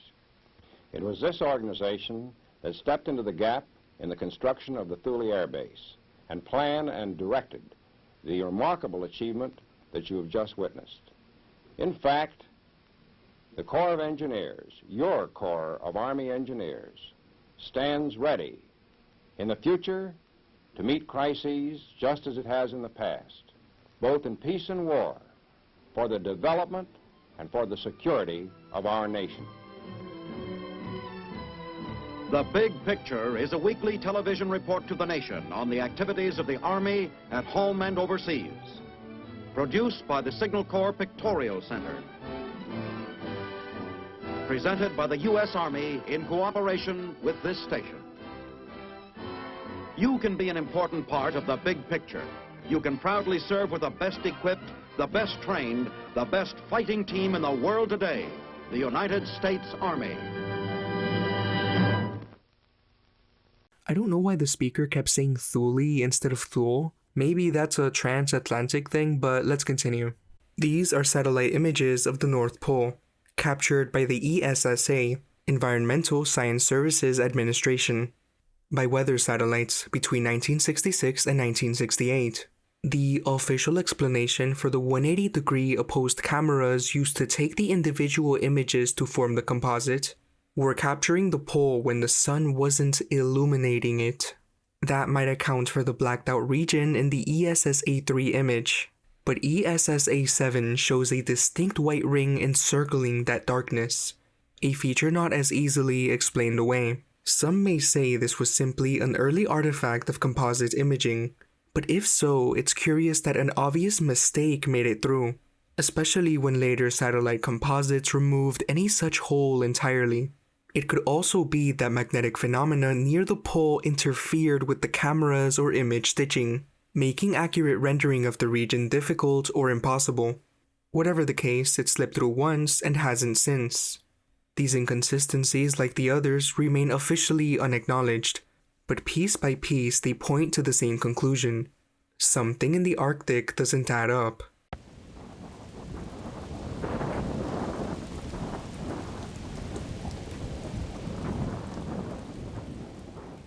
While navigating Google Earth's group posts, or what's left of the old community, I came across several intriguing comparisons and posts.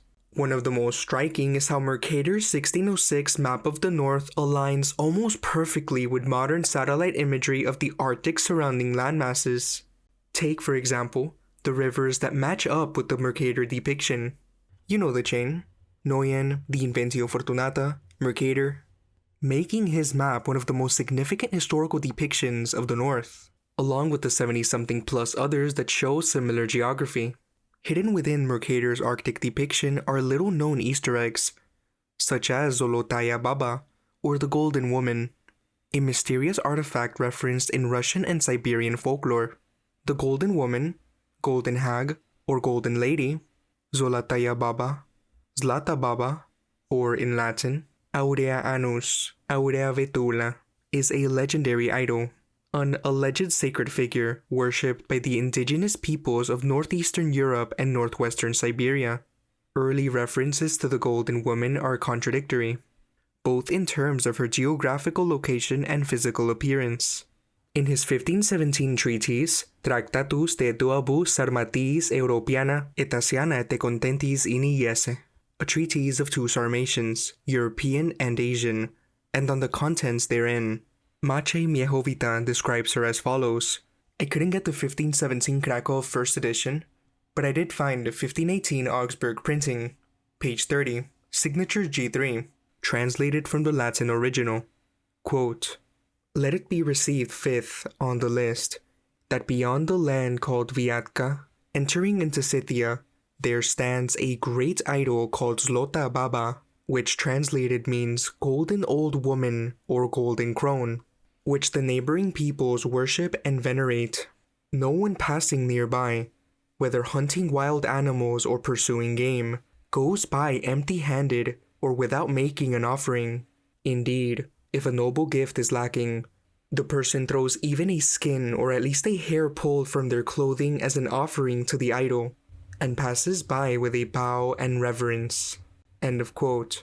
This passage suggests a kind of ritual obligation toward the figure, that even the smallest tribute was seen as necessary when passing near her domain. In 1591, Giles Fletcher, in Of the Roos Commonwealth, on page 99, writes that certain maps and geographical accounts, such as those by Herberstein, mention an idol called Zlata Baba or the Golden Hag, a figure shaped like an old woman who served as an oracle for indigenous priests. However, Fletcher himself expresses skepticism regarding it as a myth. Instead, he describes a phenomenon in Obdoria, near the mouth of the Ob River, a rock formation resembling a ragged woman holding a child, which the Obdorian Samoyeds venerate and use in their pagan sorcery rituals. This sounds like some ringing cedar stuff to me. And this isn't just some isolated anomaly. Many of these unusual features seem to connect to myths, lost lands, and hidden histories. I tried looking for the location of this giant potential statue of the Golden Lady, but for now, I only managed to find this giant woolly mammoth statue. Thank you, Tony Montana. Maybe I haven't looked enough. I also want to point out that there's actually more than just one magnetic rock on this map. While digging a little deeper, I stumbled upon old posts from the Google Earth community forums, where users from as early as 2005 to 2008 discussed bizarre anomalies in the Arctic and other restricted areas. However, access to how it used to be is basically impossible now. The old Keyhole BBS was migrated onto Google Groups in 2012, the community was retired in 2015, and most of the old forum content is no longer directly accessible. At first, I could only see surface-level previews of these discussions, but not enter the forums themselves. One notable post from 2007 to 2008 mentioned a mysterious landing on Bennett Island, with part of the discussion in French. It was one of the more overlooked stories I came across while digging into Arctic history, and it originated from the 1879 US Navy Arctic expedition. And surprisingly, it involved two Chinese-American explorers, Charles Tong-Sing and Ah Sam. They were part of a crew aboard the Jeannette, a ship that drifted, broke apart, and eventually landed on Bennett Island, a location that's visibly restricted or low res on Google Earth. These explorers survived extreme conditions, got trapped in Arctic ice for nearly 2 years, and even discovered new landmasses, including Bennett Island and Henrietta Island. And yes, this crew was indeed in search for the open polar sea. Ah Sam, who was one of the cooks, died in the Arctic alongside the captain, George W. DeLong, and months later, their bodies were found together in the frozen wilds of the Lena Delta. Had they abandoned ship sooner with their rations, not after nearly 2 years trapped in the ice, but in the early months, they might have passed Bennett Island and reached the Delta while it was still alive, with rivers running, game to hunt, enough daylight to move, build, survive. But by the time they arrived, the forest had already shut its doors. Charles Tong-Sing survived and became one of the first Chinese Americans ever rewarded a Medal for Bravery by the US Navy. There is even more info about this in the Russian wiki if you want to check that all out. The French post also has this. This is some Return of the Magician stuff. Another post I found from 2005 on the old Google Earth forums discusses Senekov Land, a phantom island in the Arctic. Senekov Land, Zemlya Sanikova in Russian, was a phantom island in the Arctic Ocean that had supposedly been observed by some explorers to the north of the New Siberian Islands. Yakov Sanikov was the first to report the sighting of this island in 1811, hence the name Senekov Land. In 1886 and 1893, another Russian explorer, Edward Toll, reported observing the island. Despite the intensified search, it was finally established in the first half of the 20th century that the Senekov Land didn't exist. Some scholars, judging from other successes of Senekov, believed that the Sanakov land indeed existed, but was destroyed by water and disappeared from the face of the ocean like many other islands. Why this matters: Sanakov land isn't just a lost island, it's part of a larger pattern. Honestly, that's a lot of reports of phantom islands for one place. That aligns with the oral traditions we've seen in various Arctic legends, including those surrounding Hyperborea, Ultima Thule, Frieslandia, or Mercator's polar lands. These aren't just mythological references. They echo recurring patterns and historical records and early maps that show land in places where nothing is supposed to be now. The island was placed beyond the Long Islands, right in the region where many polar maps, from Mercator to the Russians, have pointed to something being there. Whether it was a volcanic island, a mirage, or a landmass eroded into the sea. Sanakov land shares similarities with all the polar legends, even the polar mountain of Inventio Fortunata. For the timeline, some explorers truly believe they'd seen it, not once but across decades. Others think it might have been a mirage of Bennett Island, something common in Arctic optics. Either way, it mirrors the exact kind of shifting geography that keeps popping up in older maps and forums. A ghost of northern land, hovering between fact and myth. Just one of many vanishing islands that make you wonder how many legends began like this. The next post is from March 9, 2006, titled Northern Polar Entrance to the Hollow Earth. One of the more well-known Hollow Earth legends comes from a story originally popularized in the early 20th century, the account of Olaf Jansen, a book I will detail more thoroughly soon. As it says in the post, Jansen and his father sailed from Franz Josef Land on July 1, 1829. They allegedly discovered a North Polar opening leading into the inner Earth, sailing northeast through a lead in the ice and encountering open ocean within 600 miles of the North Pole. The poster refers to a map created by Jan Lamprecht, a modern Hollow Earth theorist, showing intersecting lines all converging at approximately 84.4 degrees north, 141 degrees east, a spot speculated to be the location of the polar entrance. This story echoes many recurring ideas in Arctic legend: anomalous warm waters, shifting geography, and the concept of a hidden realm beneath the Earth's surface. All this strangeness happening at the North Pole, often tied to esoteric and mythological beliefs. Whether symbolic or literal, this theory connects deeply to older traditions of inner worlds, subterranean civilizations, and polar mysticism. The next post is from April 14, 2008, and it's one of the Lovecraft locations. It dives into Lovecraftian geography, specifically the mysterious city of Olatui. Described in H.P. Lovecraft's story Polaris, Olatui is a somnolent, marble-built city nestled in a plateau called Sarkia, between two strange mountains, Noton and Kadifonek. Later referenced in The Quest of Iranon, it's implied to be a real place within Lovecraft's dreamlands, and possibly connected to other lost polar civilizations. Though fictional, Olatui is significant. It mirrors real-world myths of ancient cities hidden in the north, a motive Lovecraft played with deliberately. The next Lovecraft location is also from April 14, 2008, by the same poster. Lomar is another legendary location from H.P. Lovecraft's mythos, said to have existed near the North Pole in ancient times. First appearing in Polaris, 1918, Lomar was described as a civilization that rose from the sea, inhabited by a race of people who had migrated south from the land of Zabna, fleeing an advancing ice sheet. These Lomarians warred with Nafkes. Lomarians? Nafkes were hairy, long-armed cannibalistic beings, and built great cities like Alatoe before being wiped out by invading Inutos, a group Lovecraft associated with early Arctic peoples. Lomar is also tied to the Narcotic manuscripts, a recurring artifact in Lovecraft's work, and serves as a bridge between ancient polar civilizations and underground realms like Ka'inyan, a subterranean world that worships Sataga, one of Lovecraft's many dark deities.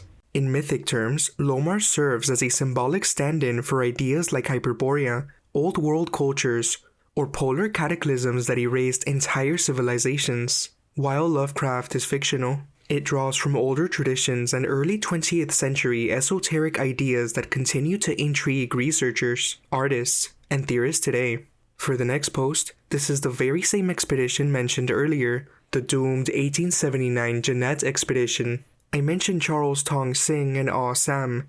It shows up again in the old Google Earth forums and still here on actual Google Earth. The 2006 post recounts the expedition's eerie descent into Arctic isolation.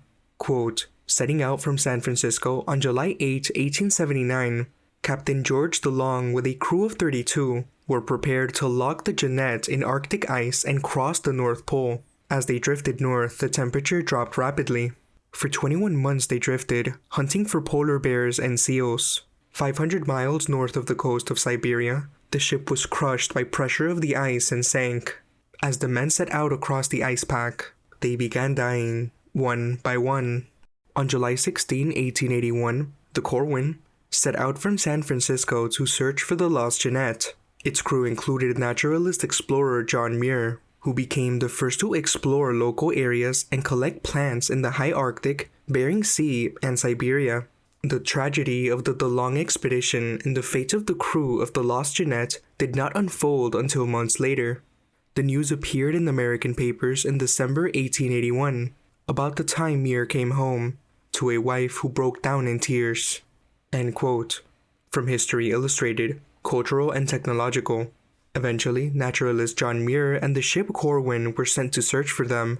But what makes this post stand out is how it links the tragedy to older Arctic legends, and how difficult this place has been historically. Lost ships, blurred islands, and a disappearing north. Here's something that gets often overlooked. There isn't just one North Pole. Depending on which map, story, or dataset you're using, you could be looking at completely different points on the map. From around 2002 to 2005, for example, this particular coordinate was listed as the magnetic North Pole, the point where Earth's magnetic field points vertically down, apparently. But that's not the same as the geographic North Pole, the one usually imagined sitting at 90 degrees north. And then there's what some call the real center, the spot at the heart of all the Arctic myths, old maps, and stories. The one Mercator placed a black mountain at, the one early explorers circled around without ever quite reaching it. When you start stacking all these North Poles, magnetic, geographic, cartographic, mythological, we've been circling around a mystery without ever quite pinning it down. And if we go over here, just about 500 kilometers from the Big Zipper, you'll find something even weirder. The Hudson River Greenway from New York, floating in the middle of the Arctic Ocean. As of 2025, it's there. This seems to show that basically any data can end up here, for whatever reason. And it's not even the only one. There's some other locations that aren't supposed to be here. One post marks the approximate location of the ice camp, stating it's 1,016.4 miles to the North Pole.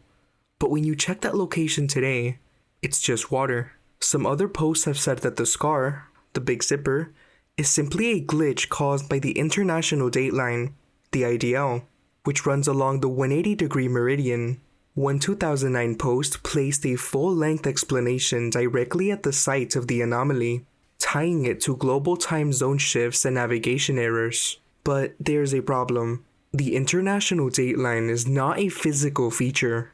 The post itself says the International Dateline, the IDL, is an imaginary line on the surface of the Earth. That's key. If it's imaginary, then why does it show up as a visible scar in satellite imagery? Why does it stretch over 3,000 kilometers with what looks like stitched terrain and water textures? The explanation doesn't account for that. His post focuses on timekeeping issues and global clock adjustments, but says nothing about visual rendering problems, misaligned imagery, or map distortion artifacts this large and persistent. In other words, this is not a time zone issue. You don't get glitched landmasses, erased islands, and pixelated seafloor terrain from changing your watch. So while the Dateline theory might sound plausible at first, it doesn't actually explain the visible digital scar we're seeing on the map. And it definitely doesn't explain why it's still there as of 2026. To bypass restrictions to the groups and see more early discussions, I turned to the Wayback Machine and successfully accessed some of the now defunct Google Earth forums, or Keyhole forums. These discussions are now petrified ruins, but they contain thousands of posts, many of which may still hold key information on Arctic anomalies, erased features, and hidden landmasses. Going through all of them will take time, but there may be enough material to save for future research. The blurred lines of historical Arctic depictions, the mysterious inconsistencies in Google Earth, and the disappearance of community discussions on these topics suggest that there's something more. Whether this is due to geopolitical reasons, esoteric knowledge suppression, or scientific omission, it remains an open question. Maybe I'll continue going through these archives and uncovering more old information. We'll see. Perhaps this will lead to a part 2 of the Northern Legends. In the meantime, here are some of the posts from the place we're not allowed to go. Some are comical, while others are outright fascinating. As you've seen, there are threads from 2006 discussing entrances to the Hollow Earth, historical data on polar ice, and even posts analyzing H.P. Lovecraft's work in relation to the Arctic. Much of this was expanded upon in the forums themselves, offering deeper insights that have now been buried or forgotten. You can explore them for yourselves, but in this video, I focused on just a few key locations on the map. And of course, you can see the Big Zipper right here. It's massive, unmistakable, and still one of the most glaring anomalies on this map of the North. I mean, you can practically see islands inside there.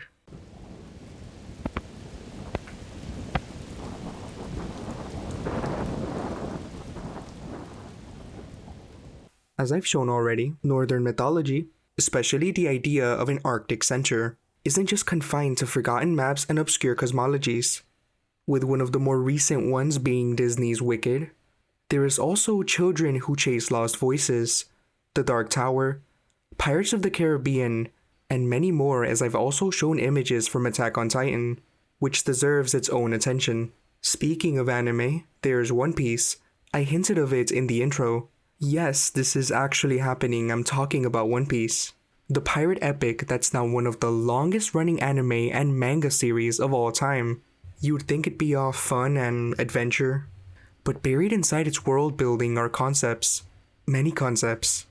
Some of which are those that mirror 16th century cosmographic models almost too closely to ignore.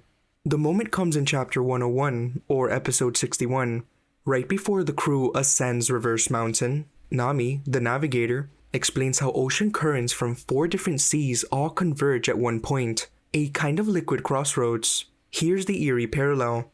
Nami's version, chapter 101, Reverse Mountain is surrounded by ocean currents from 4 seas that all converge at the red line, a massive landmass that spans the world. The currents are then funneled up the mountain by a powerful force. The water going in doesn't just crash into the rock, it flows upward through a canal-like pass. This is one of the only ways into the Grand Line, a sea that's highly magnetic and unpredictable. Normal compasses stop working due to magnetic anomalies.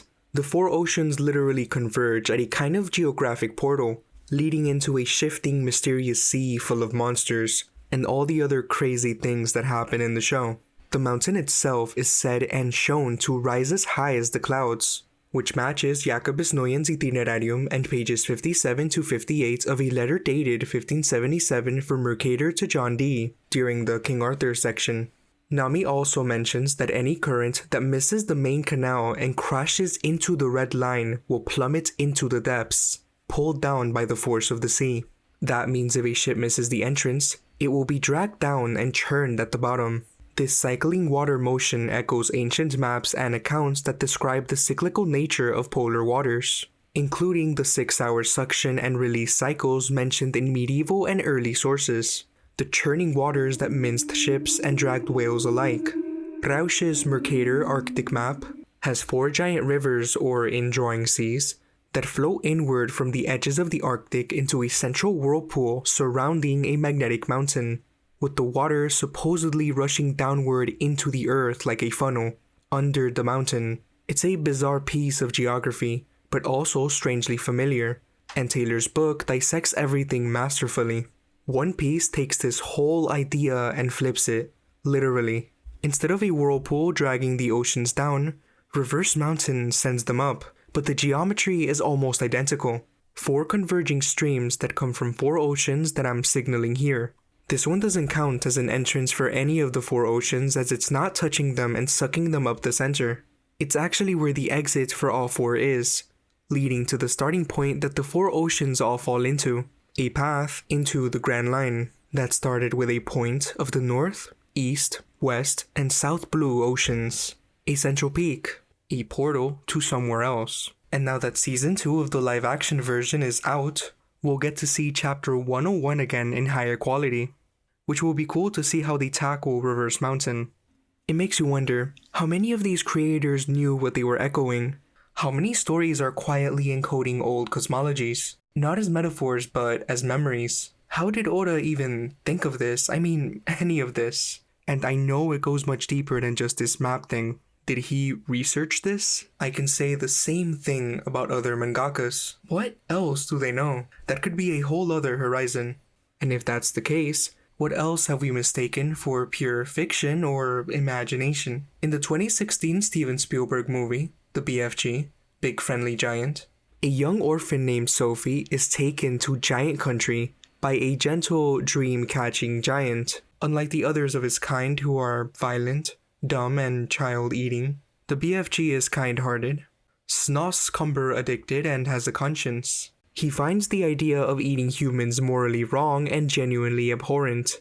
He doesn't just avoid it, he rejects it. He has harmless hobbies and spends his nights snooping around the city.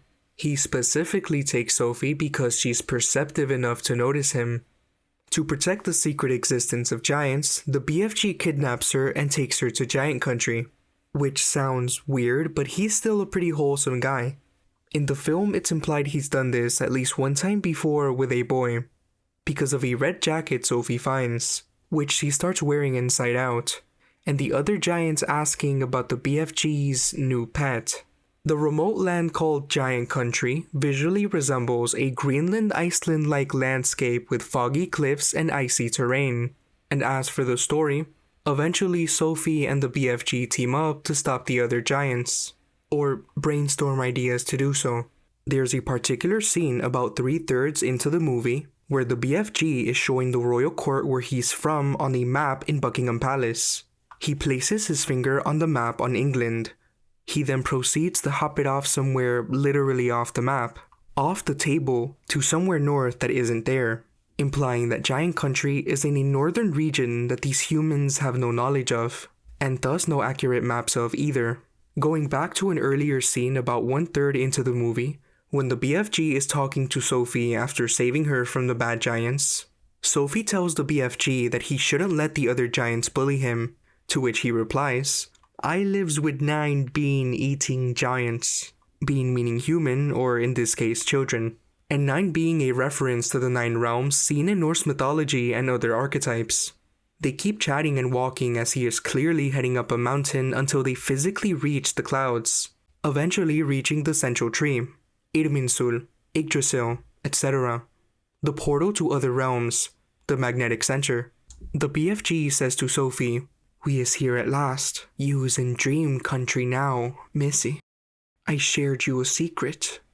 Sophie is then surprised by the clear stars in the sky, and the BFG explains that on a clear night he could hear faraway music coming from stars in the sky, but that on top of that, he could essentially hear the whole world, including ants and other insects chittering amongst each other, birds walking on leaves, and even plants and trees having conversations, just like he and Sophie are, which he finds quite humorous. All of the most wondrous and terrible, terrible things, which visually makes him emotional for a bit, all the secret whisperings of the world. He then laughs and tells Sophie that she probably doesn't believe him, and she agrees that it is indeed rather hard to believe. We're then revealed a pool of water in front of the Dreamland tree that is perfectly reflecting the surface. This leads to a moment where the Big Friendly Giant cannonballs into the pool of water, a portal into a mirror dreamland, and he reveals how he does his curious hobby, catching dreams. He stores them in jars, catalogs them, and puts them to use. This is alchemy, and these are talismans. All thanks to the influence of the center of the realm. The film is full of symbolic resonance, and I'll get more technical with this type of symbolism in time, and with other films too. Because by the point I'm writing this in the script, it has been 9 months since I started it, and I've definitely been doing more reading on various subjects I could use to expand on this. Calypso at World's End. I can't help but notice how Pirates of the Caribbean at World's End picked up on all this so well. I flashed it in the intro. There's Calypso, and the literal edge of the world, and guiding a voyage into a liminal polar space to retrieve Jack Sparrow. Gore Verbinski clearly did his homework. In the film, Calypso, who is the sea nymph in Greek myth who detained Odysseus that I explored in chapter 11, is revealed to be Diadalma, a mysterious voodoo priestess hiding in plain sight. Initially, most of the cast didn't suspect her, but beneath the mortal form lies something far more ancient. She is the sea goddess Calypso, bound in human flesh by the First Brethren court, who feared her power and sealed it away using a pact of pirate magic and betrayal. The price of that binding? 9 symbolic objects, trinkets and scraps that became known, poetically, as the 9 pieces of 8. And yes, that name is deliberate nonsense. Those aren't pieces of 8, says Pintel. They're just pieces of junk. Gibbs explains that the Brethren court were all skint broke when the first court met. Pintel suggests, then change the name. To which Gibbs replies, what? Change the name to 9 pieces of whatever we happen to have in our pockets at the time? Oh yes, that sounds very piratey. This being a reference to the Spanish dollar, originally known as the piece of 8. So the myth was born, and with it, a ritual. Each of the 9 pirate lords carried one piece, passed down like talismans through generations. They were more than tokens. They were keys, sealing a pact between mortals and the sea itself. When the time comes to release Calypso, the pieces are burned in a ceremony thick with stormlight and ancient fury. It takes all 9 to do it, no less. That number 9 is not random. It echoes through myth. The 9 realms of Norse cosmology, the 9 loops of Oceanus and Hesiod's theogony, the 9 circles of the underworld, even the old memories, the whirlpools, the river that flows backwards, the sacred central points of the sea, begin to resonate with the ritual that unfolds. And when Calypso is finally unbound, she doesn't just return, she becomes. Her form shatters into a storm of crabs, mist, and foam, before towering above the fleet like a force of nature made flesh. And then she vanishes into the sea, her rage now a vortex, a great whirlpool, a maelstrom so vast it reshapes the battlefield. That's not just fantasy, that's mythic geography, that's Charybdis, that's the navel of the sea, that's Ogygia, Styx, and the Rupes Nigra, where the waters turn inward and the cosmos breathes in reverse. And the title itself, At World's End, isn't poetic embellishment. Back in chapter 11, we saw the word Homer uses in Odyssey, book 7, lines 321 to 326, when King Alcinous describes Euboea as the furthest place his sailors had ever reached. Eschaton. Klein translates it as the world's end. A long time later, a Caribbean film franchise picks up the same word for its title, and the place it points to, still the same. The title isn't reaching for an old theme, it's quoting the source. And here's the strange part, this is one of the most expensive movies ever made. Nearly $1 billion at the box office, hundreds of millions of viewers, 20 years of fandom, deep dive videos, fan wikis, podcasts. This is a polar journey at the edge of the world, with Calypso on board, someone who has already brought someone else back from the dead. Her name itself, Calypso, comes from the Greek word kalyptine, meaning to cover or to conceal, which some scholars trace back to an original role as a death goddess. The world's end is literally depicted as cold, Arctic, before getting to a liminal zone that is Davy Jones' locker. There's also the Maelstrom, the Green Flash, and the lore around it.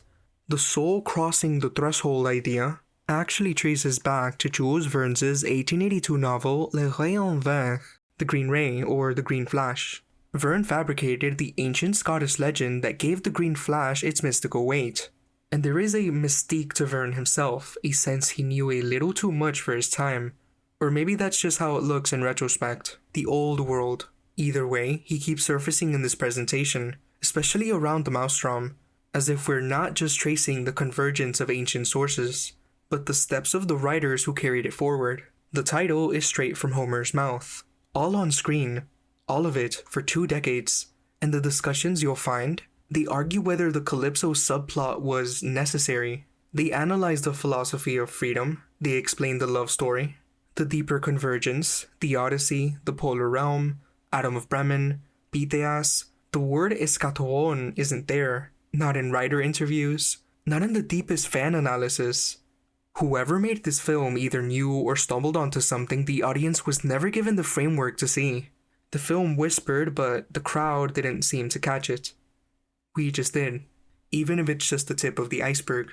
And consider where they went to retrieve Jack Sparrow. The crew sails to Davy Jones' locker, which is seemingly an expression for an allegorical world that bleeds onto a physical realm, an underworld hidden beyond the known world. The film doesn't explicitly say it, but the imagery is unmistakable. An Arctic void with ice shelves at the entrance and then desolate horizons. The liminal zone at the top of the world. A place where time buckles and the sea dries up. Like the inverse realm Odysseus found himself in for 7 years.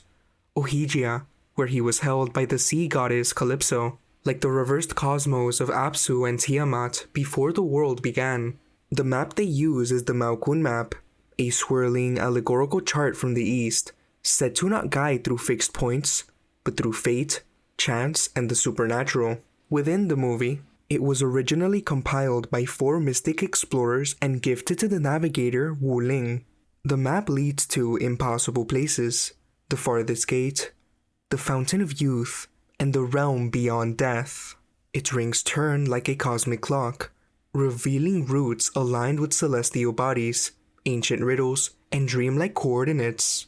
One of its inscriptions reads, quote, "Over the edge, over again. Sunrise sets, flash of green." End of quote. In reality, the Maukun map is a Chinese navigational chart found in the 17th century military treatise Wu Beiji, Treatise on Military Preparedness. It is believed to be based on the 15th century voyages of Admiral Zhang He, detailing ports and routes from China to Southeast Asia, India, and the Arabian Peninsula. Unlike its fictional counterpart, the real Maukun map is a practical sea chart, laid out as a scroll of geographic notations, with no supernatural markings or rotating rings, and no link to mythical destinations. It represents an advanced example of Ming Dynasty cartography. Zhang He's voyages are a huge rabbit hole that connects to that map Dr. Lee showed that I included in Chapter 3. Another configuration of the Pot C version of the map contains concentric rings that only align at sunset. When shifted, shows a ship upside down, the clue for the ritual to escape Davy Jones' locker. Even the medium it's drawn on, delicate rice paper inked with watercolors, calligraphy, and maybe blood, really sounds like a relic. It's not a map in the modern sense. It's a spiritual instrument, a mythic device that folds the world and pierces the veil, one of the only tools left that knows how to read the edges of the earth. In that place, Sparrow is marooned, split across versions of himself, navigating a purgatorial desert. And it's Calypso who holds the knowledge of how to reach him, just as Calypso once held Odysseus in stasis on Ogygia, just as Styx holds the path beneath the world. She doesn't guide the voyage herself, but she makes it possible, calling the right crew, raising Barbossa from the dead, and sending them to where maps fail. It's not an accident, it's an archetype. It mirrors the ancient stories of northern tribes trapped beyond the frost, exiled at the edge of the map, waiting for the world to react. Davy Jones' locker isn't just a prison, it's a highway for the dead. In the lore of the sea, it's where lost sailors go, or those that die near water. And since Jones isn't ferrying the dead like he's supposed to, it's where bodies vanish and names are forgotten. And in the film, it takes the shape of a polar mythscape, a surreal frozen limbo that might as well be the North Pole. A cosmic, dead-end version where all directions collapse. To escape it, the crew must perform one of the most visually stunning rituals in the series, The up is down scene. The bottom becomes the top. The sea folds in on itself and spills the crew back into the world of the living. And just before they break through, there's a strange flicker at the edge of the horizon, a flash of green light, which, according to the movie's lore, happens every time someone returns from the dead. This light is a real phenomenon known as the Green Flash, and against Calypso and the pirates using her awesome power, the East India Trading Company, the force of empire and commerce, contracts and cannons, they represent the old colonial urge to tame the sea, to legislate the unknown, to bind goddesses, to flatten myth, and the most impacting of all, to use clocks and bring about order to the immaterial. The North isn't just a backdrop. Across myth and memory, it's a bridge, a place where realms converge, a magnetic black mountain, Rupes Nigra, at the Arctic center, where compasses spin and rivers draw inward, who explorers like Pythias spoke of jelly-like seas and skies that blurred with the ocean, across Babylonian, Norse, and alchemical traditions, and beyond that too, the world's axis was always placed there, an Omphalos where reality and myth collapse, a dream realm, like the polar reaches where the BFG gathered sleeping visions, a liminal space where boundaries dissolve, Davy Jones' locker. So yes, at World's End may wear the mask of a blockbuster fantasy, but beneath that, it is ancient, it is ritual, it is story, a tale of chaos bound and released, of sacred numbers and sacred seas, and the sea, as ever, does not forget. Regarding video games, there's many that reference or center around a world tree, or a cosmic center. I mean, some people say Fortnite's map looks like Hyperborea, specifically Chapter 2. But what I'm very familiar with is one of the greatest campaigns of all time, Uncharted 2: Among Thieves. The game has the main characters retracing Marco Polo's steps to eventually reach the Tree of Life in the lost city of Shambhala. Around, Sully. You should see all this stuff. He's got files on every expedition to find Shambhala, all the way back to the 1600s. What about Marco Polo's journals? Here they are. Just hurry it up, you haven't got much time. Yeah. The worthy pilgrim is granted a golden passport to conquer obstacles on his journey to Shambhala. Huh. Is that supposed to mean something? Beats me. Hold on. Here we go. It was with great sorrow that I left my fellow travelers to their fate. A fate decreed by the dreadful cargo we bore from Shambhala. You must have thought that tsunami was some kind of divine retribution. Wait a minute. Damn. Sully, I don't think the Chintamani stone is here. What? Listen to this. I would have sooner endured the wrath of Kublai Khan himself than remove the Chintamani stone from that sacred shrine. Marco Polo never had the stone. Then what dreadful cargo is he talking about? I don't know. Well, if the stone's not here, what the hell is Lazarevich looking for? Shambhala. Here in Borneo? He's a little wide of the mark, don't you think? He must be trying to pick up Marco Polo's trail. Back to Shambhala. Why? Because the stone is still there. Throughout the game, Nathan Drake, the main character, even refers to the tree as Irmin Sul. That's the Irmin Sul. It's the life tree. According to mainstream history, Irmin Sul comes from Old Saxon, and it means Great Pillar. It was exactly that, a massive sacred column or tree trunk-like structure, central to the pagan religion of the ancient Saxons. This wasn't just some decorative totem, it was a cosmic axis, a pillar that symbolized the connection between heaven and earth. Now, according to medieval sources, Charlemagne, in the process of Christianizing Europe, destroyed the Irminsul during the Saxon Wars. This was more than just smashing a pagan symbol. It was erasing the entire spiritual structure of a culture. And to drive the point home, a church was built right on top where Irminsul once stood, blessed by Pope Leo III in the year 783, according to mainstream history. As you may have heard by now, the idea of a sacred world tree wasn't unique to the Saxons. The Germanic peoples were said to have a deep tradition of worshipping sacred trees and groves, like Donar's Oak, another holy tree cut down during Christian expansion, Etymologically, Irmin Sul connects to something even bigger. The Irmin part, meaning great, is related to the Old Norse name Yermunur, which is one of the many names of Odin. And that's where things start to overlap. You've heard of Yggdrasil, the Norse world tree. Ygir's horse, the tree from which Odin hung himself in exchange for wisdom. Yggdrasil also isn't just a tree. It's a structure that connects the 9 worlds in Norse mythology. If you played God of War, you'll know what I'm talking about. Realms of gods, humans, giants, elves, the dead, and more. It's the literal backbone of the cosmos.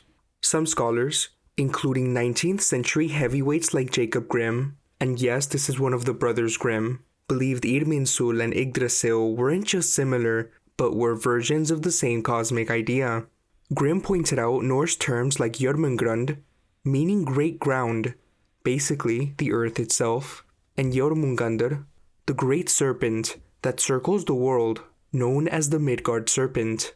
Now, here's where the mythology gets even deeper. According to mainstream history, some older scholars thought Irmin might have been a god, the national deity of the Saxons. Others argued he wasn't a separate figure at all, but rather an epithet for a more familiar god, most likely Wodan or Odin. Wodan's also Wednesday for those unfamiliar. You name him every Wednesday. There's also a theory that Irmin may have originally referred to Tyr, the old sky god and lawbringer, before Odin eventually replaced Tyr as the chief deity during the migration period. Still, whatever the origin, the Irminsul wasn't just a pillar, it was the axis mundi, the spine of the cosmos. In the game, while retracing Marco Polo's steps, the cast must also race to Shambhala, which has the Tree of Life, against an angry Serbian called Zoran Lazarevic.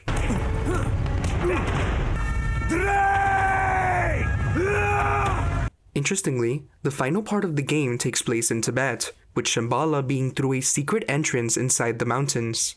The main goal for Lazarevic is to get the Shintamani stone, which is actually blue resin, a highly flammable substance which comes from the Tree of Life in Shambhala, and use it somehow, or in this case, ingest it. I'm not sure exactly what else he was planning to do with the blue stuff, but his plan obviously involved worldwide conquest. Cassie should probably eat some of it too, or at least send it to a lab or something. In the game, others that had previously searched for it were the Ahnenerbe, which was a real pseudo-scientific organization founded by Heinrich Himmler in 1935, and dissolved in 1947. The Ahnenerbe? Oh, Jesus. They were SS. Schaefer is a character in the game who used to be part of the expedition to Tibet, which means chronologically he arrived between April 1938 and August 1939. During that time, Schaefer shoots the other members of his expedition and stays living in Tibet. Upon meeting Nathan, he claims, some of the most fearsome rulers through history have possessed only a fragment of the Chintamani stone. Men like Tamburlaine, Genghis Khan. If a mere sliver could bestow such power, what would a man become if he possessed the stone itself? Where did you find this guy? Schaefer leaves it very vague what he means by this, and even makes Nathan laugh by his cinematic delivery, but he's clearly talking about a power beyond conventional understandings. And he doesn't even imply that the stone is actually tree sap or that it must be consumed, which suggests he may not have known the specifics, but he knew it was dangerous. Shintamani. In Hinduism and Buddhism, the Shintamani is known as the wish-fulfilling jewel, a kind of mythical stone that grants the heart's deepest desires. Think of it as a cross between the Philosopher's Stone and Aladdin's lamp, only elevated to the level of sacred object.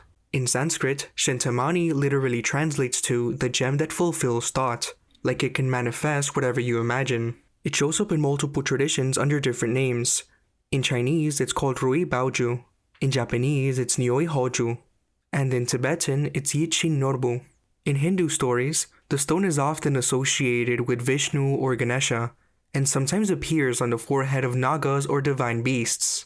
In Buddhist tradition, it's held by bodhisattvas, like Avalokiteshvara and Kshitigarbha, and it symbolizes compassion, wisdom, and the power to purify suffering. You'll even see it riding on the back of the wind horse. That's the creature you see on Tibetan prayer flags, carrying prayers into the sky. In traditional myths, the Shintamani is linked to spiritual transformation, but in the game that idea is twisted. Instead of enlightenment, it offers something much darker, power through mutation. Whatever it is happened to the Guardians. In the legends, reciting the Shintamani mantra is said to awaken the truth of the Buddha and turn affliction into enlightenment. Others say it grants access to the retinue of Amitabha, the Buddha of infinite light, especially at the moment of death. There's even a Tibetan legend tied to the earliest appearance of the Dharma. During the reign of King La Thothori Nyatsen, a chest fell from the sky, carrying 4 mysterious relics, one of which was a Mani stone inscribed with the mantra Om Mani Padme Hum. The king didn't know what the objects were, but he honored them.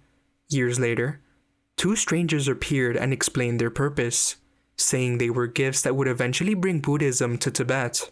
And in the world of symbolism, René Guénon, the French metaphysician, believed the Shintamani was the Eastern equivalent of the Philosopher's Stone, not just a spiritual object, but a universal symbol of ultimate knowledge, transformation, and the return to the primordial center. In the game, all of this gets condensed into this glowing blue stone, believed by many characters to hold limitless power. And as I've mentioned, it's not a jewel at all. It's really old tree sap, resin from the tree of life, and the real power doesn't come from holding it, it comes from consuming it.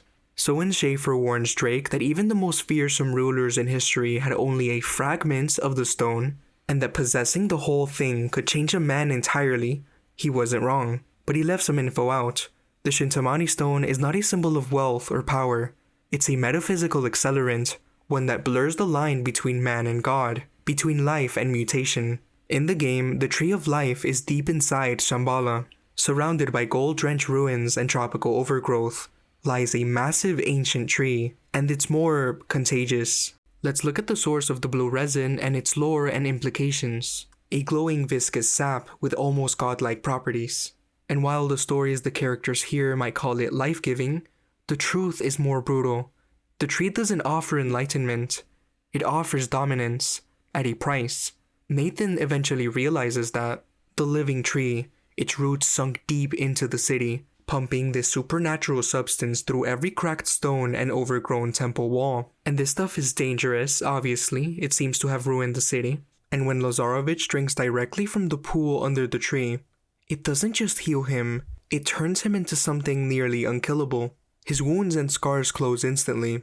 Bullets barely register. It's not full invincibility, but it's close enough to be terrifying. The resin's power lies in accelerated healing, borderline cellular regeneration, but it's also unstable. When exposed to gunfire, it doesn't just drip, it detonates. Drake even uses this volatility in the final battle, setting off chain reactions through the roots of the tree to bring down Lazarevich, and eventually the whole thing crashes down. It seems the power itself, if you're unprepared, comes with long-term consequences. The Guardians of Shambhala, those hulking, near-silent protectors in thick fur when they first appeared, were once human. They drank the sap long ago, and changed. Their skin turned purple, their minds fragmented, but they didn't lose everything. They still spoke, still moved in coordinated patrols, and most importantly, they never attacked their own. They even disguised themselves as Yetis, using their appearance as both armor and legend to protect the city from outsiders. In contrast, Marco Polo's crew, the ones who touched the power without understanding it, completely lost their minds. They attacked each other in paranoia, consumed by the very thing they thought would save them. In this case, Andy flipped the stone because it's basically a virus. Even earlier in the game, the tree's presence is hinted at. Strange glowing blue resin used by Nathan as a kind of UV torch, revealing old blood trails and hidden markings. Which is interesting considering the resin itself could be considered blood too. I mean, it basically is, just from a tree. There's also a withering tree at the entrance to the monastery, mysterious carvings in the Nepalese temple walls, and most chillingly, the cover of a book found on Schaefer's dead expedition, bearing the image of Irminsul itself. In the end, Nathan was in battle and he had no choice. He destroys the tree, shattering its resin pool, igniting the roots, and collapsing the ruins of Shambhala in multiple giant explosions. He doesn't just beat the villain, he wipes out the source of the myth itself, except for a bit of it. So the tree, a sort of reflection of a cosmic axis, a supposed Irminsul, ends in fire and ruin. The original trilogy is basically all about biological weapons disguised as miracles. But the journey itself weaves esoteric traditions, suppressed histories, and metaphysical symbols into a blockbuster adventure, disguising ancient mysteries as mass-market entertainment. Let's look at some of the attested history behind the Irminsul. Supposedly, multiple medieval sources document it, especially during the Christianization of the Germanic world. According to mainstream history, according to the Royal Frankish Annals in 772 AD, during the Saxon Wars, Charlemagne ordered the destruction of the Irminsul, referred to as the chief seat of the Saxon religion. It was said to stand near Harrisburg, modern-day Overmarsberg, Germany. Jacob Grimm believed the real location was about 15 miles away, in the Teutoburg forest, in a region called Osning, meaning holy wood. Then you've got Rudolf of Fulda, a Benedictine monk said to write in 865 AD. He said the Irminsul was a great wooden pillar, worshipped beneath the open sky. The name, according to him, meant a universal all-sustaining column. Another source, Widukind of Corvey, describes Saxons building a wooden altar after a military victory, representing their god of war. He called this god Mars, but said the statue had the body of Hercules. The name he used, Hirmin, wasn't just a random Roman interpretation. It might have been a misremembered name for Ermin, the figure behind the Irminsul itself. According to mainstream history, under Louis the Pious, sometime in the 9th century, a stone column was reportedly excavated from Obermarsberg and moved to Hildesheim Cathedral, where it was later used as a giant candelabrum. The memory of the Irminsul persisted. Even into the 13th century, locals at Hildesheim commemorated its destruction. They'd plant wooden poles in the cathedral square and then knock them down with sticks and stones, symbolic of Charlemagne's victory over the old gods. Even Christian literature couldn't fully erase it. In the Kaiser Chronic, the Irminsul is mentioned at least 3 times, as the pedestal of a monstrous idol they called their merchant, as the burial site of Julius Caesar's bones, yes, really, and as a throne that Nero supposedly climbed, with peasants bowing before him. The medieval relief at Externsteiner, carved into a rock formation near Detmold, Germany, shows a strange shape at the feet of Nicodemus, often interpreted as a bent tree. In 1929, German lay archaeologist and future Ahnenerbe member Wilhelm Teut claimed this shape was a depiction of the Irminsul. Academic critics like Bernard Mies weren't buying it. They argued the carving was probably just a chair. Still, that vision of the Irminsul, twisted tree, cosmic pillar, ancient axis, endures. And it endures as a symbol, one that lives on in art, legend, neo-pagan circles, and even a few video games. For now, let us move on to literature.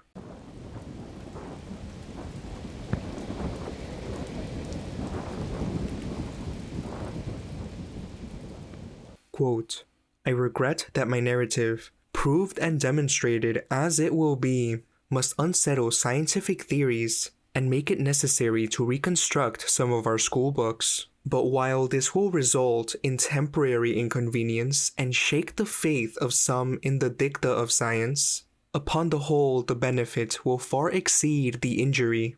It is well to have our scientific theories unsettled every now and then, or we would become fossilized and arrogant like the bigots of the Middle Ages, and oppose any further advance in knowledge. It is unnecessary to say that after my narrative has been accepted, the zetetic theory of the Earth as a plane will have to be recognized and the geographies made in conformity therewith. In writing this history of my adventures, I wish it distinctively understood that I make no pretensions to literary style or ability, and my account will probably be crude and faulty in many aspects. My only effort will be to tell a round unvarnished tale true in every particular, for I realize that it is only in truthfulness that the story can be of any value.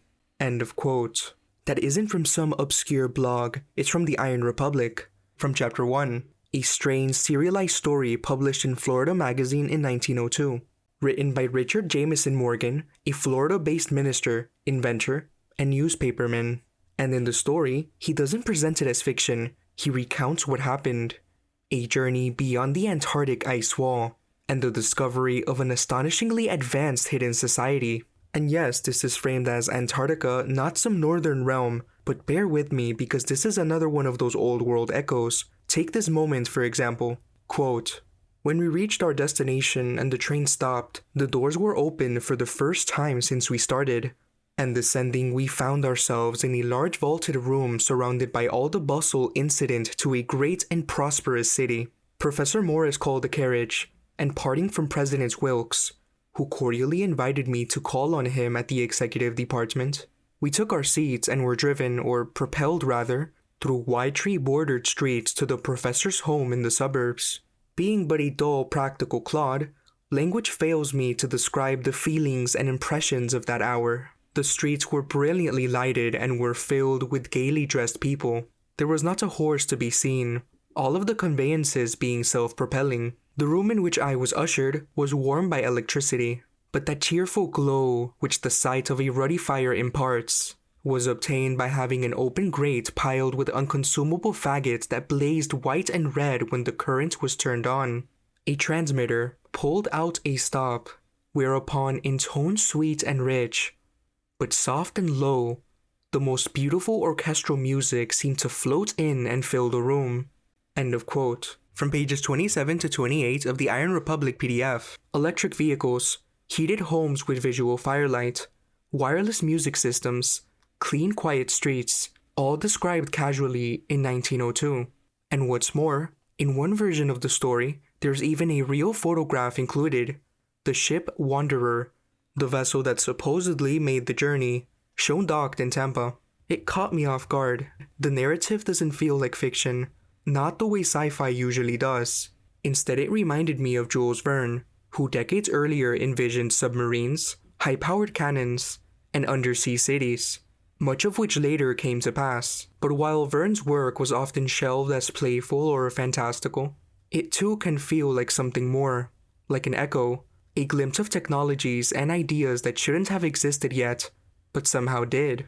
And the Iron Republic, it takes that same energy and adds a layer of mystery, less like sci-fi, more like testimony. It's as if both authors were channeling fragments of a lost technological era, disguised as fiction because that's the only way it could be told. It doesn't predict the future so much as it seems to remember something. A vision of civilization from some archetypal technological era that has since been sealed away. The fact that so many of its casual details have since materialized only makes it more unsettling. And it's not the only one. Just a few years later, in 1908, The Smoky God was published, the account of Olaf Jansen, a Norwegian sailor who claimed to have entered the hollow earth through a northern polar opening. His story, recorded by Willis George Emerson, describes an inner realm with a central sun, really tall humans, and a culture far more refined than ours. Like the Iron Republic, it's told straight, a tale passed down and preserved, without flourish or satire. One excerpt in particular stuck with me, not for its strangeness, but for how it eerily echoes ancient myth. Quote, "Ancient Hindu, Japanese, and Chinese writings, as well as the hieroglyphics of the extinct races of the North American continent, all speak of the custom of sun worshipping, and it is possible, in the startling light of Olaf Jansen's revelations, that the people of the inner world, lured away by glimpses of the sun as it shone upon the inner surface of the earth, either from the northern or southern opening, became dissatisfied with the smoky god, the great pillar or mother cloud of electricity, and weary of their continuously mild and pleasant atmosphere, followed the brighter light, and were finally led beyond the ice belt and scattered over the outer surface of the earth, through Asia, Europe, North America, and later, Africa, Australia, and South America." The following quotation is significant. It follows that man issuing a mother region still undetermined but which a number of considerations indicate to have been in the north, has radiated in several directions. That his migrations have been constantly from north to south. M. Le Marquis G. de Saporta, Popular Science Monthly, October 1883, page 753. It is a notable fact that, as we approach the equator, the stature of the human race grows less. but the Patagonians of South America are probably the only aborigines from the center of the Earth who came out through the aperture usually designated as the South Pole, and they are called the Giant Race. Olaf Jansen avers that in the beginning, the world was created by the great architect of the universe, so that man might dwell upon its inside surface, which has ever since been the habitation of the chosen. They who were driven out of the Garden of Eden brought their traditional history with them. The history of the people within contains a narrative suggesting the story of Noah and the Ark with which we are familiar. He sailed away, as did Columbus, from a certain port to a strange land he had heard of far to the northward, carrying with him all manner of beasts of the field and fowls of the air, but was never heard of afterward. End quote. From pages 37 to 40 of The Smoky God by Willis George Emerson. And there's another moment in The Smoky God that's worth pausing on, one that pushes the parallel with the Iron Republic even further. From pages 110 to 111, Olaf Jansen describes the Inner Earth ship he and his father traveled on. Quote, "The ship was equipped with a mode of illumination which I now presume was electricity, but neither my father nor myself were sufficiently skilled in mechanics to understand whence came the power to operate the ship, or to maintain the soft beautiful lights that answered the same purpose of our present methods of lighting the streets of our cities, our houses, and places of business." End quote. From pages 110 to 111 of The Smoky God by Willis George Emerson. Look at what's happening here. Olaf Jansen, narrating in 1908, describes inner Earth technology comparable to the 1908 surface world's electric street lighting and electric house lighting. Except he claims he saw it 80 years earlier in 1829, long before electric street lights existed in any surface city. So we have electric ship illumination, unknown power source, soft beautiful artificial light, described in 1908 but set in 1829. Neither year had this technology in our surface civilization. Like with the Iron Republic in 1902, the narrator isn't predicting the future. He's reporting what he claims to have seen, and he doesn't know what the power source is, only what it resembled. Both The Smoky God and the Iron Republic blur the lines between story and testimony, but they do so in different ways, and across different timelines. The Smoky God is framed as a posthumous memoir, the account of Olaf Jansen, a Norwegian sailor who, along with his father, allegedly sailed to the Hollow Earth via the North Pole in 1829. According to the narrative, they lived among the Inner Earth civilization for 2 years before returning in 1831. Olaf's story is told decades later, transcribed by Willis George Emerson just before the sailor's death. The tone is reverent and confessional, less like fiction, more like unburdening. The Iron Republic, on the other hand, was serialized in 1902 by Richard Jameson Morgan and feels more immediate. It doesn't reach back into deep history, but instead unfolds in a time contemporary to its writing, the late 19th or early 20th century, told by a disillusioned former US congressman recounting his journey beyond the Antarctic ice wall into a hidden advanced civilization. Both narratives present themselves as first-hand accounts. Neither openly admits to being fictional, and both are delivered as if the authors or their narrators genuinely saw what they're describing. The Iron Republic doesn't use the name Hyperborea, but the other one does.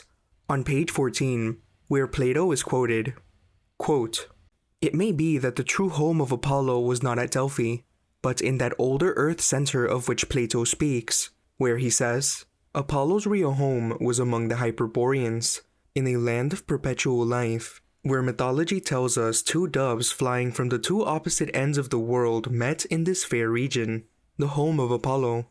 Indeed, according to Hecataeus, Leto, the mother of Apollo, was born on an island in the Arctic Ocean far beyond the north wind." End of quote. The Smoky God, page 14.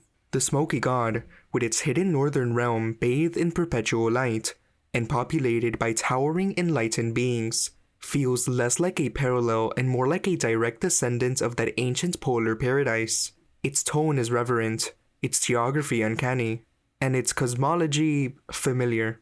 The Iron Republic, though set beyond the Antarctic ice, hums the same frequency. Remote gateways, impossible technologies, and a civilization untouched by modern decay. These aren't just utopias, they're reminders, signals, that maybe our world once held other centers of power and knowledge, now buried under stories of ice, sea, and silence.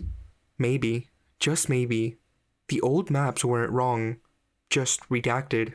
I won't go too deep into these books now, they deserve their own moment. But I'll say this, whether truth, fiction, or something else, stories like these don't just stretch the imagination. There's actually something I meant to include in the previous chapter, but it's not a detailed analysis, at least not yet. And since we just went over the Smoky God, I'll mention it now. There's an anime movie called Children Who Chase Lost Voices from 2011. It's basically unanimously considered one of the most Tartarian anime movies ever made. The movie is also shown as Journey to Agartha, and it's just absolutely outstanding. Some may think it starts up a bit slow, but if you pay attention, it has little details from the very start that actually really resonate with a lot of info we've gone over, and it really ascends and hits you with everything as it goes on. There's a scene near the start, around 32-38, where it shows a corner of the substitute teacher's house, and apart from the obvious Agartha and Hollow Earth drawings, there's a couple of books on the table, and 3 of them have their names fully or partly shown. The one in the middle being the Smoky God, which really surprised me the first time. The one on the left is Simzonia, Voyage of Discovery, a curious and obscure work from 1820, considered by some to be America's first science fiction novel. It was published by Jonathan Seymour on November 2nd, 1820, and written anonymously under the name Captain Adam Seaborn. Although stylometric analysis performed by Paul Collins suggests that the author was Nathaniel Ames.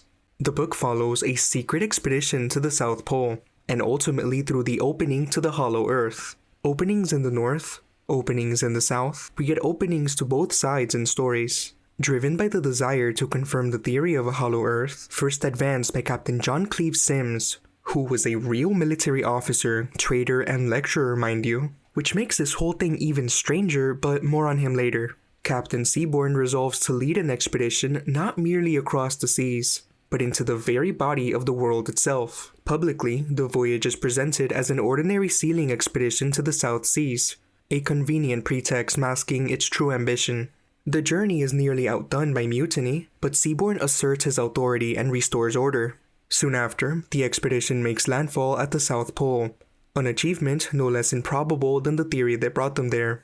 Upon setting foot on this unknown shore, Seaborn and his crew encounter signs of a world unlike any previously recorded.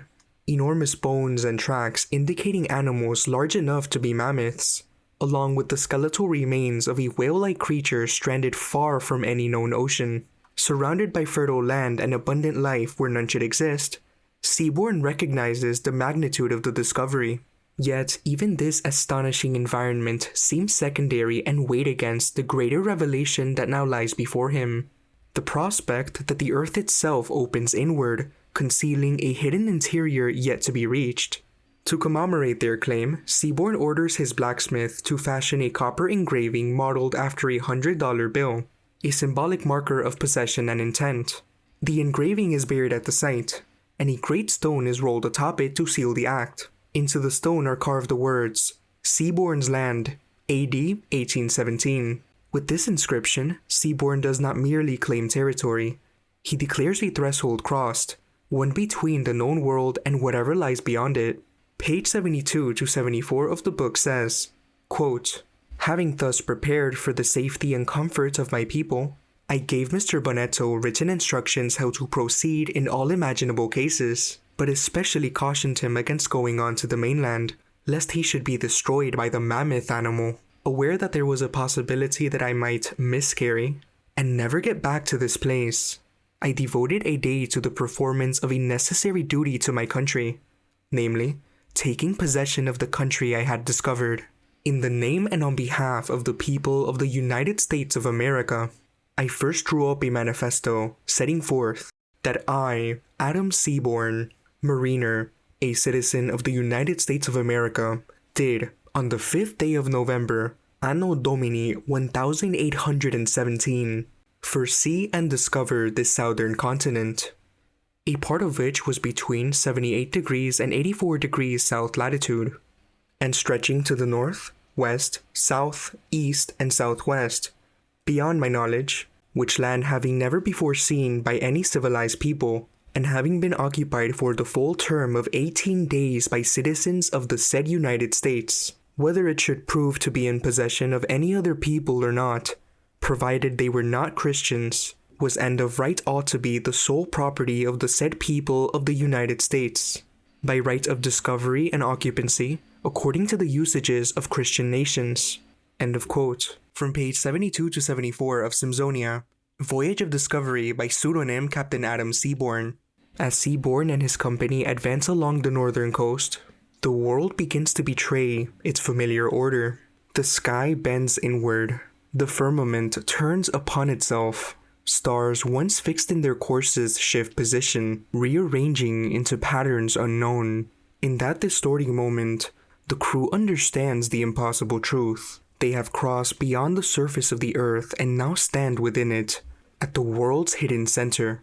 This predates a popular pop culture visual, by the way. Pushing deeper into this inverted realm, they encounter a civilization of profound antiquity, a people who have long inhabited the inner world. These are the Simsonians. When Captain Seaborn first steps before them, gathered in great number, his presence seems to stir no visible curiosity, no fear, no acknowledgement of any kind. Words, gestures, and ceremony pass unnoticed, as though he were invisible among them. Only when Seaborn kneels and bows his head in prayer does the stillness break.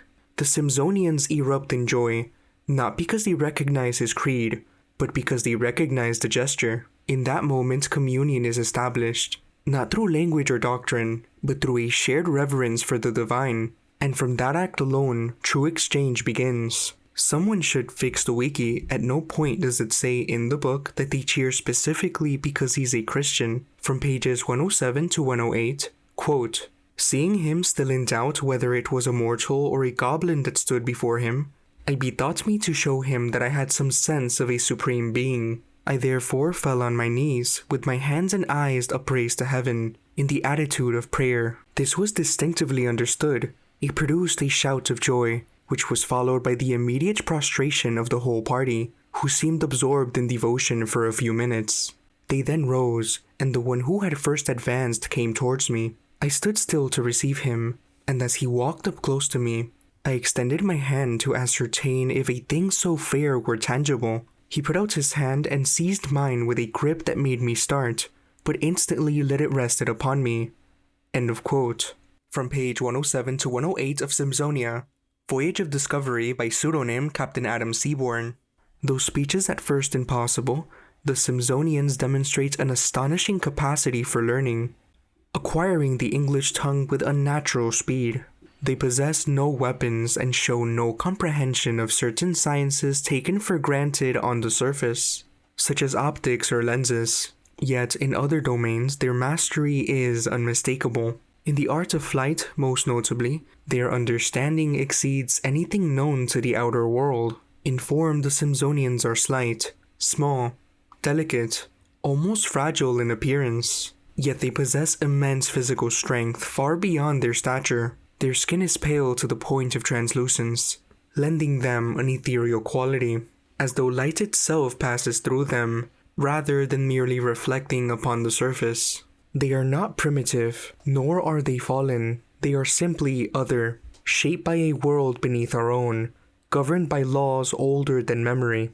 The Simsonians are revealed to be a people of exceptional moral discipline, so removed from corruption that the mere suggestion of sickness in the outer world fills them with horror. When Seaborn explains that disease exists beyond their realm, they react with disbelief and alarm, as though he had described a condition incompatible with human nature itself. Their revulsion deepens when they learn that Seaborn's vessel is armed. The presence of cannons and the admission that surface nations wage war upon one another offends them profoundly. Most of all their leader, who regards violence not as an unfortunate necessity, but as a sign of deep moral decay. Among the Simsonians, any individual who exhibits the kinds of vices believed to give rise to sickness is cast out without exception. It is further revealed that those who were banished in ages past did not perish, but instead migrated outward, forming the first societies of the surface world. In this telling, the corruption, illness, and conflict of Earth above are not accidents of history, but the inheritance of those expelled from a purer civilization. Though Seaborn minimizes the extent of sickness and violence in hopes of preserving goodwill, the truth cannot be concealed. He and his crew are ultimately expelled and stripped of all evidence that the inner world exists. Fearing the moral contamination of the outside world, the Simsonian leader commands that they never return. Seaborn, however, refuses to accept this decree. Defiant to the end, he declares that this very account is written as both testimony and summons, an appeal for funds, ships, and volunteers for a second voyage to the center of the Earth. So, in classic Hollow Earth fashion, the voyage culminates not in conquest but in judgment.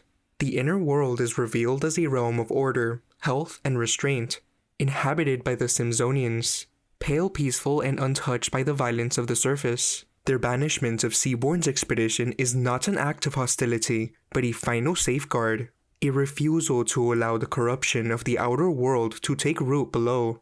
The book draws heavily from John Cleave Sim's theory of Hollow Earth, even naming the inner civilization Simsonia after him.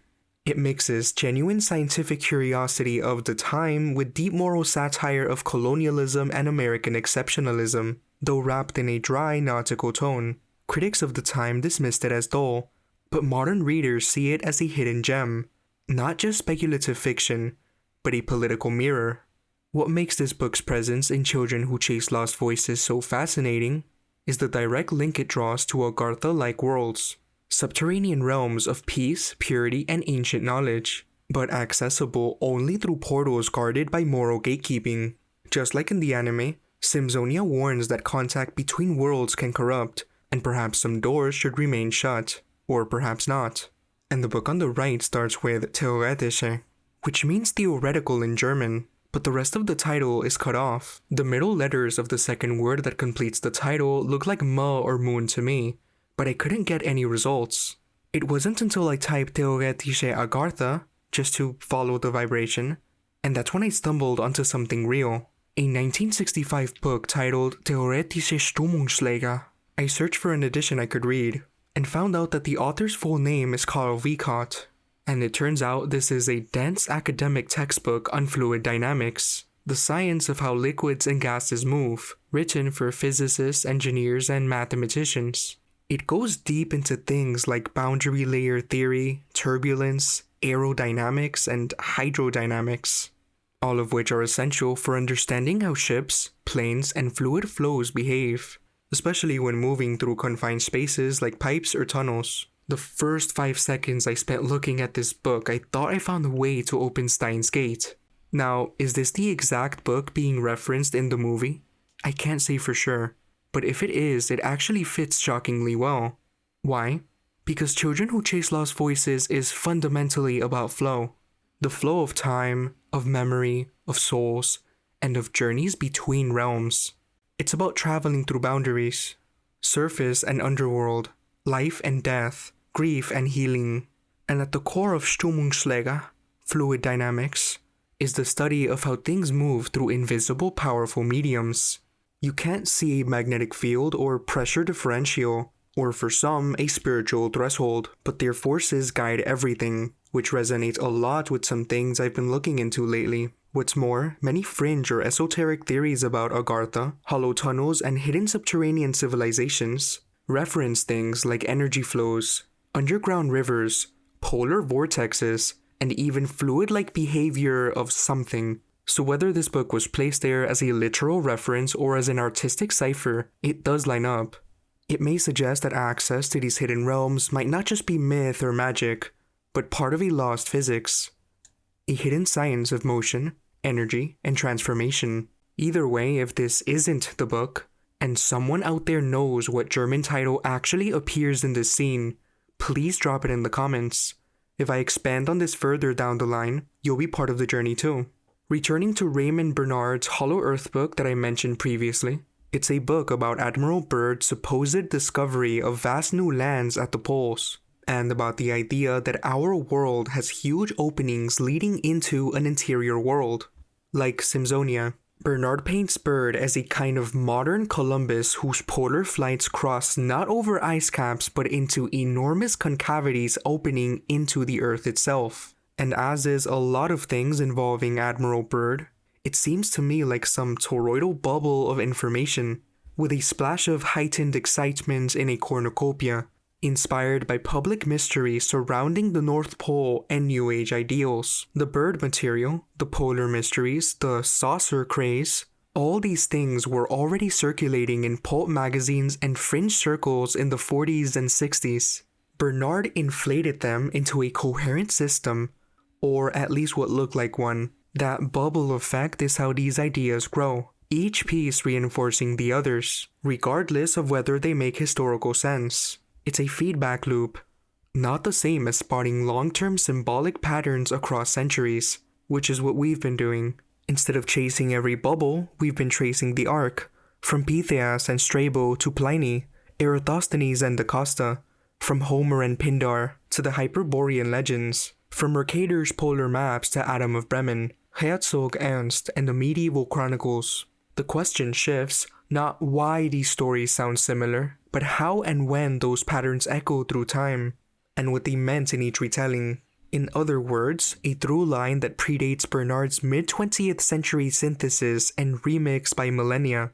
The book heavily draws inspiration from William Reed's The Phantom of the Poles, 1906, Marshall Gardner's A Journey to the Earth's Interior, 1920, Ray Palmer's Flying Saucers magazine, 1959, the previously discussed 1908 tale The Smoky God, and even reports of a supposed warm oasis in Antarctica, like Lieutenant Bunger's 1947 sighting of ice-free lakes. Bernard also leans on another very intriguing book called Worlds Beyond the Poles by F. Francis Amadeo Giannini, 1959, which claim there are vast hidden lands beyond both poles, if you could even call them that in accordance to this book, that explorers had already glimpsed out but governments had covered up. The Iron Republic would actually fit nicely into this worldview, if we're talking about the southern opening, basically a physical continuum of land and life that extends beyond the theoretical points we call the North and South Poles. Which I have to say, I actually remember reading Worlds Beyond the Poles years ago and I was very confused. Apparently his drawings don't actually do justice on what he's trying to say, but I was especially confused when I tried to find information on Giannini himself. The man was a ghost that seemed to vanish when people looked for him even in his time, and I'm 99% sure Giannini wasn't even his real name.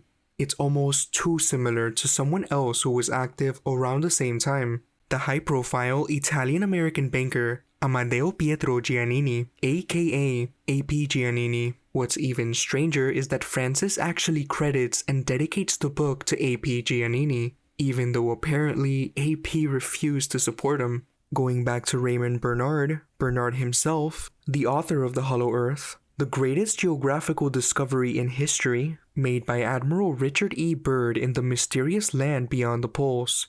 The true origin of the flying saucers was also an odd figure. His real name was Walter Siegmeister, a New Yorker with a PhD in education who reinvented himself as Dr. Raymond W. Bernard. He was part alternative health guru, part esoteric writer, and part utopian dreamer. In the 1930s and 40s, he pushed raw food diets, vegetarian communes, and even claimed some of his colonies would survive some kind of war. By the 1950s, he had relocated to South America, convinced Brazil contained entrances to the Hollow Earth. There, Siegmeister, or Bernard, mixed together fruitarianism, UFOs, Atlantis, selective breeding schemes, and Hollow Earth lore into a single worldview. He was widely regarded as a crank. Ray Palmer accused him of plagiarism, fraud, and twisting sources to suit his theories. But Siegmeister's Hollow Earth book became his most lasting legacy, the one that merged early Hollow Earth ideas with flying saucer mythology and Cold War paranoia, turning Admiral Byrd into a linchpin of a much bigger story. As I explained earlier, in Bernard's hands, all these threads, lost explorers, polar anomalies, UFOs, even Atlantean survival are stitched together into a single system. He repeatedly insisted that flying saucers came from the hollow earth, that birds' land beyond the pole was an entrance to this hidden world, and that governments hushed it all to protect their monopoly on knowledge. The result is less a travelogue than a cosmology, a Cold War-era myth about hidden continents, advanced inner civilizations, and the strange magnetic pull of the poles. The book itself is full of strange, compelling imagery, and again, to me, it mirrors themes found in modern sci-fi, especially the kind seen in Nolan's films, and already seen in Star Wars or Star Trek, but this is more technical. There's the inversion of reality, layers of hidden structure, even elements of time distortion, and the Byrd story in Bernard's book is not legitimate in a historical or official sense. It's part of fringe lore, but details such as Byrd's awareness of how much time has passed, or that his perception of reality was altered in the process are also included. Watch my Alice in Wonderland video for my perspective on time distortion. Also, if my Alice video or my old videos don't seem to be there, they are. They're just unlisted because I'm planning something to do with them. They should be in a playlist or in the description of this video. And then there's other time dilation stories from before, such as the Odyssey and other tales. A Nolan script could easily grasp the metaphysical setup here. A blend of biblical symbolism and mid-20th century pop culture right before the bubble popped. But what could that actually mean? Incredibly, and I mean truly incredibly, Nolan made an Odyssey film. Something I had no idea about when I started this script. The Odyssey, which we discussed extensively in Chapter 11.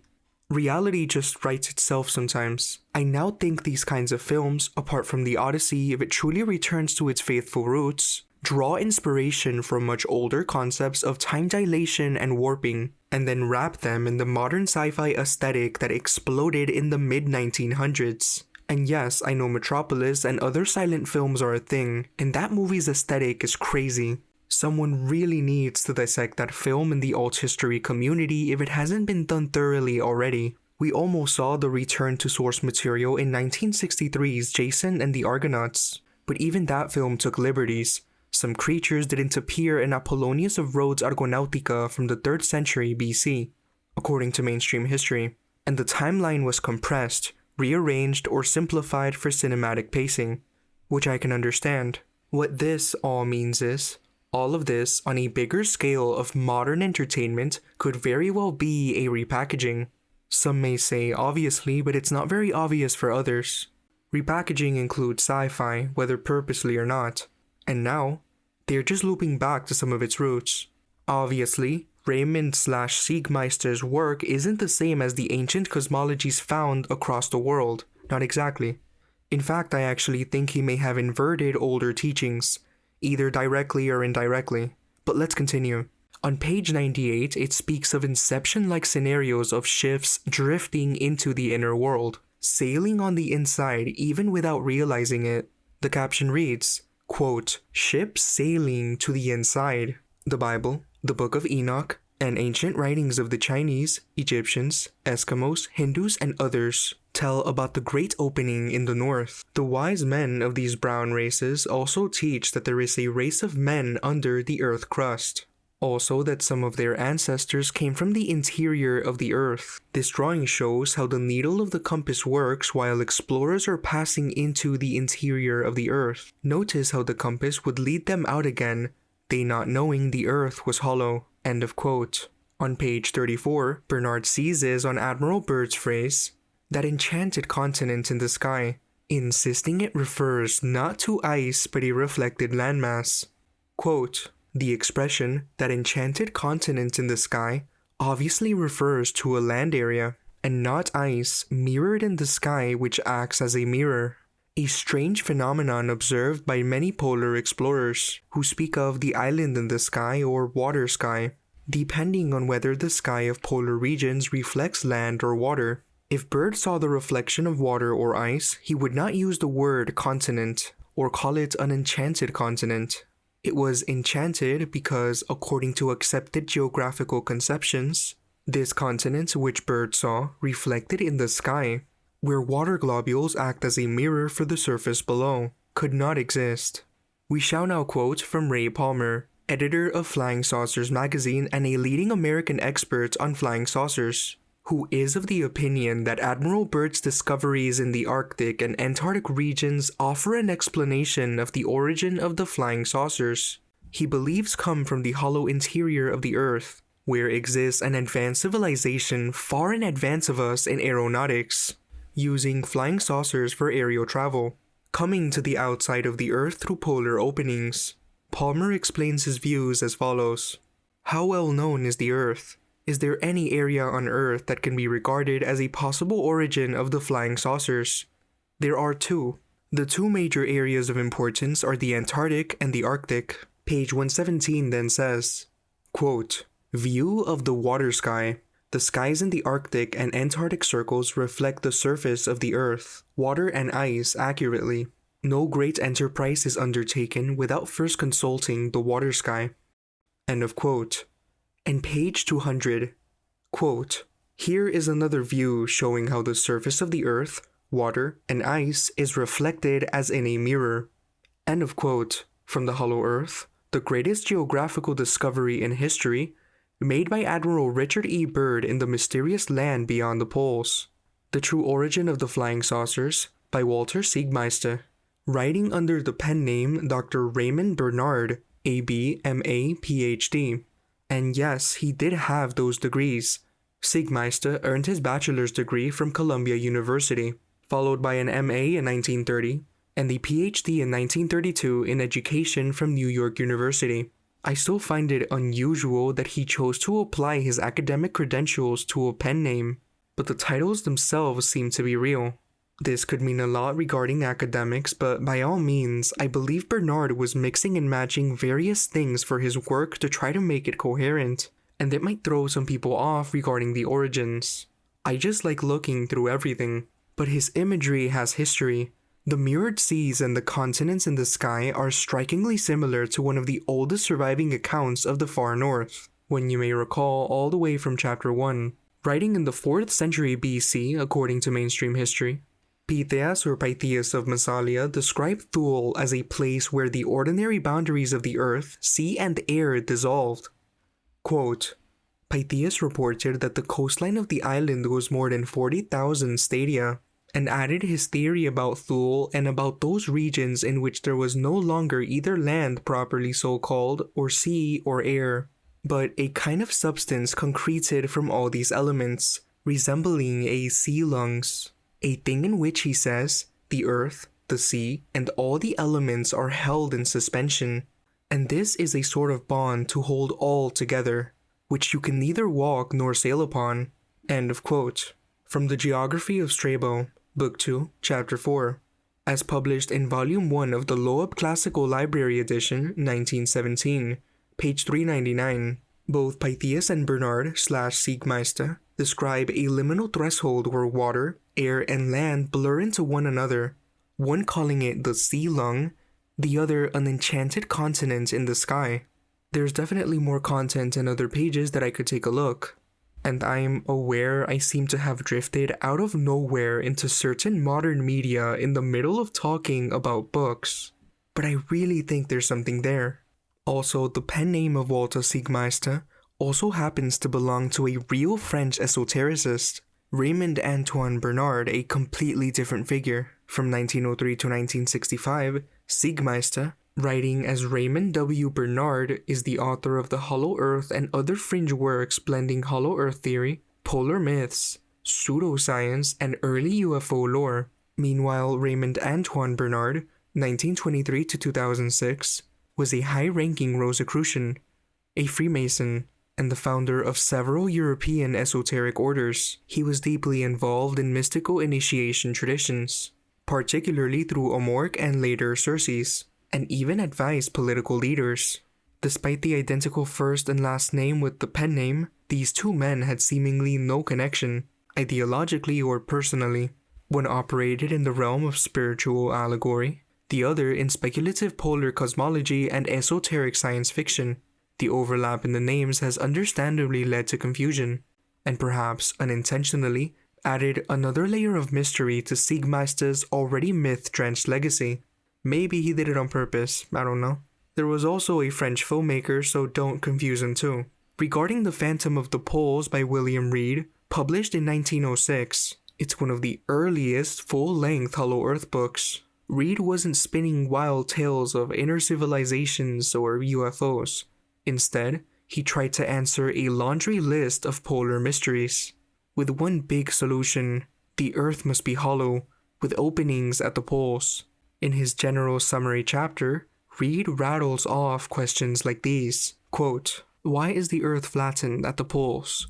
Why have the poles never been reached? Why does the sun not appear for long in the winter near the supposed poles? Assuming the Earth is hollow, the interior should be warmer. We must now resort to the compass. Does it refuse to work when drawing near the supposed poles? Well, to answer this one, if we were to call back the old legends, it would in fact become stronger. Maybe a little too strong and crush you in some kind of toroidal force that manages a medium. This is of course calling back to the tales of the ships, whose iron got ripped out by a magnetic mountain. Reed also wrote down some other questions such as what causes tidal waves, which the legends would say is already answered, as we went over previous chapters on whirlpools that sucked and spewed the ocean itself in intervals, if we use more original views, and there were plenty of others in Reed's book. I'm fairly certain we've zeroed in on William Reed as the origin point for the modern systematic Hollow Earth theory. Not the first appearance of the idea, but the first attempt to frame it as a serious anomaly-based model of the Earth itself. I do feel it's a distortion of past cosmology, but I'm just saying, this is it. This is the serious interpretation origin, from which all these other authors and ideas stem from. I know Simsonia came before, but it's not quite the same thing. It reads more like speculative fiction, inspired by Sims's theory, and Sims didn't write a book, or did he? We'll get back to that soon. But continuing, Simsonia is still wrapped in allegory and 19th century utopian imagination. Reed, on the other hand, wasn't writing a novel. He was making a case in his book. His tone was investigative, his claims are literal, and his goal was to explain real polar anomalies with a structured mechanical model of the Earth, or at least, his perspective. That shift from symbolic storytelling to anomaly-based theorizing is what makes his book the modern starting point, and allowed the polar legends to be dragged in with it. And its approach helped shape much of the 20th century Hollow Earth literature, with northern entrances and all that. So basically, his 1906 book, The Phantom of the Poles, is the first known full-length work to present a systematic, polar anomaly-based Hollow Earth model, rooted not completely in myth or esoteric tradition, but in a kind of stripped-down materialistic logic. It reads more like a thought experiment than spiritual cosmology, a mechanical reinterpretation of something rooted in much older legends, which honestly I'm not really buying. Either way, Reed's premise was simple. All of these mysteries could be explained if there were vast openings at the poles, and explorers were unknowingly circling their rims. And I mean, we're talking about something huge, what's described as a big hole. Think about that one NASA glitch I mentioned in chapter 13, which I think can be highly misleading and actually added fuel to the fire in the 1960s. And it could be the result of anything. All I know is since the 1700s we've been slowly replacing the 4 islands with either nothing or a hole. And I think I know how Reed got his premise, along with Sims, and you'll see as we go on. Levering from 1906, mainstream history says that the poles were reached and mapped a few years later. Peary in 1909, Amundsen in 1911, which seemed to undercut his vision of massive polar gaps. But whether those claims actually settle the questions Reed raised is another matter. Even today, odd reports from the Arctic and Antarctic do keep a sort of phantom alive, along with special interest depending on which book you read. And the possibility of hidden tunnels, entrances, or anomalous regions in the north is still very much on the table. And in the end, his book became a building block for later Hollow Earth writers like Gardner or Bernard. I'd add Giannini to that list too, but not really. He's operating on a much more abstract level, especially if you read between the lines. To my understanding, it's not really a Hollow Earth book. Even if it looks like one, it's something else.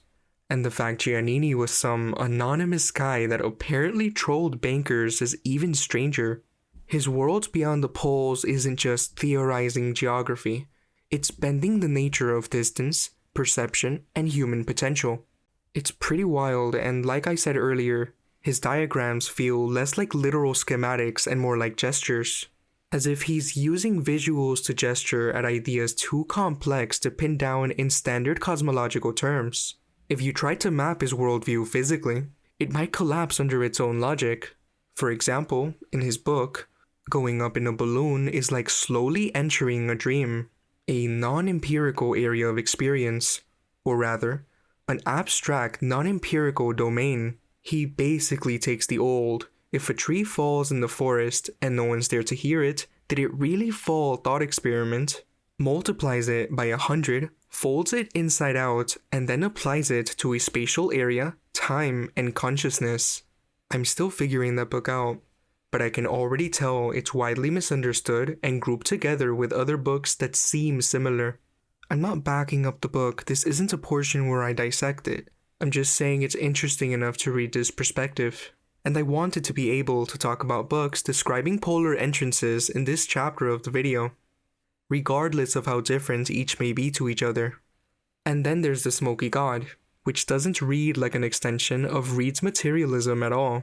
If anything, it swings the opposite direction, inward, mythic, and quite visionary. Whether you take it as a genuine testimony or allegory, it feels less inspired by Reed than it does parallel to him, meaning both emerging around the same time but from different roots, maybe even closer to older tradition in its tone and symbolism. After all, The Smoky God came out in 1908 and The Phantom of the Poles in 1906, a measly 2 years, and the content in the book suggests this is an older tale that began in 1829. The truth may be more complex. The Iron Republic is from 1902, but as far as the book is concerned, it's a straight line south to some unknown land, which actually matches Worlds Beyond the Poles by Giannini in that aspect. And Simsonia is from 1820, and just to summarize, written by the anonymous Captain Adam Seaborn, who is probably Nathaniel Ames, and inspired by the ideas of the real-life Captain John Cleve Sims Jr., who he included in Simsonia. Along with this Captain Seaborn author, as if this Simsonia story was an actual thing that happened, but it can be more easily traced as a spoof based on Sim's ideas as opposed to something like the Iron Republic, which also frames itself as a real tale. Remember that one picture in the Iron Republic of the ship photographed in Tampa that supposedly took the crew to a new world in Antarctica? The caption under read, Captain Brent's ship, Wanderer, as she appeared on her return, photographed at Tampa. I know it didn't discuss the characters in the Iron Republic as much as its setting, but I will say they are as intriguing as the Simsonia crew.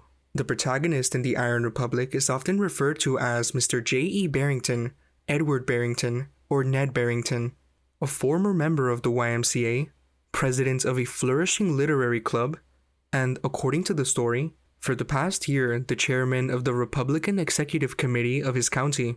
He's described as a brilliant and wealthy young lawyer and politician from the American Midwest who, after becoming disillusioned with politics, sells his property, buys a vessel, and sails into the Antarctic region searching for unexplored lands beyond the ice, as one obviously does.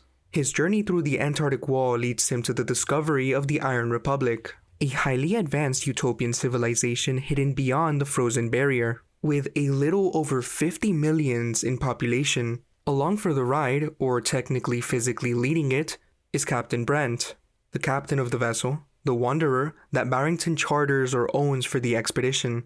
In the text, Captain Brent functions as the practical, experienced seafarer, the one who actually pilots the ship and leads the crew through the ice and storms into the unknown. He appears in the story as a steady, seasoned figure whose guidance and decisions are crucial during the perilous parts of the voyage, and he's just as confused as everyone else when they land in the Iron Republic. And curiously, both Barrington and Captain Brent have photographs of themselves near the start of the story, lending a kind of visual credibility to the account. As for Simsonia, on record, John Cleve Sims Jr. announced his Hollow Earth hypothesis to the world, publishing his circular number 1 on April 10, 1818. 2 years before the book Simsonia. This was basically a campaign launched, with circulars and lectures. And the theory was largely mocked. He never published a full-length book outlining a developed systematic model, though his ideas inspired some form of that, e.g. Simsonia, 1820. And yes, I know that before Sims and Reed, there were earlier versions of the idea, well before. In the 1600s, Athanasius Kircher, the so-called Jesuit polymath, was already speculating about vast subterranean channels connecting the poles. But Kircher wasn't preserving ancient cosmology, he was rewriting it. In Mundus Subterraneus, he replaced older cosmographic traditions with Renaissance schematics, describing a hollow earth not as a metaphysical world tree or a primordial navel, but as a plumbing diagram, complete with fire chambers, underground oceans, and internal water circulation loops meant to explain tides. Instead of the primordial whirlpool, the center, the axis mundi, the navel of the world, he substituted it with a mechanical system, grounded in the church's vision of a rational, knowable creation. The mystery was gone. In its place, tubes. Kircher wasn't a neutral observer. He was part of a wider cosmological reset, one that stretched from Copernicus to Galileo to the Jesuit observatories themselves, a scholar operating at the heart of the Counter-Reformation. During what mainstream history frames as a time when the Church was scrambling to regain narrative control after the so-called cosmological decentralization. But that decentralization didn't actually empower anyone, it just swapped one central story for another. His job basically wasn't to preserve ancient models, it was to discipline them. In Turris Babel, he proved the Tower of Babel couldn't reach the moon. Not to defend the story, but to rationalize it, to fold it neatly into a clockwork cosmology. His treatment of Egyptian hieroglyphs was even more audacious. Kircher produced entire mystical translations, total fabrications, and when an inscription on a Roman obelisk was incomplete, supposedly originally brought from Egypt, he simply filled the missing parts with symbols of his own design in his published reconstructions. Egyptologists later dismissed the whole thing as fantasy, but I am interested into digging more into what he wrote. Either way, it seems Kircher wasn't preserving ancient Egypt, he was refitting it into a Jesuit cosmology. In a way, it kind of reminds me of Scaliger. Check out Tartarian Timelines Part 1 for more context. As for the Hollow Earth depictions with the openings, it's clear Kircher wasn't safeguarding the other older cosmological ancient knowledge either. He was costuming it, dressing it in his mathematics, Catholic mysticism, and early modern rationalism, a myth repackaged for the Vatican. Then in 1692, Edmund Halley, yes, the comet guy, proposed a simple Hollow Earth model, not as mythology, but as a way to explain strange compass readings. His version was extremely stripped down compared to Sims, just inner shells with air between them and a luminous interior atmosphere, with no polar entrances, no explorers, and no civilizations. By the early 1800s, Halley's idea had already begun slipping into fringe territory, and that's when Sims shows up, and he's the one who really takes it to the next level. He adds the polar openings, the possibility of an inhabitable interior, and the idea of expeditions actually going inside. Though, according to some sources, there are understandable suspicions that Sims himself was the real author of Simsonia, A Voyage of Discovery, a book originally attributed to the mysterious ghost of a man, Captain Adam Seaborn. Some reprints even credit Sims directly.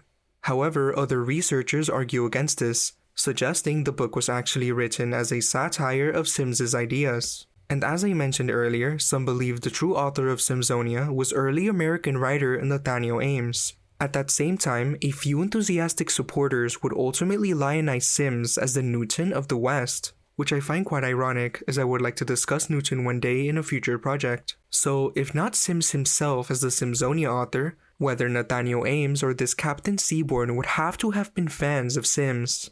Or haters, I'm not sure. And honestly, on a grand scale, the whole situation is surreal. It's reminiscent of when the 4 islands in the north began disappearing from maps in the 1700s, a vanishing that Sims and others seem to have responded to by inverting the geography itself in 1818. Whether deliberate or a result of our diminishing roots, it's bizarre. What's important here is that William Reed, the author of The Phantom of the Poles from 1906, The man that actually established this view in a detailed book meant to be seen as an actual study wasn't preserving ancient cosmology. He was reframing it through a purely contemporary material lens, along with Sims's lectures. He took ideas that describe sacred structures, symbolic centers, and metaphysical thresholds, like the world tree or axis mundi found in countless traditions, and reworked them into mechanical geography problems, approached with charts and a kind of materially inspired inverted logic. In doing so, he unintentionally created something new, a modern materialist distortion of older worldviews. And because it was early, systematic, and framed as reasonable, it grew far beyond what Reed likely imagined, seeding later books, fringe movements, and entire visual languages about entrances, interiors, and impossible depths. Some of those ideas would later resurface in places far removed from polar exploration, places with spinning voids, warped horizons, and journeys that don't quite obey the rules of time or space. And I think the implication I'm making here has never actually been commonly done.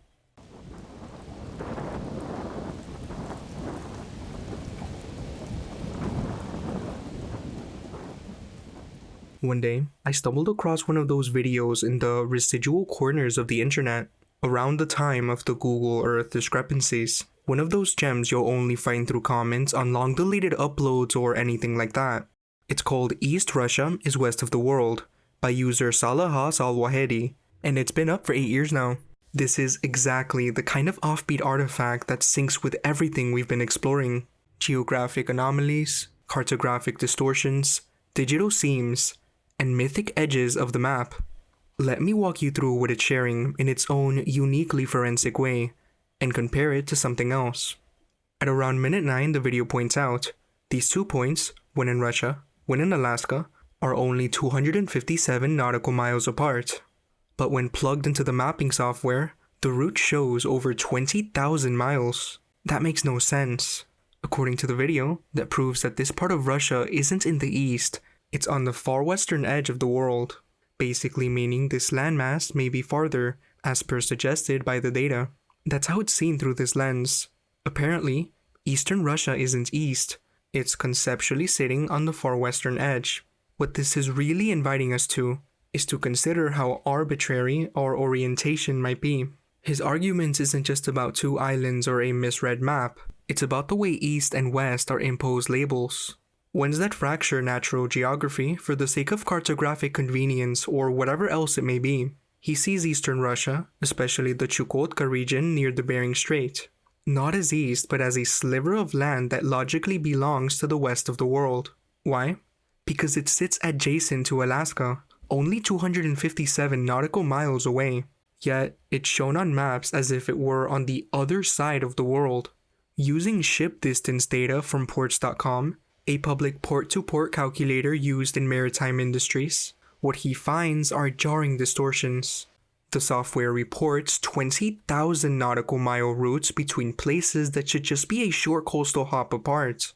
He interprets this not as error, but as digital evidence that the world has been segmented incorrectly, perhaps as a byproduct of how modern mapping systems stitch the world together. That's where things get interesting. Let's go back to the Google Earth discrepancies. Back in 2006, a Google Earth user named Crab Nebula posted that the eastern and westernmost points of Asia lie on the same peninsula, because of how the 180 meridian splits the region. Another user, Prince Collins, noted a strange hairline seam that runs from pole to pole, a 128-meter wide ghost line visible in satellite imagery over Russia and Antarctica. He described it as a cartographic scar, a subtle stitch holding the digital Earth together.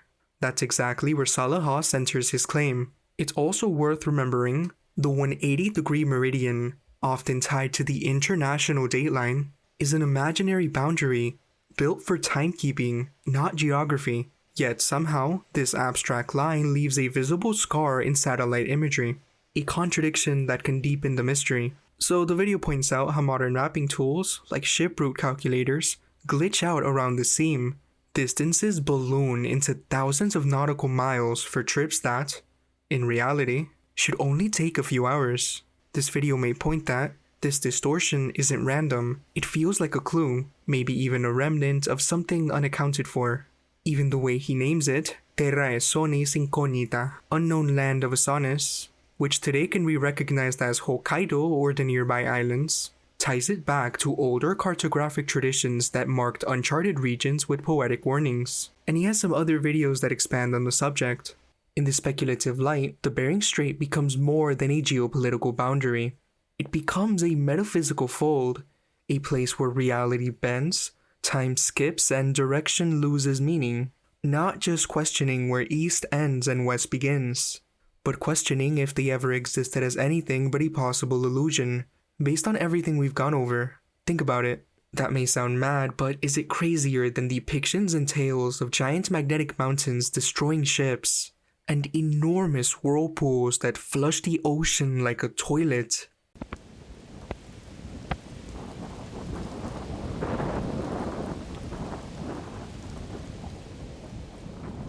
I sincerely hope you guys enjoyed the video. Making this video felt like going to war. I had to teach myself a few things and spend weeks searching for information before I kept going. The plan was to show the source for everything I was saying down to the exact page, because then everyone can take a step back and see how strange, how shocking this all is. If it could shock me, I know it could shock others. Along the way, I took various notes on stranding subjects, and I fell down a lot of new rabbit holes I didn't even know existed, so I'm excited for what can come from that.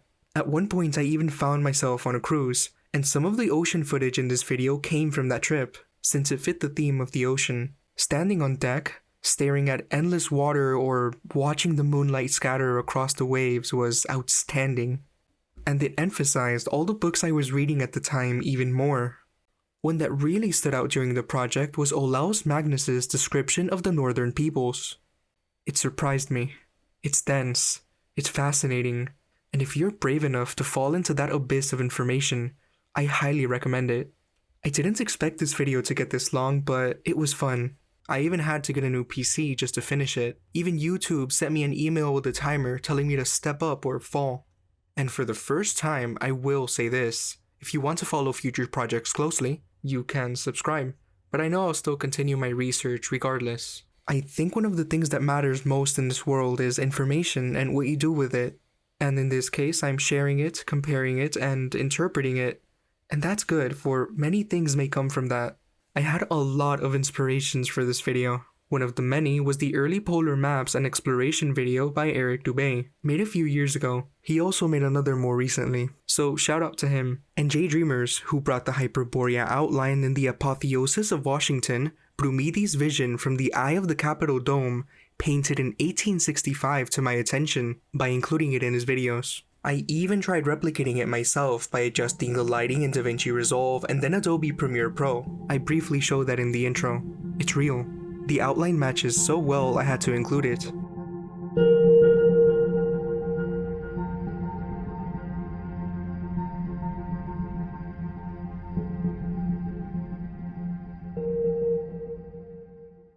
Also, some may recall that weird funk edit I made regarding sky miracles after Mr. Technocracy's rocket exploded in front of me. Its time will come as well. Some of the content shown mirror my notes on the subject, but it wasn't time for it yet. And regarding the Shintamani stone discussed in chapter 15, also recognized by many as the Eastern equivalent of the Philosopher's Stone, it's another topic I'm growing great interest to, seeing how I've been reading about alchemy and Hermeticism lately. And a bit loosely connected, but there's actually a book by a Nostradamus interpreter named Mario Reading. The book is called Nostradamus, The Complete Prophecies for the Future. It's originally from 1999. I did say I wanted to explore Nostradamus in minute 30 of Tartarian Timelines Part 1. I'm still interested, but from a more esoteric angle. I was mainly referring to the lesser known letters to his son and the king, and I will eventually dive into that. But I do know that Interpreter book seems to have gotten one or more dates oddly accurate, which I do find intriguing. But there was one that really caught my attention, and it was one interpretation.